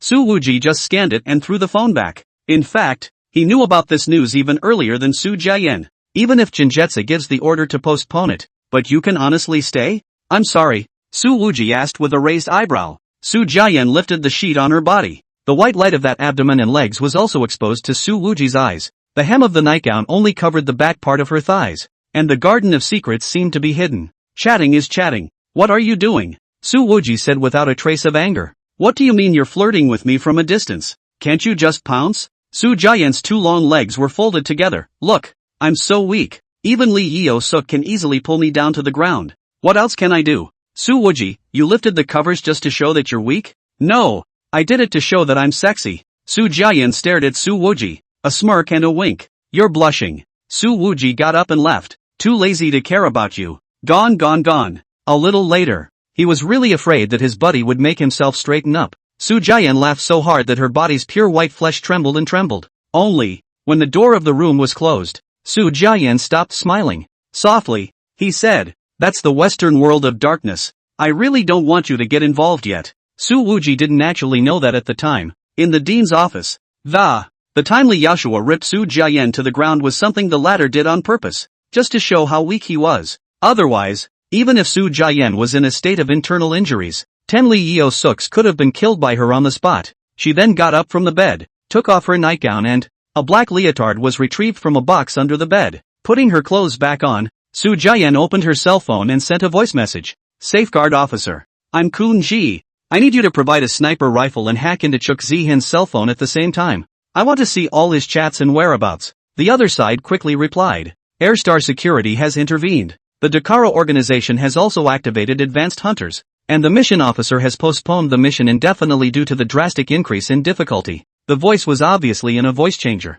making it completely indistinguishable from male and female. Su Jiayan said, whether the mission is operational or not, this is not a matter for the safeguard officer to inquire about. You just need to provide the equipment. As a safeguarding officer, I'd like to give you a friendly reminder. If you're going to use a sniper rifle in China, then you have to think of a foolproof way back for yourself. Su Jiayan, thank you for the friendly reminder, but unfortunately I don't know your true identity. Otherwise you must be invited to dinner. A few minutes later, the other side said, no need to. I'm not interested in having dinner with someone like you who's volunteering to die. In half an hour, go to the garbage dump on the southeast corner of the poly. Pick up your gear in the second green garbage can. Su Jiayan, thank you. The safeguard officer added a word of caution. Don't die too soon. Su Jiayan put away her cell phone, looked out the window at night, and whispered to herself, at this time of the year, there is only one drumbeat. Indeed, at a time when everyone who knew the inside story thought that Silvermoon wouldn't do anything about it, Su Jiayan, who was in a weakened state, chose to take the initiative. Instead of going through the front door, she opened the closet door and plucked at the rows of clothes hanging up. Behind the clothes in the closet, there was actually an invisible door that opened to the next unit. That's right, the apartment in the next unit is also Su Jiayan's. She entered the apartment next door, opened the front door, took the elevator down to the. When we got to the underground garage on the negative level, we followed it out of the neighborhood and went out and scanned a shared electric car, rode to the dump 2 kilometers away. At this time of the day, the lady in charge of maintaining the garbage station has already left her shift. Su Jiayan walked in front of that green trash can, and drew out a large snakeskin pocket from it. The protection officer is getting less and less reliable, and this packaging is too scribbly. Su Jiayan rode her electric bike away for 50 meters and parked it at the return point. It was only then that he opened the bag and inspected it, and inside were parts of a sniper rifle, and a Volkswagen key. Pressing the key, a gray Volkswagen Touareg on the opposite side of the road flashed its lights. This car is very common, extremely well kept, and doesn't get particularly noticed driving down the road. After Su Jiayan got into the car, she opened her cell phone and looked at it. The safeguard officer, for all his talk of dislike, is a firm hand. He had cracked Zhuo Xian's cell phone and sent all the information inside to Su Jiayan. Tonight, Zhuo Xian is talking business with someone in Box 7 of the Ninghai Earls Club. A total of 6 senior bodyguards from Airstar Security are close by. Su Jiayan finished reading the message and uninstalled the communication app between her and the safeguard officer. Then drive to the Earls Club. 20 minutes later, Su Jiayan arrived at the count's door and did not immediately enter. Instead, he drove around the clubhouse a few times. She had already seen that the Maybach, in which Zhuo Xian usually traveled, was parked in the parking lot, and there's a black business car, parked right next to the Maybach. It's supposed to be an Airstar security car, and at the entrance to a parking lot full of luxury cars, there were a dozen chauffeurs on electric scooters waiting to take jobs. But just then, a couple of commercial vehicles suddenly turned out of the night traffic and it crashed right through the parking lot pole and sprinted to the front of the clubhouse. The gas is raging. The dozen or so valet boys were almost hit and rushed to avoid them, cursing under their breath. Seeing this, Su Jiayan immediately pulled the car to the side of the road and moved from the driver's seat to the back seat. The sniper rifle, already assembled by her, was under the back seat. At this moment, from those several business cars, a bunch of masked men in black suits had jumped down and all of them were carrying throwing sticks and steel pipes in their hands. They stormed into the Earls Club and beat everyone they saw, no matter what. The security guards in the clubhouse have no idea what's going on. In a single glance, he was directly knocked to the ground. Completely defenseless, Su Jiayan stared at the gate, searching for Zhuo Xian's figure. If the other person escapes, she'll be shot dead. And just then, the entire Earls Club suddenly lost power. That glorious palace instantly became pitch black. The booths and corridors here are windowless, and with such a power outage, and everyone inside becomes blind. What Su Jiayan didn't see was that, at this moment, the group of black suits that rushed into the clubhouse, they have pulled out their night vision glasses and put them on their faces. Chapter 53, She takes revenge for him. Just as the entire Earls Club suddenly lost power, Su Jiayan distinctly noticed that one of the guys in that group of valets waiting at the door pushed the motorized scooter under his butt to the ground and roughly pushed his way through the crowd.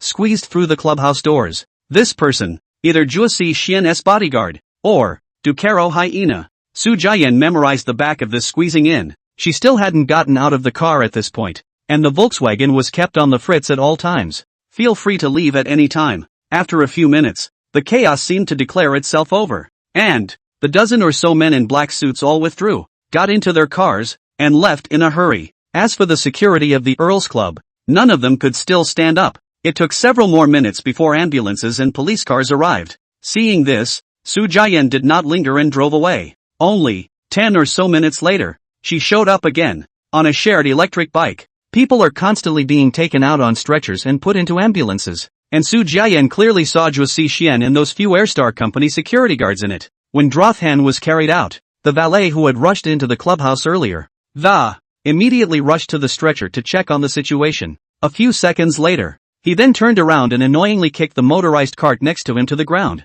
Su Jiayan gave him a deep look and left for the second time. As she rode along, she sent a voice message. Safeguards officer. I may have found that lurking hyena from Ducaro's organization. The safeguard officer said, Kun Shi, you are not currently tasked to deal with the Ducaro hyenas. I won't be providing any more logistical support to you until you are completely healed. Su Jiayan hesitated. Good. In fact, when she said this, she was visibly a bit reluctant. After all, the big chance to, it's right around the corner. When Su Jiayan returned to her room from the next unit, Su Wuji's phone call happened to come through. It's so late. I fell asleep. Su Jiayan took several seconds to connect, her voice dripping with lethargy. I heard that there was a clash at the Earls Club, and that Zhuo Xian was injured by mistake. The ambulance took him to the nearest Mercy International Hospital, where he is now in the intensive care unit. Did you do it? Asked Su Wuji in an uninterested voice. What? Su Jiayan's voice was clearly a bit surprised. She really wasn't faking this accident. After all, before, she had never thought, in any case, that this Zhuo Xian, I can't believe I was taken to Mercy Hospital by emergency vehicle. It's not right under your nose. Then, there were at least 800 ways to take Zhuo Xian's life without a sound. How weak am I? Said Su Jiayan. How weak am I? And you know it. Since you didn't do it, that's fine. Su Wuji said. I'm going back to Linzhou. You be honest. After saying that, he simply hung up the phone and opened the car window. The evening breeze from Ninghai poured into the carriage along the long Ningjiang River. Su Wuji casually threw his hand, and a night vision goggle was thrown into the Ning River. Xiao Peng's voice came from behind. Boss, The finance said you can't just be cool and. This one night vision goggle is expensive. Pang was not involved in the conflict at the Earls Club because he was too conspicuous. Was hunkering down hard in the third row of the business van, his legs numb. Su Wuji twisted his head to look at Xiao Yinlei, who was driving. Why don't we fire this finance? Xiao Yinlei smiled. Boss, you fired someone on the front foot. On the back foot people can be tapped to be a vice president at a Wall Street investment bank. Ha! Su Wuji waved his hand. Seeing as she's not bad at business, I'll forgive her for poisoning me. Xiao Pang, boss, aren't you looking at her because she's pretty? Su Wuji gritted his teeth. Xiao Pang, Xiao Yinlei said. Boss, you did so much for Su Jiayan, didn't you? Not. Su Wuji obviously knew what Xiao Yinlei was going to say. Isn't she just a little bit prettier and with a sexier body? Would my starting point for doing something be such a shallow reason? Xiao Pang, boss, the finance has said that. If it weren't for the fact that the boss is so shallow when it comes to women, we'd have at least 10 times the capital stock. Su Wuji covered his head and closed his eyes. Xiao Yinlei smiled as she drove, enjoying the three of them staying in the car together now. There hasn't been much movement in the Mu family lately, has there? Su Wuji asked. Several days had passed since he drove a heavy truck to run over the Mu family's old mansion, outwardly tolerate the wind and the waves. Xiao Yinlei said. From what I know of them, the Mu family should be brewing their next attack on the boss's wife. Mu Qianyu went to the capital. There hasn't even been a letter in the past few days. Su Wuji skimmed his mouth. Women. They're animals who cross the river. Xiao Yinlei laughed. Boss, the boss's wife is definitely not this kind of person. Coincidentally, just as she finished saying this, Su Wuji's cell phone received a photo. It's a selfie taken by Mu Qianyu in Tiananmen Square. In the photo, she's wearing a white corrugated shirt and the night breeze is ruffling her long hair. Even if she's not wearing any makeup, there's still a sense of beauty about it. 2. This picture, if accompanied by the song The Red Sun is Born in the East, the soundtrack of Its Avenue is Full of Sunshine is really great. It does look good. Su Wuji enlarged the photo and focused on Mu Qianyu's face and chest. Commented, the face and body are barely worthy of me. Xiao Yinlei said, the boss would be beautiful if he and the boss's wife had a child. Pong, what about Officer Park? Su Wuji raised an eyebrow. Oh, children only make choices. Adults want them all. Xiao Pang, what about Manager Xiao? This time, before it was Su Wuji's turn to speak, Xiao Yinlei immediately spoke out. Xiao Pang, you stop talking. At the moment, as the light in the compartment was rather dim, it was also impossible to tell if Xiao Yinlei's earlobes were red. Mu Qianyu sent another text message. After 3 days of busy work, I just arrived at Tiananmen Square to shoot the. Send it to you. Su Wuji returned a message. Wearing too much. Bad review. If those suitors of Mu Qianyu were to see this, I'm afraid that I would have the heart to split Su Wuji alive. However, the first beauty of Linzhou almost lost the man in laughter on the other side of the phone. He's so interesting. Mu Qianyu couldn't stop her smile. She had flown from Kawanaka and had just landed in the capital. Just hoof it to Tiananmen Square for a selfie. It seemed that this was just to prove that she had been in the capital for the past few days and hadn't gone to Ryazan. Li Qingshan stood by the side, looking at his own young lady's appearance. He also smiled and laughed. There was obvious relief on his face. Seeing this, Mu Qianyu asked, Uncle Chen, it's not like you know who I'm talking to. What are you laughing at? Li Qingshan, Mrs. definitely chatting with Su Wuji. There's no need to guess, because he's the only one who can make a lady smile so much. Mu Qianyu touched his slightly hot cheeks and asked in a seemingly calm manner, oh, is it that obvious? I've watched the young lady grow up, and no man has ever. To be able to make Miss so happy. Master letting you and Su Wuji go on a blind date was really prescient. Mu Qianyu seems a little embarrassed. Humming softly, my dad, he's just messed up. Li Qingshan smiled and didn't reveal it. The Mu family can't be confined to Linzhou. They always have to step into the capital. The Su family was needed as a strong ally. The Su family looks to be in a downward spiral, causing many people to forget that once this behemoth. But I can really feel it from Su Wuji in the past 2 days. After a pause, Mu Qianyu said, the Su family is just biding their time. They're so low-key. It's just that I don't want to fight or care to fight.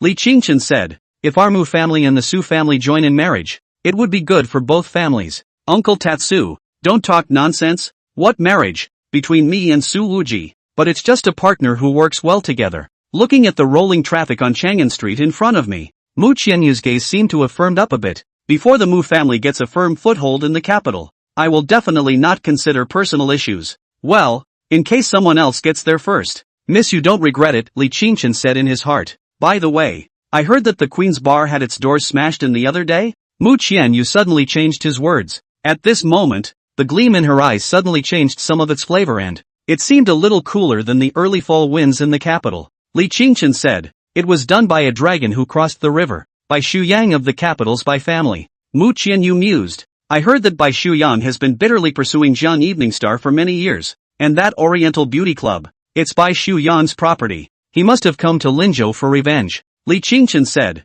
"It is said that Su Wuji did not fight back, just fixed the queen's glass door on my own. This is not Interminable's character. He must be taking Jiang Evening Star's thoughts into consideration." Mu Qianyu thought he saw through the truth at a glance. "Just because Infinity doesn't retaliate doesn't mean I can't retaliate for him," Mu Qianyu said, turning in the direction of Sanlitun. "Uncle Tatsu, tonight, you went to smash by Xu Yang's Tai Long clubhouse." Hearing this request, Li Qingchen's eyes almost didn't fall to the ground. Directly on the hand to smash. This can be absolutely not Mu Qianyu's style. Is this a case of the nearer the man, the blacker the ink? Li Qingchen asked. "Only smashing the gate?" Mu Qianyu's voice was soft. "All of them." Chapter 54, Unassuming Mu Qianyu. Li Qingchen has been sitting in the Mu family for many years. A jungle expert like him. Never done any bar bashing in my life. The Mu family hasn't even taken a step into the capital yet. And they're in such a direct conflict with the Bai family. Not a wise choice by any stretch of the imagination.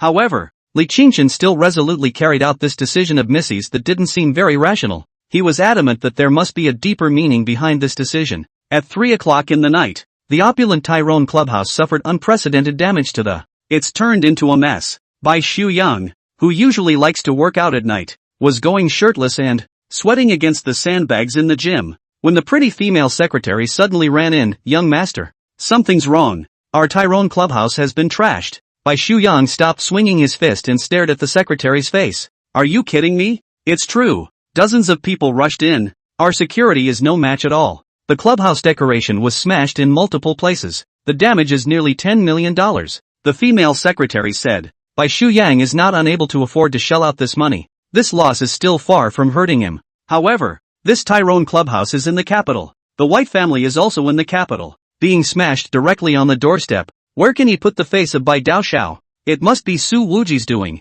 Bai Xu Yang said in a deep voice. He wiped the sweat from his face and, throwing the towel hard on the ground. "This villain who does one thing to his face and another behind his back. I'm still too kind to him. Evening Star was all fooled by him. Now, Bai Xu Yang is very regretful. Why hadn't he himself trashed the entire Queen's Bar all by himself in the first place? Pack up your things, bring your men, and go to Linzhou now," Bai Xu Yang said in a murderous voice. "I'll get that asshole." The female secretary seemed slightly hesitant. "Young master, you first, don't be impulsive. Should we talk to Evening Star sister about this first?" After following Bai Xu Yan for so many years, she was all too aware of just how humble her boss was in front of Jiang Evening Star. Bai Xu Yang, who was in the midst of his anger, actually hesitated for a moment after hearing these words. After a brief hesitation, Bai Xu Yang took a rare hardline. "Don't tell Evening Star about this. What's a woman doing getting involved in something between men?" However, immediately after that, his cell phone rang, and when he looked at the call, it was his good buddy Qin Gillen. "Ah, Xu Yang, what's up with that clubhouse of yours in Sanlitun?" Qin Gillen's voice dripped with derision. "It was that little punk from Linzhou, wasn't it? Linzhou and the capital. You've been here for just a week. It's been slammed twice now, and I don't think I can stand it," Bai Xu Yang coldly said. "I'm going to Linzhou now." "He's dead," Qin Gillen asked. "When you went to Linzhou last time, how come you didn't solve that kid?" "Don't mention it. It's not because I met the Evening Star. At that time, I'm not in the mood." Bai Xu Yan was again uncovered the scars, depressed and harboring anger, directly hung up the phone. However, he hasn't even had a chance to walk out the door of the gym yet. A cell phone number attributed to Linzhou then called. He looked at the number and immediately picked up, not waiting for the person on the other end to speak. Then he spoke first through clenched teeth. "Are you Su Wuji?" "Young Master Bai. I'm Mu Qianyu, of the Linzhou Mu family." Mu Qianyu's voice came through. "I've heard about it." Bai Xu Yang's brows wrinkled fiercely. "What are you looking for me for at this time? What happened at the Tyrone clubhouse?" "I arranged for someone to do it," Mu Qianyu said. "Young Master Bai, don't blame it on Su Wuji's head." "It's you?" Bai Xu Yan's eyebrows rose and he said fiercely. "What are you going to do? Calling at this hour just to cover for that?" He had long heard that, in order to put an end to Fang Jingyang's desire to join the marriage, Mu Qianyu pulled Su Wuji as a shield. These two should have a good relationship.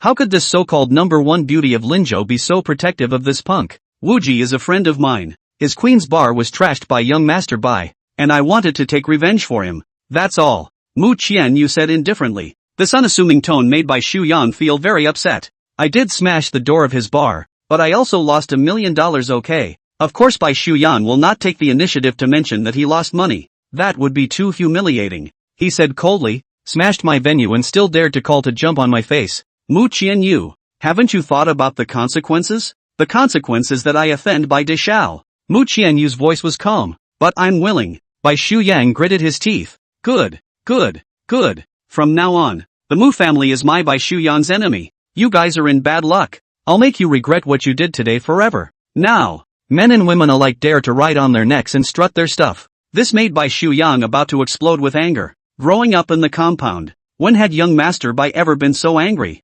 Well, I'll wait. Mu Qianyu's voice remained calm. But I also want to go through this matter and let young Master Bai and your friends know that Linzhou Su Wuji and Mu Qianyu are not at the mercy of the capital family. After she finished speaking, she didn't wait for Bai Shuyan to reply, so she directly hung up the phone. Perhaps this last sentence was another key purpose of Mu Qianyu's move. Bai Shuyan slammed his cell phone down, then said to the female secretary, "Now, I want all the information on the Mu family. Find me a way to screw them." Well, although Mr. White is ruthless and direct enough, he's definitely not a deep thinker. Although he threatened to bring down the Mu family on his lips, at the moment, in his blood-soaked state, for a moment, besides smashing the Mu family, surprisingly, he hadn't thought of a suitable solution either. The more this happened, the more Bai Shuyan's mood was stifled. After an hour, a youth walked to the gym. This was Bai Shuyan's private place, and there weren't many people in total who could come in directly without notification. The youth was dressed in a shirt and jeans,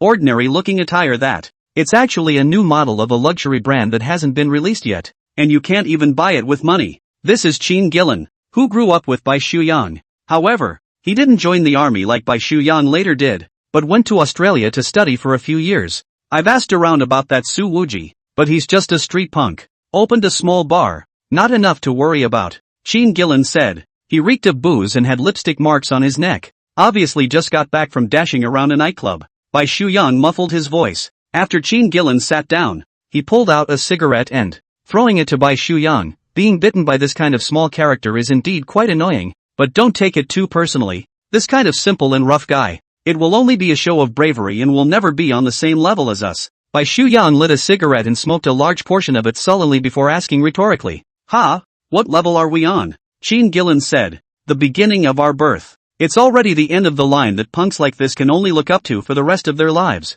If it was placed in the past, the superiority conscious Bai Shuyan would definitely agree with this statement. But this time, he was a little uncertain. Even the discerning Jiang Evening Star favors Su Wuji so much. The infamous Mu Qianyu would also actually take risks for this youth. Really think that these two women are little cuties? I don't think so. Xu Yang. It's not quite worth it to be affected by this bastard. Qin Gillen said. Big deal. How about I accompany you on another trip to Linzhou and make this guy kneel down and apologize to you? How do we get him to kneel down and apologize? Bai Shuyang asked. They've been fighting this compound against that compound since they were kids. The losing side is kneeling down and slapping themselves. Bai Shuyang and Qin Gillen have not lost much since childhood. Adults in the family are too lazy to take care of such fights and group beatings. Qin Gillen said.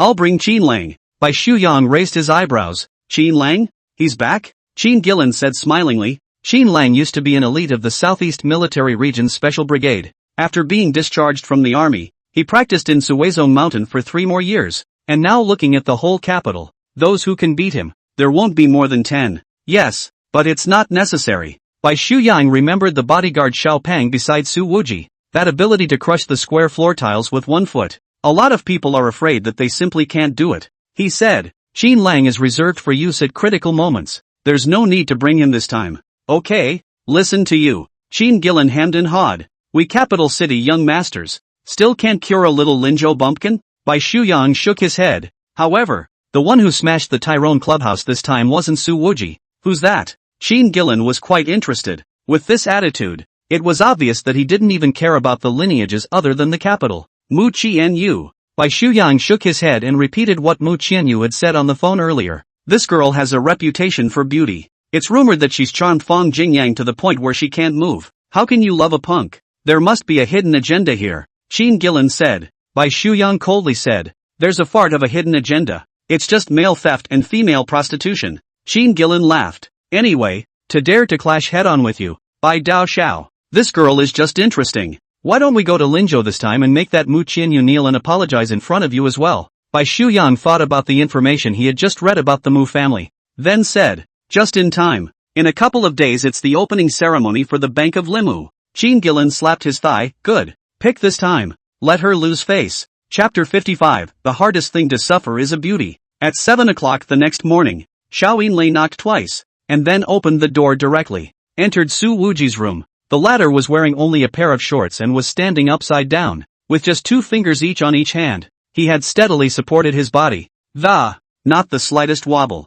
Boss, I have something to report. Xiao Yinlei first poured a cup of hot water for Su Wuji. Then smilingly, she sat down on the couch, her snow-white thighs lifting and crossing her legs. After coming back from Ninghai in the middle of the night, she had rested for only 2 hours or so. At this moment, she still looked radiant, and that strong smell of mature womanhood never seemed to fade down on her body. Already the aroma was burrowing between Su Wuji's nostrils, and from his inverted viewpoint, just enough to see the end of the big white legs under the cheongsam. What's making you so happy? Just a glance, not more. After all, it's the middle of the morning and it's the time for blood. He then began doing inverted push-ups with only 4 fingers, very quickly, and the figure remained extremely stable. Bai Shuyang's Tai-Long clubhouse in the capital was smashed from the inside out. Xiao Yinlei said, guess who did it? Boss? Kind of fun to guess. Su Wuji did 100 push-ups, then rolled down and, wiping his sweat. Besides me, who else is so bold as to dare to smash Bai Shuyang's field in the capital?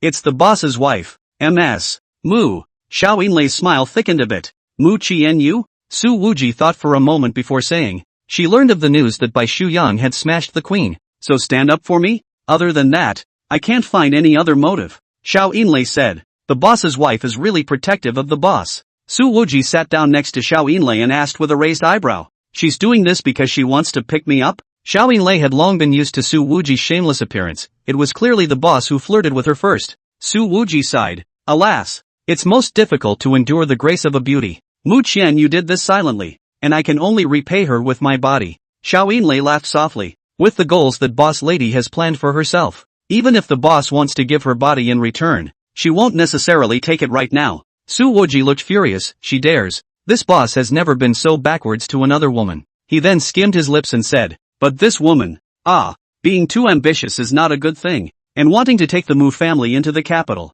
TSK, I can only wish her early success. Xiao Yinlei said, so, the boss and Ms. Mu, both have the same goal of, it might actually come together. I'm not like her. Mu Qianyu is aggressive and proactive. I was just trying to mingle and I ended up being hurted. Su Wuji twisted her head to look at the mature sister beside her. Or help me think about how to repay Mu Qianyu? The boss must already have a plan in his mind. Xiao Yinlei laughed lightly. Although she often gave her boss ideas, Su Wuji was in the business of pleasing women. It's gifted. Su Wuji said, the Linmu Bank is about to officially open its doors. Then let's transfer some money from the Queen's Bar's account and deposit it in this bank to support Mu Qianyu? A look of difficulty clearly appeared above Xiao Yinlei's pretty face. It's fine to mention other things, but how dare the owner hit the bar account? Boss, we're about to lose the pot. Xiao Yinlei said, there is indeed some money left in the bar's account, and that's still the dollars Mu Qianyu transferred into the account last time. The money was only enough to pay the suppliers for their goods and to maintain the basic operation of the bar.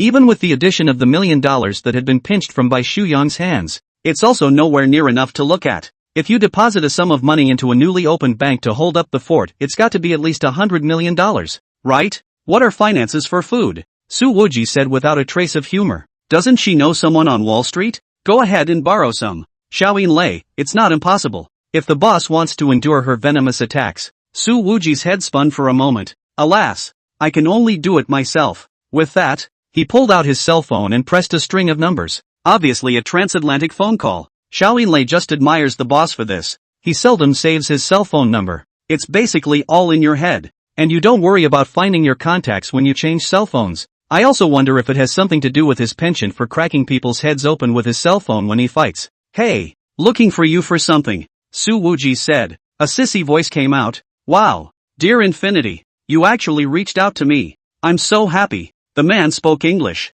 Whiny, as if the whole thing were soft and boneless. But as soon as she heard it, she was a pseudo-maiden, and Xiao Yinlei got goosebumps listening to it from the sidelines. At this time, Detroit, me, the headquarters of the Maxwell Group, the world's largest producer of electric vehicles. The group is holding a board meeting to discuss the investment plan for the electric vehicle production base in China. A very pretty man was standing right at the front of the room. One hand held a flip pen for a PowerPoint and the other made a phone call. He was truly beautiful, with a face free of any whiskers, and eyebrows very carefully trimmed and his brown hair was combed back meticulously and tied into a short ponytail, and he wore a black suit embroidered with gold thread and a purple tie. The man was so refined. He looked like a classical nobleman from medieval Europe. The lethality of such looks in front of the opposite sex could have been on the level of a nuclear bomb. If only the hand he was holding the page-turner wasn't crossing his fingers. His name is Ross and he is the youngest son of Xavier, the founder of the Maxwell Group. Ross is extremely capable and outshines his other brothers in terms of company management and strategic vision.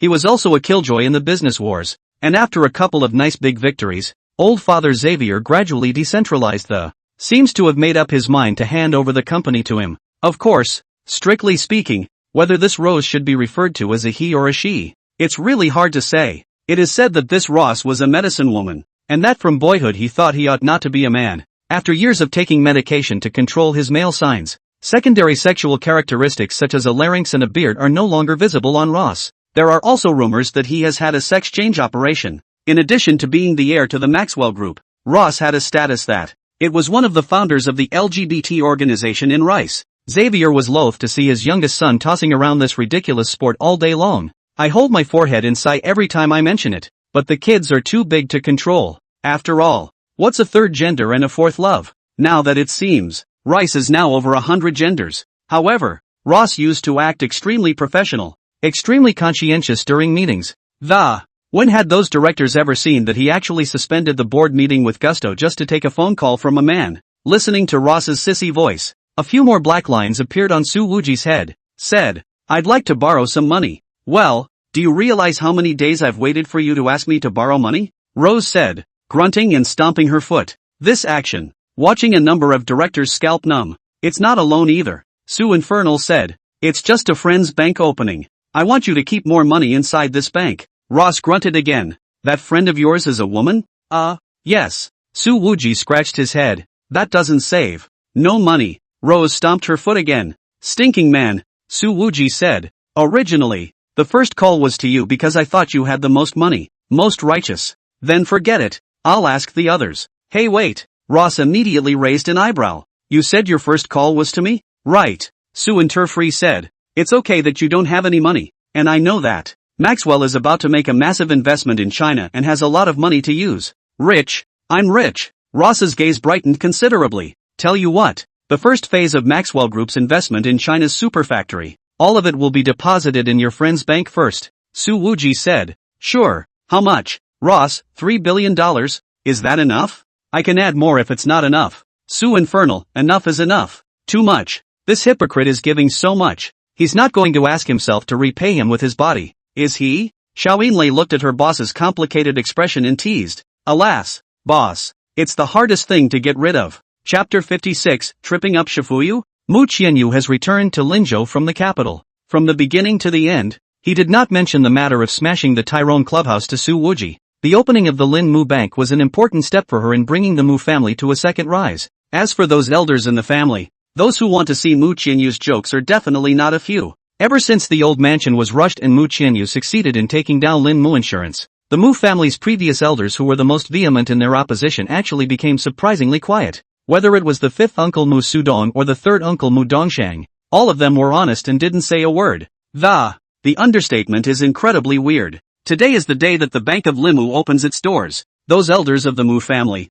a day before he also refused the invitation from Mu Qianyu to attend the opening ceremony. The only ones who were present were the eldest uncle Mu Shanho, and the fourth uncle Mu Qiangming, who had specially rushed back from the Western Mountain Province. The oldest has been in politics, and is now the head of a prefecture-level city in the Western Mountains. In a couple of years the advancement to the vice-provincial level is almost a certainty. Mu Qianyu, as the first chairman of Lin Mu Bank, was greeting the guests. "Qianyu, I've heard everything about the family from Big Brother," Mu Qiangming said. "This time, you are not to blame. After all, for all this strife and contradiction, since the Battle of the Talkers, then it was passed down from generation to generation. The Mu family seemed to be powerful, but in fact, they had never been united."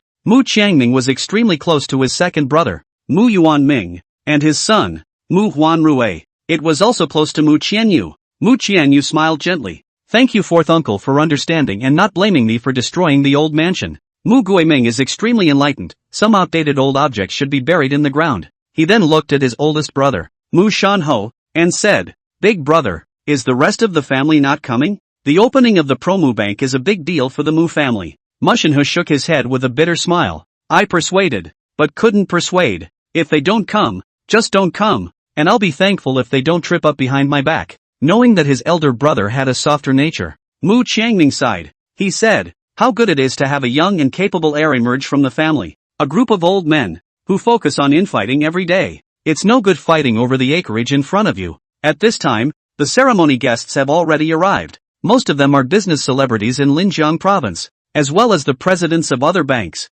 As for the political sector, the heads of the Financial Supervision Department of Linzhou City and the People's Bank of China were also present. Mu Qianyu didn't care if the elders of the family came to attend or not, as she welcomed the guests while looking toward the far end of the road, trying to find a shadow of the beat-up old Santana. Qian Yu, how many deposits did the Lin Mu Bank absorb before it opened? Mu Qiangming asked. 280 billion. Mu Qianyu said, it's basically just reaching the average level of a city bank opening. There are so many banks in the Lin state, and you're rushing into it with such a short lead time. It has been a surprise to absorb so many deposits. Mu Qiangming said. Mu Qianyu added, opening today, there are about $15 billion to be transferred in. To be able to do all of this, most of it was due to Mu Qianyu's own connections. Mu Qiangming's eyes visibly brightened a few points as he complimented. Very good, Qian Yu. It's definitely best for you to be the leader of the next generation of the family. At this time, the secretary came over and said,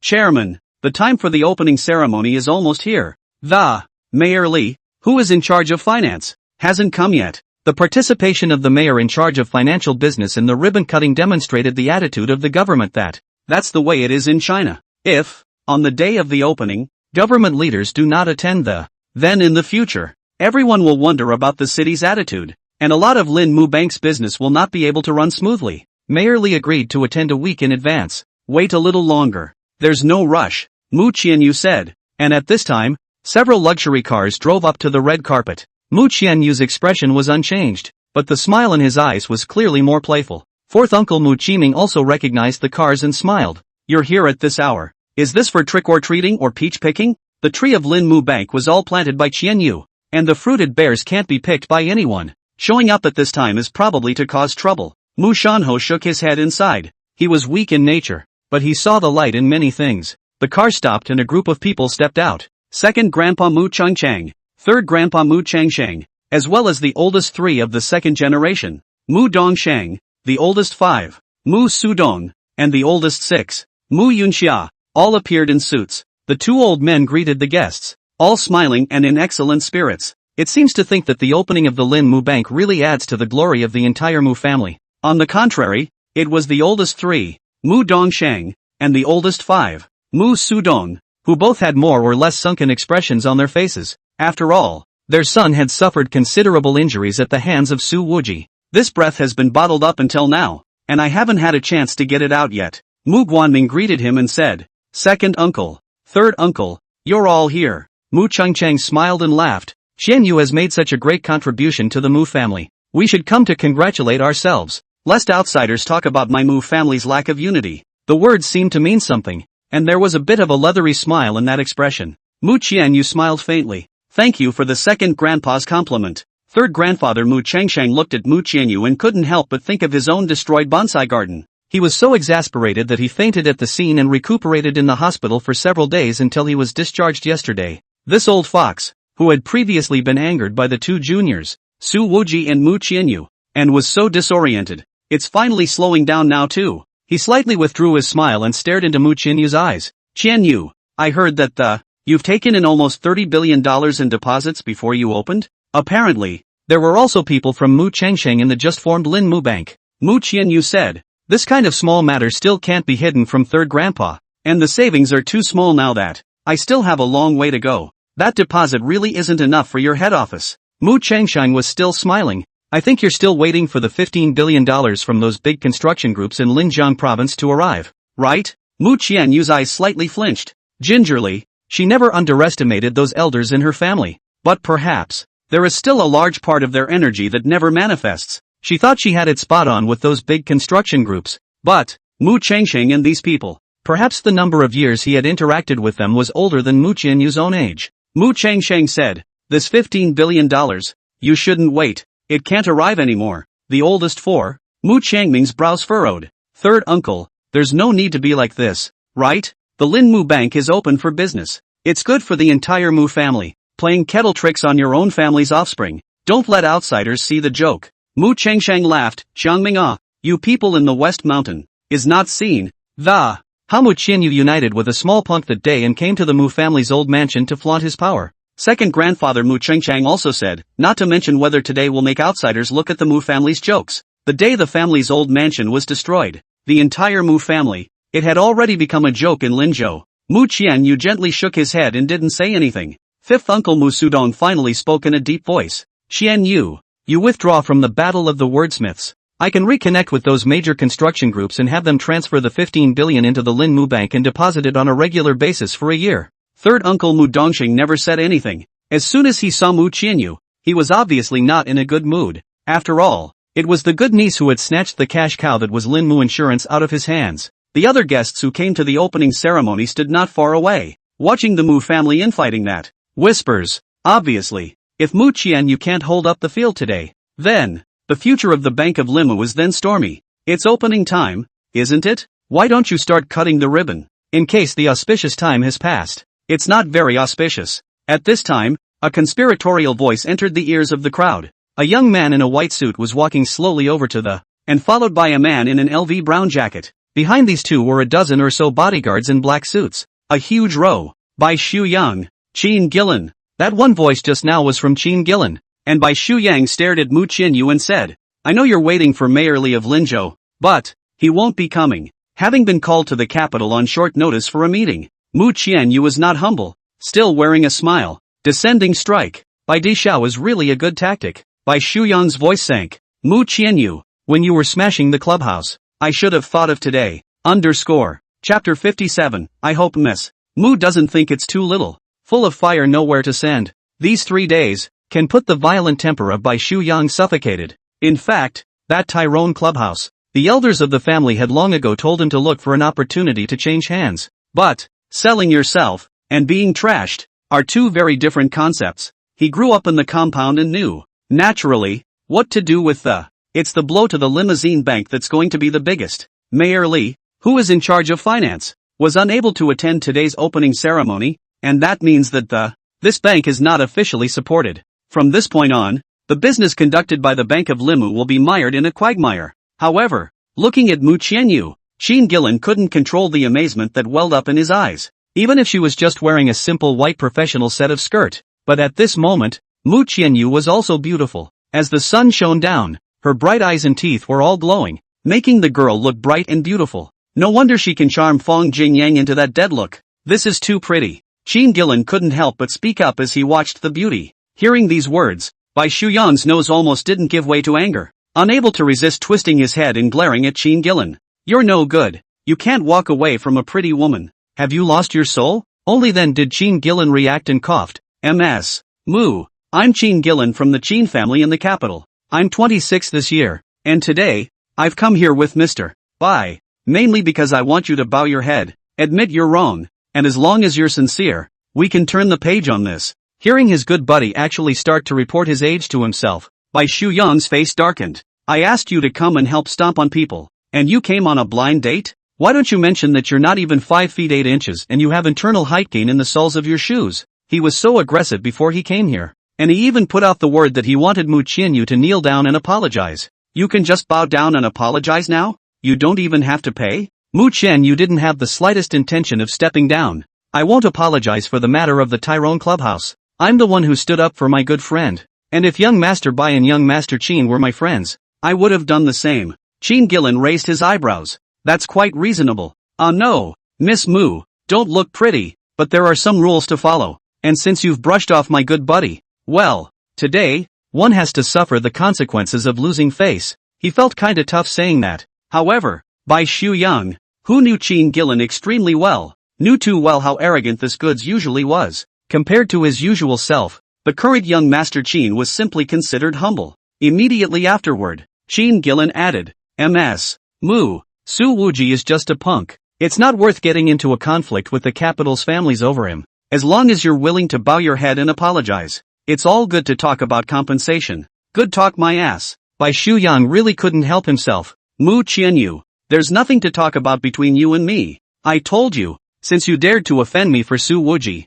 you'll make it difficult for the Mu family to move forward from now on. Today is the starting point." At this time, third uncle Mu Dongsheng whispered something in the ears of Mu Changchang and Mu Changsheng, after which the two old men walked over. Mu Changchang said, "Young Master Bai, how are you? I'm Mu Changchang. Mu Qianyu has offended you. It's her personal behavior. It has nothing to do with the rest of the Mu family, I think." Bai Shuyang didn't give this old guy any face at all and said coldly, "Nothing to do with the Mu family? Ha! I'll make the entire Mu family pay. Lin Mu Bank is just the beginning. I'll keep an eye on the rest of the Mu family. Make sure you don't have a good day." As soon as he heard this, third grandfather Mu Changsheng became anxious as he shouted, "Mu Qianyu, don't apologize to young Master Bai yet. You actually offended the Bai family for that bastard, and you want to drag the entire Mu family to death?" Mu Qianyu gently shook her head. Her voice was steady. The cause was that Bai Dishao first smashed the Empress bar. "I don't think I've done anything wrong, but it's just an eye for an eye."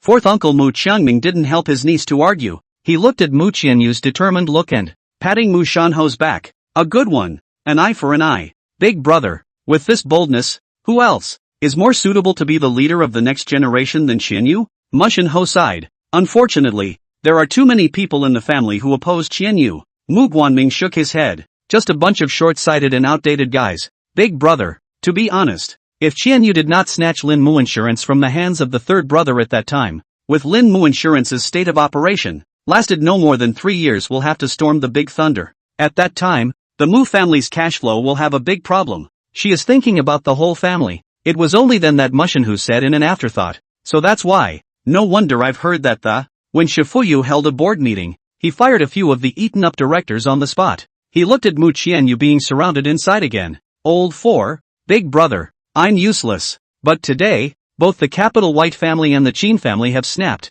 so we have to help Qiyu to survive this." With Bai Shuyang and Qin Gillen's character and ability, Mu Guiming smiled. "They're not enough to trip Shifuyu. This girl must still have a backstroke." Mu Laoshi had been in the system for so many years and had an extremely sharp eye, and after only a few minutes of contact, he would have been able to see through the two youths. Some of the passers-by had already turned on their cell phone cameras a long time ago, started live streaming the opening on a short video app. After all, a conflict this high-end and exciting is bound to bring in huge traffic. Bai Shuyang smiled coldly. "Mu Qianyu, is this mass defection the result you want? Just get down on your knees and admit you're wrong and promise to pay for all my damages, and I'll get a big leader to stand up for you. You'll be well on your way to opening a bank in Lingmu." Qin Gillen also shouted, "Yes, Ms. Mu, you grabbed and admitted your mistake. Admitted your mistake. And we'll all just stay together and maybe even become good friends." Bai Shuyang looked at this colorful brother with his elbow turned outward, pissed off.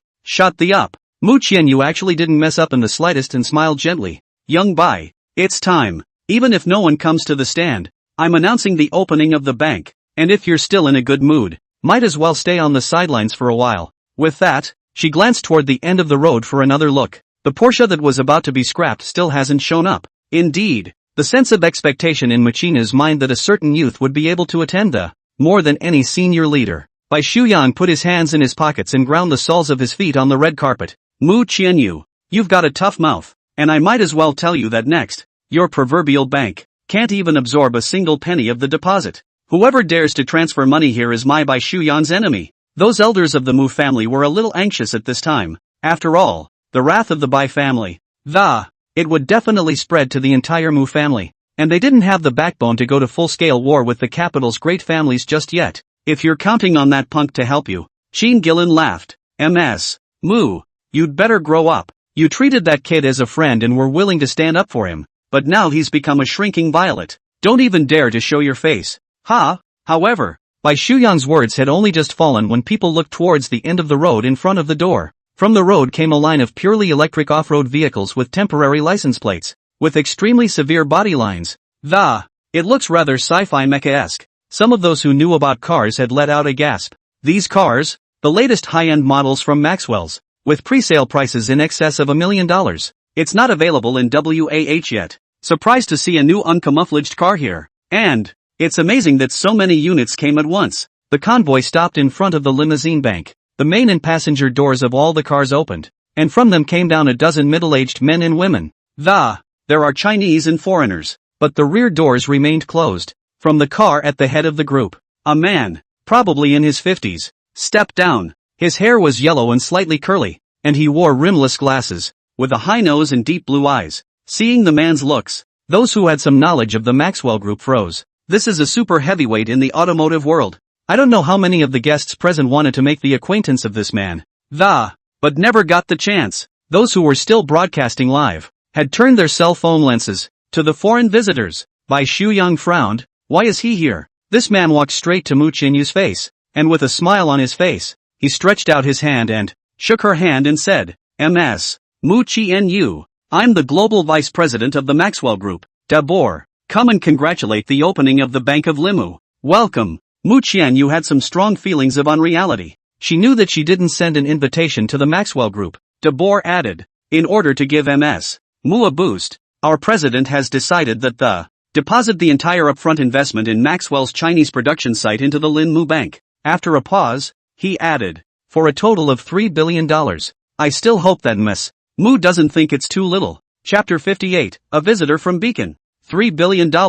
How is that possible? Bai Shuyang's brows furrowed viciously. He was truly confused. He had thought that by transferring the city leader in charge of Linzhou's finance to the capital for a meeting, with no one to stand up for Lin Mu Bank, it will naturally be difficult to move an inch in the future. To be able to use this trick, one could only say that Bai Shuyang, who had grown up in the capital, really knew China. But he doesn't understand Su Wuji. What he doesn't understand even more is that Mu Qianyu, such a good girl, smashed up the Tyrone Club. Just how much of an emotional impact did it have on Su Wuji? That's when, thanks to the arrival of Maxwell Group's global vice president, the influx of people into the various live streams began to grow, and the opening of the Lin Mu Bank looked set to break the precedent set by other banks.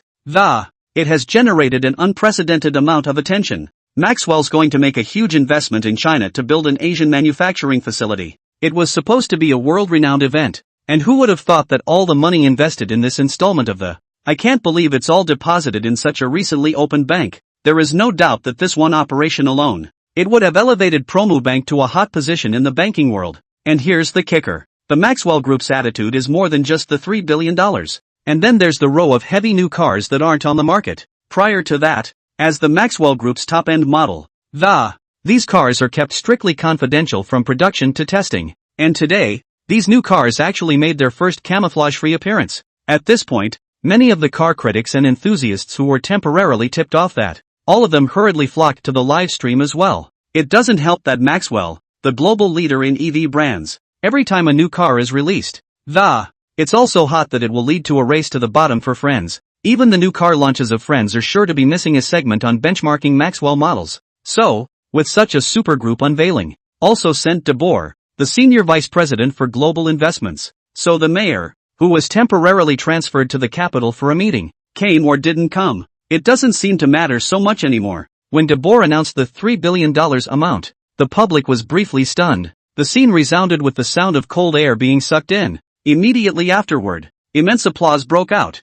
Dabor smiled slightly at this point and snapped his fingers. The rear doors of these dozen new cars began to open slowly. I can't believe all of them are gull-wing doors. Like a bird's wing, these doors opened and then slowly flapped up and down at the same frequency. It's also like applauding and congratulating. The scene was extremely shocking. Mu Qianyu looked at the scene and couldn't help but whisper, "It's really beautiful." Dabor sidled up and whispered, "Ms. Mu, our President Roth said that, please convey to Mr. Su, on his behalf, his sincerest thoughts." The bottom of Mu Qianyu's eyes were slightly moist, even though her heart had long guessed the answer to the. However, at this moment, the heart still could not control the emotions that filled the heart. "Thanks, I will," she said, turning her back to avoid the camera and wiping her eyes lightly. Bai Shuyang took a deep breath and walked over to VP Dabor. He said, "Mr. Dabor, hello, I'm Bai Shuyang, from the White family in the capital of China. We at White Enterprises have contacted Maxwell before. You should have some recollection of discussing the registration of a joint venture in the capital." This de Boer, however, frowned and, in that still standard Chinese, don't remember, Bai Shuyang. De Boer then said, "This gentleman, I was talking to Miss Mu, and you intervened so, it comes across as rude, being disliked so much." Bai Shuyang's face was obviously a little embarrassed. He turned his back on those cell phone cameras and said coldly, "Mr. de Boer, I also want you to understand that when you do business in China, you have to know some Chinese rules." De Boer quirked a smile at him. "Oh, do I have to learn to stand up and make a toast too?" Bai Shuyang's face immediately darkened. Obviously, this de Boer is not ignorant of the human condition in China, and the reason why he dislikes him. "It's just totally helping Mu Qianyu stand up," Bai Shuyang said in a deep voice. "Good, Mr. de Boer, I received your attitude." Seeing his brother's continuous defeat, Qin Gillen also stepped forward and said, "De Boer, don't think you can do anything just because you're a foreign investor. Befriending us may not help you into anything, but if we try to screw you over, it can be too easy." That's quite a statement. But when Bai Shuyang heard this, there were more black lines on his brain. Is Qin Gillen's brain blistered today? Can such words be blatantly said outside? Even though Mu Qianyu had a lot of mood swings, she knew what to do at this time. The conflict with Bai Shuyang was no longer enough to mention. She smiled softly. "Mr. de Boer, we're really so happy that you're here. Please take your seats first. The opening ceremony will begin shortly." De Boer smiled and said, "The president said that all of our projects in China that it's going to take more than just Promu Bank to fully cooperate with Mu Enterprises. Full cooperation with MU, in the channel, Maxwell, will be deeply tied to the Mu family." De Boer's comment caused a furor. Those live streams were a buzz. It's something that many businesses have begged for. Even Mu Changming, who was already in charge of one side of the government, couldn't help but feel a little excited at the moment. He had previously thought that Mu Qianyu had a backstroke, but he hadn't realized that the backstroke was actually a nuclear bomb. This is the Maxwell Group, the world's #1 seller of electric cars. Mu Changming, the hand of a prefecture-level city, is not even qualified to go to the rice country to talk to them about investment.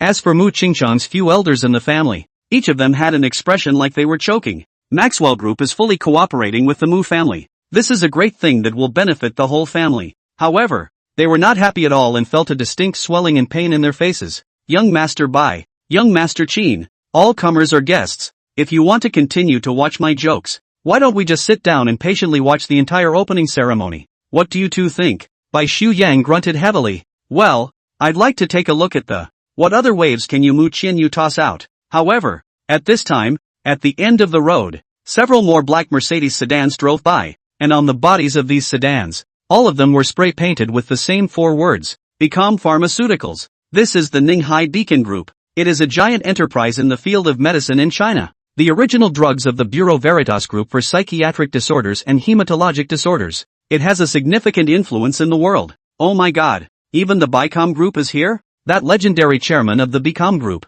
Lin Aoxue, won't be making an appearance at this opening ceremony as well, right? People at the scene were once again abuzz with all the cell phone lenses, which were aimed at the Bicom convoy. From the one Mercedes-Benz S-Class at the forefront of the convoy, a chubby middle-aged man walked down. When they saw this person, people cried out in shock. This is Chao Tianping, then vice president of the Bicom Group. He came from a sales background and is now in charge of the global supply chain at Bureau Veritas. Chao Tianping has something to say against overtime and involution that is very much out of the loop on the short video app. Chao Tianping walked up to Mu Qianyu and smiled. "Mr. Mu, on behalf of the Bicom Group, congratulations on the opening of the limousine bank." Mu Qianyu laughed. "Thank you, Mr. Chao. I didn't expect that the Bicom Group would also be here. What an unexpected pleasure," Chao Tianping said. "Lin Dong also asked me to convey that next. The public account of the Linjiang Province branch of Bureau Veritas will also be opened in Linmu Bank, and we will temporarily deposit $5 billion in Linmu Bank first.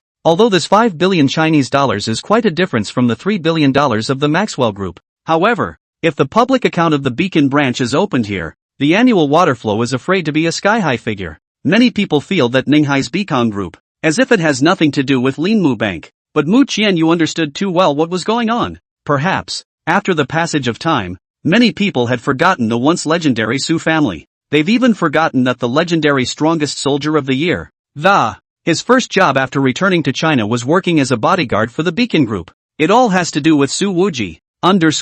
Chapter 59 Sizzling. With Maxwell and Beacon Pharmaceuticals, two of the biggest superpowers in the business, stepping up to the plate. The atmosphere at the Lin Mu Bank opening site has changed from the previous edge of chaos to one of joy. Countless eyes have been cast, and the better the atmosphere on this side, the uglier Bai Shuyang's face became. Qin Gillen poked Bai Shuyang, lowered his voice, and said, "Why don't we just leave? This guy was so angry before he came here, and now he really feels like his face is swollen." Bai Shuyang's face was extremely gloomy. It was an extremely sharp contrast to Mu Qianyu's speech and laughter. Wait a little longer. Bai Daoxiao was still reluctant. He hasn't actually suffered much since he was a kid, but he's been tripping over one thing after another in Linzhou. It's a real pain in the ass. Alright, then I'll take another look at Mu Qianyu. No. Let's see what kind of wave she can make. Qin Gillen found a remedy for himself, and continued to look at the brightly colored face of the, obviously couldn't take his eyes off it. And by this time, a few more cars were coming toward the opening. One of the cars in the lead was actually a police car. Qin Gillen felt that the peak had turned. Xu Yang, even the police car has come. Is it possible that the establishment of this Lin Mu Bank is out of order and has been urgently called off by the police? Or maybe they came to arrest Mu Qianyu? Bai Shuyan's expression, however, became even more sullen. This comes under the police? He didn't have the heart to say. Look at the police license plate first. Qin Gillen stared blankly, then slammed his head. I'll go. This is the Linzhou City Bureau Chief's car? The license plate of that police car. It's actually Pro A001 Police. Qin Gillen was puzzled. The bank opened. Why is the Linzhou City Bureau Chief's car here? This should just be passing through, right? He said. Passing through my ass. Bai Shuyang said without a trace of anger. Don't you see? This no. One police car. It's just the open road. Driving in the city manager's car? What kind of a car is that following? Qin Gillen felt that his brain was clearly a little less than adequate. He stood on his tiptoes and looked behind him at a black sedan that couldn't help but have a double take. I'll go. Not so much, because the license plate number of this sedan is, quite literally, Pro A001. This is the number one car in Linjiang province. It's the whole province. The second car, on the other hand, is even more remarkable. The license plate is Ninga 001. Qin Gillen was not speaking well. This is the number one car in Ninghai? Ninghai is a municipality located in the south of Linjiang province. It's an internationalized super metropolis. It was naturally self-evident who was sitting inside the car. Mu Qianyu also froze in place slightly, her pretty face slightly reddening. That was the manifestation of a rapid heartbeat.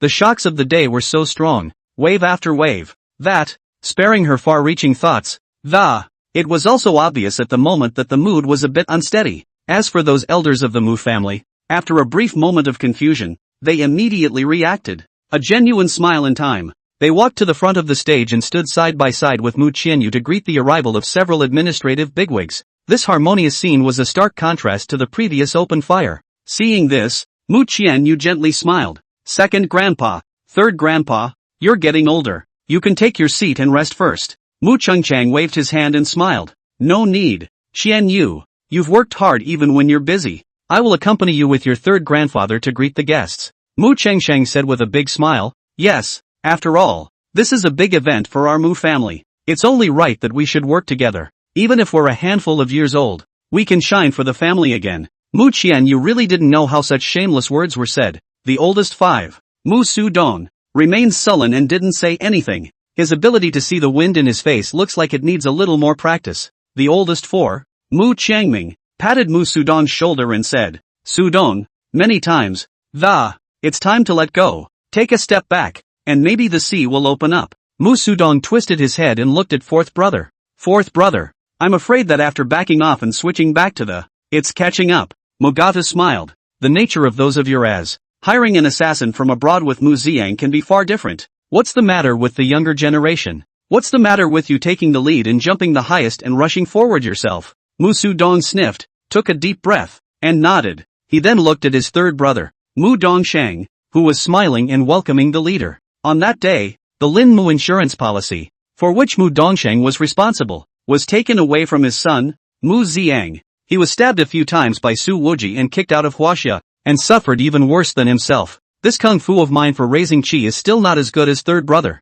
Mu Sudong said mockingly. Mu Changming patted his brother's shoulder again. This kind of kung fu is too strong. It's not a good thing either. Mu Sudong nodded deeply. Thank you fourth brother, I understand. At this moment, the two major leaders of Ninghai and Linjiang suddenly came to the ribbon-cutting site. It makes that Mayor Li, who was temporarily transferred to the capital for a meeting, seem even more insignificant. A lot of people have been speculating about their relationship with the limousine bank, and the reason for that is really quite simple. Maxwell's Chinese superfactory, which is set to invest in Ninghai and Bicon Pharmaceuticals. It is more of a pharmaceutical giant that has grown up from Ninghai's local area. In this case, the boss of Ninghai, naturally, will come to support the scene, and since the boss of Ninghai had come, the hand of Linjiang province naturally had to accompany him to attend. If it hadn't happened so suddenly, all the other departments involved would have had to rush over. Under this chain reaction of one thing and another, taking the specification of the Linmu Bank opening ceremony straight to the top.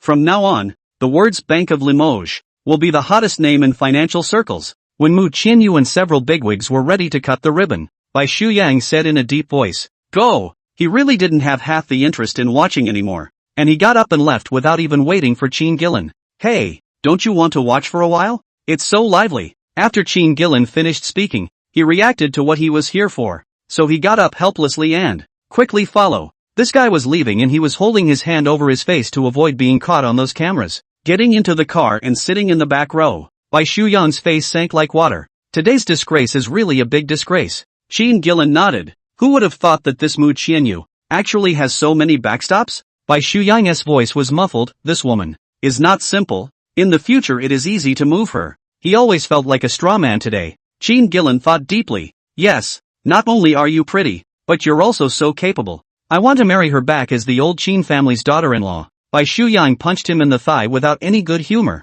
Can't you be a little bit out of your ing league? But, having said that, he leaned back in his seat and seems to have lost quite a bit of power. Qin Gillen looked at him. Wasn't it just a dislike from Maxwell's what's-his-name DeBoer that was so frustrating? Bai Shuyang said. At that time, we did touch a nose, but that's not the thing that's killing me. What was that about? Bai Shuyang sighed. I'm not stupid. In fact, today, it's still Mu Qianyu who took a step back first. Qin Gillen was puzzled. Do we need her to take the initiative to back down? Bai Shuyang shook his head. Those two hands are here. If Mu Qianyu whispers a few words of something in their ears, do you think the two of us will be better off when we get home? This is. Qin Gillen thought for a moment, then added, but we left so early. Who knows if she'll say something bad later? Bai Shuyang mused for a moment, and couldn't help but think of Mu Qianyu after smashing the Tai Long clubhouse. Give him the firm tone of an unsolicited phone call. That phone call was tantamount to a frontal declaration of war, but the girl wasn't the least bit intimidated. She's not that kind of person, Bai Shuyang said. You're underestimating her when you say that. Qin Gillen's mouth is still unforgiving, then she hasn't apologized yet. This can't just go away. I also wonder if he wanted to take the opportunity to see Mu Qianyu a few more times. However, when Bai Shuyang's car drove through two intersections and reached the bend in the road, saw a worn-out and painted-off Santana that was parked on the edge of the river in front of us. A young man in a tie-green suit was leaning against the front of the car that an unlit cigarette was in his mouth. Chapter 60 Stomping on People. Rescue! Stop the car! Bai Shuyang immediately shouted. The driver braked immediately. The several cars that the bodyguards were traveling in behind them all followed suit and braked sharply in unison. Qin Gillen asked, who is this guy dressed like a peacock? Bai Shuyang said in a deep voice. He is Su Wuji. That's the punk you smashed the bar door on? Hey, not a lot of guts, Qin Gillen said, rolling up his sleeves and getting out of the car. He stared at Su Wuji and laughed coldly. Kid, are you the one who started a conflict with Su Yon? How dare you stop the road here? Have you ever thought you might get a beating? Su Wuji held the unlit cigarette in his mouth and didn't pay any attention to Qin Gillen at all. His eyes crossing over him and, looking directly at Bai Shuyang, he said with a smile, young Bai came to the state. Why didn't he inform me? So I can treat you to dinner and do the honors of being a host. Before Bai Shuyang could say anything, he heard Qin Gillen say, I'm asking you, how do you respond to me? Believe it or not, I'll rip your mouth off? He definitely counts on ripping people's mouths off. In the circle of the capital, Qin Gillen is definitely called arrogant young man, though sometimes a nymphomaniac. Fights and brawls were never out of the question. However, Qin Gillen had only just finished his words when he realized that he himself was suddenly blocked by a shadow. Xiao Peng, who was over 2 meters tall, had stood in front of him. That terrifying oppressive force instantly made Qin Gillen's breathing tighten a bit. The other bodyguards saw this and surrounded them. The atmosphere was instantly tense and the swords were drawn. Su Wuji smiled and said, Bai Dazhao, let your bodyguards all retreat. Trust me, I'm asking this for their own good. Before Bai Shuyang could speak, Qin Gillen waved his hand. Don't listen to him, give it to me. Bang! The bodyguard standing behind Xiao Pang's side had just taken a step and received a solid kick. Pang didn't even have any twisting and powering movements with that kick. Just a simple lift of the leg. The bodyguard then flew backwards like a cannonball, flying 7 or 8 meters at an extremely fast speed, directly into a street tree on the side of the road. The other bodyguards saw this and immediately stopped in their tracks. The power of both sides was not at all on the same level. Qin Gillen was dumbfounded, looking at Xiao Pang incredulously. I'll go. This one is too fierce, right? The next second, he was grabbed by his collar and lifted up by Pang. Qin Gillen's feet were off the ground, his legs stomping the air, as woeful as it was possible to be. He really regrets why he listened to Bai Shuyang. Didn't bring the most capable fighter. Qin Lang, gullible. Xiao Pang, how can this be done? So disrespectful to the guests. Su Wuji said. Qin Gillen, I'm counting on you to know what's good for you. Su Wuji quickly put down young Bai's follower. Once the second half of the sentence was said, Qin Gillen's nose almost didn't go askew.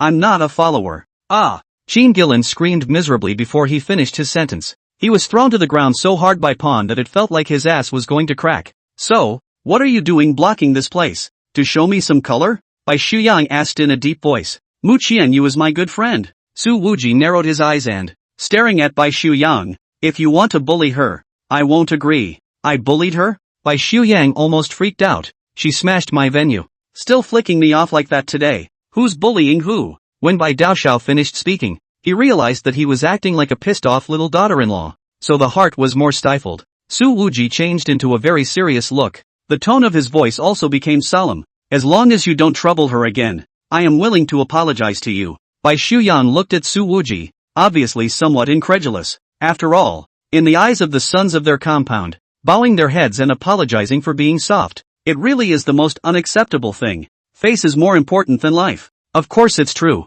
Su Wuji said. Well, it's just an apology. What's the big deal? It's not like we're going to lose money. Bai Shuyang suddenly remembered Jiang Evening Star at this moment. He was quite certain that, with Jiang Evening Star's forthright personality, if she had heard this righteous statement from Su Wuji, she would have felt very appreciated. Men, indeed, should dare to stand up for women, and even dare to bow down for them. Bai Dexiao, who usually regards bowing down and apologizing as a great shame, suddenly he felt taught a lesson by the youth in front of him. After a long period of silence, Bai Shuyang shook his head. Seeing that you're also a man, let's forget about it. We'll stay out of each other's way from now on and pretend we've never met. Su Wuji, that simple? Tens of millions of dollars in compensation. And you just don't want it? Bai Daoxiao is really enough. No, enough atmosphere, Bai Shuyang coldly said. Or else, you let me throw 2 punches. Take a break from being pissed off by Mu Qianyu? Su Wuji stood up his chest. Yes, Bai Shuyang originally did not want to really fight, but also just said so casually. But he really wanted to see how far Su Wujie could go for Mu Qianyu now. That's what you said, Bai Shuyang said. I have a heavy fist. He stared at Su Wuji, trying to find some state of weakness and fear in the other party's expression. But it was helpless, and there was nothing but honesty on Su Wuji's face. Doesn't matter, Su Wuji said calmly. Let me. Qin Gillen covered his buttocks and climbed to his feet, patting the dust on his buttocks, then lifted his feet and, a kick to the gut of Su Wuji. In fact, the kick didn't have much force at all. Qin Gillen has been clubbing for years, and looks somewhat muscular, but is actually very weak. But Su Wuji took this light kick and favored several steps back. It's not just a comparison of acting skills. A girl would have trashed the White House for you. What's a kick in the ass now? Qin Gillen wanted to kick a second time, but was stopped by Bai Shuyang. He looked at the footprints on Su Wuji's green suit and frowned. All right, Bai Shuyang, who was rampant in the capital, was actually a bit disillusioned at the moment.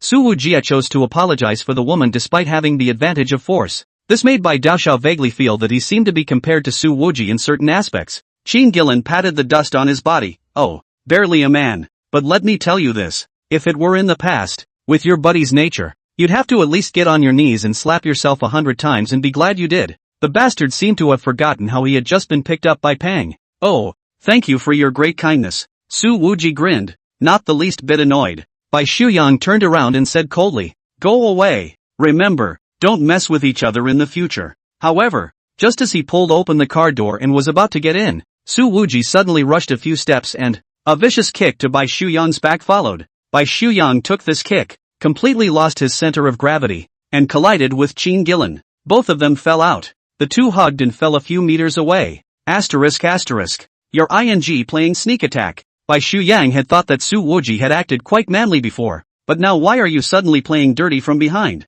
However, before he could finish his words, there was a loud boom. Dusty, the limousine in which they were riding. Suddenly he was hit by a large truck that ran off the highway at high speed. The big truck went non-stop, hit the sedan seriously deformed, toppled out of more than 10 meters. Both tumbled down the river. Chapter 61, Who's the Man? The Mercedes sedan, badly deformed by the crash, was just crushed in the river by the heavy big truck, slowly sinking. There was no way to rescue it. This river is a tributary of the Linen River, and the depth of the water must be at least 10 meters. Bai Shuyang didn't slow down for a while. Qin Gillen's face went white with fear as she was pressed under his body. If these two men had just gotten into the car, they would have been buried at the bottom of the river by now. Xiao Peng, go into the water and save the people. Su Wuji shouted. There's a driver in that Mercedes sedan. Although the passenger side was flattened, the driver's side still had the bulk of its frame. Maybe the driver hasn't been hit on the spot, and the driver of the big rig that hit him, after he hit the water, may also be alive. To prove whether or not this man intended to commit murder, he must be taken alive. Xiao Peng heard the order and directly rushed down in a few arrow steps. However, Su Wuji rushed even faster than him. The master and servant, one after the other, jumped into the river. Those bodyguards brought by Shuyang and Qin Gillen also finally came back to their senses at this moment. Shouted, protect the young master. They all gathered around the two men, but none of them went into the water to save them. Get the hell out of my way. I'd be dead if I depended on you guys to protect me. Bai Shuyang roared, got up, pushed the bodyguard away, and rushed to the river. He hesitated, however, but did not go into the water. With Bai Dishao's level that can only swim a few times in a calm pool, if he jumps in, it was probably taken directly by the swirling undercurrents caused by the sinking of the two cars. In this short period of less than a minute's work, the clothes on Bai Shuyang's body were already drenched in sweat. Qin Gillen's state was a bit worse. His lips were white and his legs were still shivering. Can't even get up off the ground yet. Bai Shuyang looked toward the water. The two cars had been almost completely submerged, and Su Wuji and Xiao Peng were nowhere to be seen. His mind went blank as he took a few deep breaths and shouted, Su Wuji. No one gave him a response. Another minute passed.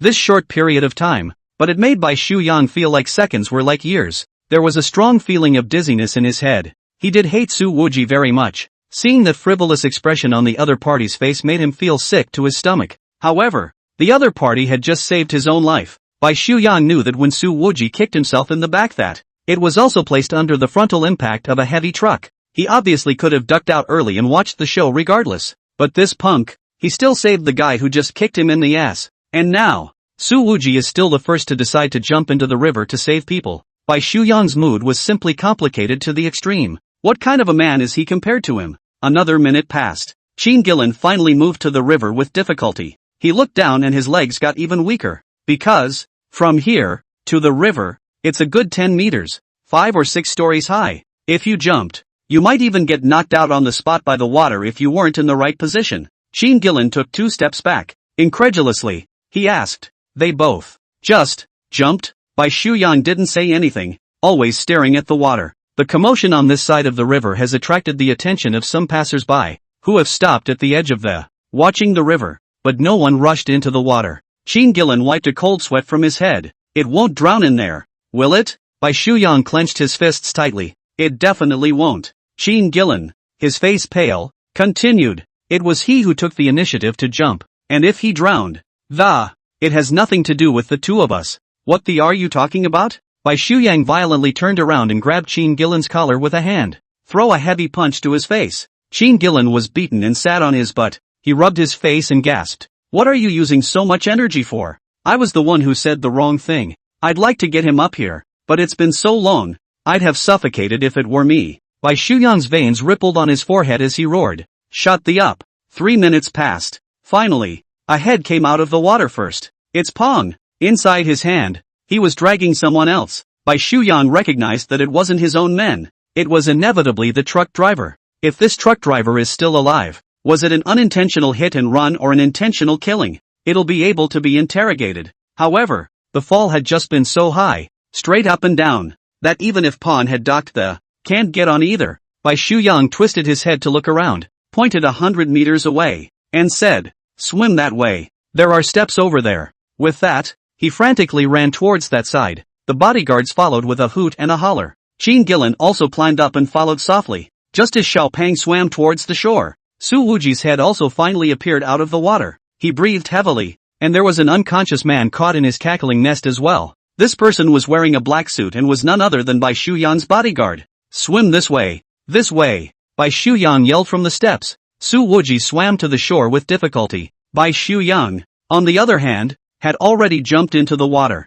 The water was a little shallower on the shore, not up to his thighs. Even for those who can't swim, there's little danger at this depth. Catch me! Bai Shuyang reached out his hand and dragged Su Wuji. The bodyguards behind them also rushed into the water like dumplings, to pull Bai Shuyang up. Leave me alone. Save lives, Bai Shuyang shouted, and together with those bodyguards, directly pulled Su Wuji and the driver up. Quick! Save the people first. After Su Wuji went ashore, without the slightest rest, he immediately started pressing on that driver's chest. He saved the day with extreme professionalism and concentration. Finally, after the driver spat out a large amount of water, he woke up. Punch! How are you? Bai Shuyang held his shoulders and asked in a hurry. This wasn't an ordinary driver. It was a personal bodyguard who had followed Bai Shuyang for many years, named Chung Chong. He was deeply trusted by Bai Shuyang's parents, and there were times when he could give Bai Daoxiao some advice. It belongs to the role of half staff officer and half bodyguard, somewhat similar to Li Qingchen beside Mu Qianyu,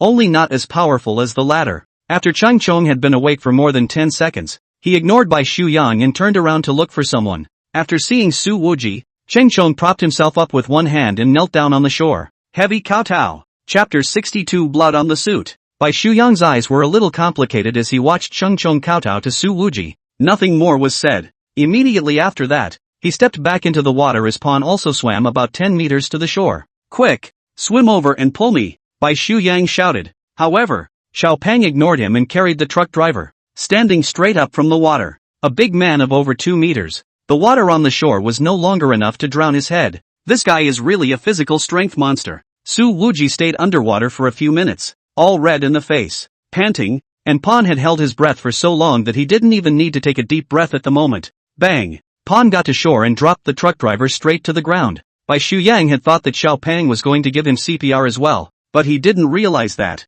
Pan then threw a heavy punch and slammed it into his opponent's stomach. This driver was so smashed that he vomited a large amount of water on the spot. He covered his stomach and curled up on the ground, looking overwhelmed with pain. Bai Shuyang shouted, Quick! Give me control over him! Several bodyguards swooped in and pinned the driver to the ground, deadlocking his arms and legs, and at this time, Su Wuji waved his hand at Cheng Chong and said, Don't make a big deal out of it. What a kowtow! With that, he reached out and pulled the other man to his feet. However, he stopped halfway through his movements, then set up Cheng Chong with both hands and, carefully helping him to sit, because, Su Wuji saw that Cheng Chang's ankle had been severely twisted and deformed. Cheng Chong completely ignored his ankle injury. Very seriously, he said, You are my savior. Kowtowing is really nothing. Su Wuji laughed. Might as well give some money then. Cheng Chong took it seriously. As long as you say, all the family assets that I, Cheng Chong, have saved up, all can be served with both hands.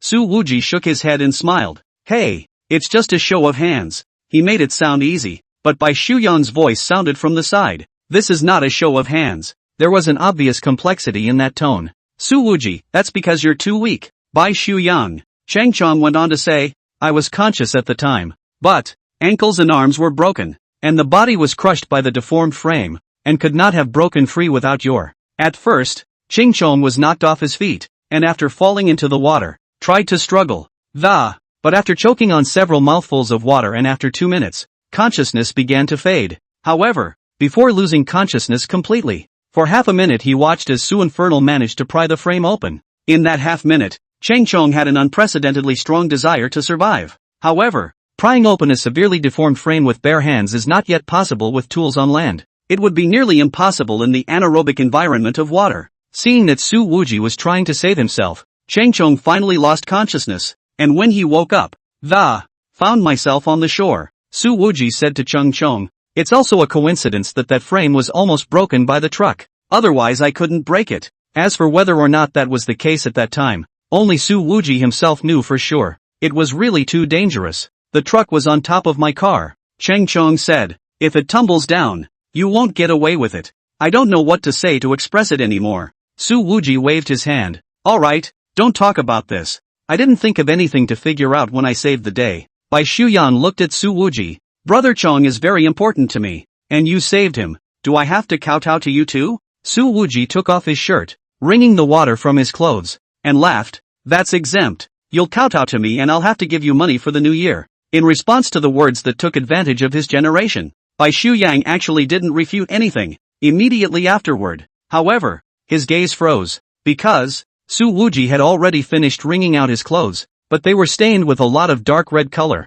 That's blood. Looking at Su Wuji's hand again, it had become dripping with blood again. In the center of that palm, there were several deep cuts. It should have been scratched when breaking open the warped frame. Chung Chong looked at his chest. His clothes were also dyed a dark red, but since it was a black suit, it didn't stand out as much. But before, it was with these wound-covered hands that Su Wuji, the one that gave him CPR with force. How much does this hurt? Admirable. Bai Shuyang took a deep breath. Don't. I can't afford to be admired by you. Young Bai, Su Wuji said. Bai Shuyang, I have been a soldier for a few years, and I think I don't have your willpower. It's not even close. Su Wuji, the ones I know who are soldiers have much stronger willpower than you. Bai Shuyang. Sheen Gillen's voice finally sounded.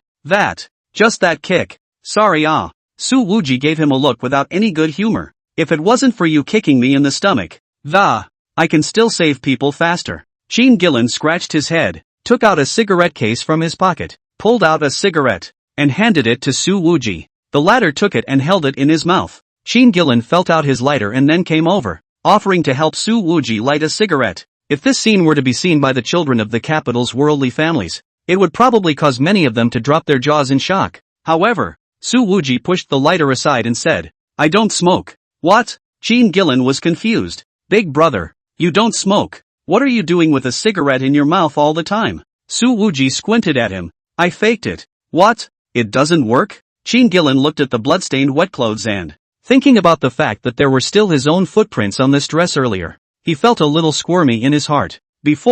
Sorry about that. He felt a little guilty. I'll pay you for this dress. Su Wuji, my clothes are expensive. Sheen Gillen said. How much? I have the money to pay for it. Su Wuji has a cigarette in his mouth, narrowing his eyes. Customized from Gas Eye, the most famous Italian craftsman. $888,000 a set. $880,000? Bai Shuyang felt that this number was a bit familiar. I think I'd been a victim of this before. Sheen Gillen's first thought was, Italian Gas Eye? Hasn't it been dead for years? Su Wuji raised an eyebrow. I just customized it before he died. What do you care? Sheen Gillen was quite quick at this time. Okay, I'll pay for it. Su Wuji nonchalantly pulled out his cell phone. Scan the code and pay. However, after Sheen Gillen swept the code, his face became a bit ugly. How is my card limit? Now there's only 28,000 credits left. Rascal doesn't want to give? Su Wuji laughed. It's really not. It's 80% that my dad did it. Sheen Gillen said. How about, when I get back to the capital? Don't wait for you to go back. Just now. Su Wuji said. 28,000 in advance is fine. Well, that's $28,000 in hand. At least 27,800. That green blazer. It was just under $200. Okay. Sheen Gillen paid dryly. And by this time, several police cars had arrived. After all, this kind of serious traffic accident was rare in the entire Linjiang province. Bai Shuyang had wanted to squash this and solve it himself, but now it seemed impossible. After thinking about it, he called his father's old subordinate, Li Hongchang. Li, I came to Linzhou. Something happened. I almost got run over. What's going on? Li Hongchang's voice immediately raised an octave. I've got the driver under control. I'm not sure it's intentional homicide. I'll give you the man and you'll try him. Bai Shuyang said, turning his head to stare at the truck driver with fierce eyes. The driver seemed to be lifeless and didn't struggle. His eyes were a little empty. Good. Li Hongchang immediately said. I'm having a meeting at the provincial hall, so I'll go back right away and give me the location and I'll have the Lakeshore precinct take over the case immediately. If something happened to Bai Shuyang in Linzhou, Li Hongchang really didn't know how to explain to the old head. 10 minutes later, Park Yunhee arrived at the scene with the CID. Holy, this female officer is beautiful. Sheen Gillen's eyes lit up. It seems to be no less than Mu Qianyu. Indeed, at this moment, Park Yunhee is wearing her uniform, and that valiant flavor comes out of her face. Even with the hat on, there was no hiding that stunning face. Bai Shuyang also felt that Sheen Gillen was right. It seemed that, after looking at this girl, the heart that had just been in shock settled down. Hello officer? I'm Cheen Gillen, 26 years old. Cheen Gillen took the lead. Enthusiastically, she extended her hand to Park Yun-hee. I was a first-hand witness to the car accident incident, so the officer can ask me any questions she has. However, instead of shaking his hand, Park Yun-hee raised her hand in salute and then asked, "Where are the perpetrators and the injured?" Immediately afterward, she saw the shirtless Soo Woo-jia carrying a blood-stained suit. Worry instantly welled up in Park Yun-hee's eyes. "Are you the injured?" Park Yun-hee asked. Soo Woo-ji saw the worried light in Park Yun-hee's eyes and shook his head. "The frame is deformed. I scratched my hand a little when I broke it open. It's not a problem," Park Yun-hee said. "So, you witnessed the whole thing?" "That's right, from beginning to end," Soo Woo-ji said. Park Yun-hee looked around the scene and arranged, "Leave a group to check out the scene and the rest of them were taken back to the station for questioning." She then pointed at Soo Woo-ji. "Get in my car and I'll ask you myself." Chapter 63, He's the One. Yun-hee, you're acting too obvious, aren't you? Soo Woo-ji lazily sat in the back row.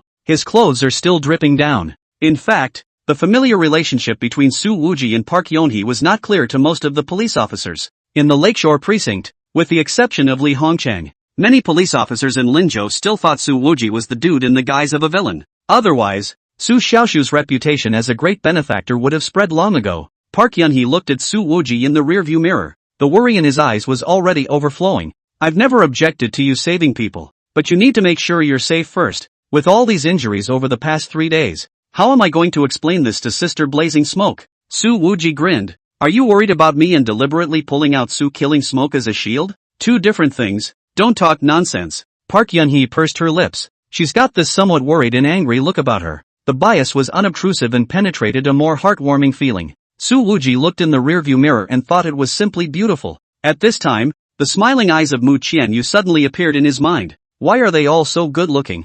I don't know who to choose," Soo Woo-ji said in his heart. He suddenly felt like a bit of a scumbag. Then, his mind drifted back to Xiao Inlei's legs, and Su Jiayan's breasts. There was also the sofa that was stained red by Jiang Evening Star, and the sound of water coming from the bathroom as she cleaned it. When, unexpectedly, "I can't control thinking about this," Soo Woo-ji slapped his head. He felt his brain fill with the rich, feminine odor of. It was bubbling wildly out through his nostrils. Stopping just in time for the red light, Park Yun-hee turned her head to look at Soo Woo-ji and realized that the latter was bending over. "Interlock both small arms and press them into the small of your back." "What's wrong with you?" Park Yun-hee asked. "Upset stomach?" Soo Woo-ji's expression was a bit embarrassed. Maybe he went under the water and caught a cold. Park Yun-hee explored his body and directly took Soo Woo-ji's hand and looked at the wound in his palm. Shook his head. "You come to my place in the evening, I will give you medicine, and have to endure the pain again." When she said this, Park Yun-hee was completely oblivious to the fact that the injuries on the hands of this Soo Wunderkind can actually clean up after each other on their own with their left and right hands. Of course Soo Woo-ji wouldn't refuse. "Good. I'll sleep at your place at night and won't leave. This used to work, now it's less convenient." Park Yun-hee thought about it and actually refused. "Why? Isn't there my bedroom on the second floor?" Soo Woo-ji was greatly puzzled. Park Yun-hee laughed a little. "I don't want Shifuyu to misunderstand." Soo Woo-ji was offended and grunted. "What's wrong with her? Shouldn't she talk about first come, first served? Even if you're going to be seated, you should be seated in the big room." Park Yun-hee happened to honk her horn a couple times and didn't hear. "What room?" Soo Woo-ji scratched his head. "Hey, nothing, I just expressed my good wishes." What a mouthful. How one accidentally said what was in his heart. At that moment, the light was green, and Park Yun-hee started the car and asked, "What was the accident about?" Soo Interfree looked in the center rearview mirror and Park Yun-hee's moving pretty face was reflected inside. "Someone wants to kill Baek Shu-yang, or Cheen Gillen.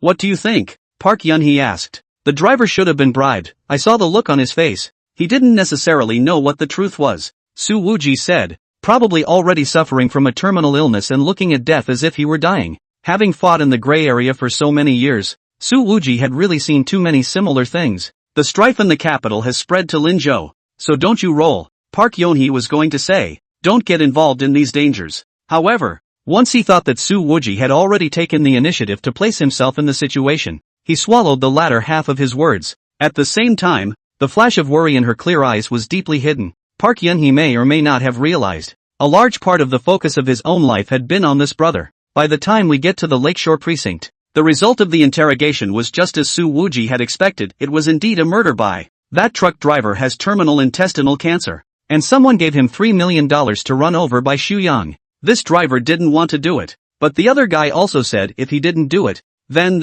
when this driver dies of his illness, his wife and children will suffer. He had no choice but to agree. But the other party also gave this driver a rider it had to work. If Bai Shuyang doesn't die, he won't be able to collect any money, and his wife and kids will be harassed every day. So that's why his face was ashen when he was rescued. At this time, in the conference room of the Lakeshore branch, Bai Shuyang's face was sullen. Shin Gillen, on the other hand, had been stealing glances at Park Yun-hee. Su Wooji, on the other hand, was nestled in the sofa, his hands wrapped in tourniquet bandages, and he was already snoring. He had a big heart, and it wasn't like the killer was targeting himself anyway. Park Yun-hee flipped through the interrogation transcript and said, "Mr. Beck, you're being followed." This truck driver was remotely directed the entire time. When to accelerate, when to crash, and even how much speed was required for impact.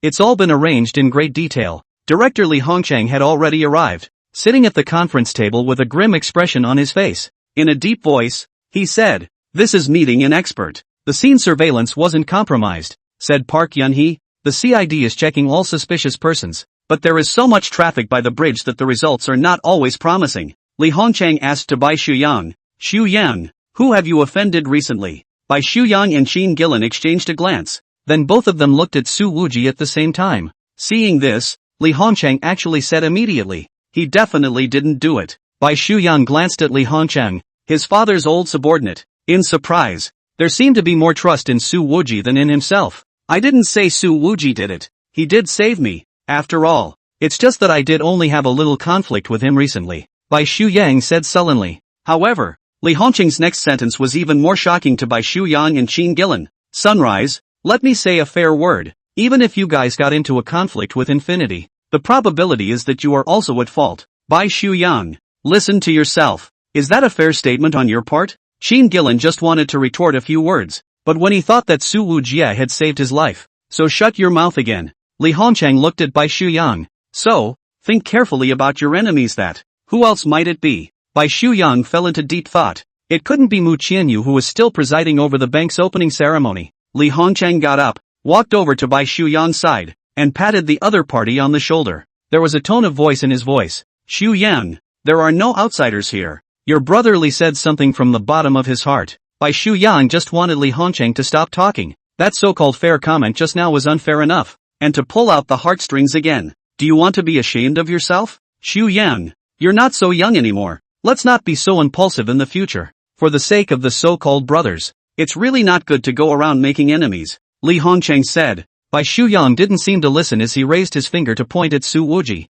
"I heard that he often gets into trouble as well." However, Li Hongchang said directly, "He's not like you." Bai Shuyang's expression was a bit unpleasant. "Brotherly, you are my father's old subordinate, not his father's." This was clearly a reminder for Li Hongchang to put himself in the right position. After all, in their circles, it's very much a matter of taking sides, and if you're on the wrong side of the fence, Li Hongchang's future may be ruined. Li Hongchang sighed. "Shuyang, you should know me as a person. If your dad he knew you felt that way, then he'd be disappointed." Bai Shuyang pounded the table ungently, seemingly a bit upset. He looked at Su Wooji again. That guy was still sleeping soundly. It seemed that nothing went right for himself after he met him. At this moment, Bai Daoxiao once again had the feeling of being compared. After a brief silence, he actually smiled with sudden relief, stood up and, to Li Hongchang, he said, "Brother Li, you've actually misunderstood me." Saying that, he raised his finger and pointed at Su Wooji. In a solemn tone, "It's been a long time since I've met someone I admire.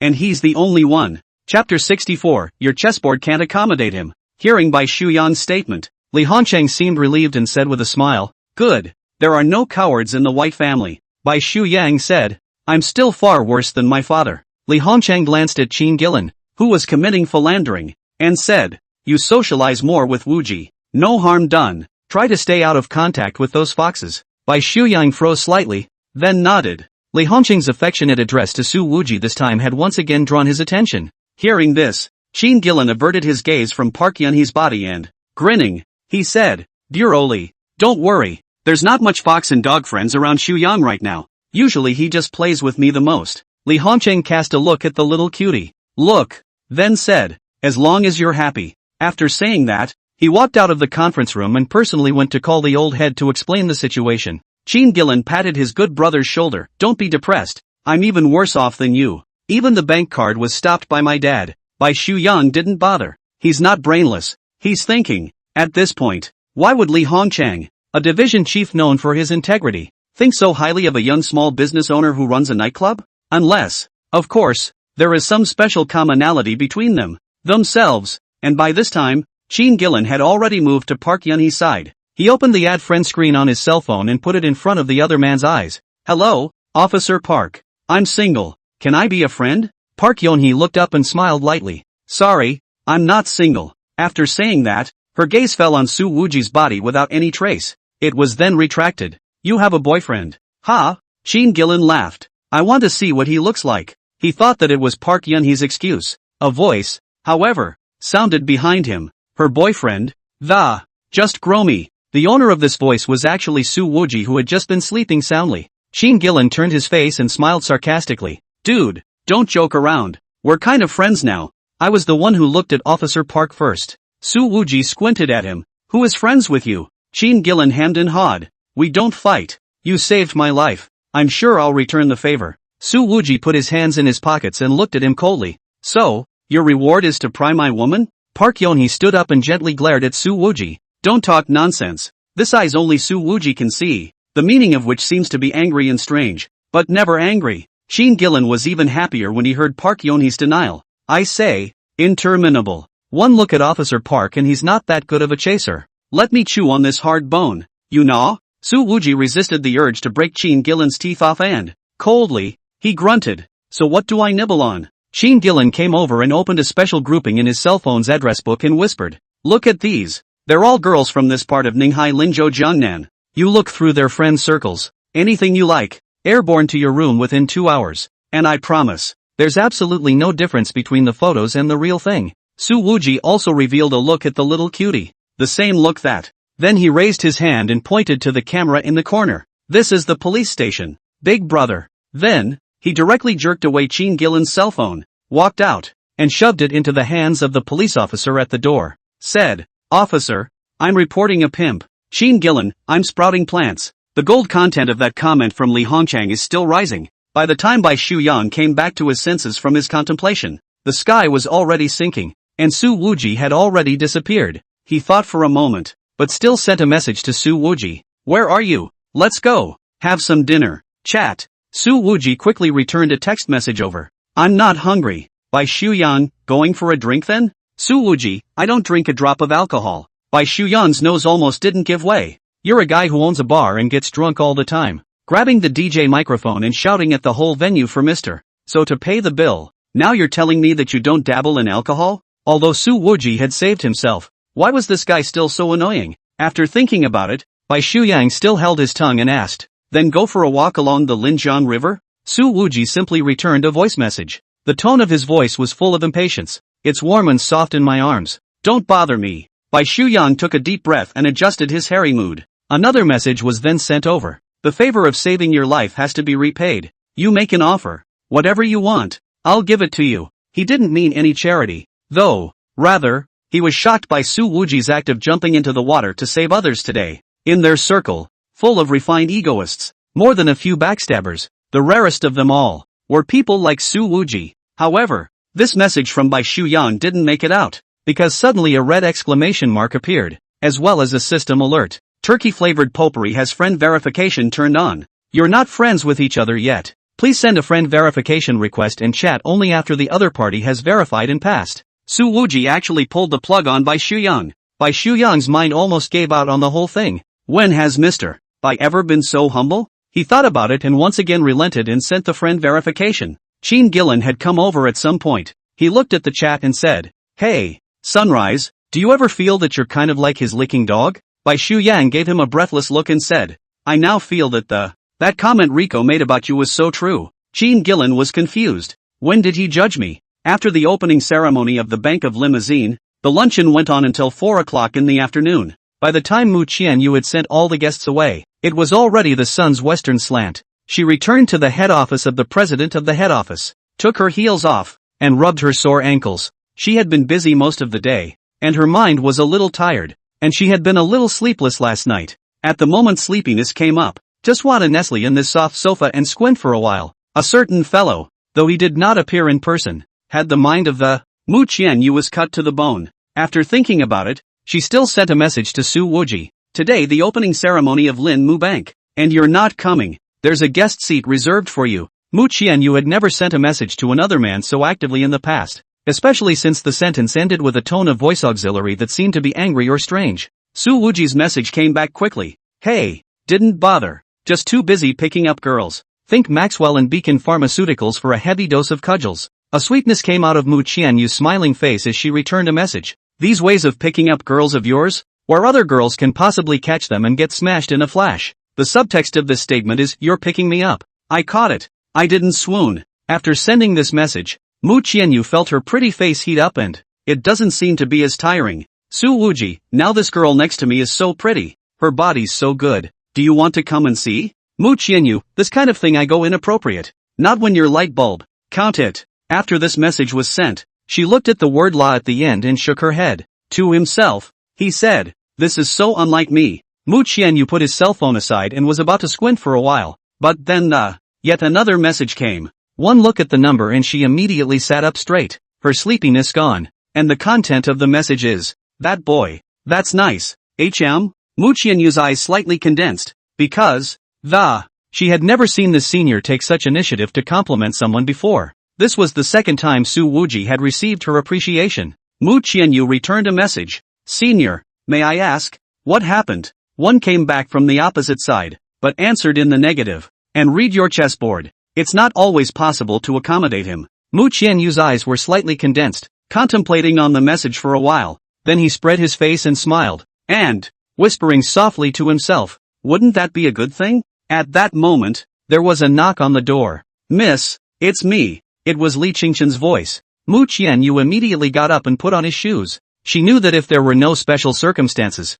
Li Qingqian would never come to disturb her at this time. Uncle Tatsu, what's wrong? Li Qingqian handed over his cell phone and said, Miss, take a look at this. This was actually a video of Su Wuji and Bai Shuyang by the river. Li Qingqian said, although Su Wuji didn't arrive at the ceremony, but it has been waiting for Bai Shuyang on the path he must take. Chapter 65, Shifuyu who volunteered to deliver. This video was shot right next to the municipal surveillance, and the tweets are all very clear. I don't know how Li Qingqian got his hands on it. Mu Qianyu is my good friend. If you bully her, I won't agree. I am willing to apologize to you as long as you don't bother her again. Listening to this series of conversations between Su Wuji and Bai Shuyang, Mu Qianyu's eyes slightly condensed. Eyes rippled with light. He's actually willing to apologize for me. Mu Qianyu's red lips opened and closed, and her eyes flashed lightly. Li Qingqian said, yes, miss, for men of their age, the face trumps everything, but he's willing to bow down to Bai Shuyang. In fact,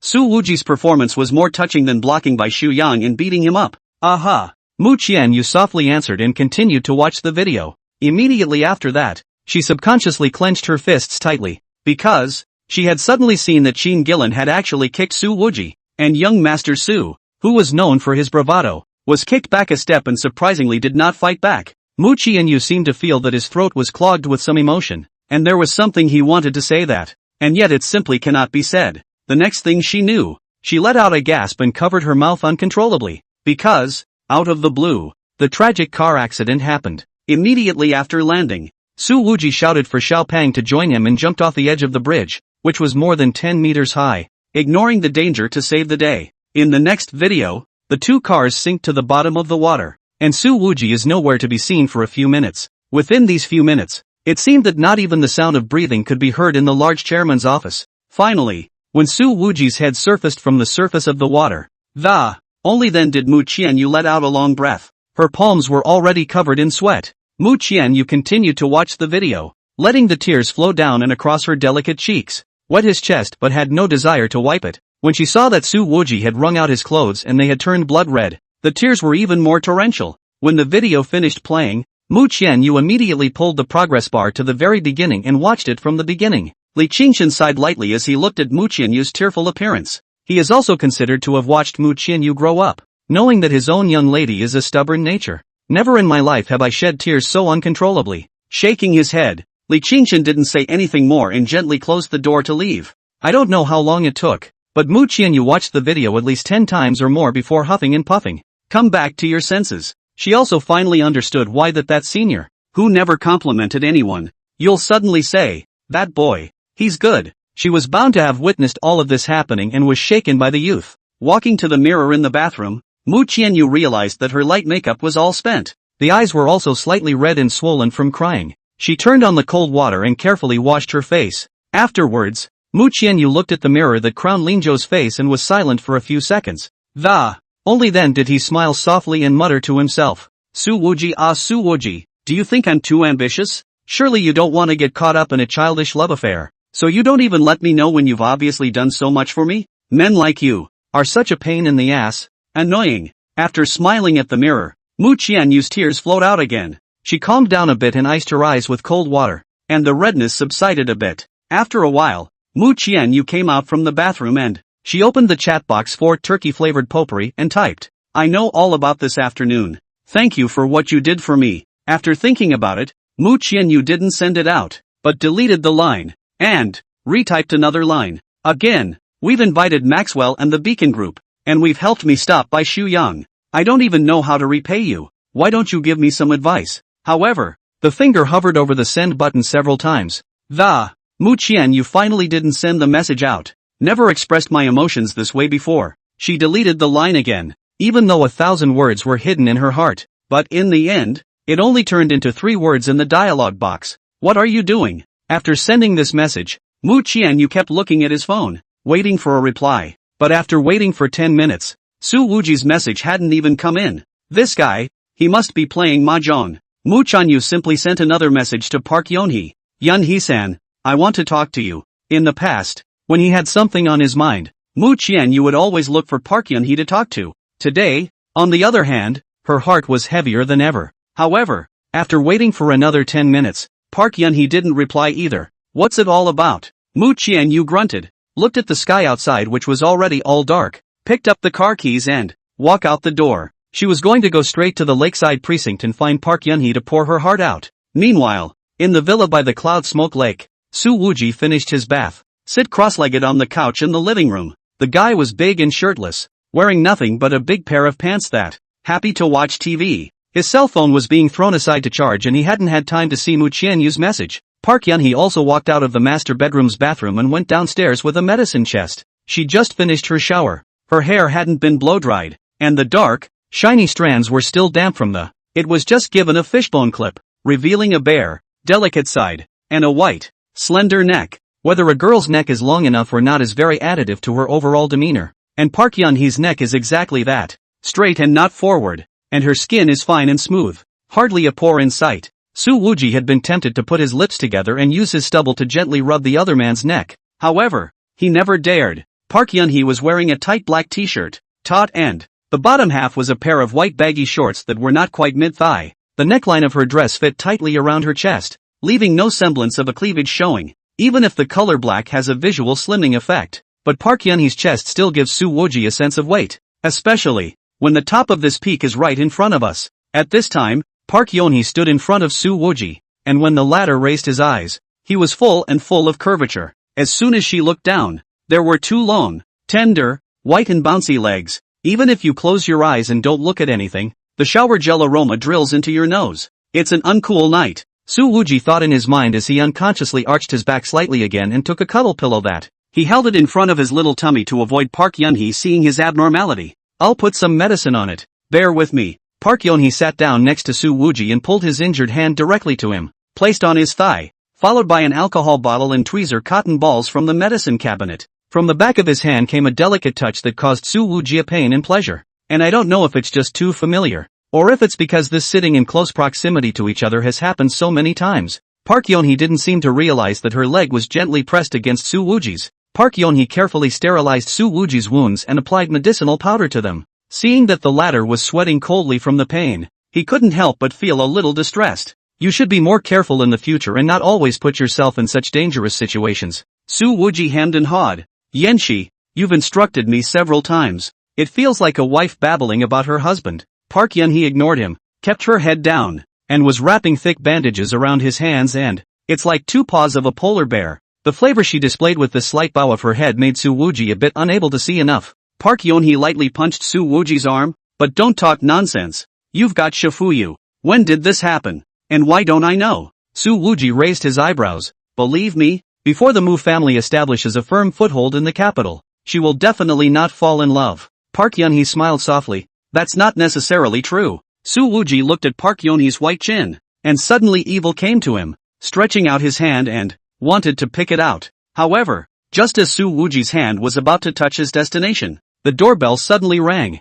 There were no curtains drawn in the living room at this time. The two men looked through the glass door just in time to see the delicate figure standing outside in the courtyard. It was Mu Qianyu. Su Wooji's fingers instantly froze in front of Park Yeon-hee's chin. Chapter 66. One after the other on a big night. After seeing Mu Qianyu, Park Yeon-hee was obviously surprised. She immediately opened Su Wooji's chin-picking finger, put on her slippers, and ran to open the door. Shifuyu, what brings you here? She asked in seeming surprise. Officer Park's face was slightly hot at the moment, and his earlobes were reddening. It really does look like a bit of a thief. Mu Qianyu's smile was quite natural. Sister Yan Shi, I sent messages to both you and Wooji. Neither of you returned, so I figured that you must be busy with something else. It wasn't busy. I just didn't check my cell phone after I took a shower. It's been cleaning the wounds on Infernal's hands. Park Yeon-hee felt that the more she explained, the more wrong she was. There's just a man and a woman in this room, and they're both still out of the shower, sitting so close to each other, and both wearing so little. This guy, Su Wooji, was shirtless and reached out to pick his chin. Shifuyu must have seen it all. If Su Wooji came here again in the future, he would have to be made to dress tightly. The more Park Yeon-hee thought about it, the more her face burned. And Su Wooji's skin was much thicker than Park Yeon-hee's. He didn't care in the slightest that he was naked. And anyway, he had been seen by Mu Qianyu last time. The guy smiled and asked, Shifuyu, what brings you here? Anyway, adults don't make choices. Let Mu Qianyu get used to get along with each other in the future. Sooner or later. It's pretty good, too. Mu Qianyu looked at Su Wooji's hand that was wrapped into a bear's paw. A line of emotion flickered in his eyes and he asked, how did you hurt your hand? Su Wooji grinned. Hey, this injury, isn't it a common occurrence? Mu Qianyan stared at the hands carefully, then reared his head again and, looking straight into Su Wooji's eyes, it hurts, doesn't it? The depths of these eyes seemed to have crystalline starlight flickering in them. Su Wooji heatedly smiled.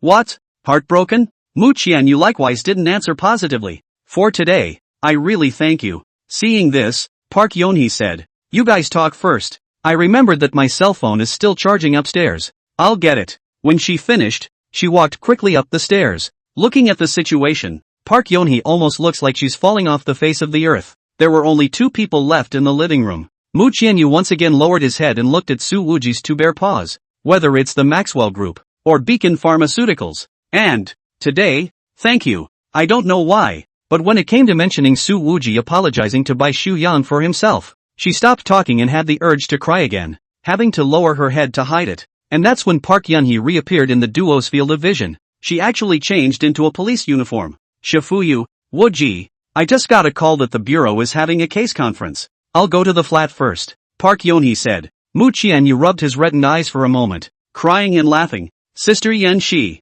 I actually went to the precinct to look for you first, and they said you took the day off. Park Yeon-hee's pretty face turned even redder. The case happened out of the blue. I'm off. You guys have a good chat. Su Wooji grinned. Yeon-hee, when you lie, your eyes like to glance to the upper left. Park Yeon-hee ignored him and quickly walked out the door. It didn't even give Su Wooji a chance to get up and pull himself together. When she had reached the door, she turned back and said, Shifuyu, you've been tired all day. I'll sleep here today. I've got a clean nightgown in my locker and disposable shorts in my drawer. You can all change. Also, I will bring you breakfast tomorrow. The Xiaolong Bao in front of the branch office is especially delicious. After saying this long sentence, Park Yeon-hee slammed the door shut with a bang. She really wanted to lock the pair inside if she could. Lock me up for my sister. Mu Qianyu cried and laughed. Sister Yan Shi is asking me to spend the night here? Su Wooji grinned. That's what it sounds like. And she's, well, fiddling around with it. And don't think about whether it's appropriate for a yellow girl like you to sleep here.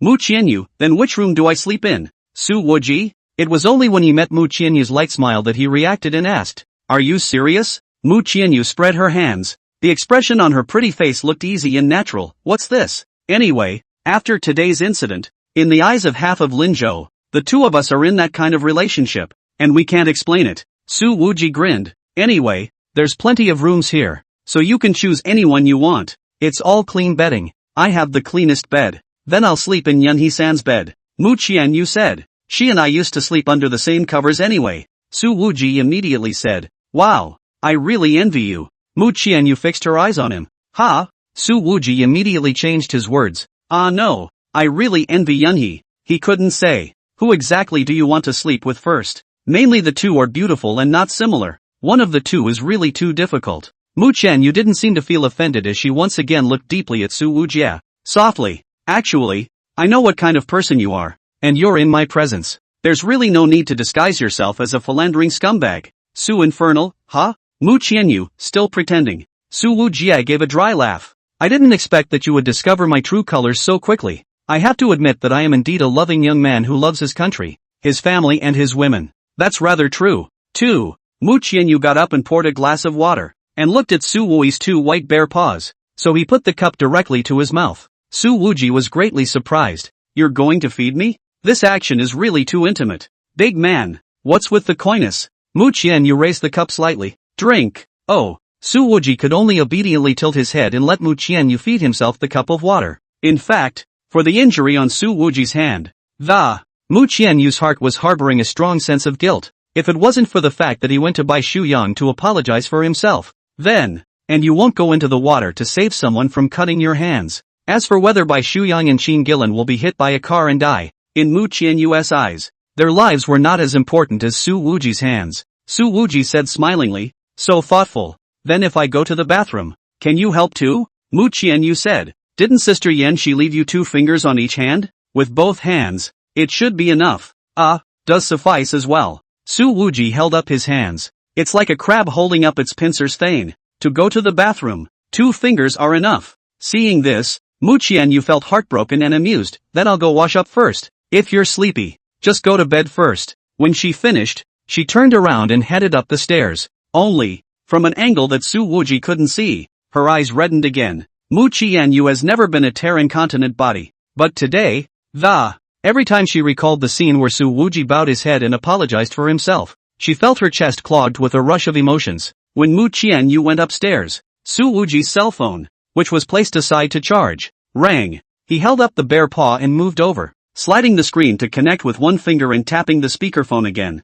Jiang Evening Star's voice came out from inside. You're in the Cloud Smoke Lake Villa area? Which building exactly? I'm not there. Su Wuji wiggled his feet and laughed. I'm at the Queen's Bar. Jiang Evening Star said. I called your bodyguard and he told me you were here. Damn little pang. Su Wuji said without any good humor. You're far away from the capital. What are you doing inquiring about my specific address? Cut the crap and tell me. How many buildings? Jiang Evening Star asked. Building 07. Su Wuji laughed. What? You still want to fly in front of me? Jiang Evening Star didn't say anything and hung up directly. Su Wuji skimmed his lips. Nervous woman. How dare you investigate my whereabouts? See if I don't beat your peachy ass next time. 10 seconds later, the doorbell rang. Su Wuji's eyes rounded. A woman in a military uniform stood just outside the entrance to the courtyard, carrying 2 large bags. Who is it if not Jiang Evening Star? Chapter 67 The Murderous Woman. Su Wuji really didn't expect that Jiang Evening Star actually appeared in front of him just like that. What are you doing here? Su Wuji immediately stood up, raised his white bare paw, and pointed at Jiang Evening Star. Speech has become much more stuttered. What's going on tonight? One after the other? Couldn't you have staggered it a little bit? Jiang Evening Star walked in and didn't bother to look at Su Wuji's exposed pecs and abs. The first thing his eyes landed on was his hands. Hands hurt that bad? Her voice was noticeably tight. In fact, the mouth on Su Wuji's hand wasn't particularly serious, mainly because Park Yonhee was heartbroken for him. An extra roll of bandage was used and wrapped thicker. Hey, small injury. No need to be nervous. Su Wuji said indifferently. You're a trooper too. Is this injury worth flying all the way from the capital? It's worth it. Jiang Evening Star shook her head. There was an unknown emotion in his eyes. I've seen the surveillance video in the afternoon. I'll take Bai Shuyang's place. Thank you. Su Wuji sat back on the sofa with his legs crossed and grinned. You thanked me for him? What kind of a thing is this? Jiang Evening Star's expression was serious. He's my hairdresser. He bullies you, but you keep backing down. Even went so far as to risk his life to save his life. I know. What do you know? I know that you did all this because of me. Jiang Evening Star said. It's so I don't get caught in the middle of something difficult. Su Wuji froze for a moment. Can you still brainstorm like this? Hey, it really isn't. Su Wuji coughed twice. Don't flatter yourself. Jiang Evening Star, don't deny it. I know. You've never done a lot silently. But the mouth never says anything. Su Wuji was a bit powerless. Hey, forget it. Think what you like. I don't need your thanks anyway. Jiang Evening Star's expression was serious. Whether you need it or not is your business. Whether I'm grateful or not is my business. Su Wuji scratched his head with what was left of his fingers. He said, all right, I've received your thoughts, and it's getting late. You go back early. Mu Qianyu is still in the bath. Looking at the time, I'm guessing it's almost done washing. Jiang Evening Star didn't mean to leave immediately when she heard Su Wuji kicking people out. Still sitting on the couch with his legs together, he continued, I know that you have a problem with us, the sons of the compound.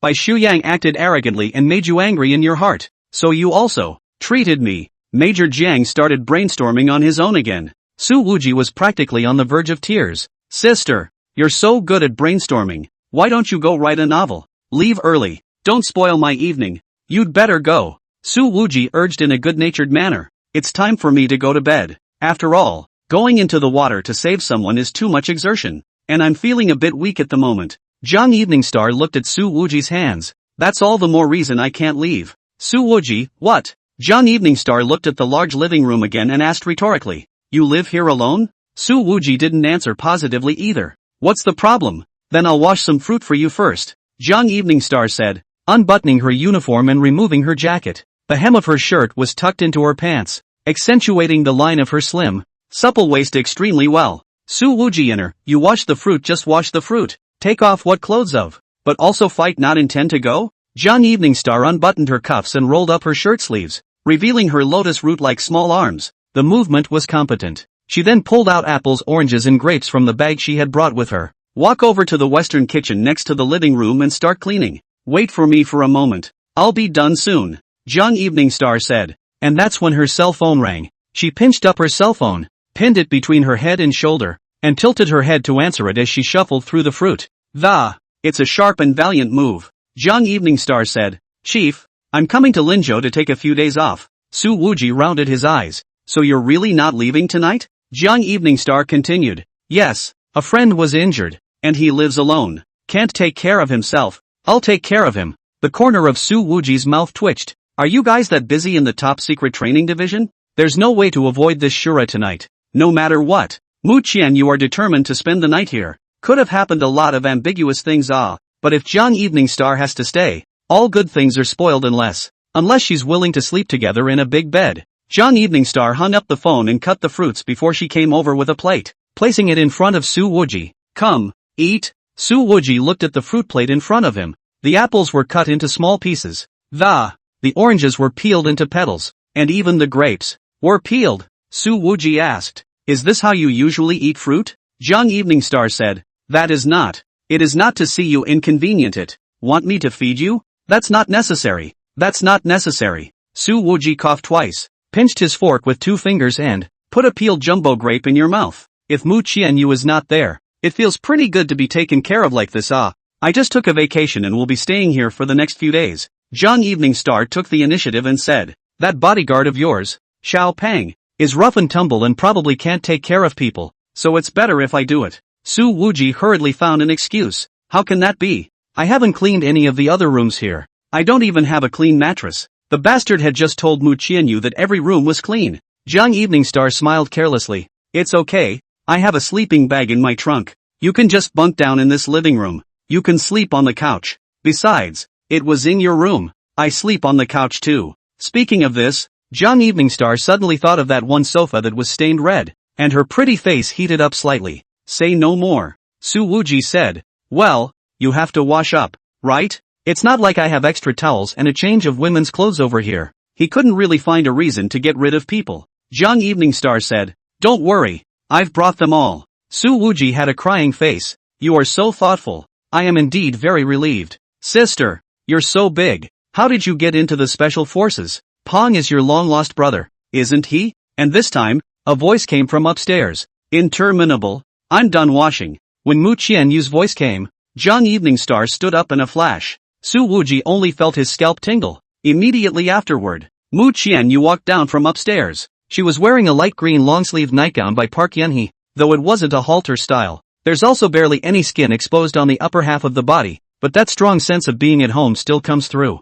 There are times when a woman looks more sexually charged in her home pajamas than in her fun clothes. The hem of this nightgown is kinda long, slightly above the knee, but the bare calves that appeared on the stairs were a source of reverie. At this time, Su Wuji suddenly remembered Park Yunhee's explanation before she left. He couldn't help but look twice at the clothing underneath this nightgown. It's not one of those disposable travel models where the fabric is so thin it's translucent, is it? However, right after that, Su Wuji realized that he had more important things to focus on. Here comes the Shura. Mu Qianyu was stunned on the stairs, and the smile in his eyes froze for a moment. Zhang Evening Star was the same, with obvious consternation above her pretty face. So what? Let me introduce. Su Wuji coughed twice, smiling sarcastically. Shifuyu, this one is called. However, after a short period of surprise, Mu Qianyu seemed to be a little surprised and she didn't even bother with Su Wuji's introduction and directly said, Sister Evening Star, why are you here? Su Wuji's expression froze.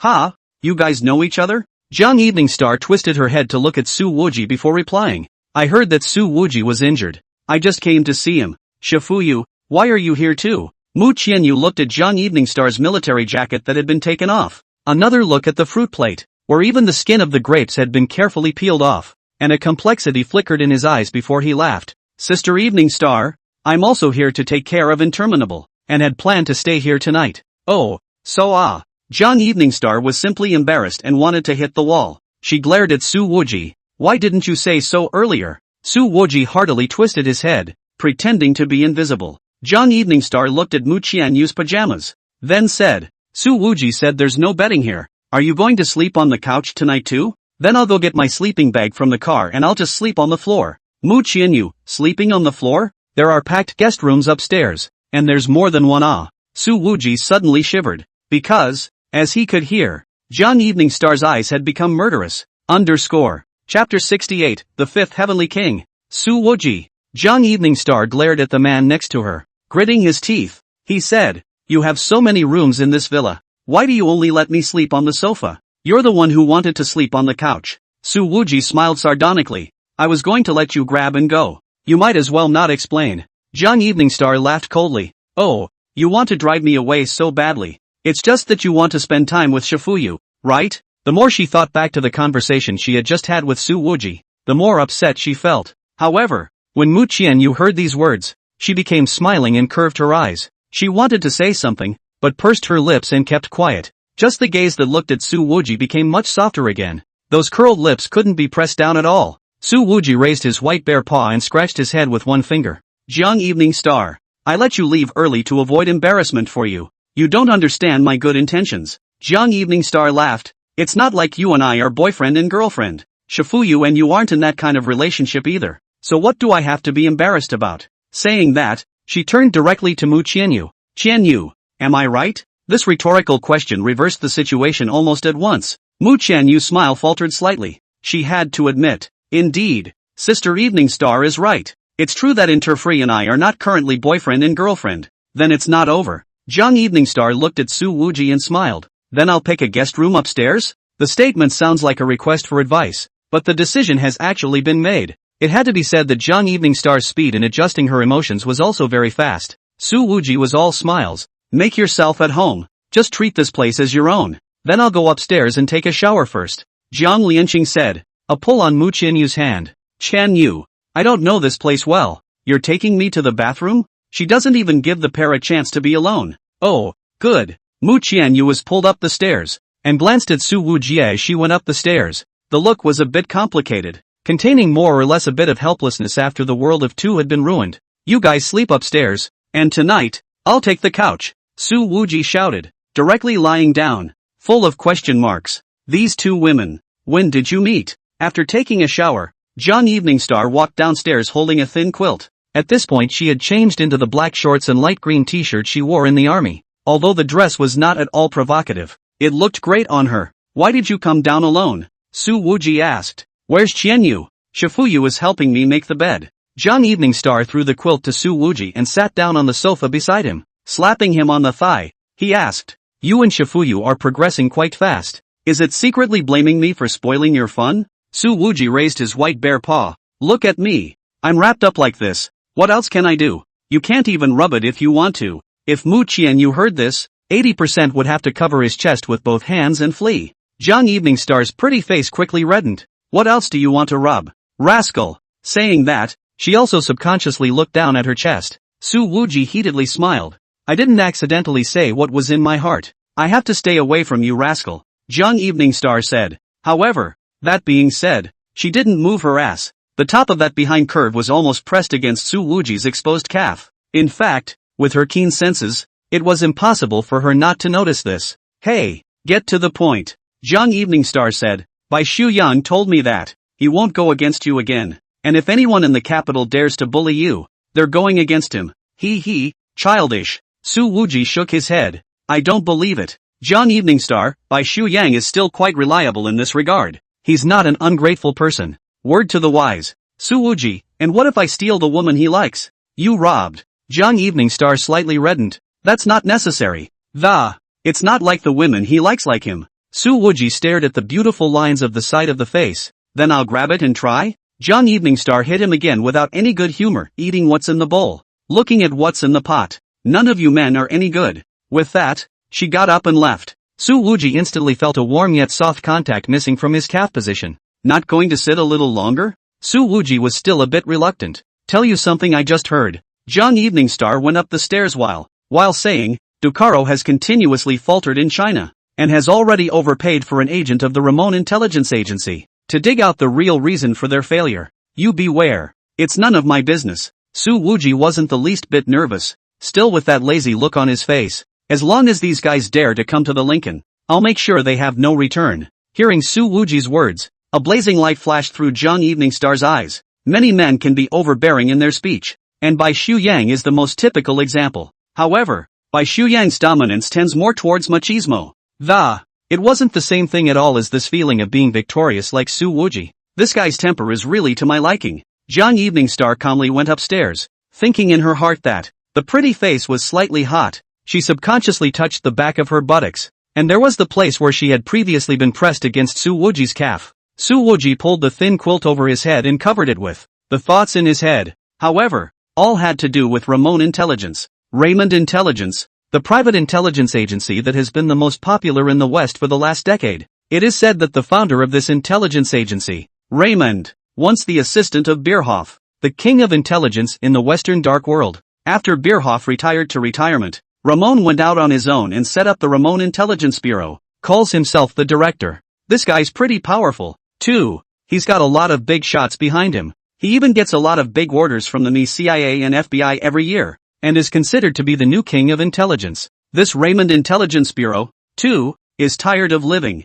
Su Wuji thought for a moment, then opened his cell phone under the covers, and after some tedious operations, logged onto some forum. He made a post. The content is just one sentence. If Ramon Intelligence dares to cooperate with the Ducaro organization, it is my eternal enemy. Signed Ranger Shadow. The whole forum was abuzz when this post was made. Countless reposts immediately followed. No way. Are my eyes blurry? Just now that's signed. My god, it's the legendary Shadow? I thought he only existed in legends. It can't be an imposter, can it? There's been people posting under Shadow's name before. Hindsight proves to be a dorky ass. This time it's definitely not an imposter. Because the Ducaro organization has recently failed several times in succession in China, a lot of evidence confirms that this Shadow Heavenly King is real. In the Western world of darkness, everyone says the Ranger organization has the 4 Heavenly Kings, but as time went on, some people began to express skepticism and felt there was more than that. Because, in the past, there were several extremely difficult missions in which the 4 Heavenly Kings did not participate, and yet,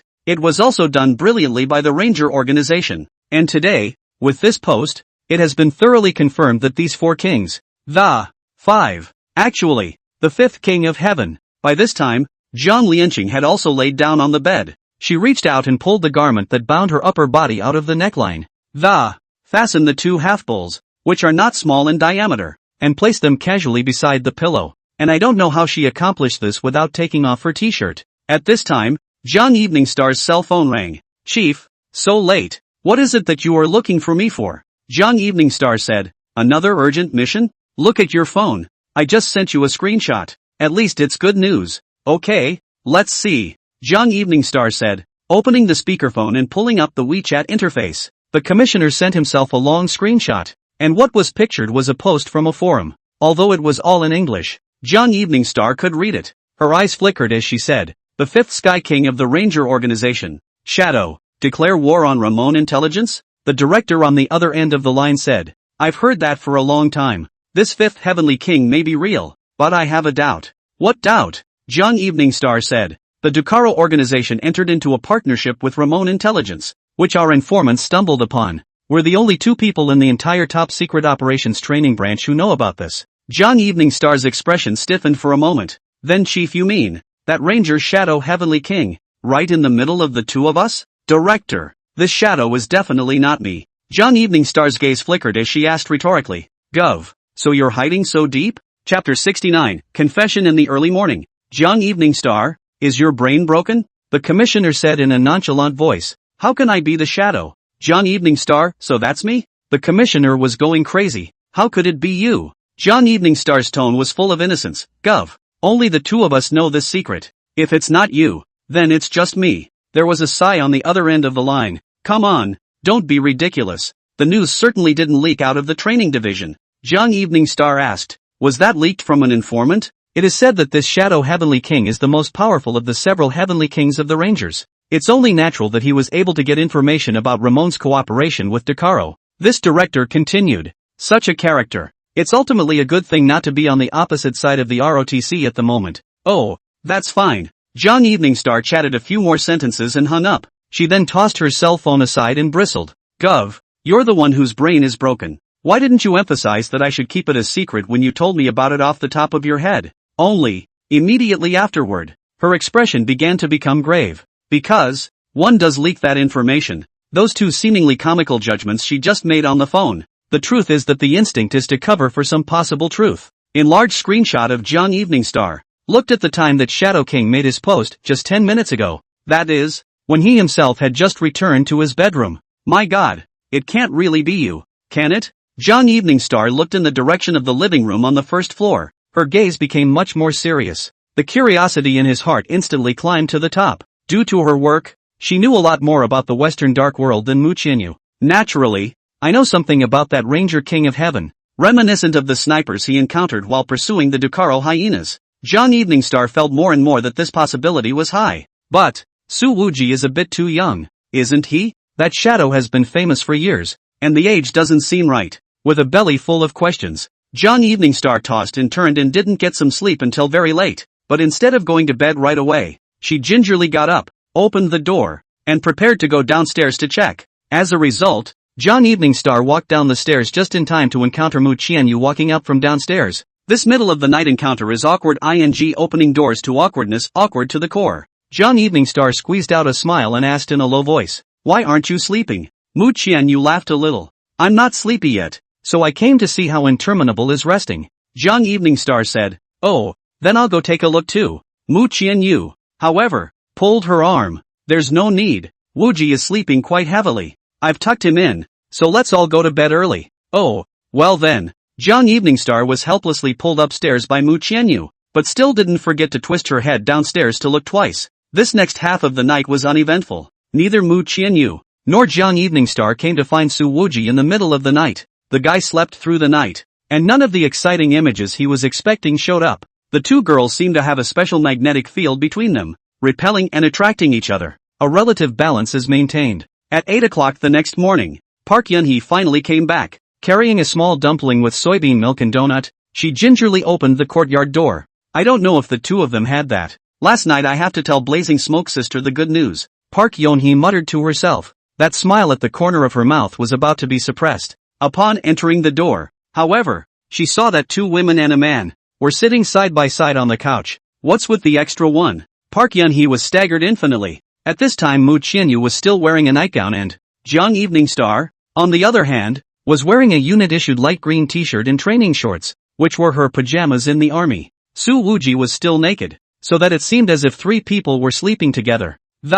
Just got up, and Jung Evening Star was equally surprised after seeing Park Yun-hee. Officer Park, what brings you here? They had met each other earlier when they were working on Fin's case. It's just that, at that time, Park Yeon-hee and Soo Woo-ji acted almost as if they didn't know each other. Now it seems to be something else entirely. Why is Park Yeon-hee so familiar with this place like she's back in her own home? Soo Woo-ji felt that one head was 2 sizes too big as he said, "Hey, they're all our own people. This is actually Yeon-hee's place." "Ha? This way." Jung Evening Star was a bit embarrassed that she had actually greeted her master without. Stayed at the home of a female friend of Soo Wunderkind. What's going on here? She felt she had fallen into the pit of female competition. After thinking about it, Major Jiang simply carried the straight ball to the end and asked directly, "Hey, Soo Woo-ji, Officer Park is your girlfriend?" Before Soo Woo-ji could reply, he heard Mu Qianyu say, "Sister Yenchi is not Woo-ji's girlfriend, but they are more than close." Jung Evening Star glanced at Mu Qianyu and quietly slandered, "What are you in a hurry to grab the answer? You're in a hurry to block Park Yeon-hee's words?" Park Yeon-hee smiled. "It's a long story. I've always treated Woo-ji like a younger brother." At this statement, the two girls seemed relieved, and one of the men sighed in displeasure. "Come on, eat quickly. I bought enough breakfast for 4 people. Park Yeon-hee laughed. At the breakfast table, Park Yeon-hee laughed so hard that tears came out of her eyes as she listened to Mu Qianyu and Jung Evening Star separately as they finished telling the ins and outs of last night. Soo Woo-ji pinched the donut with 2 fingers and ate it in a muffled voice, now that all 3 girls were. Instead, there was no one to feed him. "Major Jiang, this is actually Aunt Woo-ji's house. You just need to come to Linzhou from now on. Just don't stay in a hotel." Park Yeon-hee said, "Just stay here." "Good. Thank you, Sister Yenchi." Jung Evening Star said, "Don't call me Major Jiang, either. It's too formal. Just call me Evening Star." Mu Qianyu didn't say anything and silently added a spoonful of soy milk to Soo Woo-ji's bowl. And at this time, 2 luxury cars drove up at the entrance of the Cloud Smoke Lake Villa area. A Mercedes Big G and a BMW X7. Cheen Gillen got off the Big G and said to Bai Shu Yang, who was sitting in the X7, "Is this the place? I had someone ask around at the Lakeshore Precinct. And this is where Officer Park lives." "In the right place." Bai Shu Yang didn't have the heart to say. He had been pulled up by Cheen Gillen early in the morning and was upset. Due to some complicated feelings in his heart that could not be dispersed, last night Bai Shu Yang wanted to find Jung Evening Star for a chat. As a result, I haven't seen a single reply to any of the messages I've sent. I wonder what my goddess was up to last night. Bai Shu Yang opened his cell phone and looked at the dialogue box between himself and Jung Evening Star. The last message was from him half an hour ago. "Good morning, Evening Star. What did you have for breakfast?" It hasn't returned by now. However, Zhang Lianqing's love for Bai Shu Yang was already the norm. Bai Daoxiao also licked it out of habit and didn't feel much frustration. Maybe Evening Star is on some important mission and it's not convenient to look at her cell phone. Bai Shu Yang reassured himself in his mind. Cheen Gillen hemmed and hawed. This Officer Park has a good family history. The villas in this Cloud Smoke Lake Wetland Park are said to be impossible to buy with money. Immediately afterward, he pulled open the passenger door and held out a large bouquet of roses from inside. Bai Shu Yang stuck his hands in his pockets with a look of contempt. "At the time of meeting Mu Qianyu, you were so mesmerized, but then, you saw Officer Park and immediately changed your target again, and fell in love with everyone you saw. What a scumbag. Mu Qianyu and Officer Park both fit my aesthetic, but Mu Qianyu has already been offended by us, and it is impossible to chase her. It is better to change an easier target." Cheen Gillen said, straightening his tie, "I'm not too old for this. It's time to give the old Cheen family a baby with a higher face value. And this Officer Park is just right." Bai Shu Yang said, "I always think you won't succeed today. She hasn't even looked at you squarely." Cheen Gillen grinned. "Sincerity is the key to success. I'm willing to make a fool of myself for Officer Park. Move AF * King Mountain."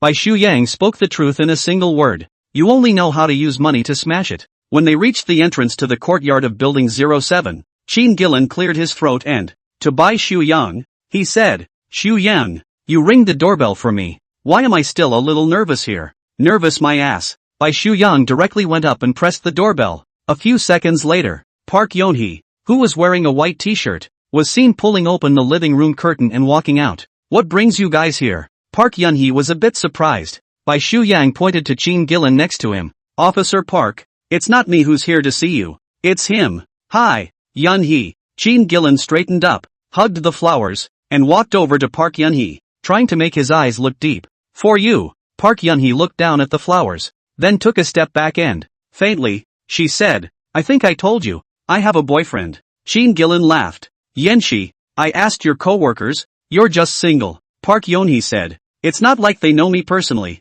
so you guys should just go back." Bai Shu Yang had been watching with his pockets in the air. without any intention of speaking out to help his brother confess. Yun-hee, I won't give up. I've never been so moved. Chin Gillen said. I'm going to marry you. Park Yun-hee frowned. Young Master Chin, are all your relationships this hasty? You haven't even said a word to me. But even so, I still. Before Chin Gillen could finish his sentence, he was interrupted by a voice. Yun-hee, who's so annoying this early in the morning? This was actually Su Wuji's voice. Bai Shuyang and Chin Gillen's eyes went straight. As they saw a shirtless man come out of the parlor.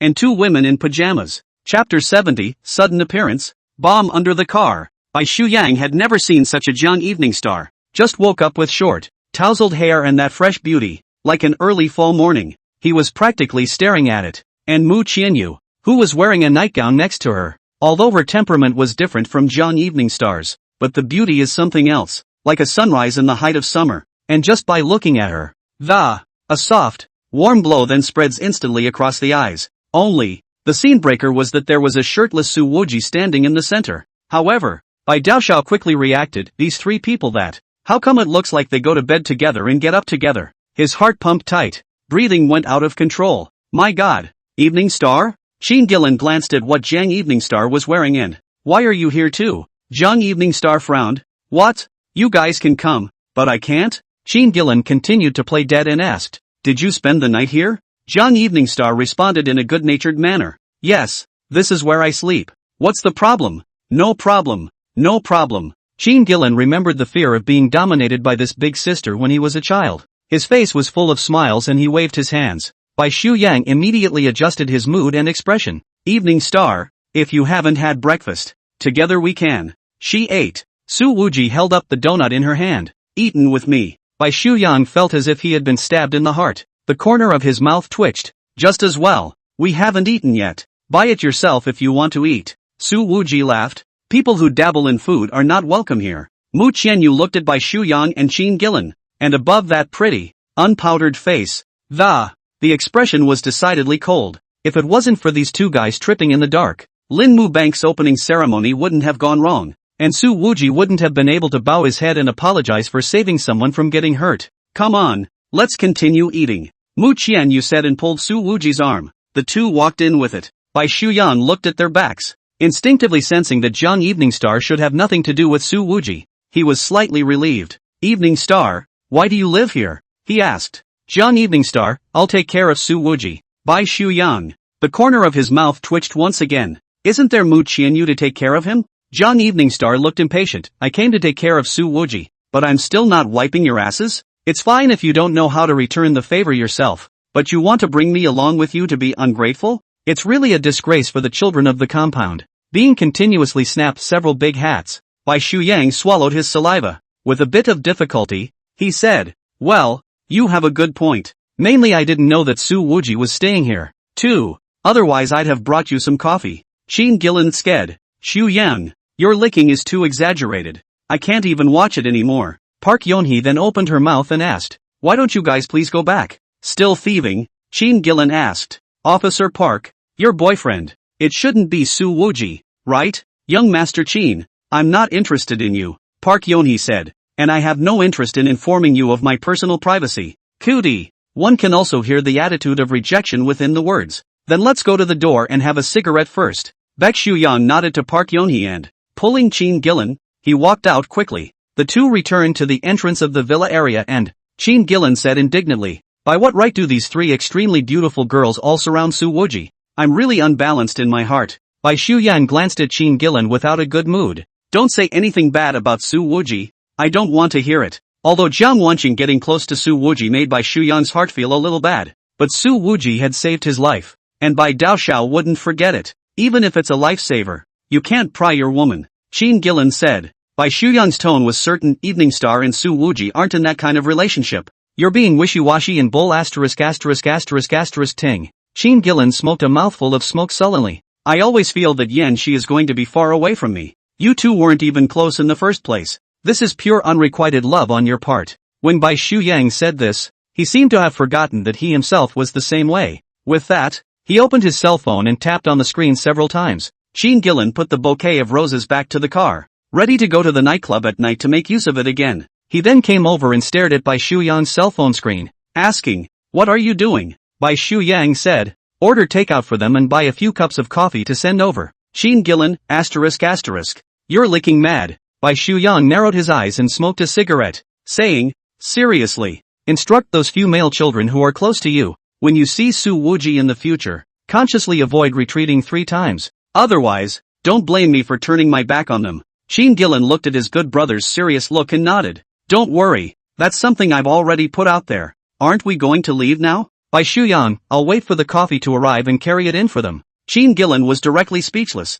Then, you just watched your goddess drinking coffee with another man in your pajamas? Bai Shu Yang glared at him. I said not to speak ill of Su Wuji. Have you forgotten? Sheen Gillen, did I mention the word Su Wuji? After waiting for half an hour for the coffee to be delivered, Bai Shu Yang really took the initiative to carry it in. Sheen Gillen watched the fun and followed along. However, by the time they got to the door of the courtyard, a few people were found to have stepped out fully dressed. Bai Shu Yang stiffly squeezed out a smile. That coffee I bought for you guys. Mu Qian, you didn't say anything. While Su Wuji asked expressionlessly, did you add sugar? Bai Shu Yang, full sugar. Su Interfreeze, all sugar? You don't think my current day is sweet enough? Bai Shu Yang had the urge to run over his head. Waking up with 3 super beautiful women makes your day so sweet. ING snore. Jung Evening Star saw that the scene was a bit awkward, so she took all the coffee and then he said, Bai Shu Yang, we still have important things to do right now, so you go back to the capital first.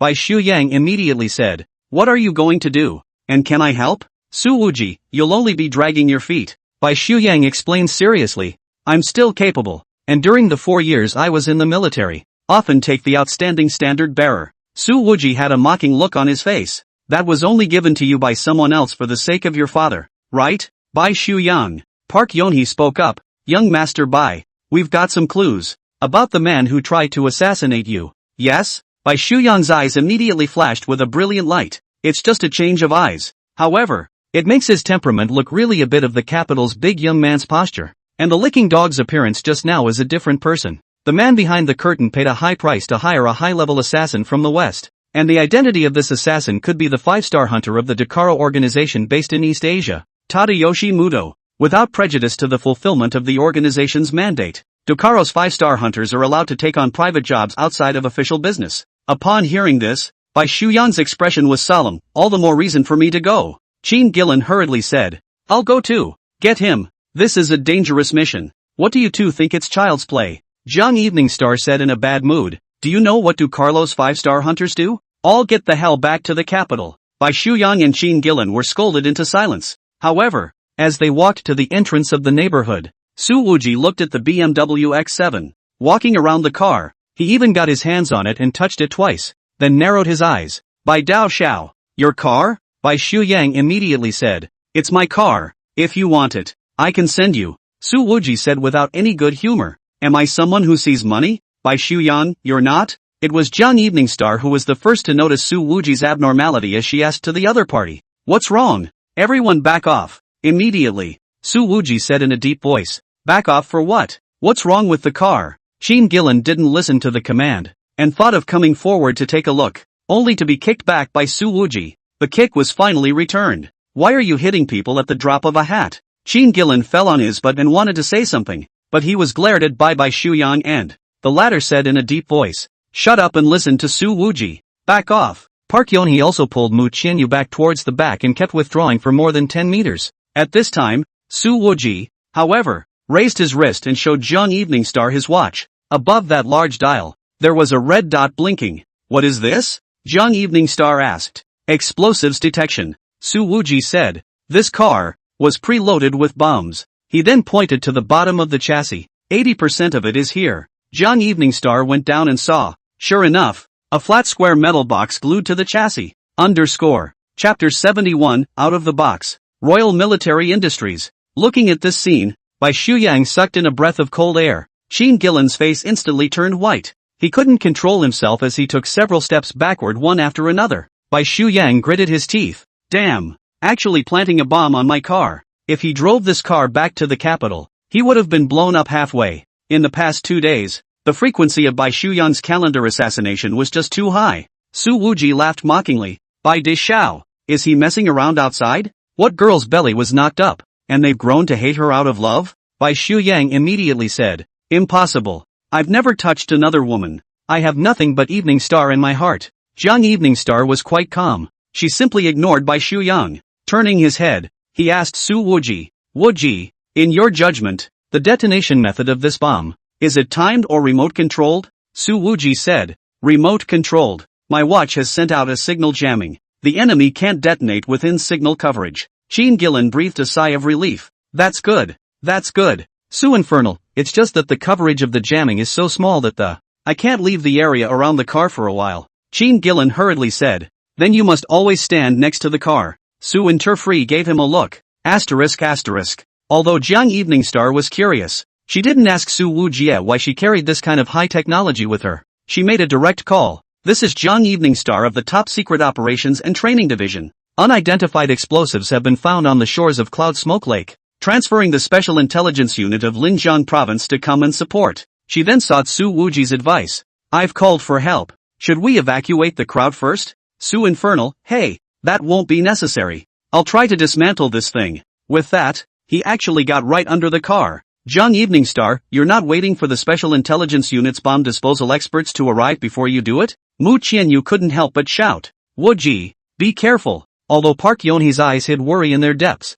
her mouth said, don't worry, he can. Of all the people present, the one who understood Su Wuji the most was Park Yonhee. She knew that, compared to all the things that had happened to Su Wuji before, this car bomb doesn't even rank up there in terms of danger. Bai Shuyang clenched his fists as he watched Su Wuji actually take the initiative to disarm the bomb, whispering, what a ing man. At this moment, there was admiration and even more envy in his eyes. Qin Gillen pulled Bai Shuyang, what if it blows up? Should we run farther away? Look at your wimpy face, get lost. Bai Shuyang couldn't help but curse. Su Wuji's voice came out, it's fine, it's magnetic, it's good to dismantle. It wasn't even half a minute ago, and he was crawling out of there with that flat square box in his arms, patted the dust on his body. Qin Gillen shouted, you, don't come over, quickly throw this thing into the Cloud Smoke Lake. Su Wuji grinned and directly tossed it with his hand. The flat box was thrown directly to Qin Gillen. The latter instinctively reached out and took it in his arms.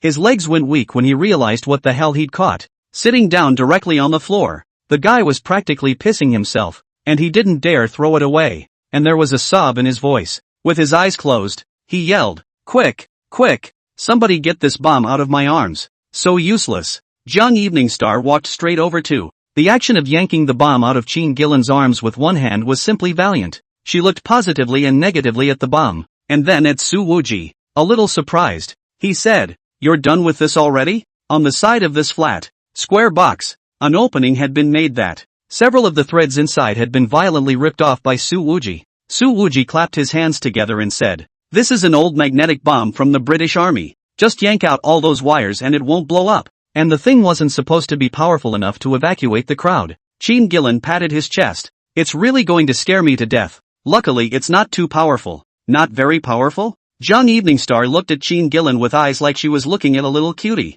Same, this thing was supposed to be used to blow up tanks on the battlefield. Ha! Qin Gillen was so shocked that she covered her mouth, her orchid fingers sticking out. Bai Shuyang took a deep breath and then he looked at Su Wuji very seriously. You saved my life again. He then thumped his fist on his own chest and solemnly said, from this day onward, whoever dares to go against you is my Bai Shuyang's enemy. Su Wuji grinned and pointed at Jiang Evening Star next to him. Don't say things to death. What if she's the one trying to get me killed? Bai Shuyang's expression froze on his face. Jiang Evening Star pulled Su Wuji to the side as he said, being able to recognize the British Army's magnetic bombs, it hasn't been easy. Why would you even tear it down? In fact, this one-man bomb is so niche that if it weren't for Su Wuji's reminder, Jiang Evening Star almost didn't even recognize it. Su Wuji grinned. I'm a military fanatic. I've loved these since I was a kid. Jiang Evening Star suddenly remembered last night's forum screenshot, and she gave Su Wuji a deep look. The eyes were full of deep meaning, but when the words came out,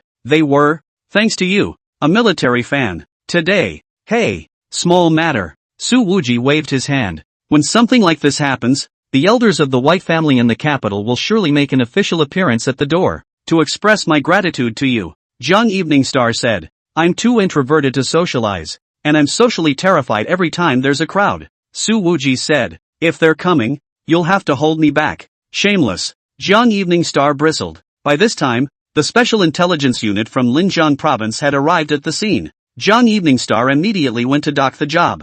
Ducaro hyenas are so arrogant in Linjiang. The next step will inevitably be for the major departments to begin a joint sweep. Bai Shuyang walked over to Su Wuji's side. Can you please honor us with a meal? Su Wuji then said. This assassin has failed twice in a row. It won't move again for a short while. If I were you, I'd hurry up and get my family to send a master to pick you up, then escorted all the way back to the capital by high-speed train, and stayed hidden in the deep house until the real culprit behind the scene was uncovered. Bai Shuyang thought for a moment and said, okay, thanks for the reminder. I'll arrange it now. Only then did Su Wuji pick up the cup of coffee from the ground, opened it and took a big sip. It tastes alright. Next time don't add sugar. Watching Su Wuji drink the coffee he bought, Bai Shuyang let out a sigh of relief. It was like dropping a heavy boulder. He smiled. Okay, I'll take care of all the coffee for the rest of your life. Bai Shuyang was picked up by someone from the Bai family and returned to the capital. Jiang Eveningstar is personally involved in follow-up investigative tasks related to the Dukkha Hound.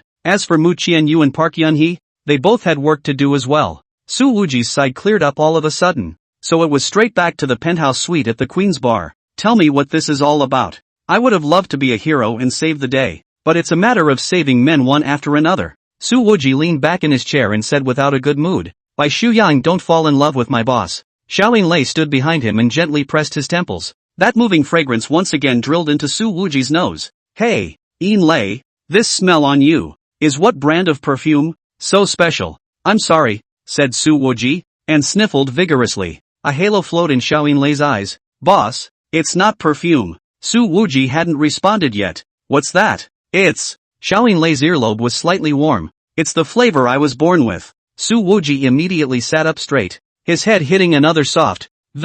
He said in shock. Holy, this is the legendary body odor? Xiao Lei's cheeks got a little hot too. Maybe. Nice guy. Su Wuji looked up and down Xiao Lei's figure twice and, but I have a question. Go ahead boss. This scent of yours, where did it come from? Su Wuji asked. Xiao Lei, who had always spoken in a rather large scale, actually instantly flushed her cheeks at this moment. Boss, I don't know. Only, as she said this, the two large, plump, white legs under her cheongsam, and a little closer together. At this time, at the Special Intelligence Unit's compound in Linjiang Province, a middle-aged man in a protective suit put down the flat square box he was holding, removed his goggles, and said, Major Jiang, this is the Thunderbolt I produced by the British Royal Military Industrial Group 20 years ago. It's expensive to manufacture, and it was once a huge hit in the Middle East theater, but there was a massive theft of A. It is said to have been stolen by a mole in conjunction with a terrorist organization. Since then, this magnetic bomb has been discontinued.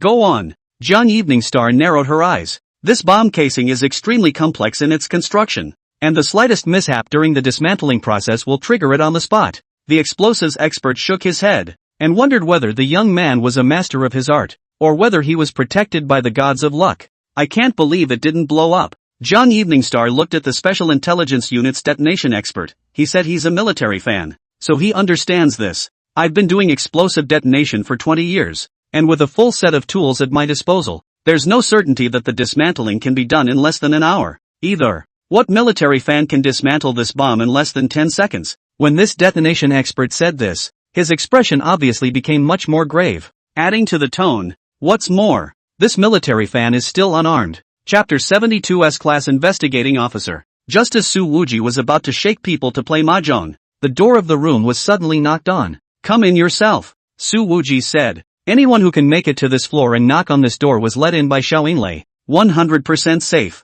The door opened, and the heavy and tiring weight was first reflected in Su Wuji's eyes. Recognizing chests, here comes Su Jiayan. She's already looking much better, and her injuries don't seem to be too bad. At the moment, he was wearing a thin white trench coat that covered him up to his knees. It's kinda tight. Seeing this, Su Wuji said, why are you dressed so conservatively today? Unlike your style. Su Jiayan smiled sweetly, then unzipped and took off her trench coat. Su Wuji's breath hitched. Inside was a black camisole. The camisole is actually one piece, like a high-waisted version of a swimsuit that. The hem of the inverted triangle was tightened in the denim hot pants, while the two sides of Su Jiayan's slender waist were exposed, giving rise to infinite reverie. These hot pants are also made to look old and scratched at the thighs. It's always tempting to look through the scratches, to pierce the white knitting threads, to peer deeper into the hidden depths. Actually, The area exposed by the dress isn't that much of a stretch. However, every detail is full of careful attention to tease people. With Su Jiayan's invincible body, it is even more all ages. It looks quite decent on the outside. Who would have thought that it's so tight on the inside? Su Wuji said without any good humor. Su Jiayan sat down across from Su Wuji, her left leg crossed over to her right leg, the white flesh at her thighs pressed against each other. Are you commenting on my clothes? Or are you talking about me as a person? Su Wuji said without any good humor. I'm actually not very welcoming to you. Su Jiayan smiled. Afraid you won't be able to hold yourself? Su Wuji took a deep breath. Would you die if you didn't flirt? Other men haven't seen me like this. Su Jiayan crossed her legs. Right. This morning, Li Zuanyang came to the hospital to see me, to talk about the transfer of shares in Sihue Hospital. Su Wuji said. I gave them 3 days time for the transfer at that time. Seems like it's already overdue, doesn't it? Su Jiayan nodded. It's true that it's already overdue. So, in order to show their sincerity, the transfer price offered was well below market value and I only wish the matter had ended there. Su Wuji raised his eyebrows. After Xiao Pang threw those 3 people into the sewer, this Li Zuanyang's attitude became so good? Su Jiayan shrugged her shoulders. A simple action that elicited a light tremor of curves in her upper body. Perhaps, they have discovered young Master Su's extraordinary features. Su Jiayan smiled gently, giving Su Wuji a big meaningful look. And I, the surgeon, am just dipping into your light to fox around. Su Wuji grinned. Meaningfully, the better you talk, the more catty it is. Su Jiayan's body leaned forward. What next? I'll listen to you. I'm too poor to buy the shares, so you Su family will pay for them, and put them in your name. From now on, you are Su Dong. Su Wuji said indifferently. In fact, this identity was a kind of protection for Su Jiayan. After all, no one would have thought that the new director of Mercy Hospital, surprisingly, it was an assassin from the Silver Moon organization. Su Jiayan obviously read Su Wuji's meaning. A line of emotion flashed through the wintry eyes. I'm really embarrassed to accept such an expensive gift. Forget it if you don't want it. I'll give it to another woman. Su Wuji said. That won't do. I don't care about other places, but in Ninghai, you can only have me as a woman. Su Jiayan pouted. This woman is a real natural. Just this casual flirtation. Just let Su Wuji be a bit unable to carry it. Su Wuji said without any good humor. Finish talking about business. Grab and go. We're not done talking. Li Zuanyang also said that his boss behind the scenes still wants to invite you to dinner. I took the liberty of declining for you. Su Jiayan smiled. You definitely won't blame me, right? Well done. It might have been a hanga. Su Wuji asked. Have you determined the true identity of the other party? Su Jiayan pointed in the direction of Ninghai and said. It's confirmed. Next year, I'll retire to the second line. The overall political performance is good. The official reputation is okay. And there are almost no bad comments from the public. Su Wuji shook his head. Paying such a large price to put things to rest. Probably wants a smooth retirement and probably sees me as a knife in the hands of some people in the capital. Su Jiayan winked and smiled. I don't know if you're a knife. But what I do know is that you definitely stabbed someone. Su Xiaoshu's face heated slightly. You're so nasty. Alright, I should go. Su Jiayan said softly. She stood up and walked over to Su Wuji's. Opened his arms. I don't know when we'll see each other next. No hugs? Su Wuji peeled her hand aside. Live well. Su Jiayan said. There's not much of a mission lately. I'll live honestly and won't die. Su Wuji didn't believe it too much. I hope so. Su Jiayan still went forward and hugged Su Wuji. By the way, I forgot to tell you. Zhou Xian's injuries that day were so severe that he was just sent to the intensive care unit for 2 hours before he cooled off. Su Wuji looked indifferent. Oh, it's so soft. No sponge. I always feel that. In the underworld, someone is helping me. Su Jiayan stared at Su Wuji's eyes and chuckled softly. Su Wuji obviously recognized this kind of temptation, and he laughed, tugging on Su Jiayan's arm. Get a grip and go. Don't affect this young master's ability to pick up girls tonight. By the way, I bought a kitten 2 days ago, just as soft and cute as me. Su Jiayan said. If you have time, you can visit Ninghai. Su Wuji thought about it, and felt that if he did go to the one who would open the door for herself by then would probably be Su Jiayan wearing cat ears. After Su Jiayan left, Su Wuji called Xiao Yinlei up. There's something I can't decide for a while. Take Xiao Pang and go to Ninghai. Go and look for Su killing Smoke. Su Wuji said. Let this demoness. No. Let me. My dear good aunt. Make up my mind for me. About the big man behind the curtain who has a great official reputation and a great track record. Su Wuji decided to seek the opinion of the elders in the family. Having stood in the gray area for so many years, he naturally understands that a lot of things aren't black and white. It is important to consider the main aspects of the conflict. Su Jian left the Queen's bar and made a call as she started the car. Safeguard officer. I would like a specific report on the Drexel Hin case. Can you help me hack into the Ninghai City Bureau system and pull up the dossier?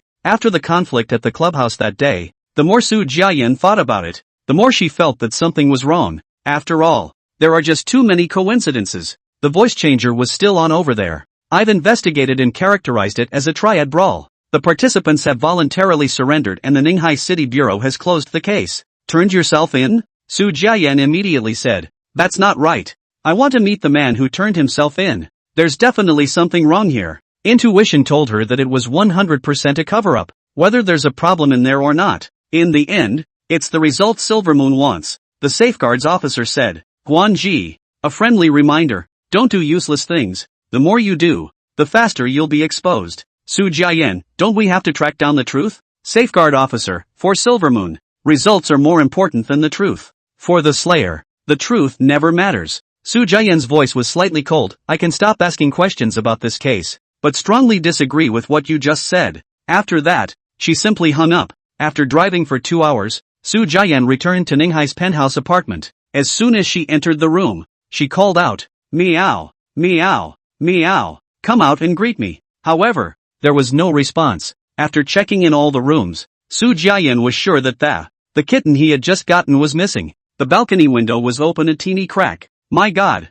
it's not going to crash, is it? Su Jian's heart tightened. With such a high floor, the cat will surely die if it falls. But she clearly remembered that she had closed the doors and windows before she left the house. She rushed downstairs to look for it, but still found nothing. After searching the entire neighborhood, Su Jian couldn't find any trace of the kitten. She returned to her room and, I was about to change my shoes when I suddenly saw, tucked inside the cat's nest, a piece of paper. There are 2 lines of English written on this piece of paper. Su Jian swept a glance and her heart lifted. The paper reads, MS. Angelica. Don't worry, the cat is with me. I'll take care of her for you for a while. Signed, Ramon Intelligence, S-Class Investigative Officer. Ritson, sends his regards to MS. Kanji, _ Chapter 73, The Great Miss White Family. Looking at the letter, which was stuffed in the cat's nest, Su Jian was chilled to the bone. She couldn't imagine how she was exposed. One's exact residence is not even known to the safeguarding officer who has a single line of contact.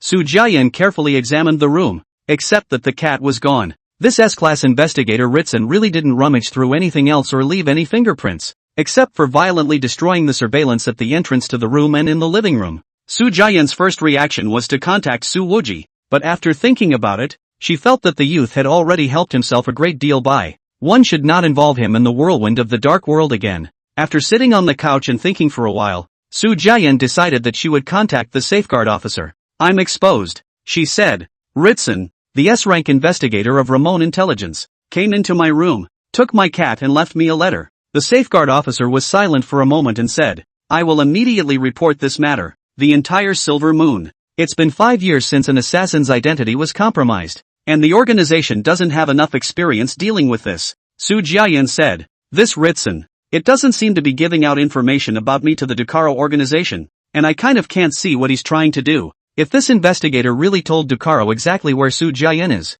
then what awaits her is a room full of hunters. The safeguard officer's tone was somewhat serious. I suggest you leave Ninghai immediately, Su Jian said. Since this investigator took my cat, he will definitely contact me again. The safeguards officer continued. I would also like to remind you that the S-level investigator that, it's in the highest sequence within Ramon Intelligence, and it's hard to deal with when you're out of sight, so all you have to do is pin it down. But I want to get my cat back from his hands, Su Jian said. The safeguard officer said, Silver Moon Killer, shouldn't be feeling this kind of emotion. It was just a cat that was everywhere. Okay, thanks for the reminder. Su Jian hung up the phone. She knew that even if she did disappear immediately, the Su family was still in Linzhou. This investigator can make a big deal out of the Su family at any time. Ducaro's hyenas have never been afraid to do whatever it takes to involve the innocent. In order to vent his anger towards Silvermoon, he might go on a killing spree against the Su family. At this time, Su Wuji still didn't know the situation on Su Jian's side.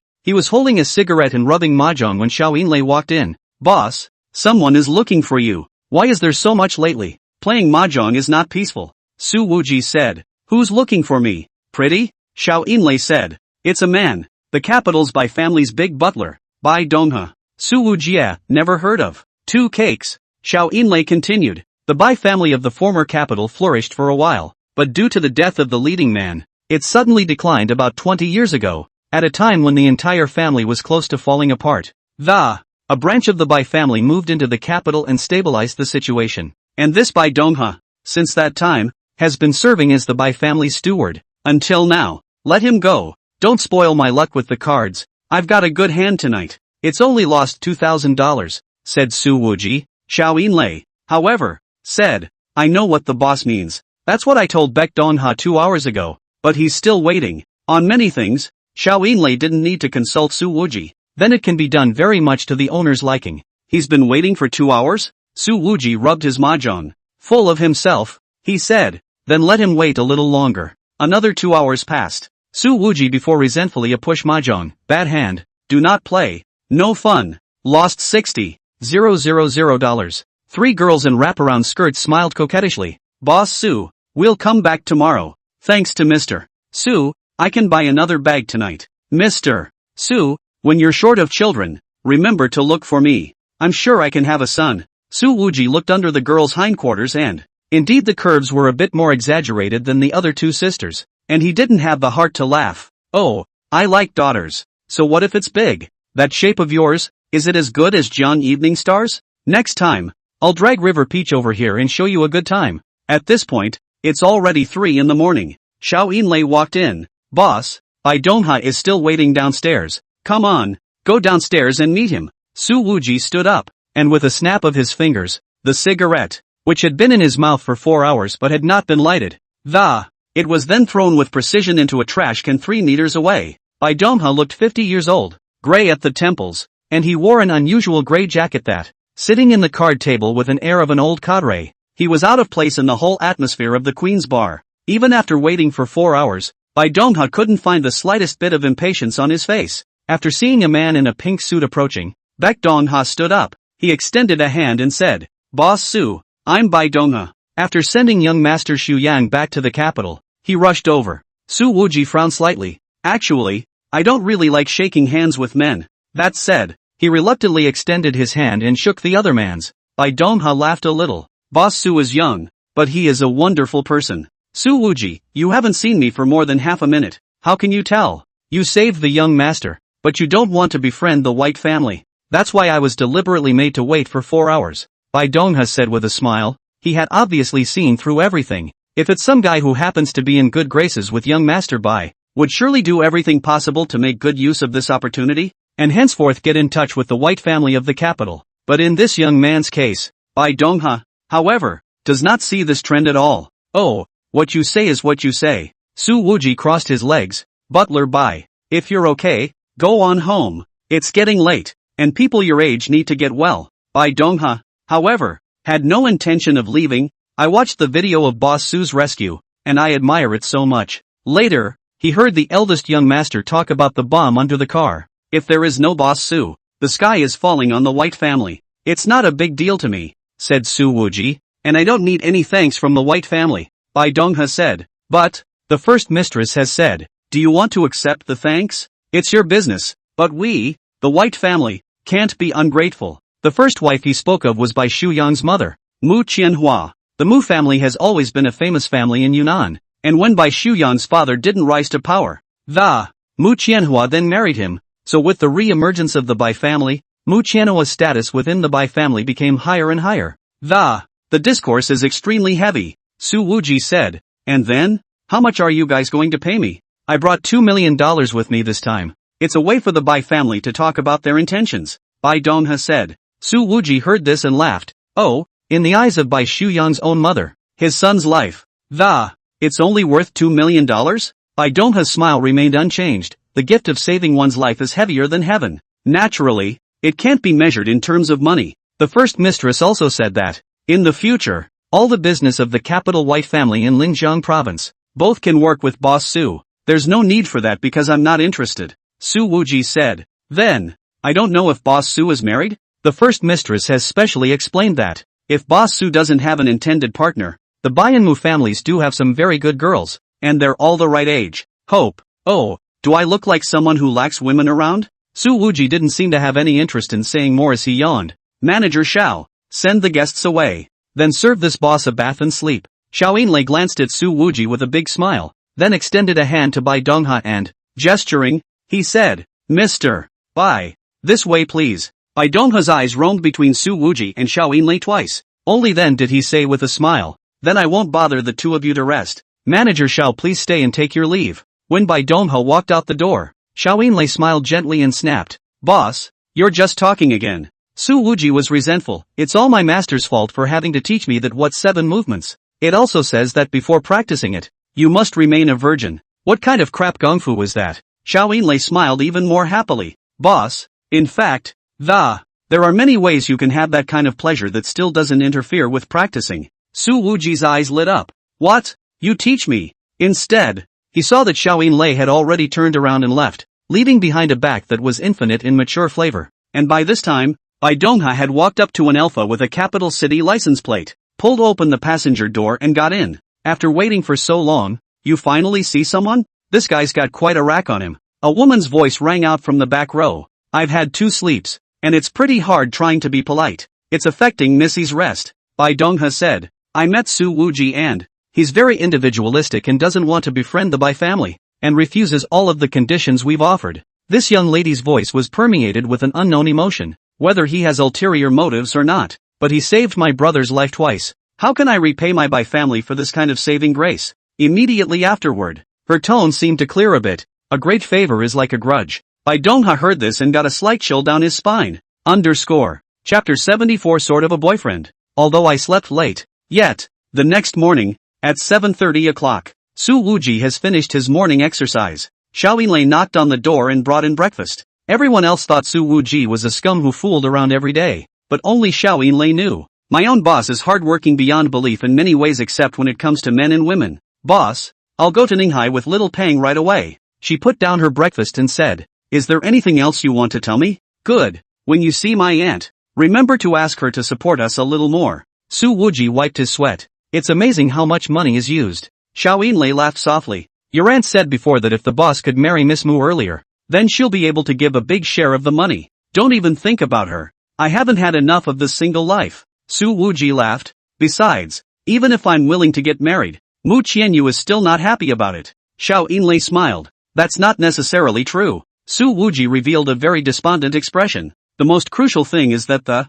I haven't even thought about who I should marry. This is indeed a great statement. Xiao Yinlei laughed lightly. By the way, your aunt even called me yesterday. Su Wuji was immediately alert. What bad idea did she come up with again? Auntie said that Song Jiyu's girl is good. Xiao Yinlei said. Song Jiyu? Su Wuji was confused. When did Su Qian see Song Jiyu? She's quietly coming to Linzhou? Why does this woman always stare at the women around me? Xiao Yinlei shook her head. It's not clear. However, Auntie also said that if the boss can treat Song Jiyu a little better, she'll invest an extra amount of money in our bar. Su Wuji slapped his thigh. We'll treat Song Jiyu to dinner today. After a pause, he added, let me emphasize this. It has nothing to do with the investment of Su Kilgore Smoke. That's for sure. Xiao Yinlei smiled and asked, I'll send a car to pick up Song Jie now? I'll go pick it up. Su Wuji said, this girl came to Linzhou to go to school. I guess I haven't had time to check out Cloudy Lake yet. Today is just right.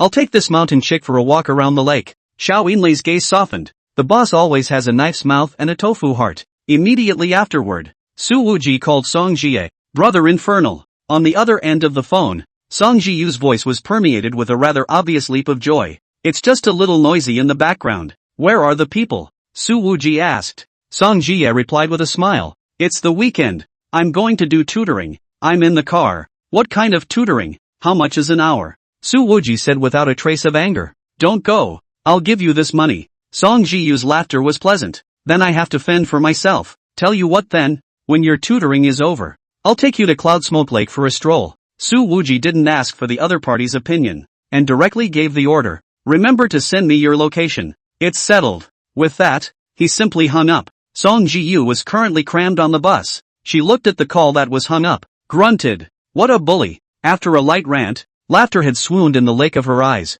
When she smiled like that, the whole carriage seemed to be full of spring colors, and the men and women around her, all of them looked frozen. An old lady couldn't help but say, "This girl is simply a woeful beauty." Song Jia slightly blushed. "Grandma, you are too kind. Girl, do you have a boyfriend? If you're single, I'll introduce my grandson to you." The old lady laughed. "Graduated from Lin University, now working as a lawyer. Very good." Song Jiyu's face came to Su Wuji's mind. The eyes became a little gentler with it. "Thank you, Grandma.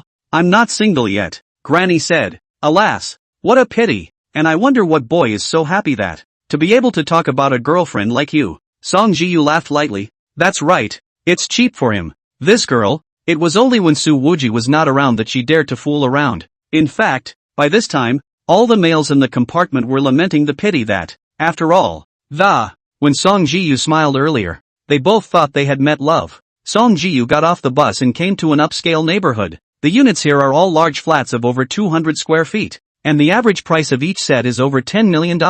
She tutors an elementary school girl with average grades, and the child's mother is young and beautiful. Every day is spent going in and out of various shopping malls and beauty stores, buying clothes, getting your hair done, and getting your body pressed. Song Jia has been here so many times, but he's never seen the father. Supposedly, he was on business out of town and rarely came back. Only, today, after Song Jiyu entered the door, she realized that there was an additional man in the house. This man's eyes immediately welled up with amazement after seeing Song Jiyu. He appeared to be in his 40s, with a white face and gold-rimmed glasses, and looked quite literate. But there was some arrogance in the bottom of his eyes. Except, he's got 2 band-aids on his forehead and the side of his face, probably scratched up. Slightly comical. "It is?" the man asked. "This is the tutor for Xiao Shi, a student from Lindi." Song Jiyu. "I'm very happy," said hostess Zhang Liqing. She looked at Song Jiyu. "Ziyu, this is Xiao Shi's father, surnamed Lu." Song Jiyu said,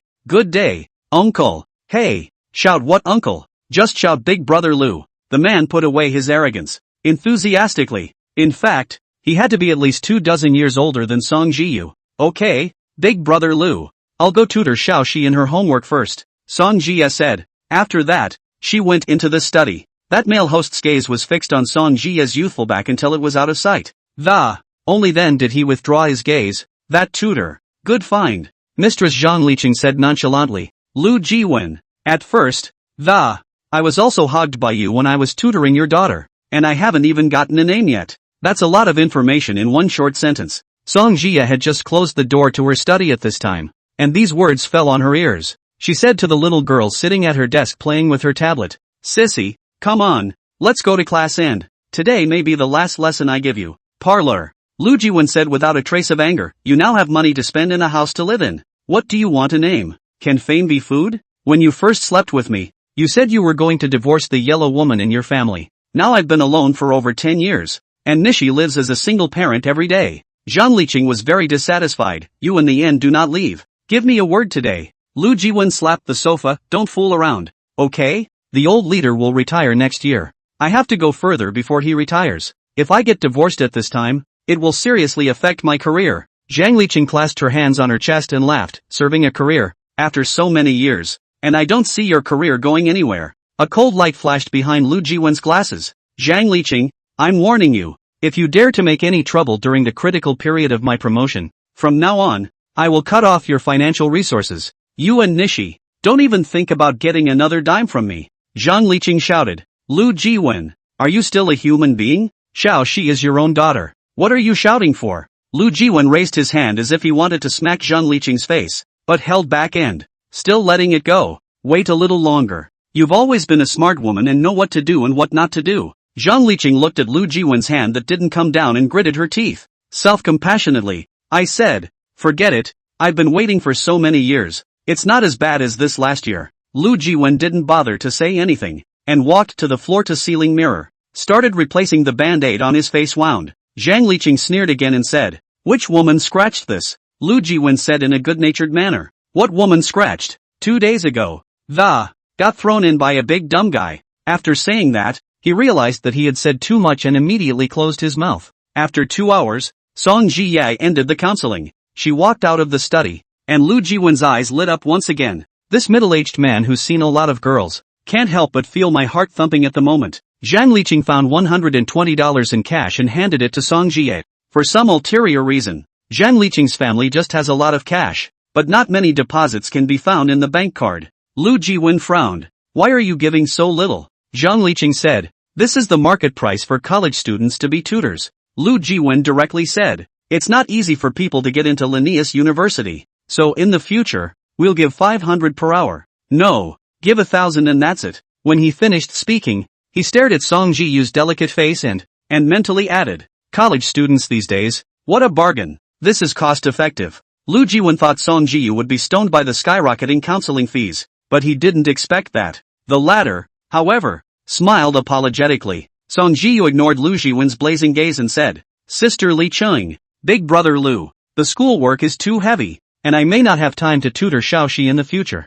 Zhang Liqing asked, you won't come anymore? Song Jiyu nodded. I'm sorry, Sister Li Cheng, there really are too many things going on at school. A strange light flashed in Lu Jiwen's eyes. I have something to go back to Ninghai. Just in time to get you back to school first. Zhang Liqing's eyes began to spit fire again. But you've only just arrived. Haven't even had a chance to talk to C. Song Jiyu also said, Brother Lu, I have a friend to pick me up. Lu Jiwen had already changed his shoes and went out. He was at the elevator entrance, and said, I'll send you downstairs. Then, by the way, meet your friend. Boyfriend? Song Jiye hesitated and nodded. Well, sort of a boyfriend. Chapter 75 Knowing the Waist of the Fisherman. In the elevator, Lu Jiwen's eyes scrutinized Song Jiyu, and the more he looked, the more stunning he felt. When Zhang Liqing was a college student, she was also very pretty, but when it came to Song Jiyu, immediately, you become a mediocre yellow face. Thinking that the other party actually tried to force the palace to the throne, Lu Jiwen felt guilty of nausea. Jiyu, where is your family from? Lu Jiwen asked amiably. This tone of voice was a far cry from the way he had argued with Zhang Liqing before. Brother Lu, I'm from Liangshan in the middle of Sichuan. Song Jie said. Oh, from Liangshan, it's not easy to pass the exam from such a remote place. Lu Jiwen looked at Song Jiyu's plain jeans and white t-shirt and became even more satisfied. It seemed to him that girls from such a background often hadn't seen much of the world. Just show them the paper life, the power of money and power, and they'll never get back on track. Lu Jiwen asked, you've only been in college for a few days and you're already in love? This question is critical. As he grew older, Lu Jiwen then began to realize that a certain complex was growing stronger in himself. He didn't want a girl like Song Jiyu's first time to be given to someone else. Song Jie thought about how Su Wuji always pretended to be impatient with himself. Another laugh. Technically, no relationship has been established yet, but I've been, for a long time. I've been in love with him for a long time, she was going to say. However, before these words could be uttered, they were interrupted by Lu Jiwen. No relationship established. That's good. He just felt in an excellent mood. Victorious, with the stunning girl in front of him in his possession. It's only a matter of time. With that, he pulled out a thick pile of money from his briefcase. Gu. This money, you take the flowers first. That's got to be at least 20 grand. Who's a good guy always carries around so much cash? Lu Jiwen didn't want to directly use a large sum of money to smash Song Jiyu into unconsciousness. After all, when you give more in the beginning, the threshold of satisfaction in the other person's heart is higher. Like Zhang Liqing, gradually it got restless and tried to get to the top. Song Jiyu immediately waved his hand. Brother Lu, this I really can't want. If I tell you to take it, you take it. Lu Jiwen smiled with a springy and warm smile and, you're the little sister. You have to listen to your big brother. Song Jie felt like she was splattered with oil. Lu Jiwen tried to stuff the pile of money into Song Jiyu's canvas bag, but the latter stood in the corner of the elevator and didn't want it anyway. Well then, what a girl with a temperament. Lu Jiwen laughed. I'll give Linjiang University a call and tell them that you're my Lu Jiwen's sister, so that the teachers can take care of you more. I'll let you experience the taste of money and power. I don't believe you won't fall, Brother Lu. Really no. Thank you for your kindness. Song Jiyu continued to refuse. At that moment, the elevator doors finally opened, and she couldn't help but breathe a small sigh of relief as she walked quickly out the door. Here, there are still 200 meters from the entrance of the district. Lu Jiwen quickly followed up, side by side with Song Jie. This male friend of yours, is he a student? Lu Jiwen asked. Song Jie shook his head. No. Oh, Lu Jiwen, still undeterred, asked, what kind of work? Song Jiyu suddenly remembered the trumpet that Su Wuji once used, so said, he works as security at the bar. Oh, what security? Just security guards Lu Jiwen laughed. You can only earn a few dollars as a security guard. Young people, it's more important to have a financial foundation before you fall in love. Ji Yu, You've got to keep your eyes peeled to avoid being poor. Lu Jiwen felt that what he said was all about the true meaning of life. However, just as he was waiting for Song Jie to reply, his eyes suddenly lit up and it seemed as if a garden full of spring colors suddenly spread out before his eyes. Because Song Jiu suddenly smiled. That face, which could have been described as a scourge, was steeply vivid. Only Song Jie stood on tiptoe and waved her hand at the front. The leap of joy that it's not a disguise at all. Looking at this scene, Lu Jiwen, while being amazed at there was also a heavy surge of jealousy in his heart. This stunning smile was not because of him. Such a beautiful girl should have belonged to herself. Other men should never get their hands on her. Song Jiu actually stirred up Lu Jiwen's competitive spirit like never before. However, when Lu Jiwen followed Song Jiu's gaze, the expression immediately turned to scorn. An old, beat-up Santana. It's parked right in front of the neighborhood. Is that your friend's car? Lu Jiwen asked. Yes. Song Jie then jogged over towards the car. This is compelling every step of the way. Lu Jiwen sneered. Oh, in the end, it's from the mountains. What a sight to see. A scrap metal like Pusan to take this girl down. In his opinion, if he made a move to compete for Song Jiu, definitely a descending blow to this young man in a Porsche. Su Wuji wore sunglasses and poked his head out of the main driver. Go, get in the car. The moment he saw Song Jiu, he also instinctively felt awestruck. This girl, she's really a big girl. If she grows up a bit more in a couple of years, she'll be a lot happier. Isn't it pretty as hell? Fine. Song Jie walked quickly to the passenger door. However, just as she was about to open the car door, Lu Jiwen's voice rang out. Wait. He stood next to the main driver, staring condescendingly at Su Wuji. Laughing coldly, he said, Are you Jiu's boyfriend? You get out of the car now and I'll have a word with you. Su Wuji felt that Lu Jiwen looked a bit familiar at the first glance. Who is this old thing? Song Jie whispered. It's the father of the girl I'm tutoring. But, the baby's mom is not his wife. Oh, this old pervert, 80% of the time he's got his eye on you. Su Wuji saw through the truth at a glance, then opened the door and got out of the car. Lu Jiwen also felt that the Thai man wearing sunglasses in front of him was a bit familiar, as if he had seen it somewhere, but it didn't come to mind for a moment. Su Wuji held an unlit cigarette in his mouth and asked with squinted eyes, What is it? Lu Jiwen really couldn't imagine that a good girl like Song Jiu. How was it that he was tricked by the sleazy guy in front of him? Lu Jiwen sized up Su Wuji, his eyes filled with arrogance. He got right to the point, get a grip and leave Jiu. You don't deserve her. Hearing these words, Su Wuji narrowed his eyes and smiled. You're a guy with a wife and a mistress and a kid. In what position is it to say this to me? I'm afraid you don't even have money for gas, just because you're driving this piece of car. With what to give Jiu a privileged life? She's such a good girl. She should deserve better. As his inner possessiveness grew stronger, the more Lu Jiwen spoke, the angrier he became. It really doesn't match his usual form. A few days ago, he'd been thrown into a sewer, soaked inside an uncountable amount of excrement,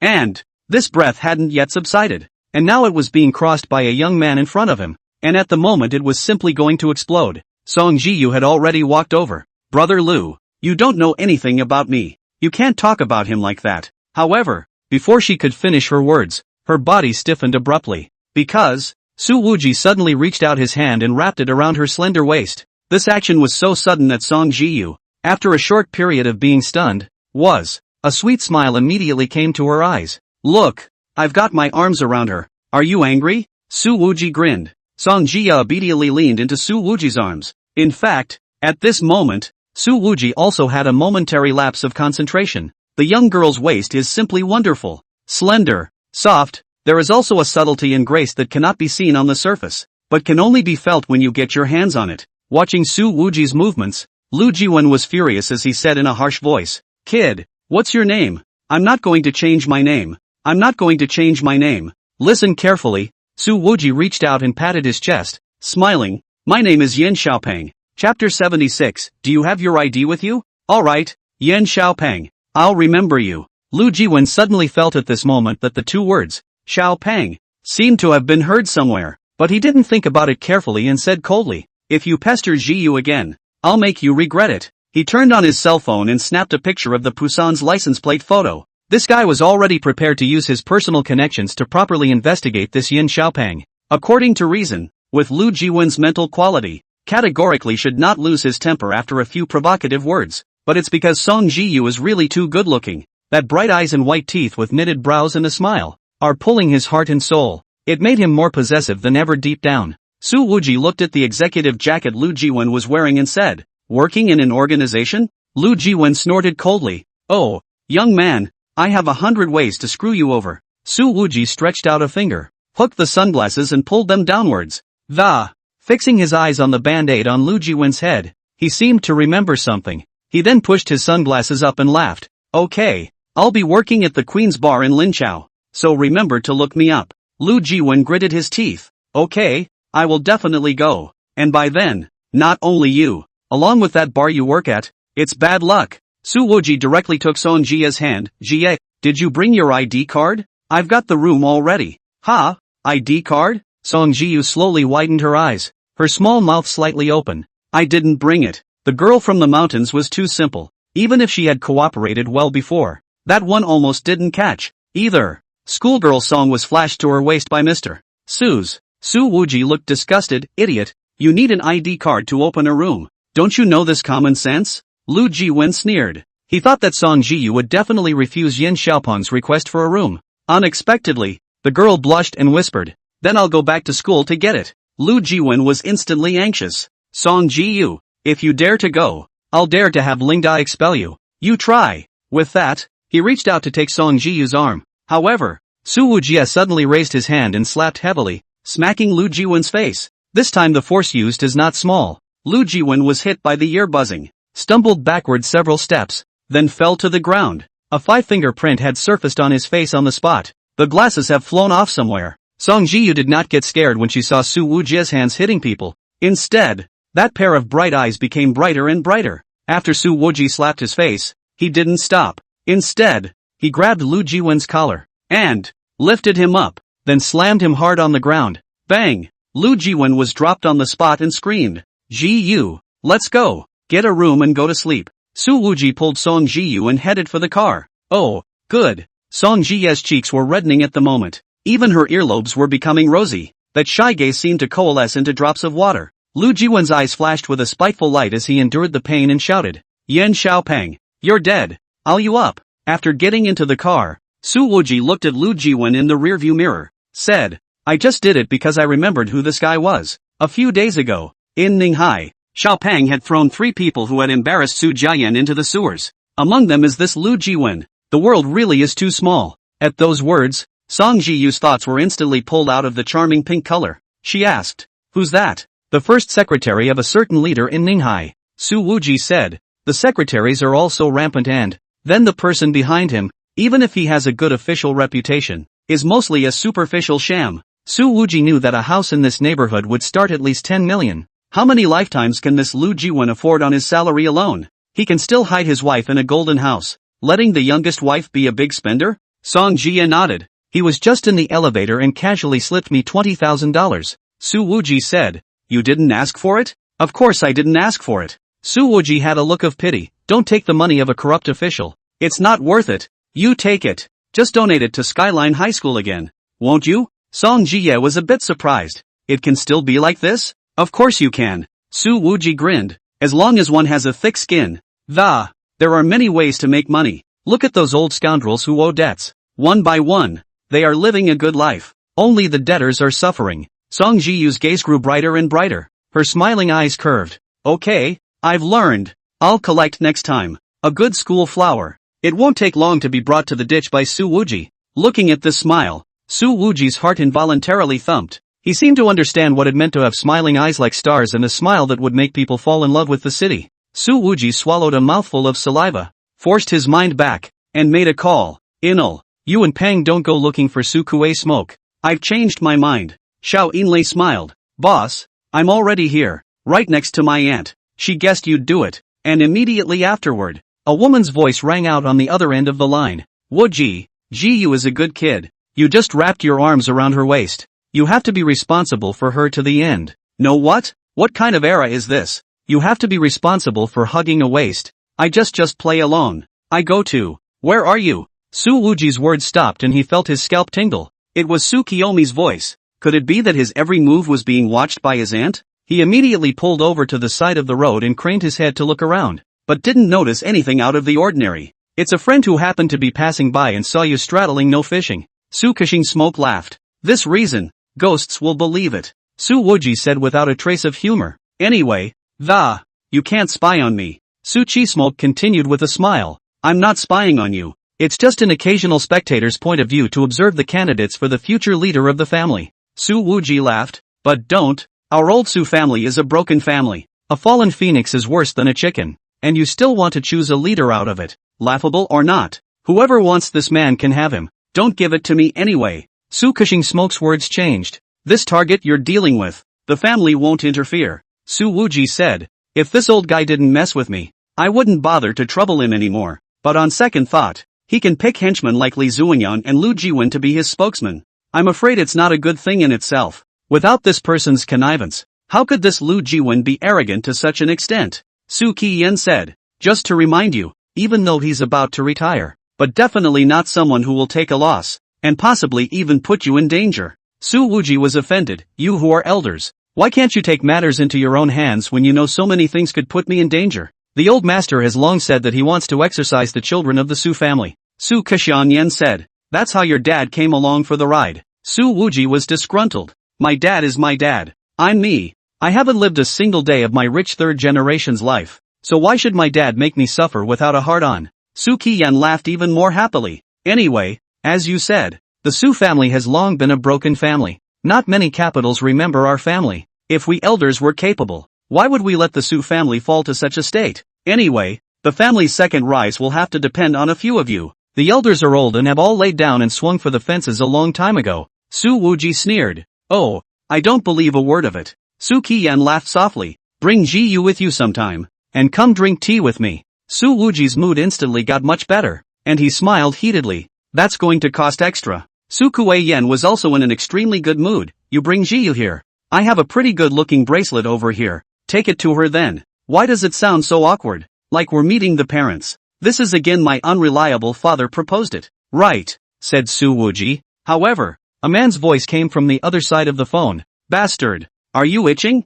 I haven't beaten you for 3 days, and you dare to badmouth me behind my back? Listen to me. Take Ji Yu to your aunt's house. And, Dad? Su Wuji's eyes widened and he immediately hung up the phone. Song Jie is in the passenger seat, craning his head to look at himself. She apparently heard the words, meet the parents too. Those clear eyes seemed to harbor anticipation, nervousness, and candor. Su Wuji felt that the eyes seemed to have 1,000 words in them, and that he could not look at them any longer. Look again, you really can't take your eyes off it yourself. This girl, what's the point of looking so good? A red-faced scourge, he said in his mind. Silence ensued as he started the car. After a few minutes of silence in the carriage, Song Jie finally pursed her lips. Unable to help himself, he said, Brother Infernal, you seem to be driving on the wrong road. Su Wuji didn't look at her. His tone was full of impatience. Where did you drive wrong? Can you know Linzhou as well as I do? There is no way out. Su Wuji can only express impatience. Or else. He was so afraid he'd get lost in the starry eyes of the girl next to him. Song Jie's earlobes reddened, her hands folded on her thighs, and she bowed her head slightly. Whispering, didn't you go back to school to get your ID? Bang! Su Wuji's mind was lost. The front end of the pulsar kissed the ass of a purple Xiaomi SU7 directly in front of it. Chapter 77, Women are just a lot of things. The owner of this purple millet is also quite pretty. Even if her face was covered with large sunglasses and her eyebrows were all but hidden, but the lips and bridge of the nose that were exposed were also exquisite to the extreme, making it easy to tell that this was a great beauty. She was wearing a lavender professional sheath dress, and her hair was medium length, with the ends falling just to her shoulders. The googly-eyed face shape is standard, with delicate and airy features. Extremely photogenic. The owner of the millet stepped down and looked first at the ass of his car.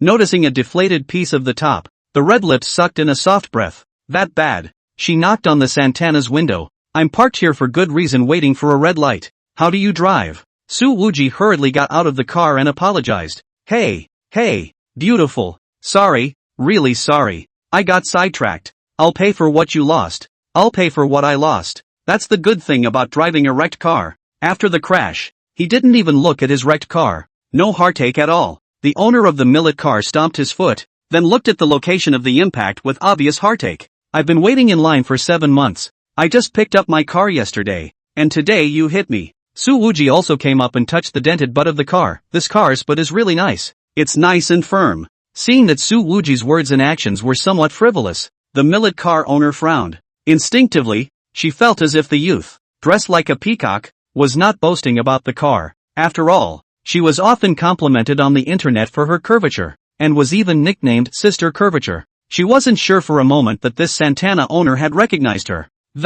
Was this guy really not flirting with her when he just complimented the car on its ass? The two men moved the car to the side of the road and the owner of the Milo said coldly, "Contact your insurance company." "Sorry, I don't have insurance." Su Wuji grinned. "This piece of car can be sold for scrap metal. It's not worth the insurance anymore." The owner of the millet car frowned and said irritably, "You're going to renege on your debt?" Apparently, in her inherited impression of people who can't even be bothered to insure their cars, a car accident must be denied. "I'm just really a little strapped for cash these days, but I'm definitely not going to renege." Su Wuji grinned. "Anyway, take down my contact info, how much it costs to fix it, and call me when you get there. Xiaomi car owners here cash strap this. Even more think the other side is unlikely to compensate for the money. In fact, having your own insurance and no shortage of money." But she was really heartbroken when her beloved car was hit like that just after she brought it back. "Okay, give me your contact information," the owner of the millet car said. Su Wuji said a number.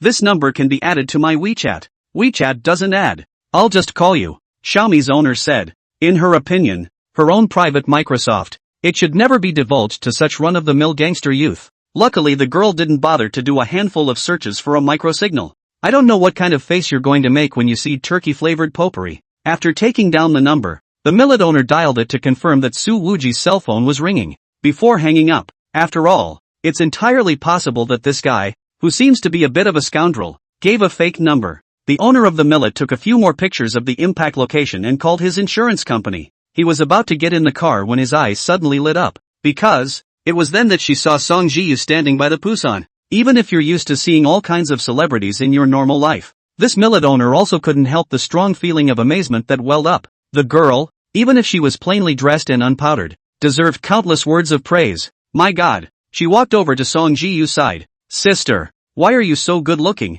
Song Jiya had wanted to apologize along with Su Wuji, but I didn't expect the millet owner to actually speak like this. She immediately said, "Thank you sister, just now really sorry." The millet owner asked, "How old are you? Still going to school?" Song Jia said, "Almost 19, studying at Linjiang University." The millet owner continued to ask, "At Linjiang University? Ha, so powerful. What major do you study?" Hey, what's going on?" Su Wuji put his hands in his pockets and walked over, asking in such detail, "Where's the family check?" This car owner twisted his head and looked at Su Wuji. There was contempt behind the sunglasses. "What's your relationship with her?" Su Wuji said without any good humor. "What's it got to do with you?" Song Jiyu instead gazed at Su Wuji, her pretty face slightly red. That millet car owner took one look at Song Jiyu's expression and immediately understood, and sighed, unable to help himself. He said, "What a flower in cow dung." This is the second time today that Su Wuji has encountered this kind of thing.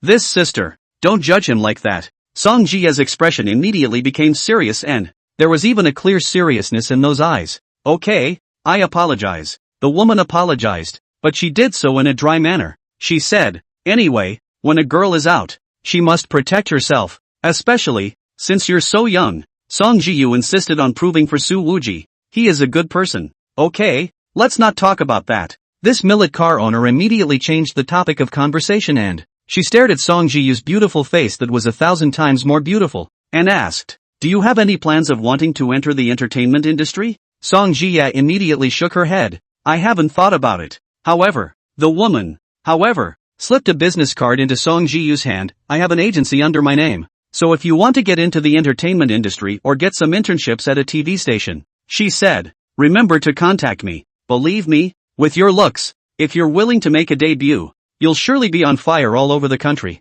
After saying that, the woman twisted her head to look at Su Wuji again, grunted, and got into the car to leave. Song Jia looked down at the business card, which only had a name and phone number on it. Su Wuji came over and took 2 glances. "Long Qingha, this name is a bit familiar. Seems like I've heard it somewhere." Song Jia directly stuffed the business card into Su Wuji's pocket. "Brother Wuji, I don't want to get into any show business," Su Wuji said casually. "However, you can seriously consider it for a while. You've got such a pretty face, and it's indeed the least effort to live off of it." Song Jia's eyes lit up instantly. "Brother Wuji, you think I'm pretty too?" Looking at her in such a surprised manner, Su Wuji was a bit confused.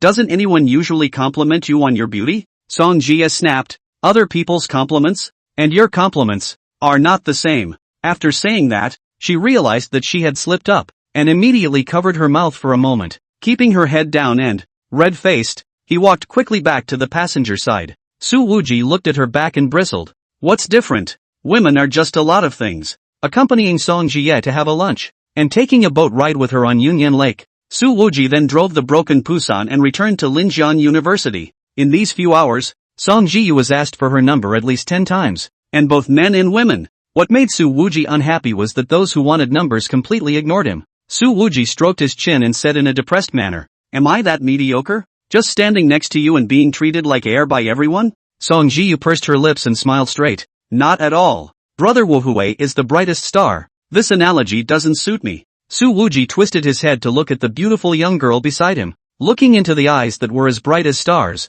he subconsciously repeated in his mind, the brightest star. Get off. Su Wuji, after realizing that he had lost his concentration, there was that impatient attitude showing again. Okay, see you later, brother infernal. Song Jie smiled and lifted her leg to get out of the car. Now, Su Wuji's impatient expression would no longer cause her to feel any depressed mood. Su Wuji looked at Song Jie's back and drifted off a bit again. A simple white t-shirt and jeans, worn on her body, are not only youthful and beautiful, it's more of a flavor of cardamom intertwined with half-baked. Apparently, this girl's body, too, is extremely well-built and, loose clothing cannot cover that curve at all if you change into tight high-waist and also buttocks lifting effect jeans. Su Wuji feels that he cannot think. This will be ripe uncooked feeling. Youthful sweetness and youthful gentleness coexist in one. Simply perfect. It wasn't until Song Jiyu disappeared around the corner that Su Wuji withdrew his gaze. He didn't hurry, got out of the car, leaned against the hood, a cigarette in his mouth,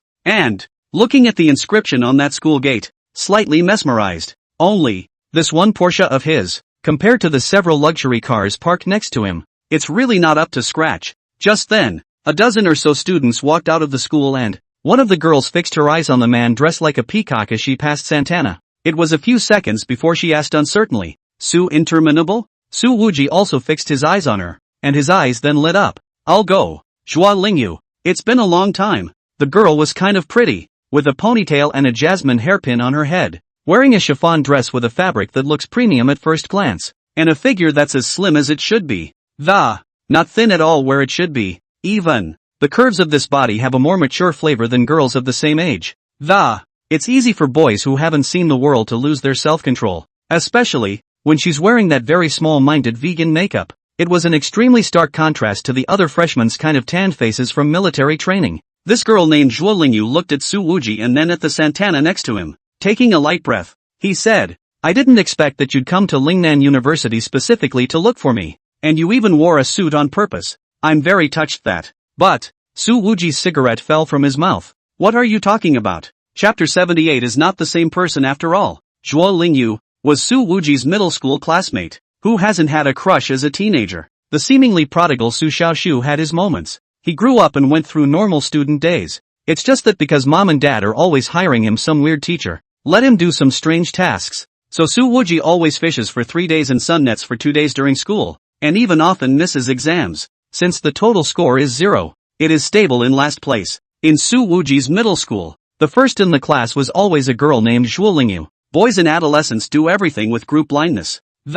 This blind obedience is not limited to smoking, fighting in groups, chasing ballplayers, and liking the same girl. Back then, Zhuo Lingyu was really dazzling, good at studying, pretty, and her family was quite good. It's a school favorite. When she was in her first year of high school, the boys swarmed her with love letters, and Su Wuji wrote one in passing. It also persistently licked for half a semester as soon as he arrived at school for class. Su Wuji bought breakfast and sanitary napkins for Zhuo Lingyu, who's a decent girl who gets her period every day. However, at that time, Su Wuji did feel that Zhuo Lingyu was quite good. Who let him not see much of the world back then and never met Song Jiyu? Well, haven't seen Mu Qian Yu Parkyan He Jiang Evening Star Xiaoyi Lei. After Su Wuji also wrote a love letter. The other boys temporarily turned their emotions towards Zhuo Lingyu into crushes. There was no way they could not beat Xiao Su. But from the very beginning, Zhuo Lingyu had made her attitude clear to Su Wuji. I don't want to be in a relationship right now, and I promise you, once I get into college, I'll consider you first. But even so, she still accepted everything Su Wuji bought. Zhuo Lingyu didn't realize that the money was still saved by Su Wuji from his limited living expenses. Well, his no-good dad, who's supposedly been raised in an orphanage since he was a kid, suffered a lot, so I've stuck to the idea of raising my son poorly. However, after halfway through the first semester of senior high school, Su Wuji barely came to school. Zhuo Lingyu wasn't used to buying her own breakfast at first, but after she'd been starving for a few days, the breakfast void was quickly filled by the other boys. This girl is also very clear. She really did not fall in love in high school. She played well in her first year of college entrance exams, basically holding down the score lines of those two top colleges in the capital. But she overestimated her own level and stubbornly filled out only the popular majors of those two colleges and universities and did not obey the transfer. Undoubtedly, the fallout. Thus, Zhuo Lingyu could only repeat 1 year of study, and the second year was not as high as the first year. Ended up going to SDSU.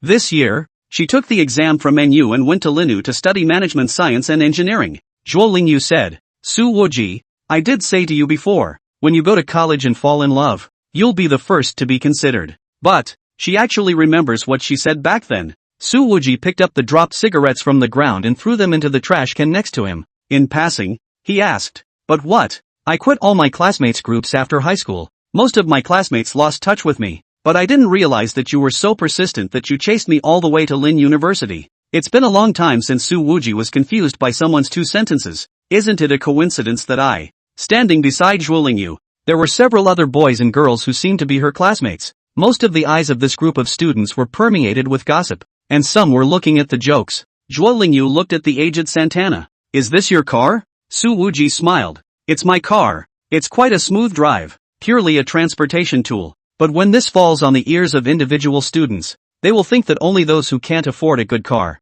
That's why they keep emphasizing that a car is a means of transportation. One girl said, well, at that age, to be able to afford a car on your own, it's just fine. Su Wuji said, that's not true, especially leathery. Zhuo Lingyu, do you want to come up for a ride? It's been a while. Take you for a ride? He said, cheerfully patting the body. Bang! The car's rearview mirror was shaken off. Those classmates of Zhuo Lingyu burst out laughing. Su Wuji didn't feel embarrassed. He bent down and picked up the rearview mirror from the ground. Another roll of wide tape was retrieved from the car and he began to whimper as he wrapped the rearview mirror around the door. Looking at his proficiency, it was obvious that this wasn't the first time he had done this kind of thing. Classmate, if you take Lingyu for a ride next time, bring a better car. A female student laughed. In case the rearview mirror falls off while driving, how unsafe it is. Su Wuji nodded his head seriously. That makes sense. I'll weld it on when I get back. Definitely won't fall off again. The comment elicited another soft chuckle.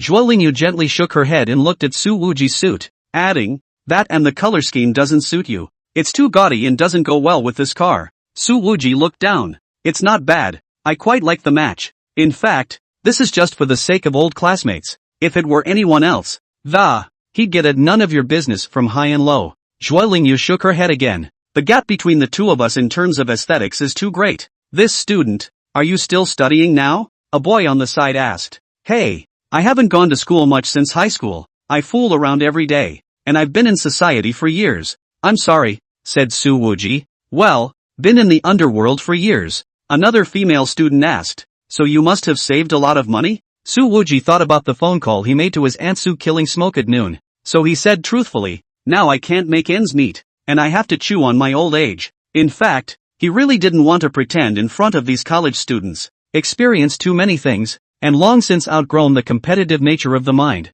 Even in the face of those vicious rumors others had about him, Su Wujia had never been too lazy to explain, let alone facing a few students now. At that time, if Jiang Haobing and Su Jez hadn't been arrogantly pestering, Su Wuji didn't even bother to start a conflict with them. However, the moment Su Wuji's words came out, a few people revealed slightly mocking expressions again. In fact, it's really hard for school students to visualize the difficulties that come with entering the community. Before graduating, they always feel that nibbling is something that cannot happen to them. Zhuo Lingyu shook her head. Su Wuji, you work at ease. I think that the men don't think about their children's love before they start a business. And in this society, the economic foundation is really important. She sighed softly in her mind, and said herself quite bluntly, let's hope Su Wuji understands. Su Wuji actually nodded in agreement. You're right. Everywhere I look now, I need money, and I'm worried every day when I open my eyes. Seeing Su Wuji so honestly admitting that he had no money in front of his classmates, Zhuo Lingyu shook her head again. Lingyu, we should go and visit my dad's company, a tall boy said. We're all management students. I specifically asked my dad to arrange for a couple of the company's executives to come and sit down with us and share their management experience. Only, after saying this, he glanced at Su Wuji, the corners of his lips curling up with a smile. Zhuo Lingyu felt that it was awkward to stand here any longer, and she looked at her old classmate. The voice was flat. Then we'll go. Su Wujie, you work hard and keep your feet on the ground a bit. After saying that, Zhuo Lingyu waved her hand and turned around to get into that male student's BMW 530. She didn't even open her mouth to ask Su Wuji for contact information. After getting into the car, the male student whose family owns a company said, Lingyu, he's not good enough for you. You're a senior at LU. He probably doesn't even have a real job. And the gap between the two of you is going to grow wider and wider. Another boy said, that piece of car is a funny one. It's long past its end of life, isn't it? How can I still drive out of the house when the car is older than I am? A female classmate, on the other hand, said, I do think this big boy is quite cute. He agrees with everything we say. Like he's honest. In the entire Linzhou, other than Su Wuji himself, it was the first time someone had complimented him on his honesty. Thinking back to the pompously dressed Su Wuji, and the Santana that could only be sold for scrap metal, Zhuo Lingyu turned her head to look at the 4 words Linjiang University on the school gate, and gently shook her head. Forget it, after all, we are not in the same boat. Right, down to business, the boy driving said. After dinner today, I'm inviting everyone out for a seat, just to the Queen's Bar, the hottest business in Lin State. With that, he looked in the rearview mirror at the pretty girl sitting in the back. Lingyu, what do you think? Zhuo Lingyu hasn't been in a relationship since undergraduate school. She's been waiting to be put on the market. She looked at the girl sitting next to her. I'll listen to everyone. The girl next to me immediately asked in the class group and then said, unanimously, just go to the Queen's Bar. Chapter 79, An Old Man in a Tunic. Su Wuji didn't expect Zhuo Lingyu to appear at Linzhou University. And in fact, if today's chance encounter hadn't happened, this scumbag basically can't remember that he ever even crossed paths with this girl. He wandered back to the Queen's Bar and received another call from Jiang Evening Star. Major Jiang is so idle. What top secret department of yours? Why are you able to contact the outside world so often? I'm sorry, asked Su Wuji. Jiang Evening Star said in a serious manner. We're pursuing the case of Du Carlo and the international trafficking group. After all, you're the one involved. And it's duty bound to contact you. Heck, who wouldn't be able to fake it? Su Infernal, then let me see your thighs first. Jiang Evening Star, no. Stinking rascal. Then turn on a video so you can see mine. Su Wuji said. Jiang Evening Star, have you been watching the news? I never watch the news. Just tell me directly. Su Wuji said. Jiang Evening Star said. Sister Fun's case has begun a public trial, and the internet is abuzz with it. Many parents of trafficked children want to meet you, a living goddess who prefers to remain anonymous. I told them I was a social terrorist and couldn't meet people. Su Interfree said. He was very upset that the provincial office had exposed his involvement in the matter at the time. Well, you, a social terrorist, are only willing to see women. Jiang Evening Star said. Last time, the hostess of Linjiang TV wanted to interview you, but you refused. And now many people have gone to petition her under her microblog, begging her to find you for sure, give you an interview, and she's agreed to do it. Su Wuji said without a trace of anger. Why is there so much going on with this host? What's her name? Jiang Evening Star, you don't even know about Long Qinghe? Now it's known as the most popular hostess in the country. Su Wuji's eyebrows raised. Why does this name sound so familiar? He reached into his pocket and fished out a business card with just a name and number. It was clearly written on it, Long Qinghe, the owner of that purple mill at Su 7. Jiang Evening Star said. She's very famous. You must have heard of her. Su Infernal, indeed. More than heard about it and disliked her sexy car ass in it. After Jiang Evening Star finished her business, her words suddenly changed. Right. Have you seen Mu Qianyu in the past 2 days? Su Wuji, I haven't seen it. Why do you ask? Jiang Evening Star said that's good in her heart. Then spoke, nothing. I thought about how easy it would be for you all to meet up since you're both in Linzhou and close by. Alas, the old lady suffers from distance. Su Wuji laughed and said righteously.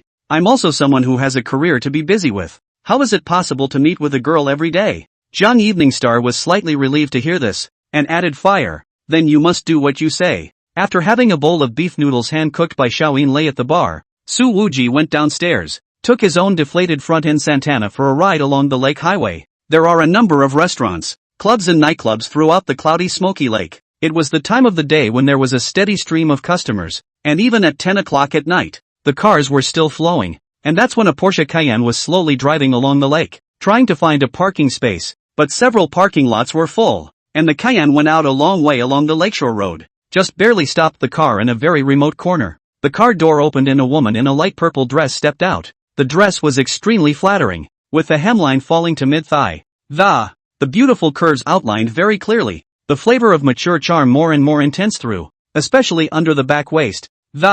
The undulating curves were especially accentuated. With curves like that, if you're wearing a shorter, tighter wraparound dress, it would be truly unbeatable and would definitely be the king of the nightclub. It is the first sister of Linjiang TV, Long Qinghe, who is known as Sister Chow Chow. She got out of the car, craned her head to look at the huge sign for the Queen's Bar in the distance. And it's at least 2 kilometers from here, parked so far away. I should have known to take a taxi to come. Long Qinghe helplessly closed the door of the Cayenne and stood on the side of the car to make a phone call. This call she made was to Li Hongchang, the chief of the Lakeshore Precinct. Bureau Li, I'm in the vicinity of the Queen. Can you help me call that mister? Su Hu saw fit to catch Sister Fun and make an appointment? I'm not doing an exclusive interview, so I'll just have a chat as a private person. Li Hongchang said helplessly. Qinghe, it's not that I'm not helping you, old brother. It's true that Su Wuji has always refused all interviews, and it's already against his will for me to tell you his name in private. This kid always says he's sociopathic.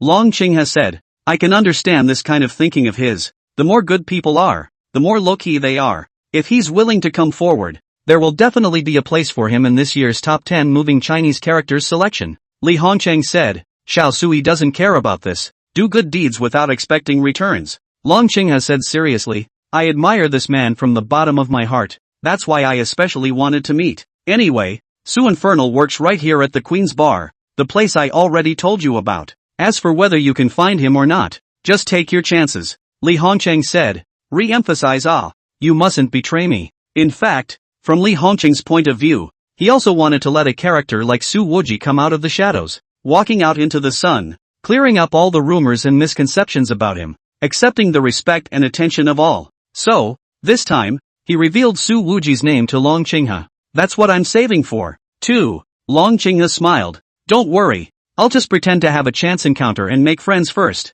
I'll hold off on the exclusive interview. After hanging up the phone, Long Qinghe muttered to herself. If we do make it into an interview later, the ratings are going to explode. However, at that moment, a commercial vehicle drove by and parked right next to the Cayenne. From above came down half a dozen youths. They were all tall and strong, with tattooed flower arms and shaved inches. Very standard socialite attire. These guys were working as security at the Oriental Beauty Club before. And then, after that clubhouse was forcibly taken over by Su Wuji, they all lost their jobs and wandered around major bars every day with nothing to do, drinking and flirting with girls, and credit every day. As soon as they stepped out of the car, Long Qinghe could smell the heavy odor of alcohol. At dinner the men averaged more than half a pound each.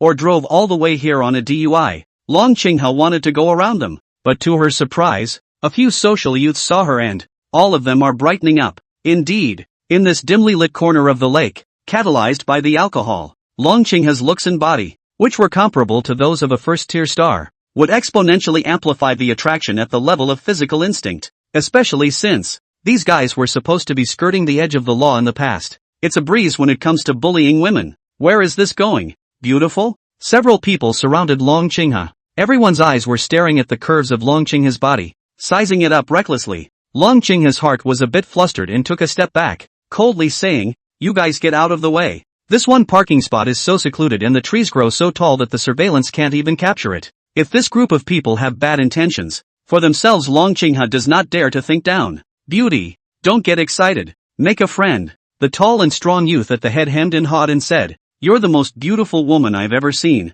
In addition to having a flower arm tattooed, he also has tattoos all over the top of his neck. Even the chin has a small skull on it, which looks quite menacing. You guys get out of the way. Long Qinghe clutched her cell phone and said, Or I'll call the police. She wasn't wearing the kind of heavy makeup she usually wore for her appearances at the moment. Instead, she had put on a kind of makeup that could change the visual effect of her 5 senses, and looked what could only be described as a godlike resemblance to the original. Atmospheric and standardized Long Qinghe. I have to say that some girls' makeup is comparable to head swapping, coupled with the fact that the light was dim at this time. A few guys didn't recognize the first sister of the provincial station in front of them. When have these punks ever eaten so well? However, Long Ching-ha had only just finished her words when her cell phone was snatched away with a hand. Call the police? Ha ha, if you bring the cops in, we'll haunt you for the rest of your life. Every day you come to the door and take your turn. These words made Long Ching-ha shiver. She would have thought that Lin Zhou's level of law and order would have ranked among the top in the country a long time ago.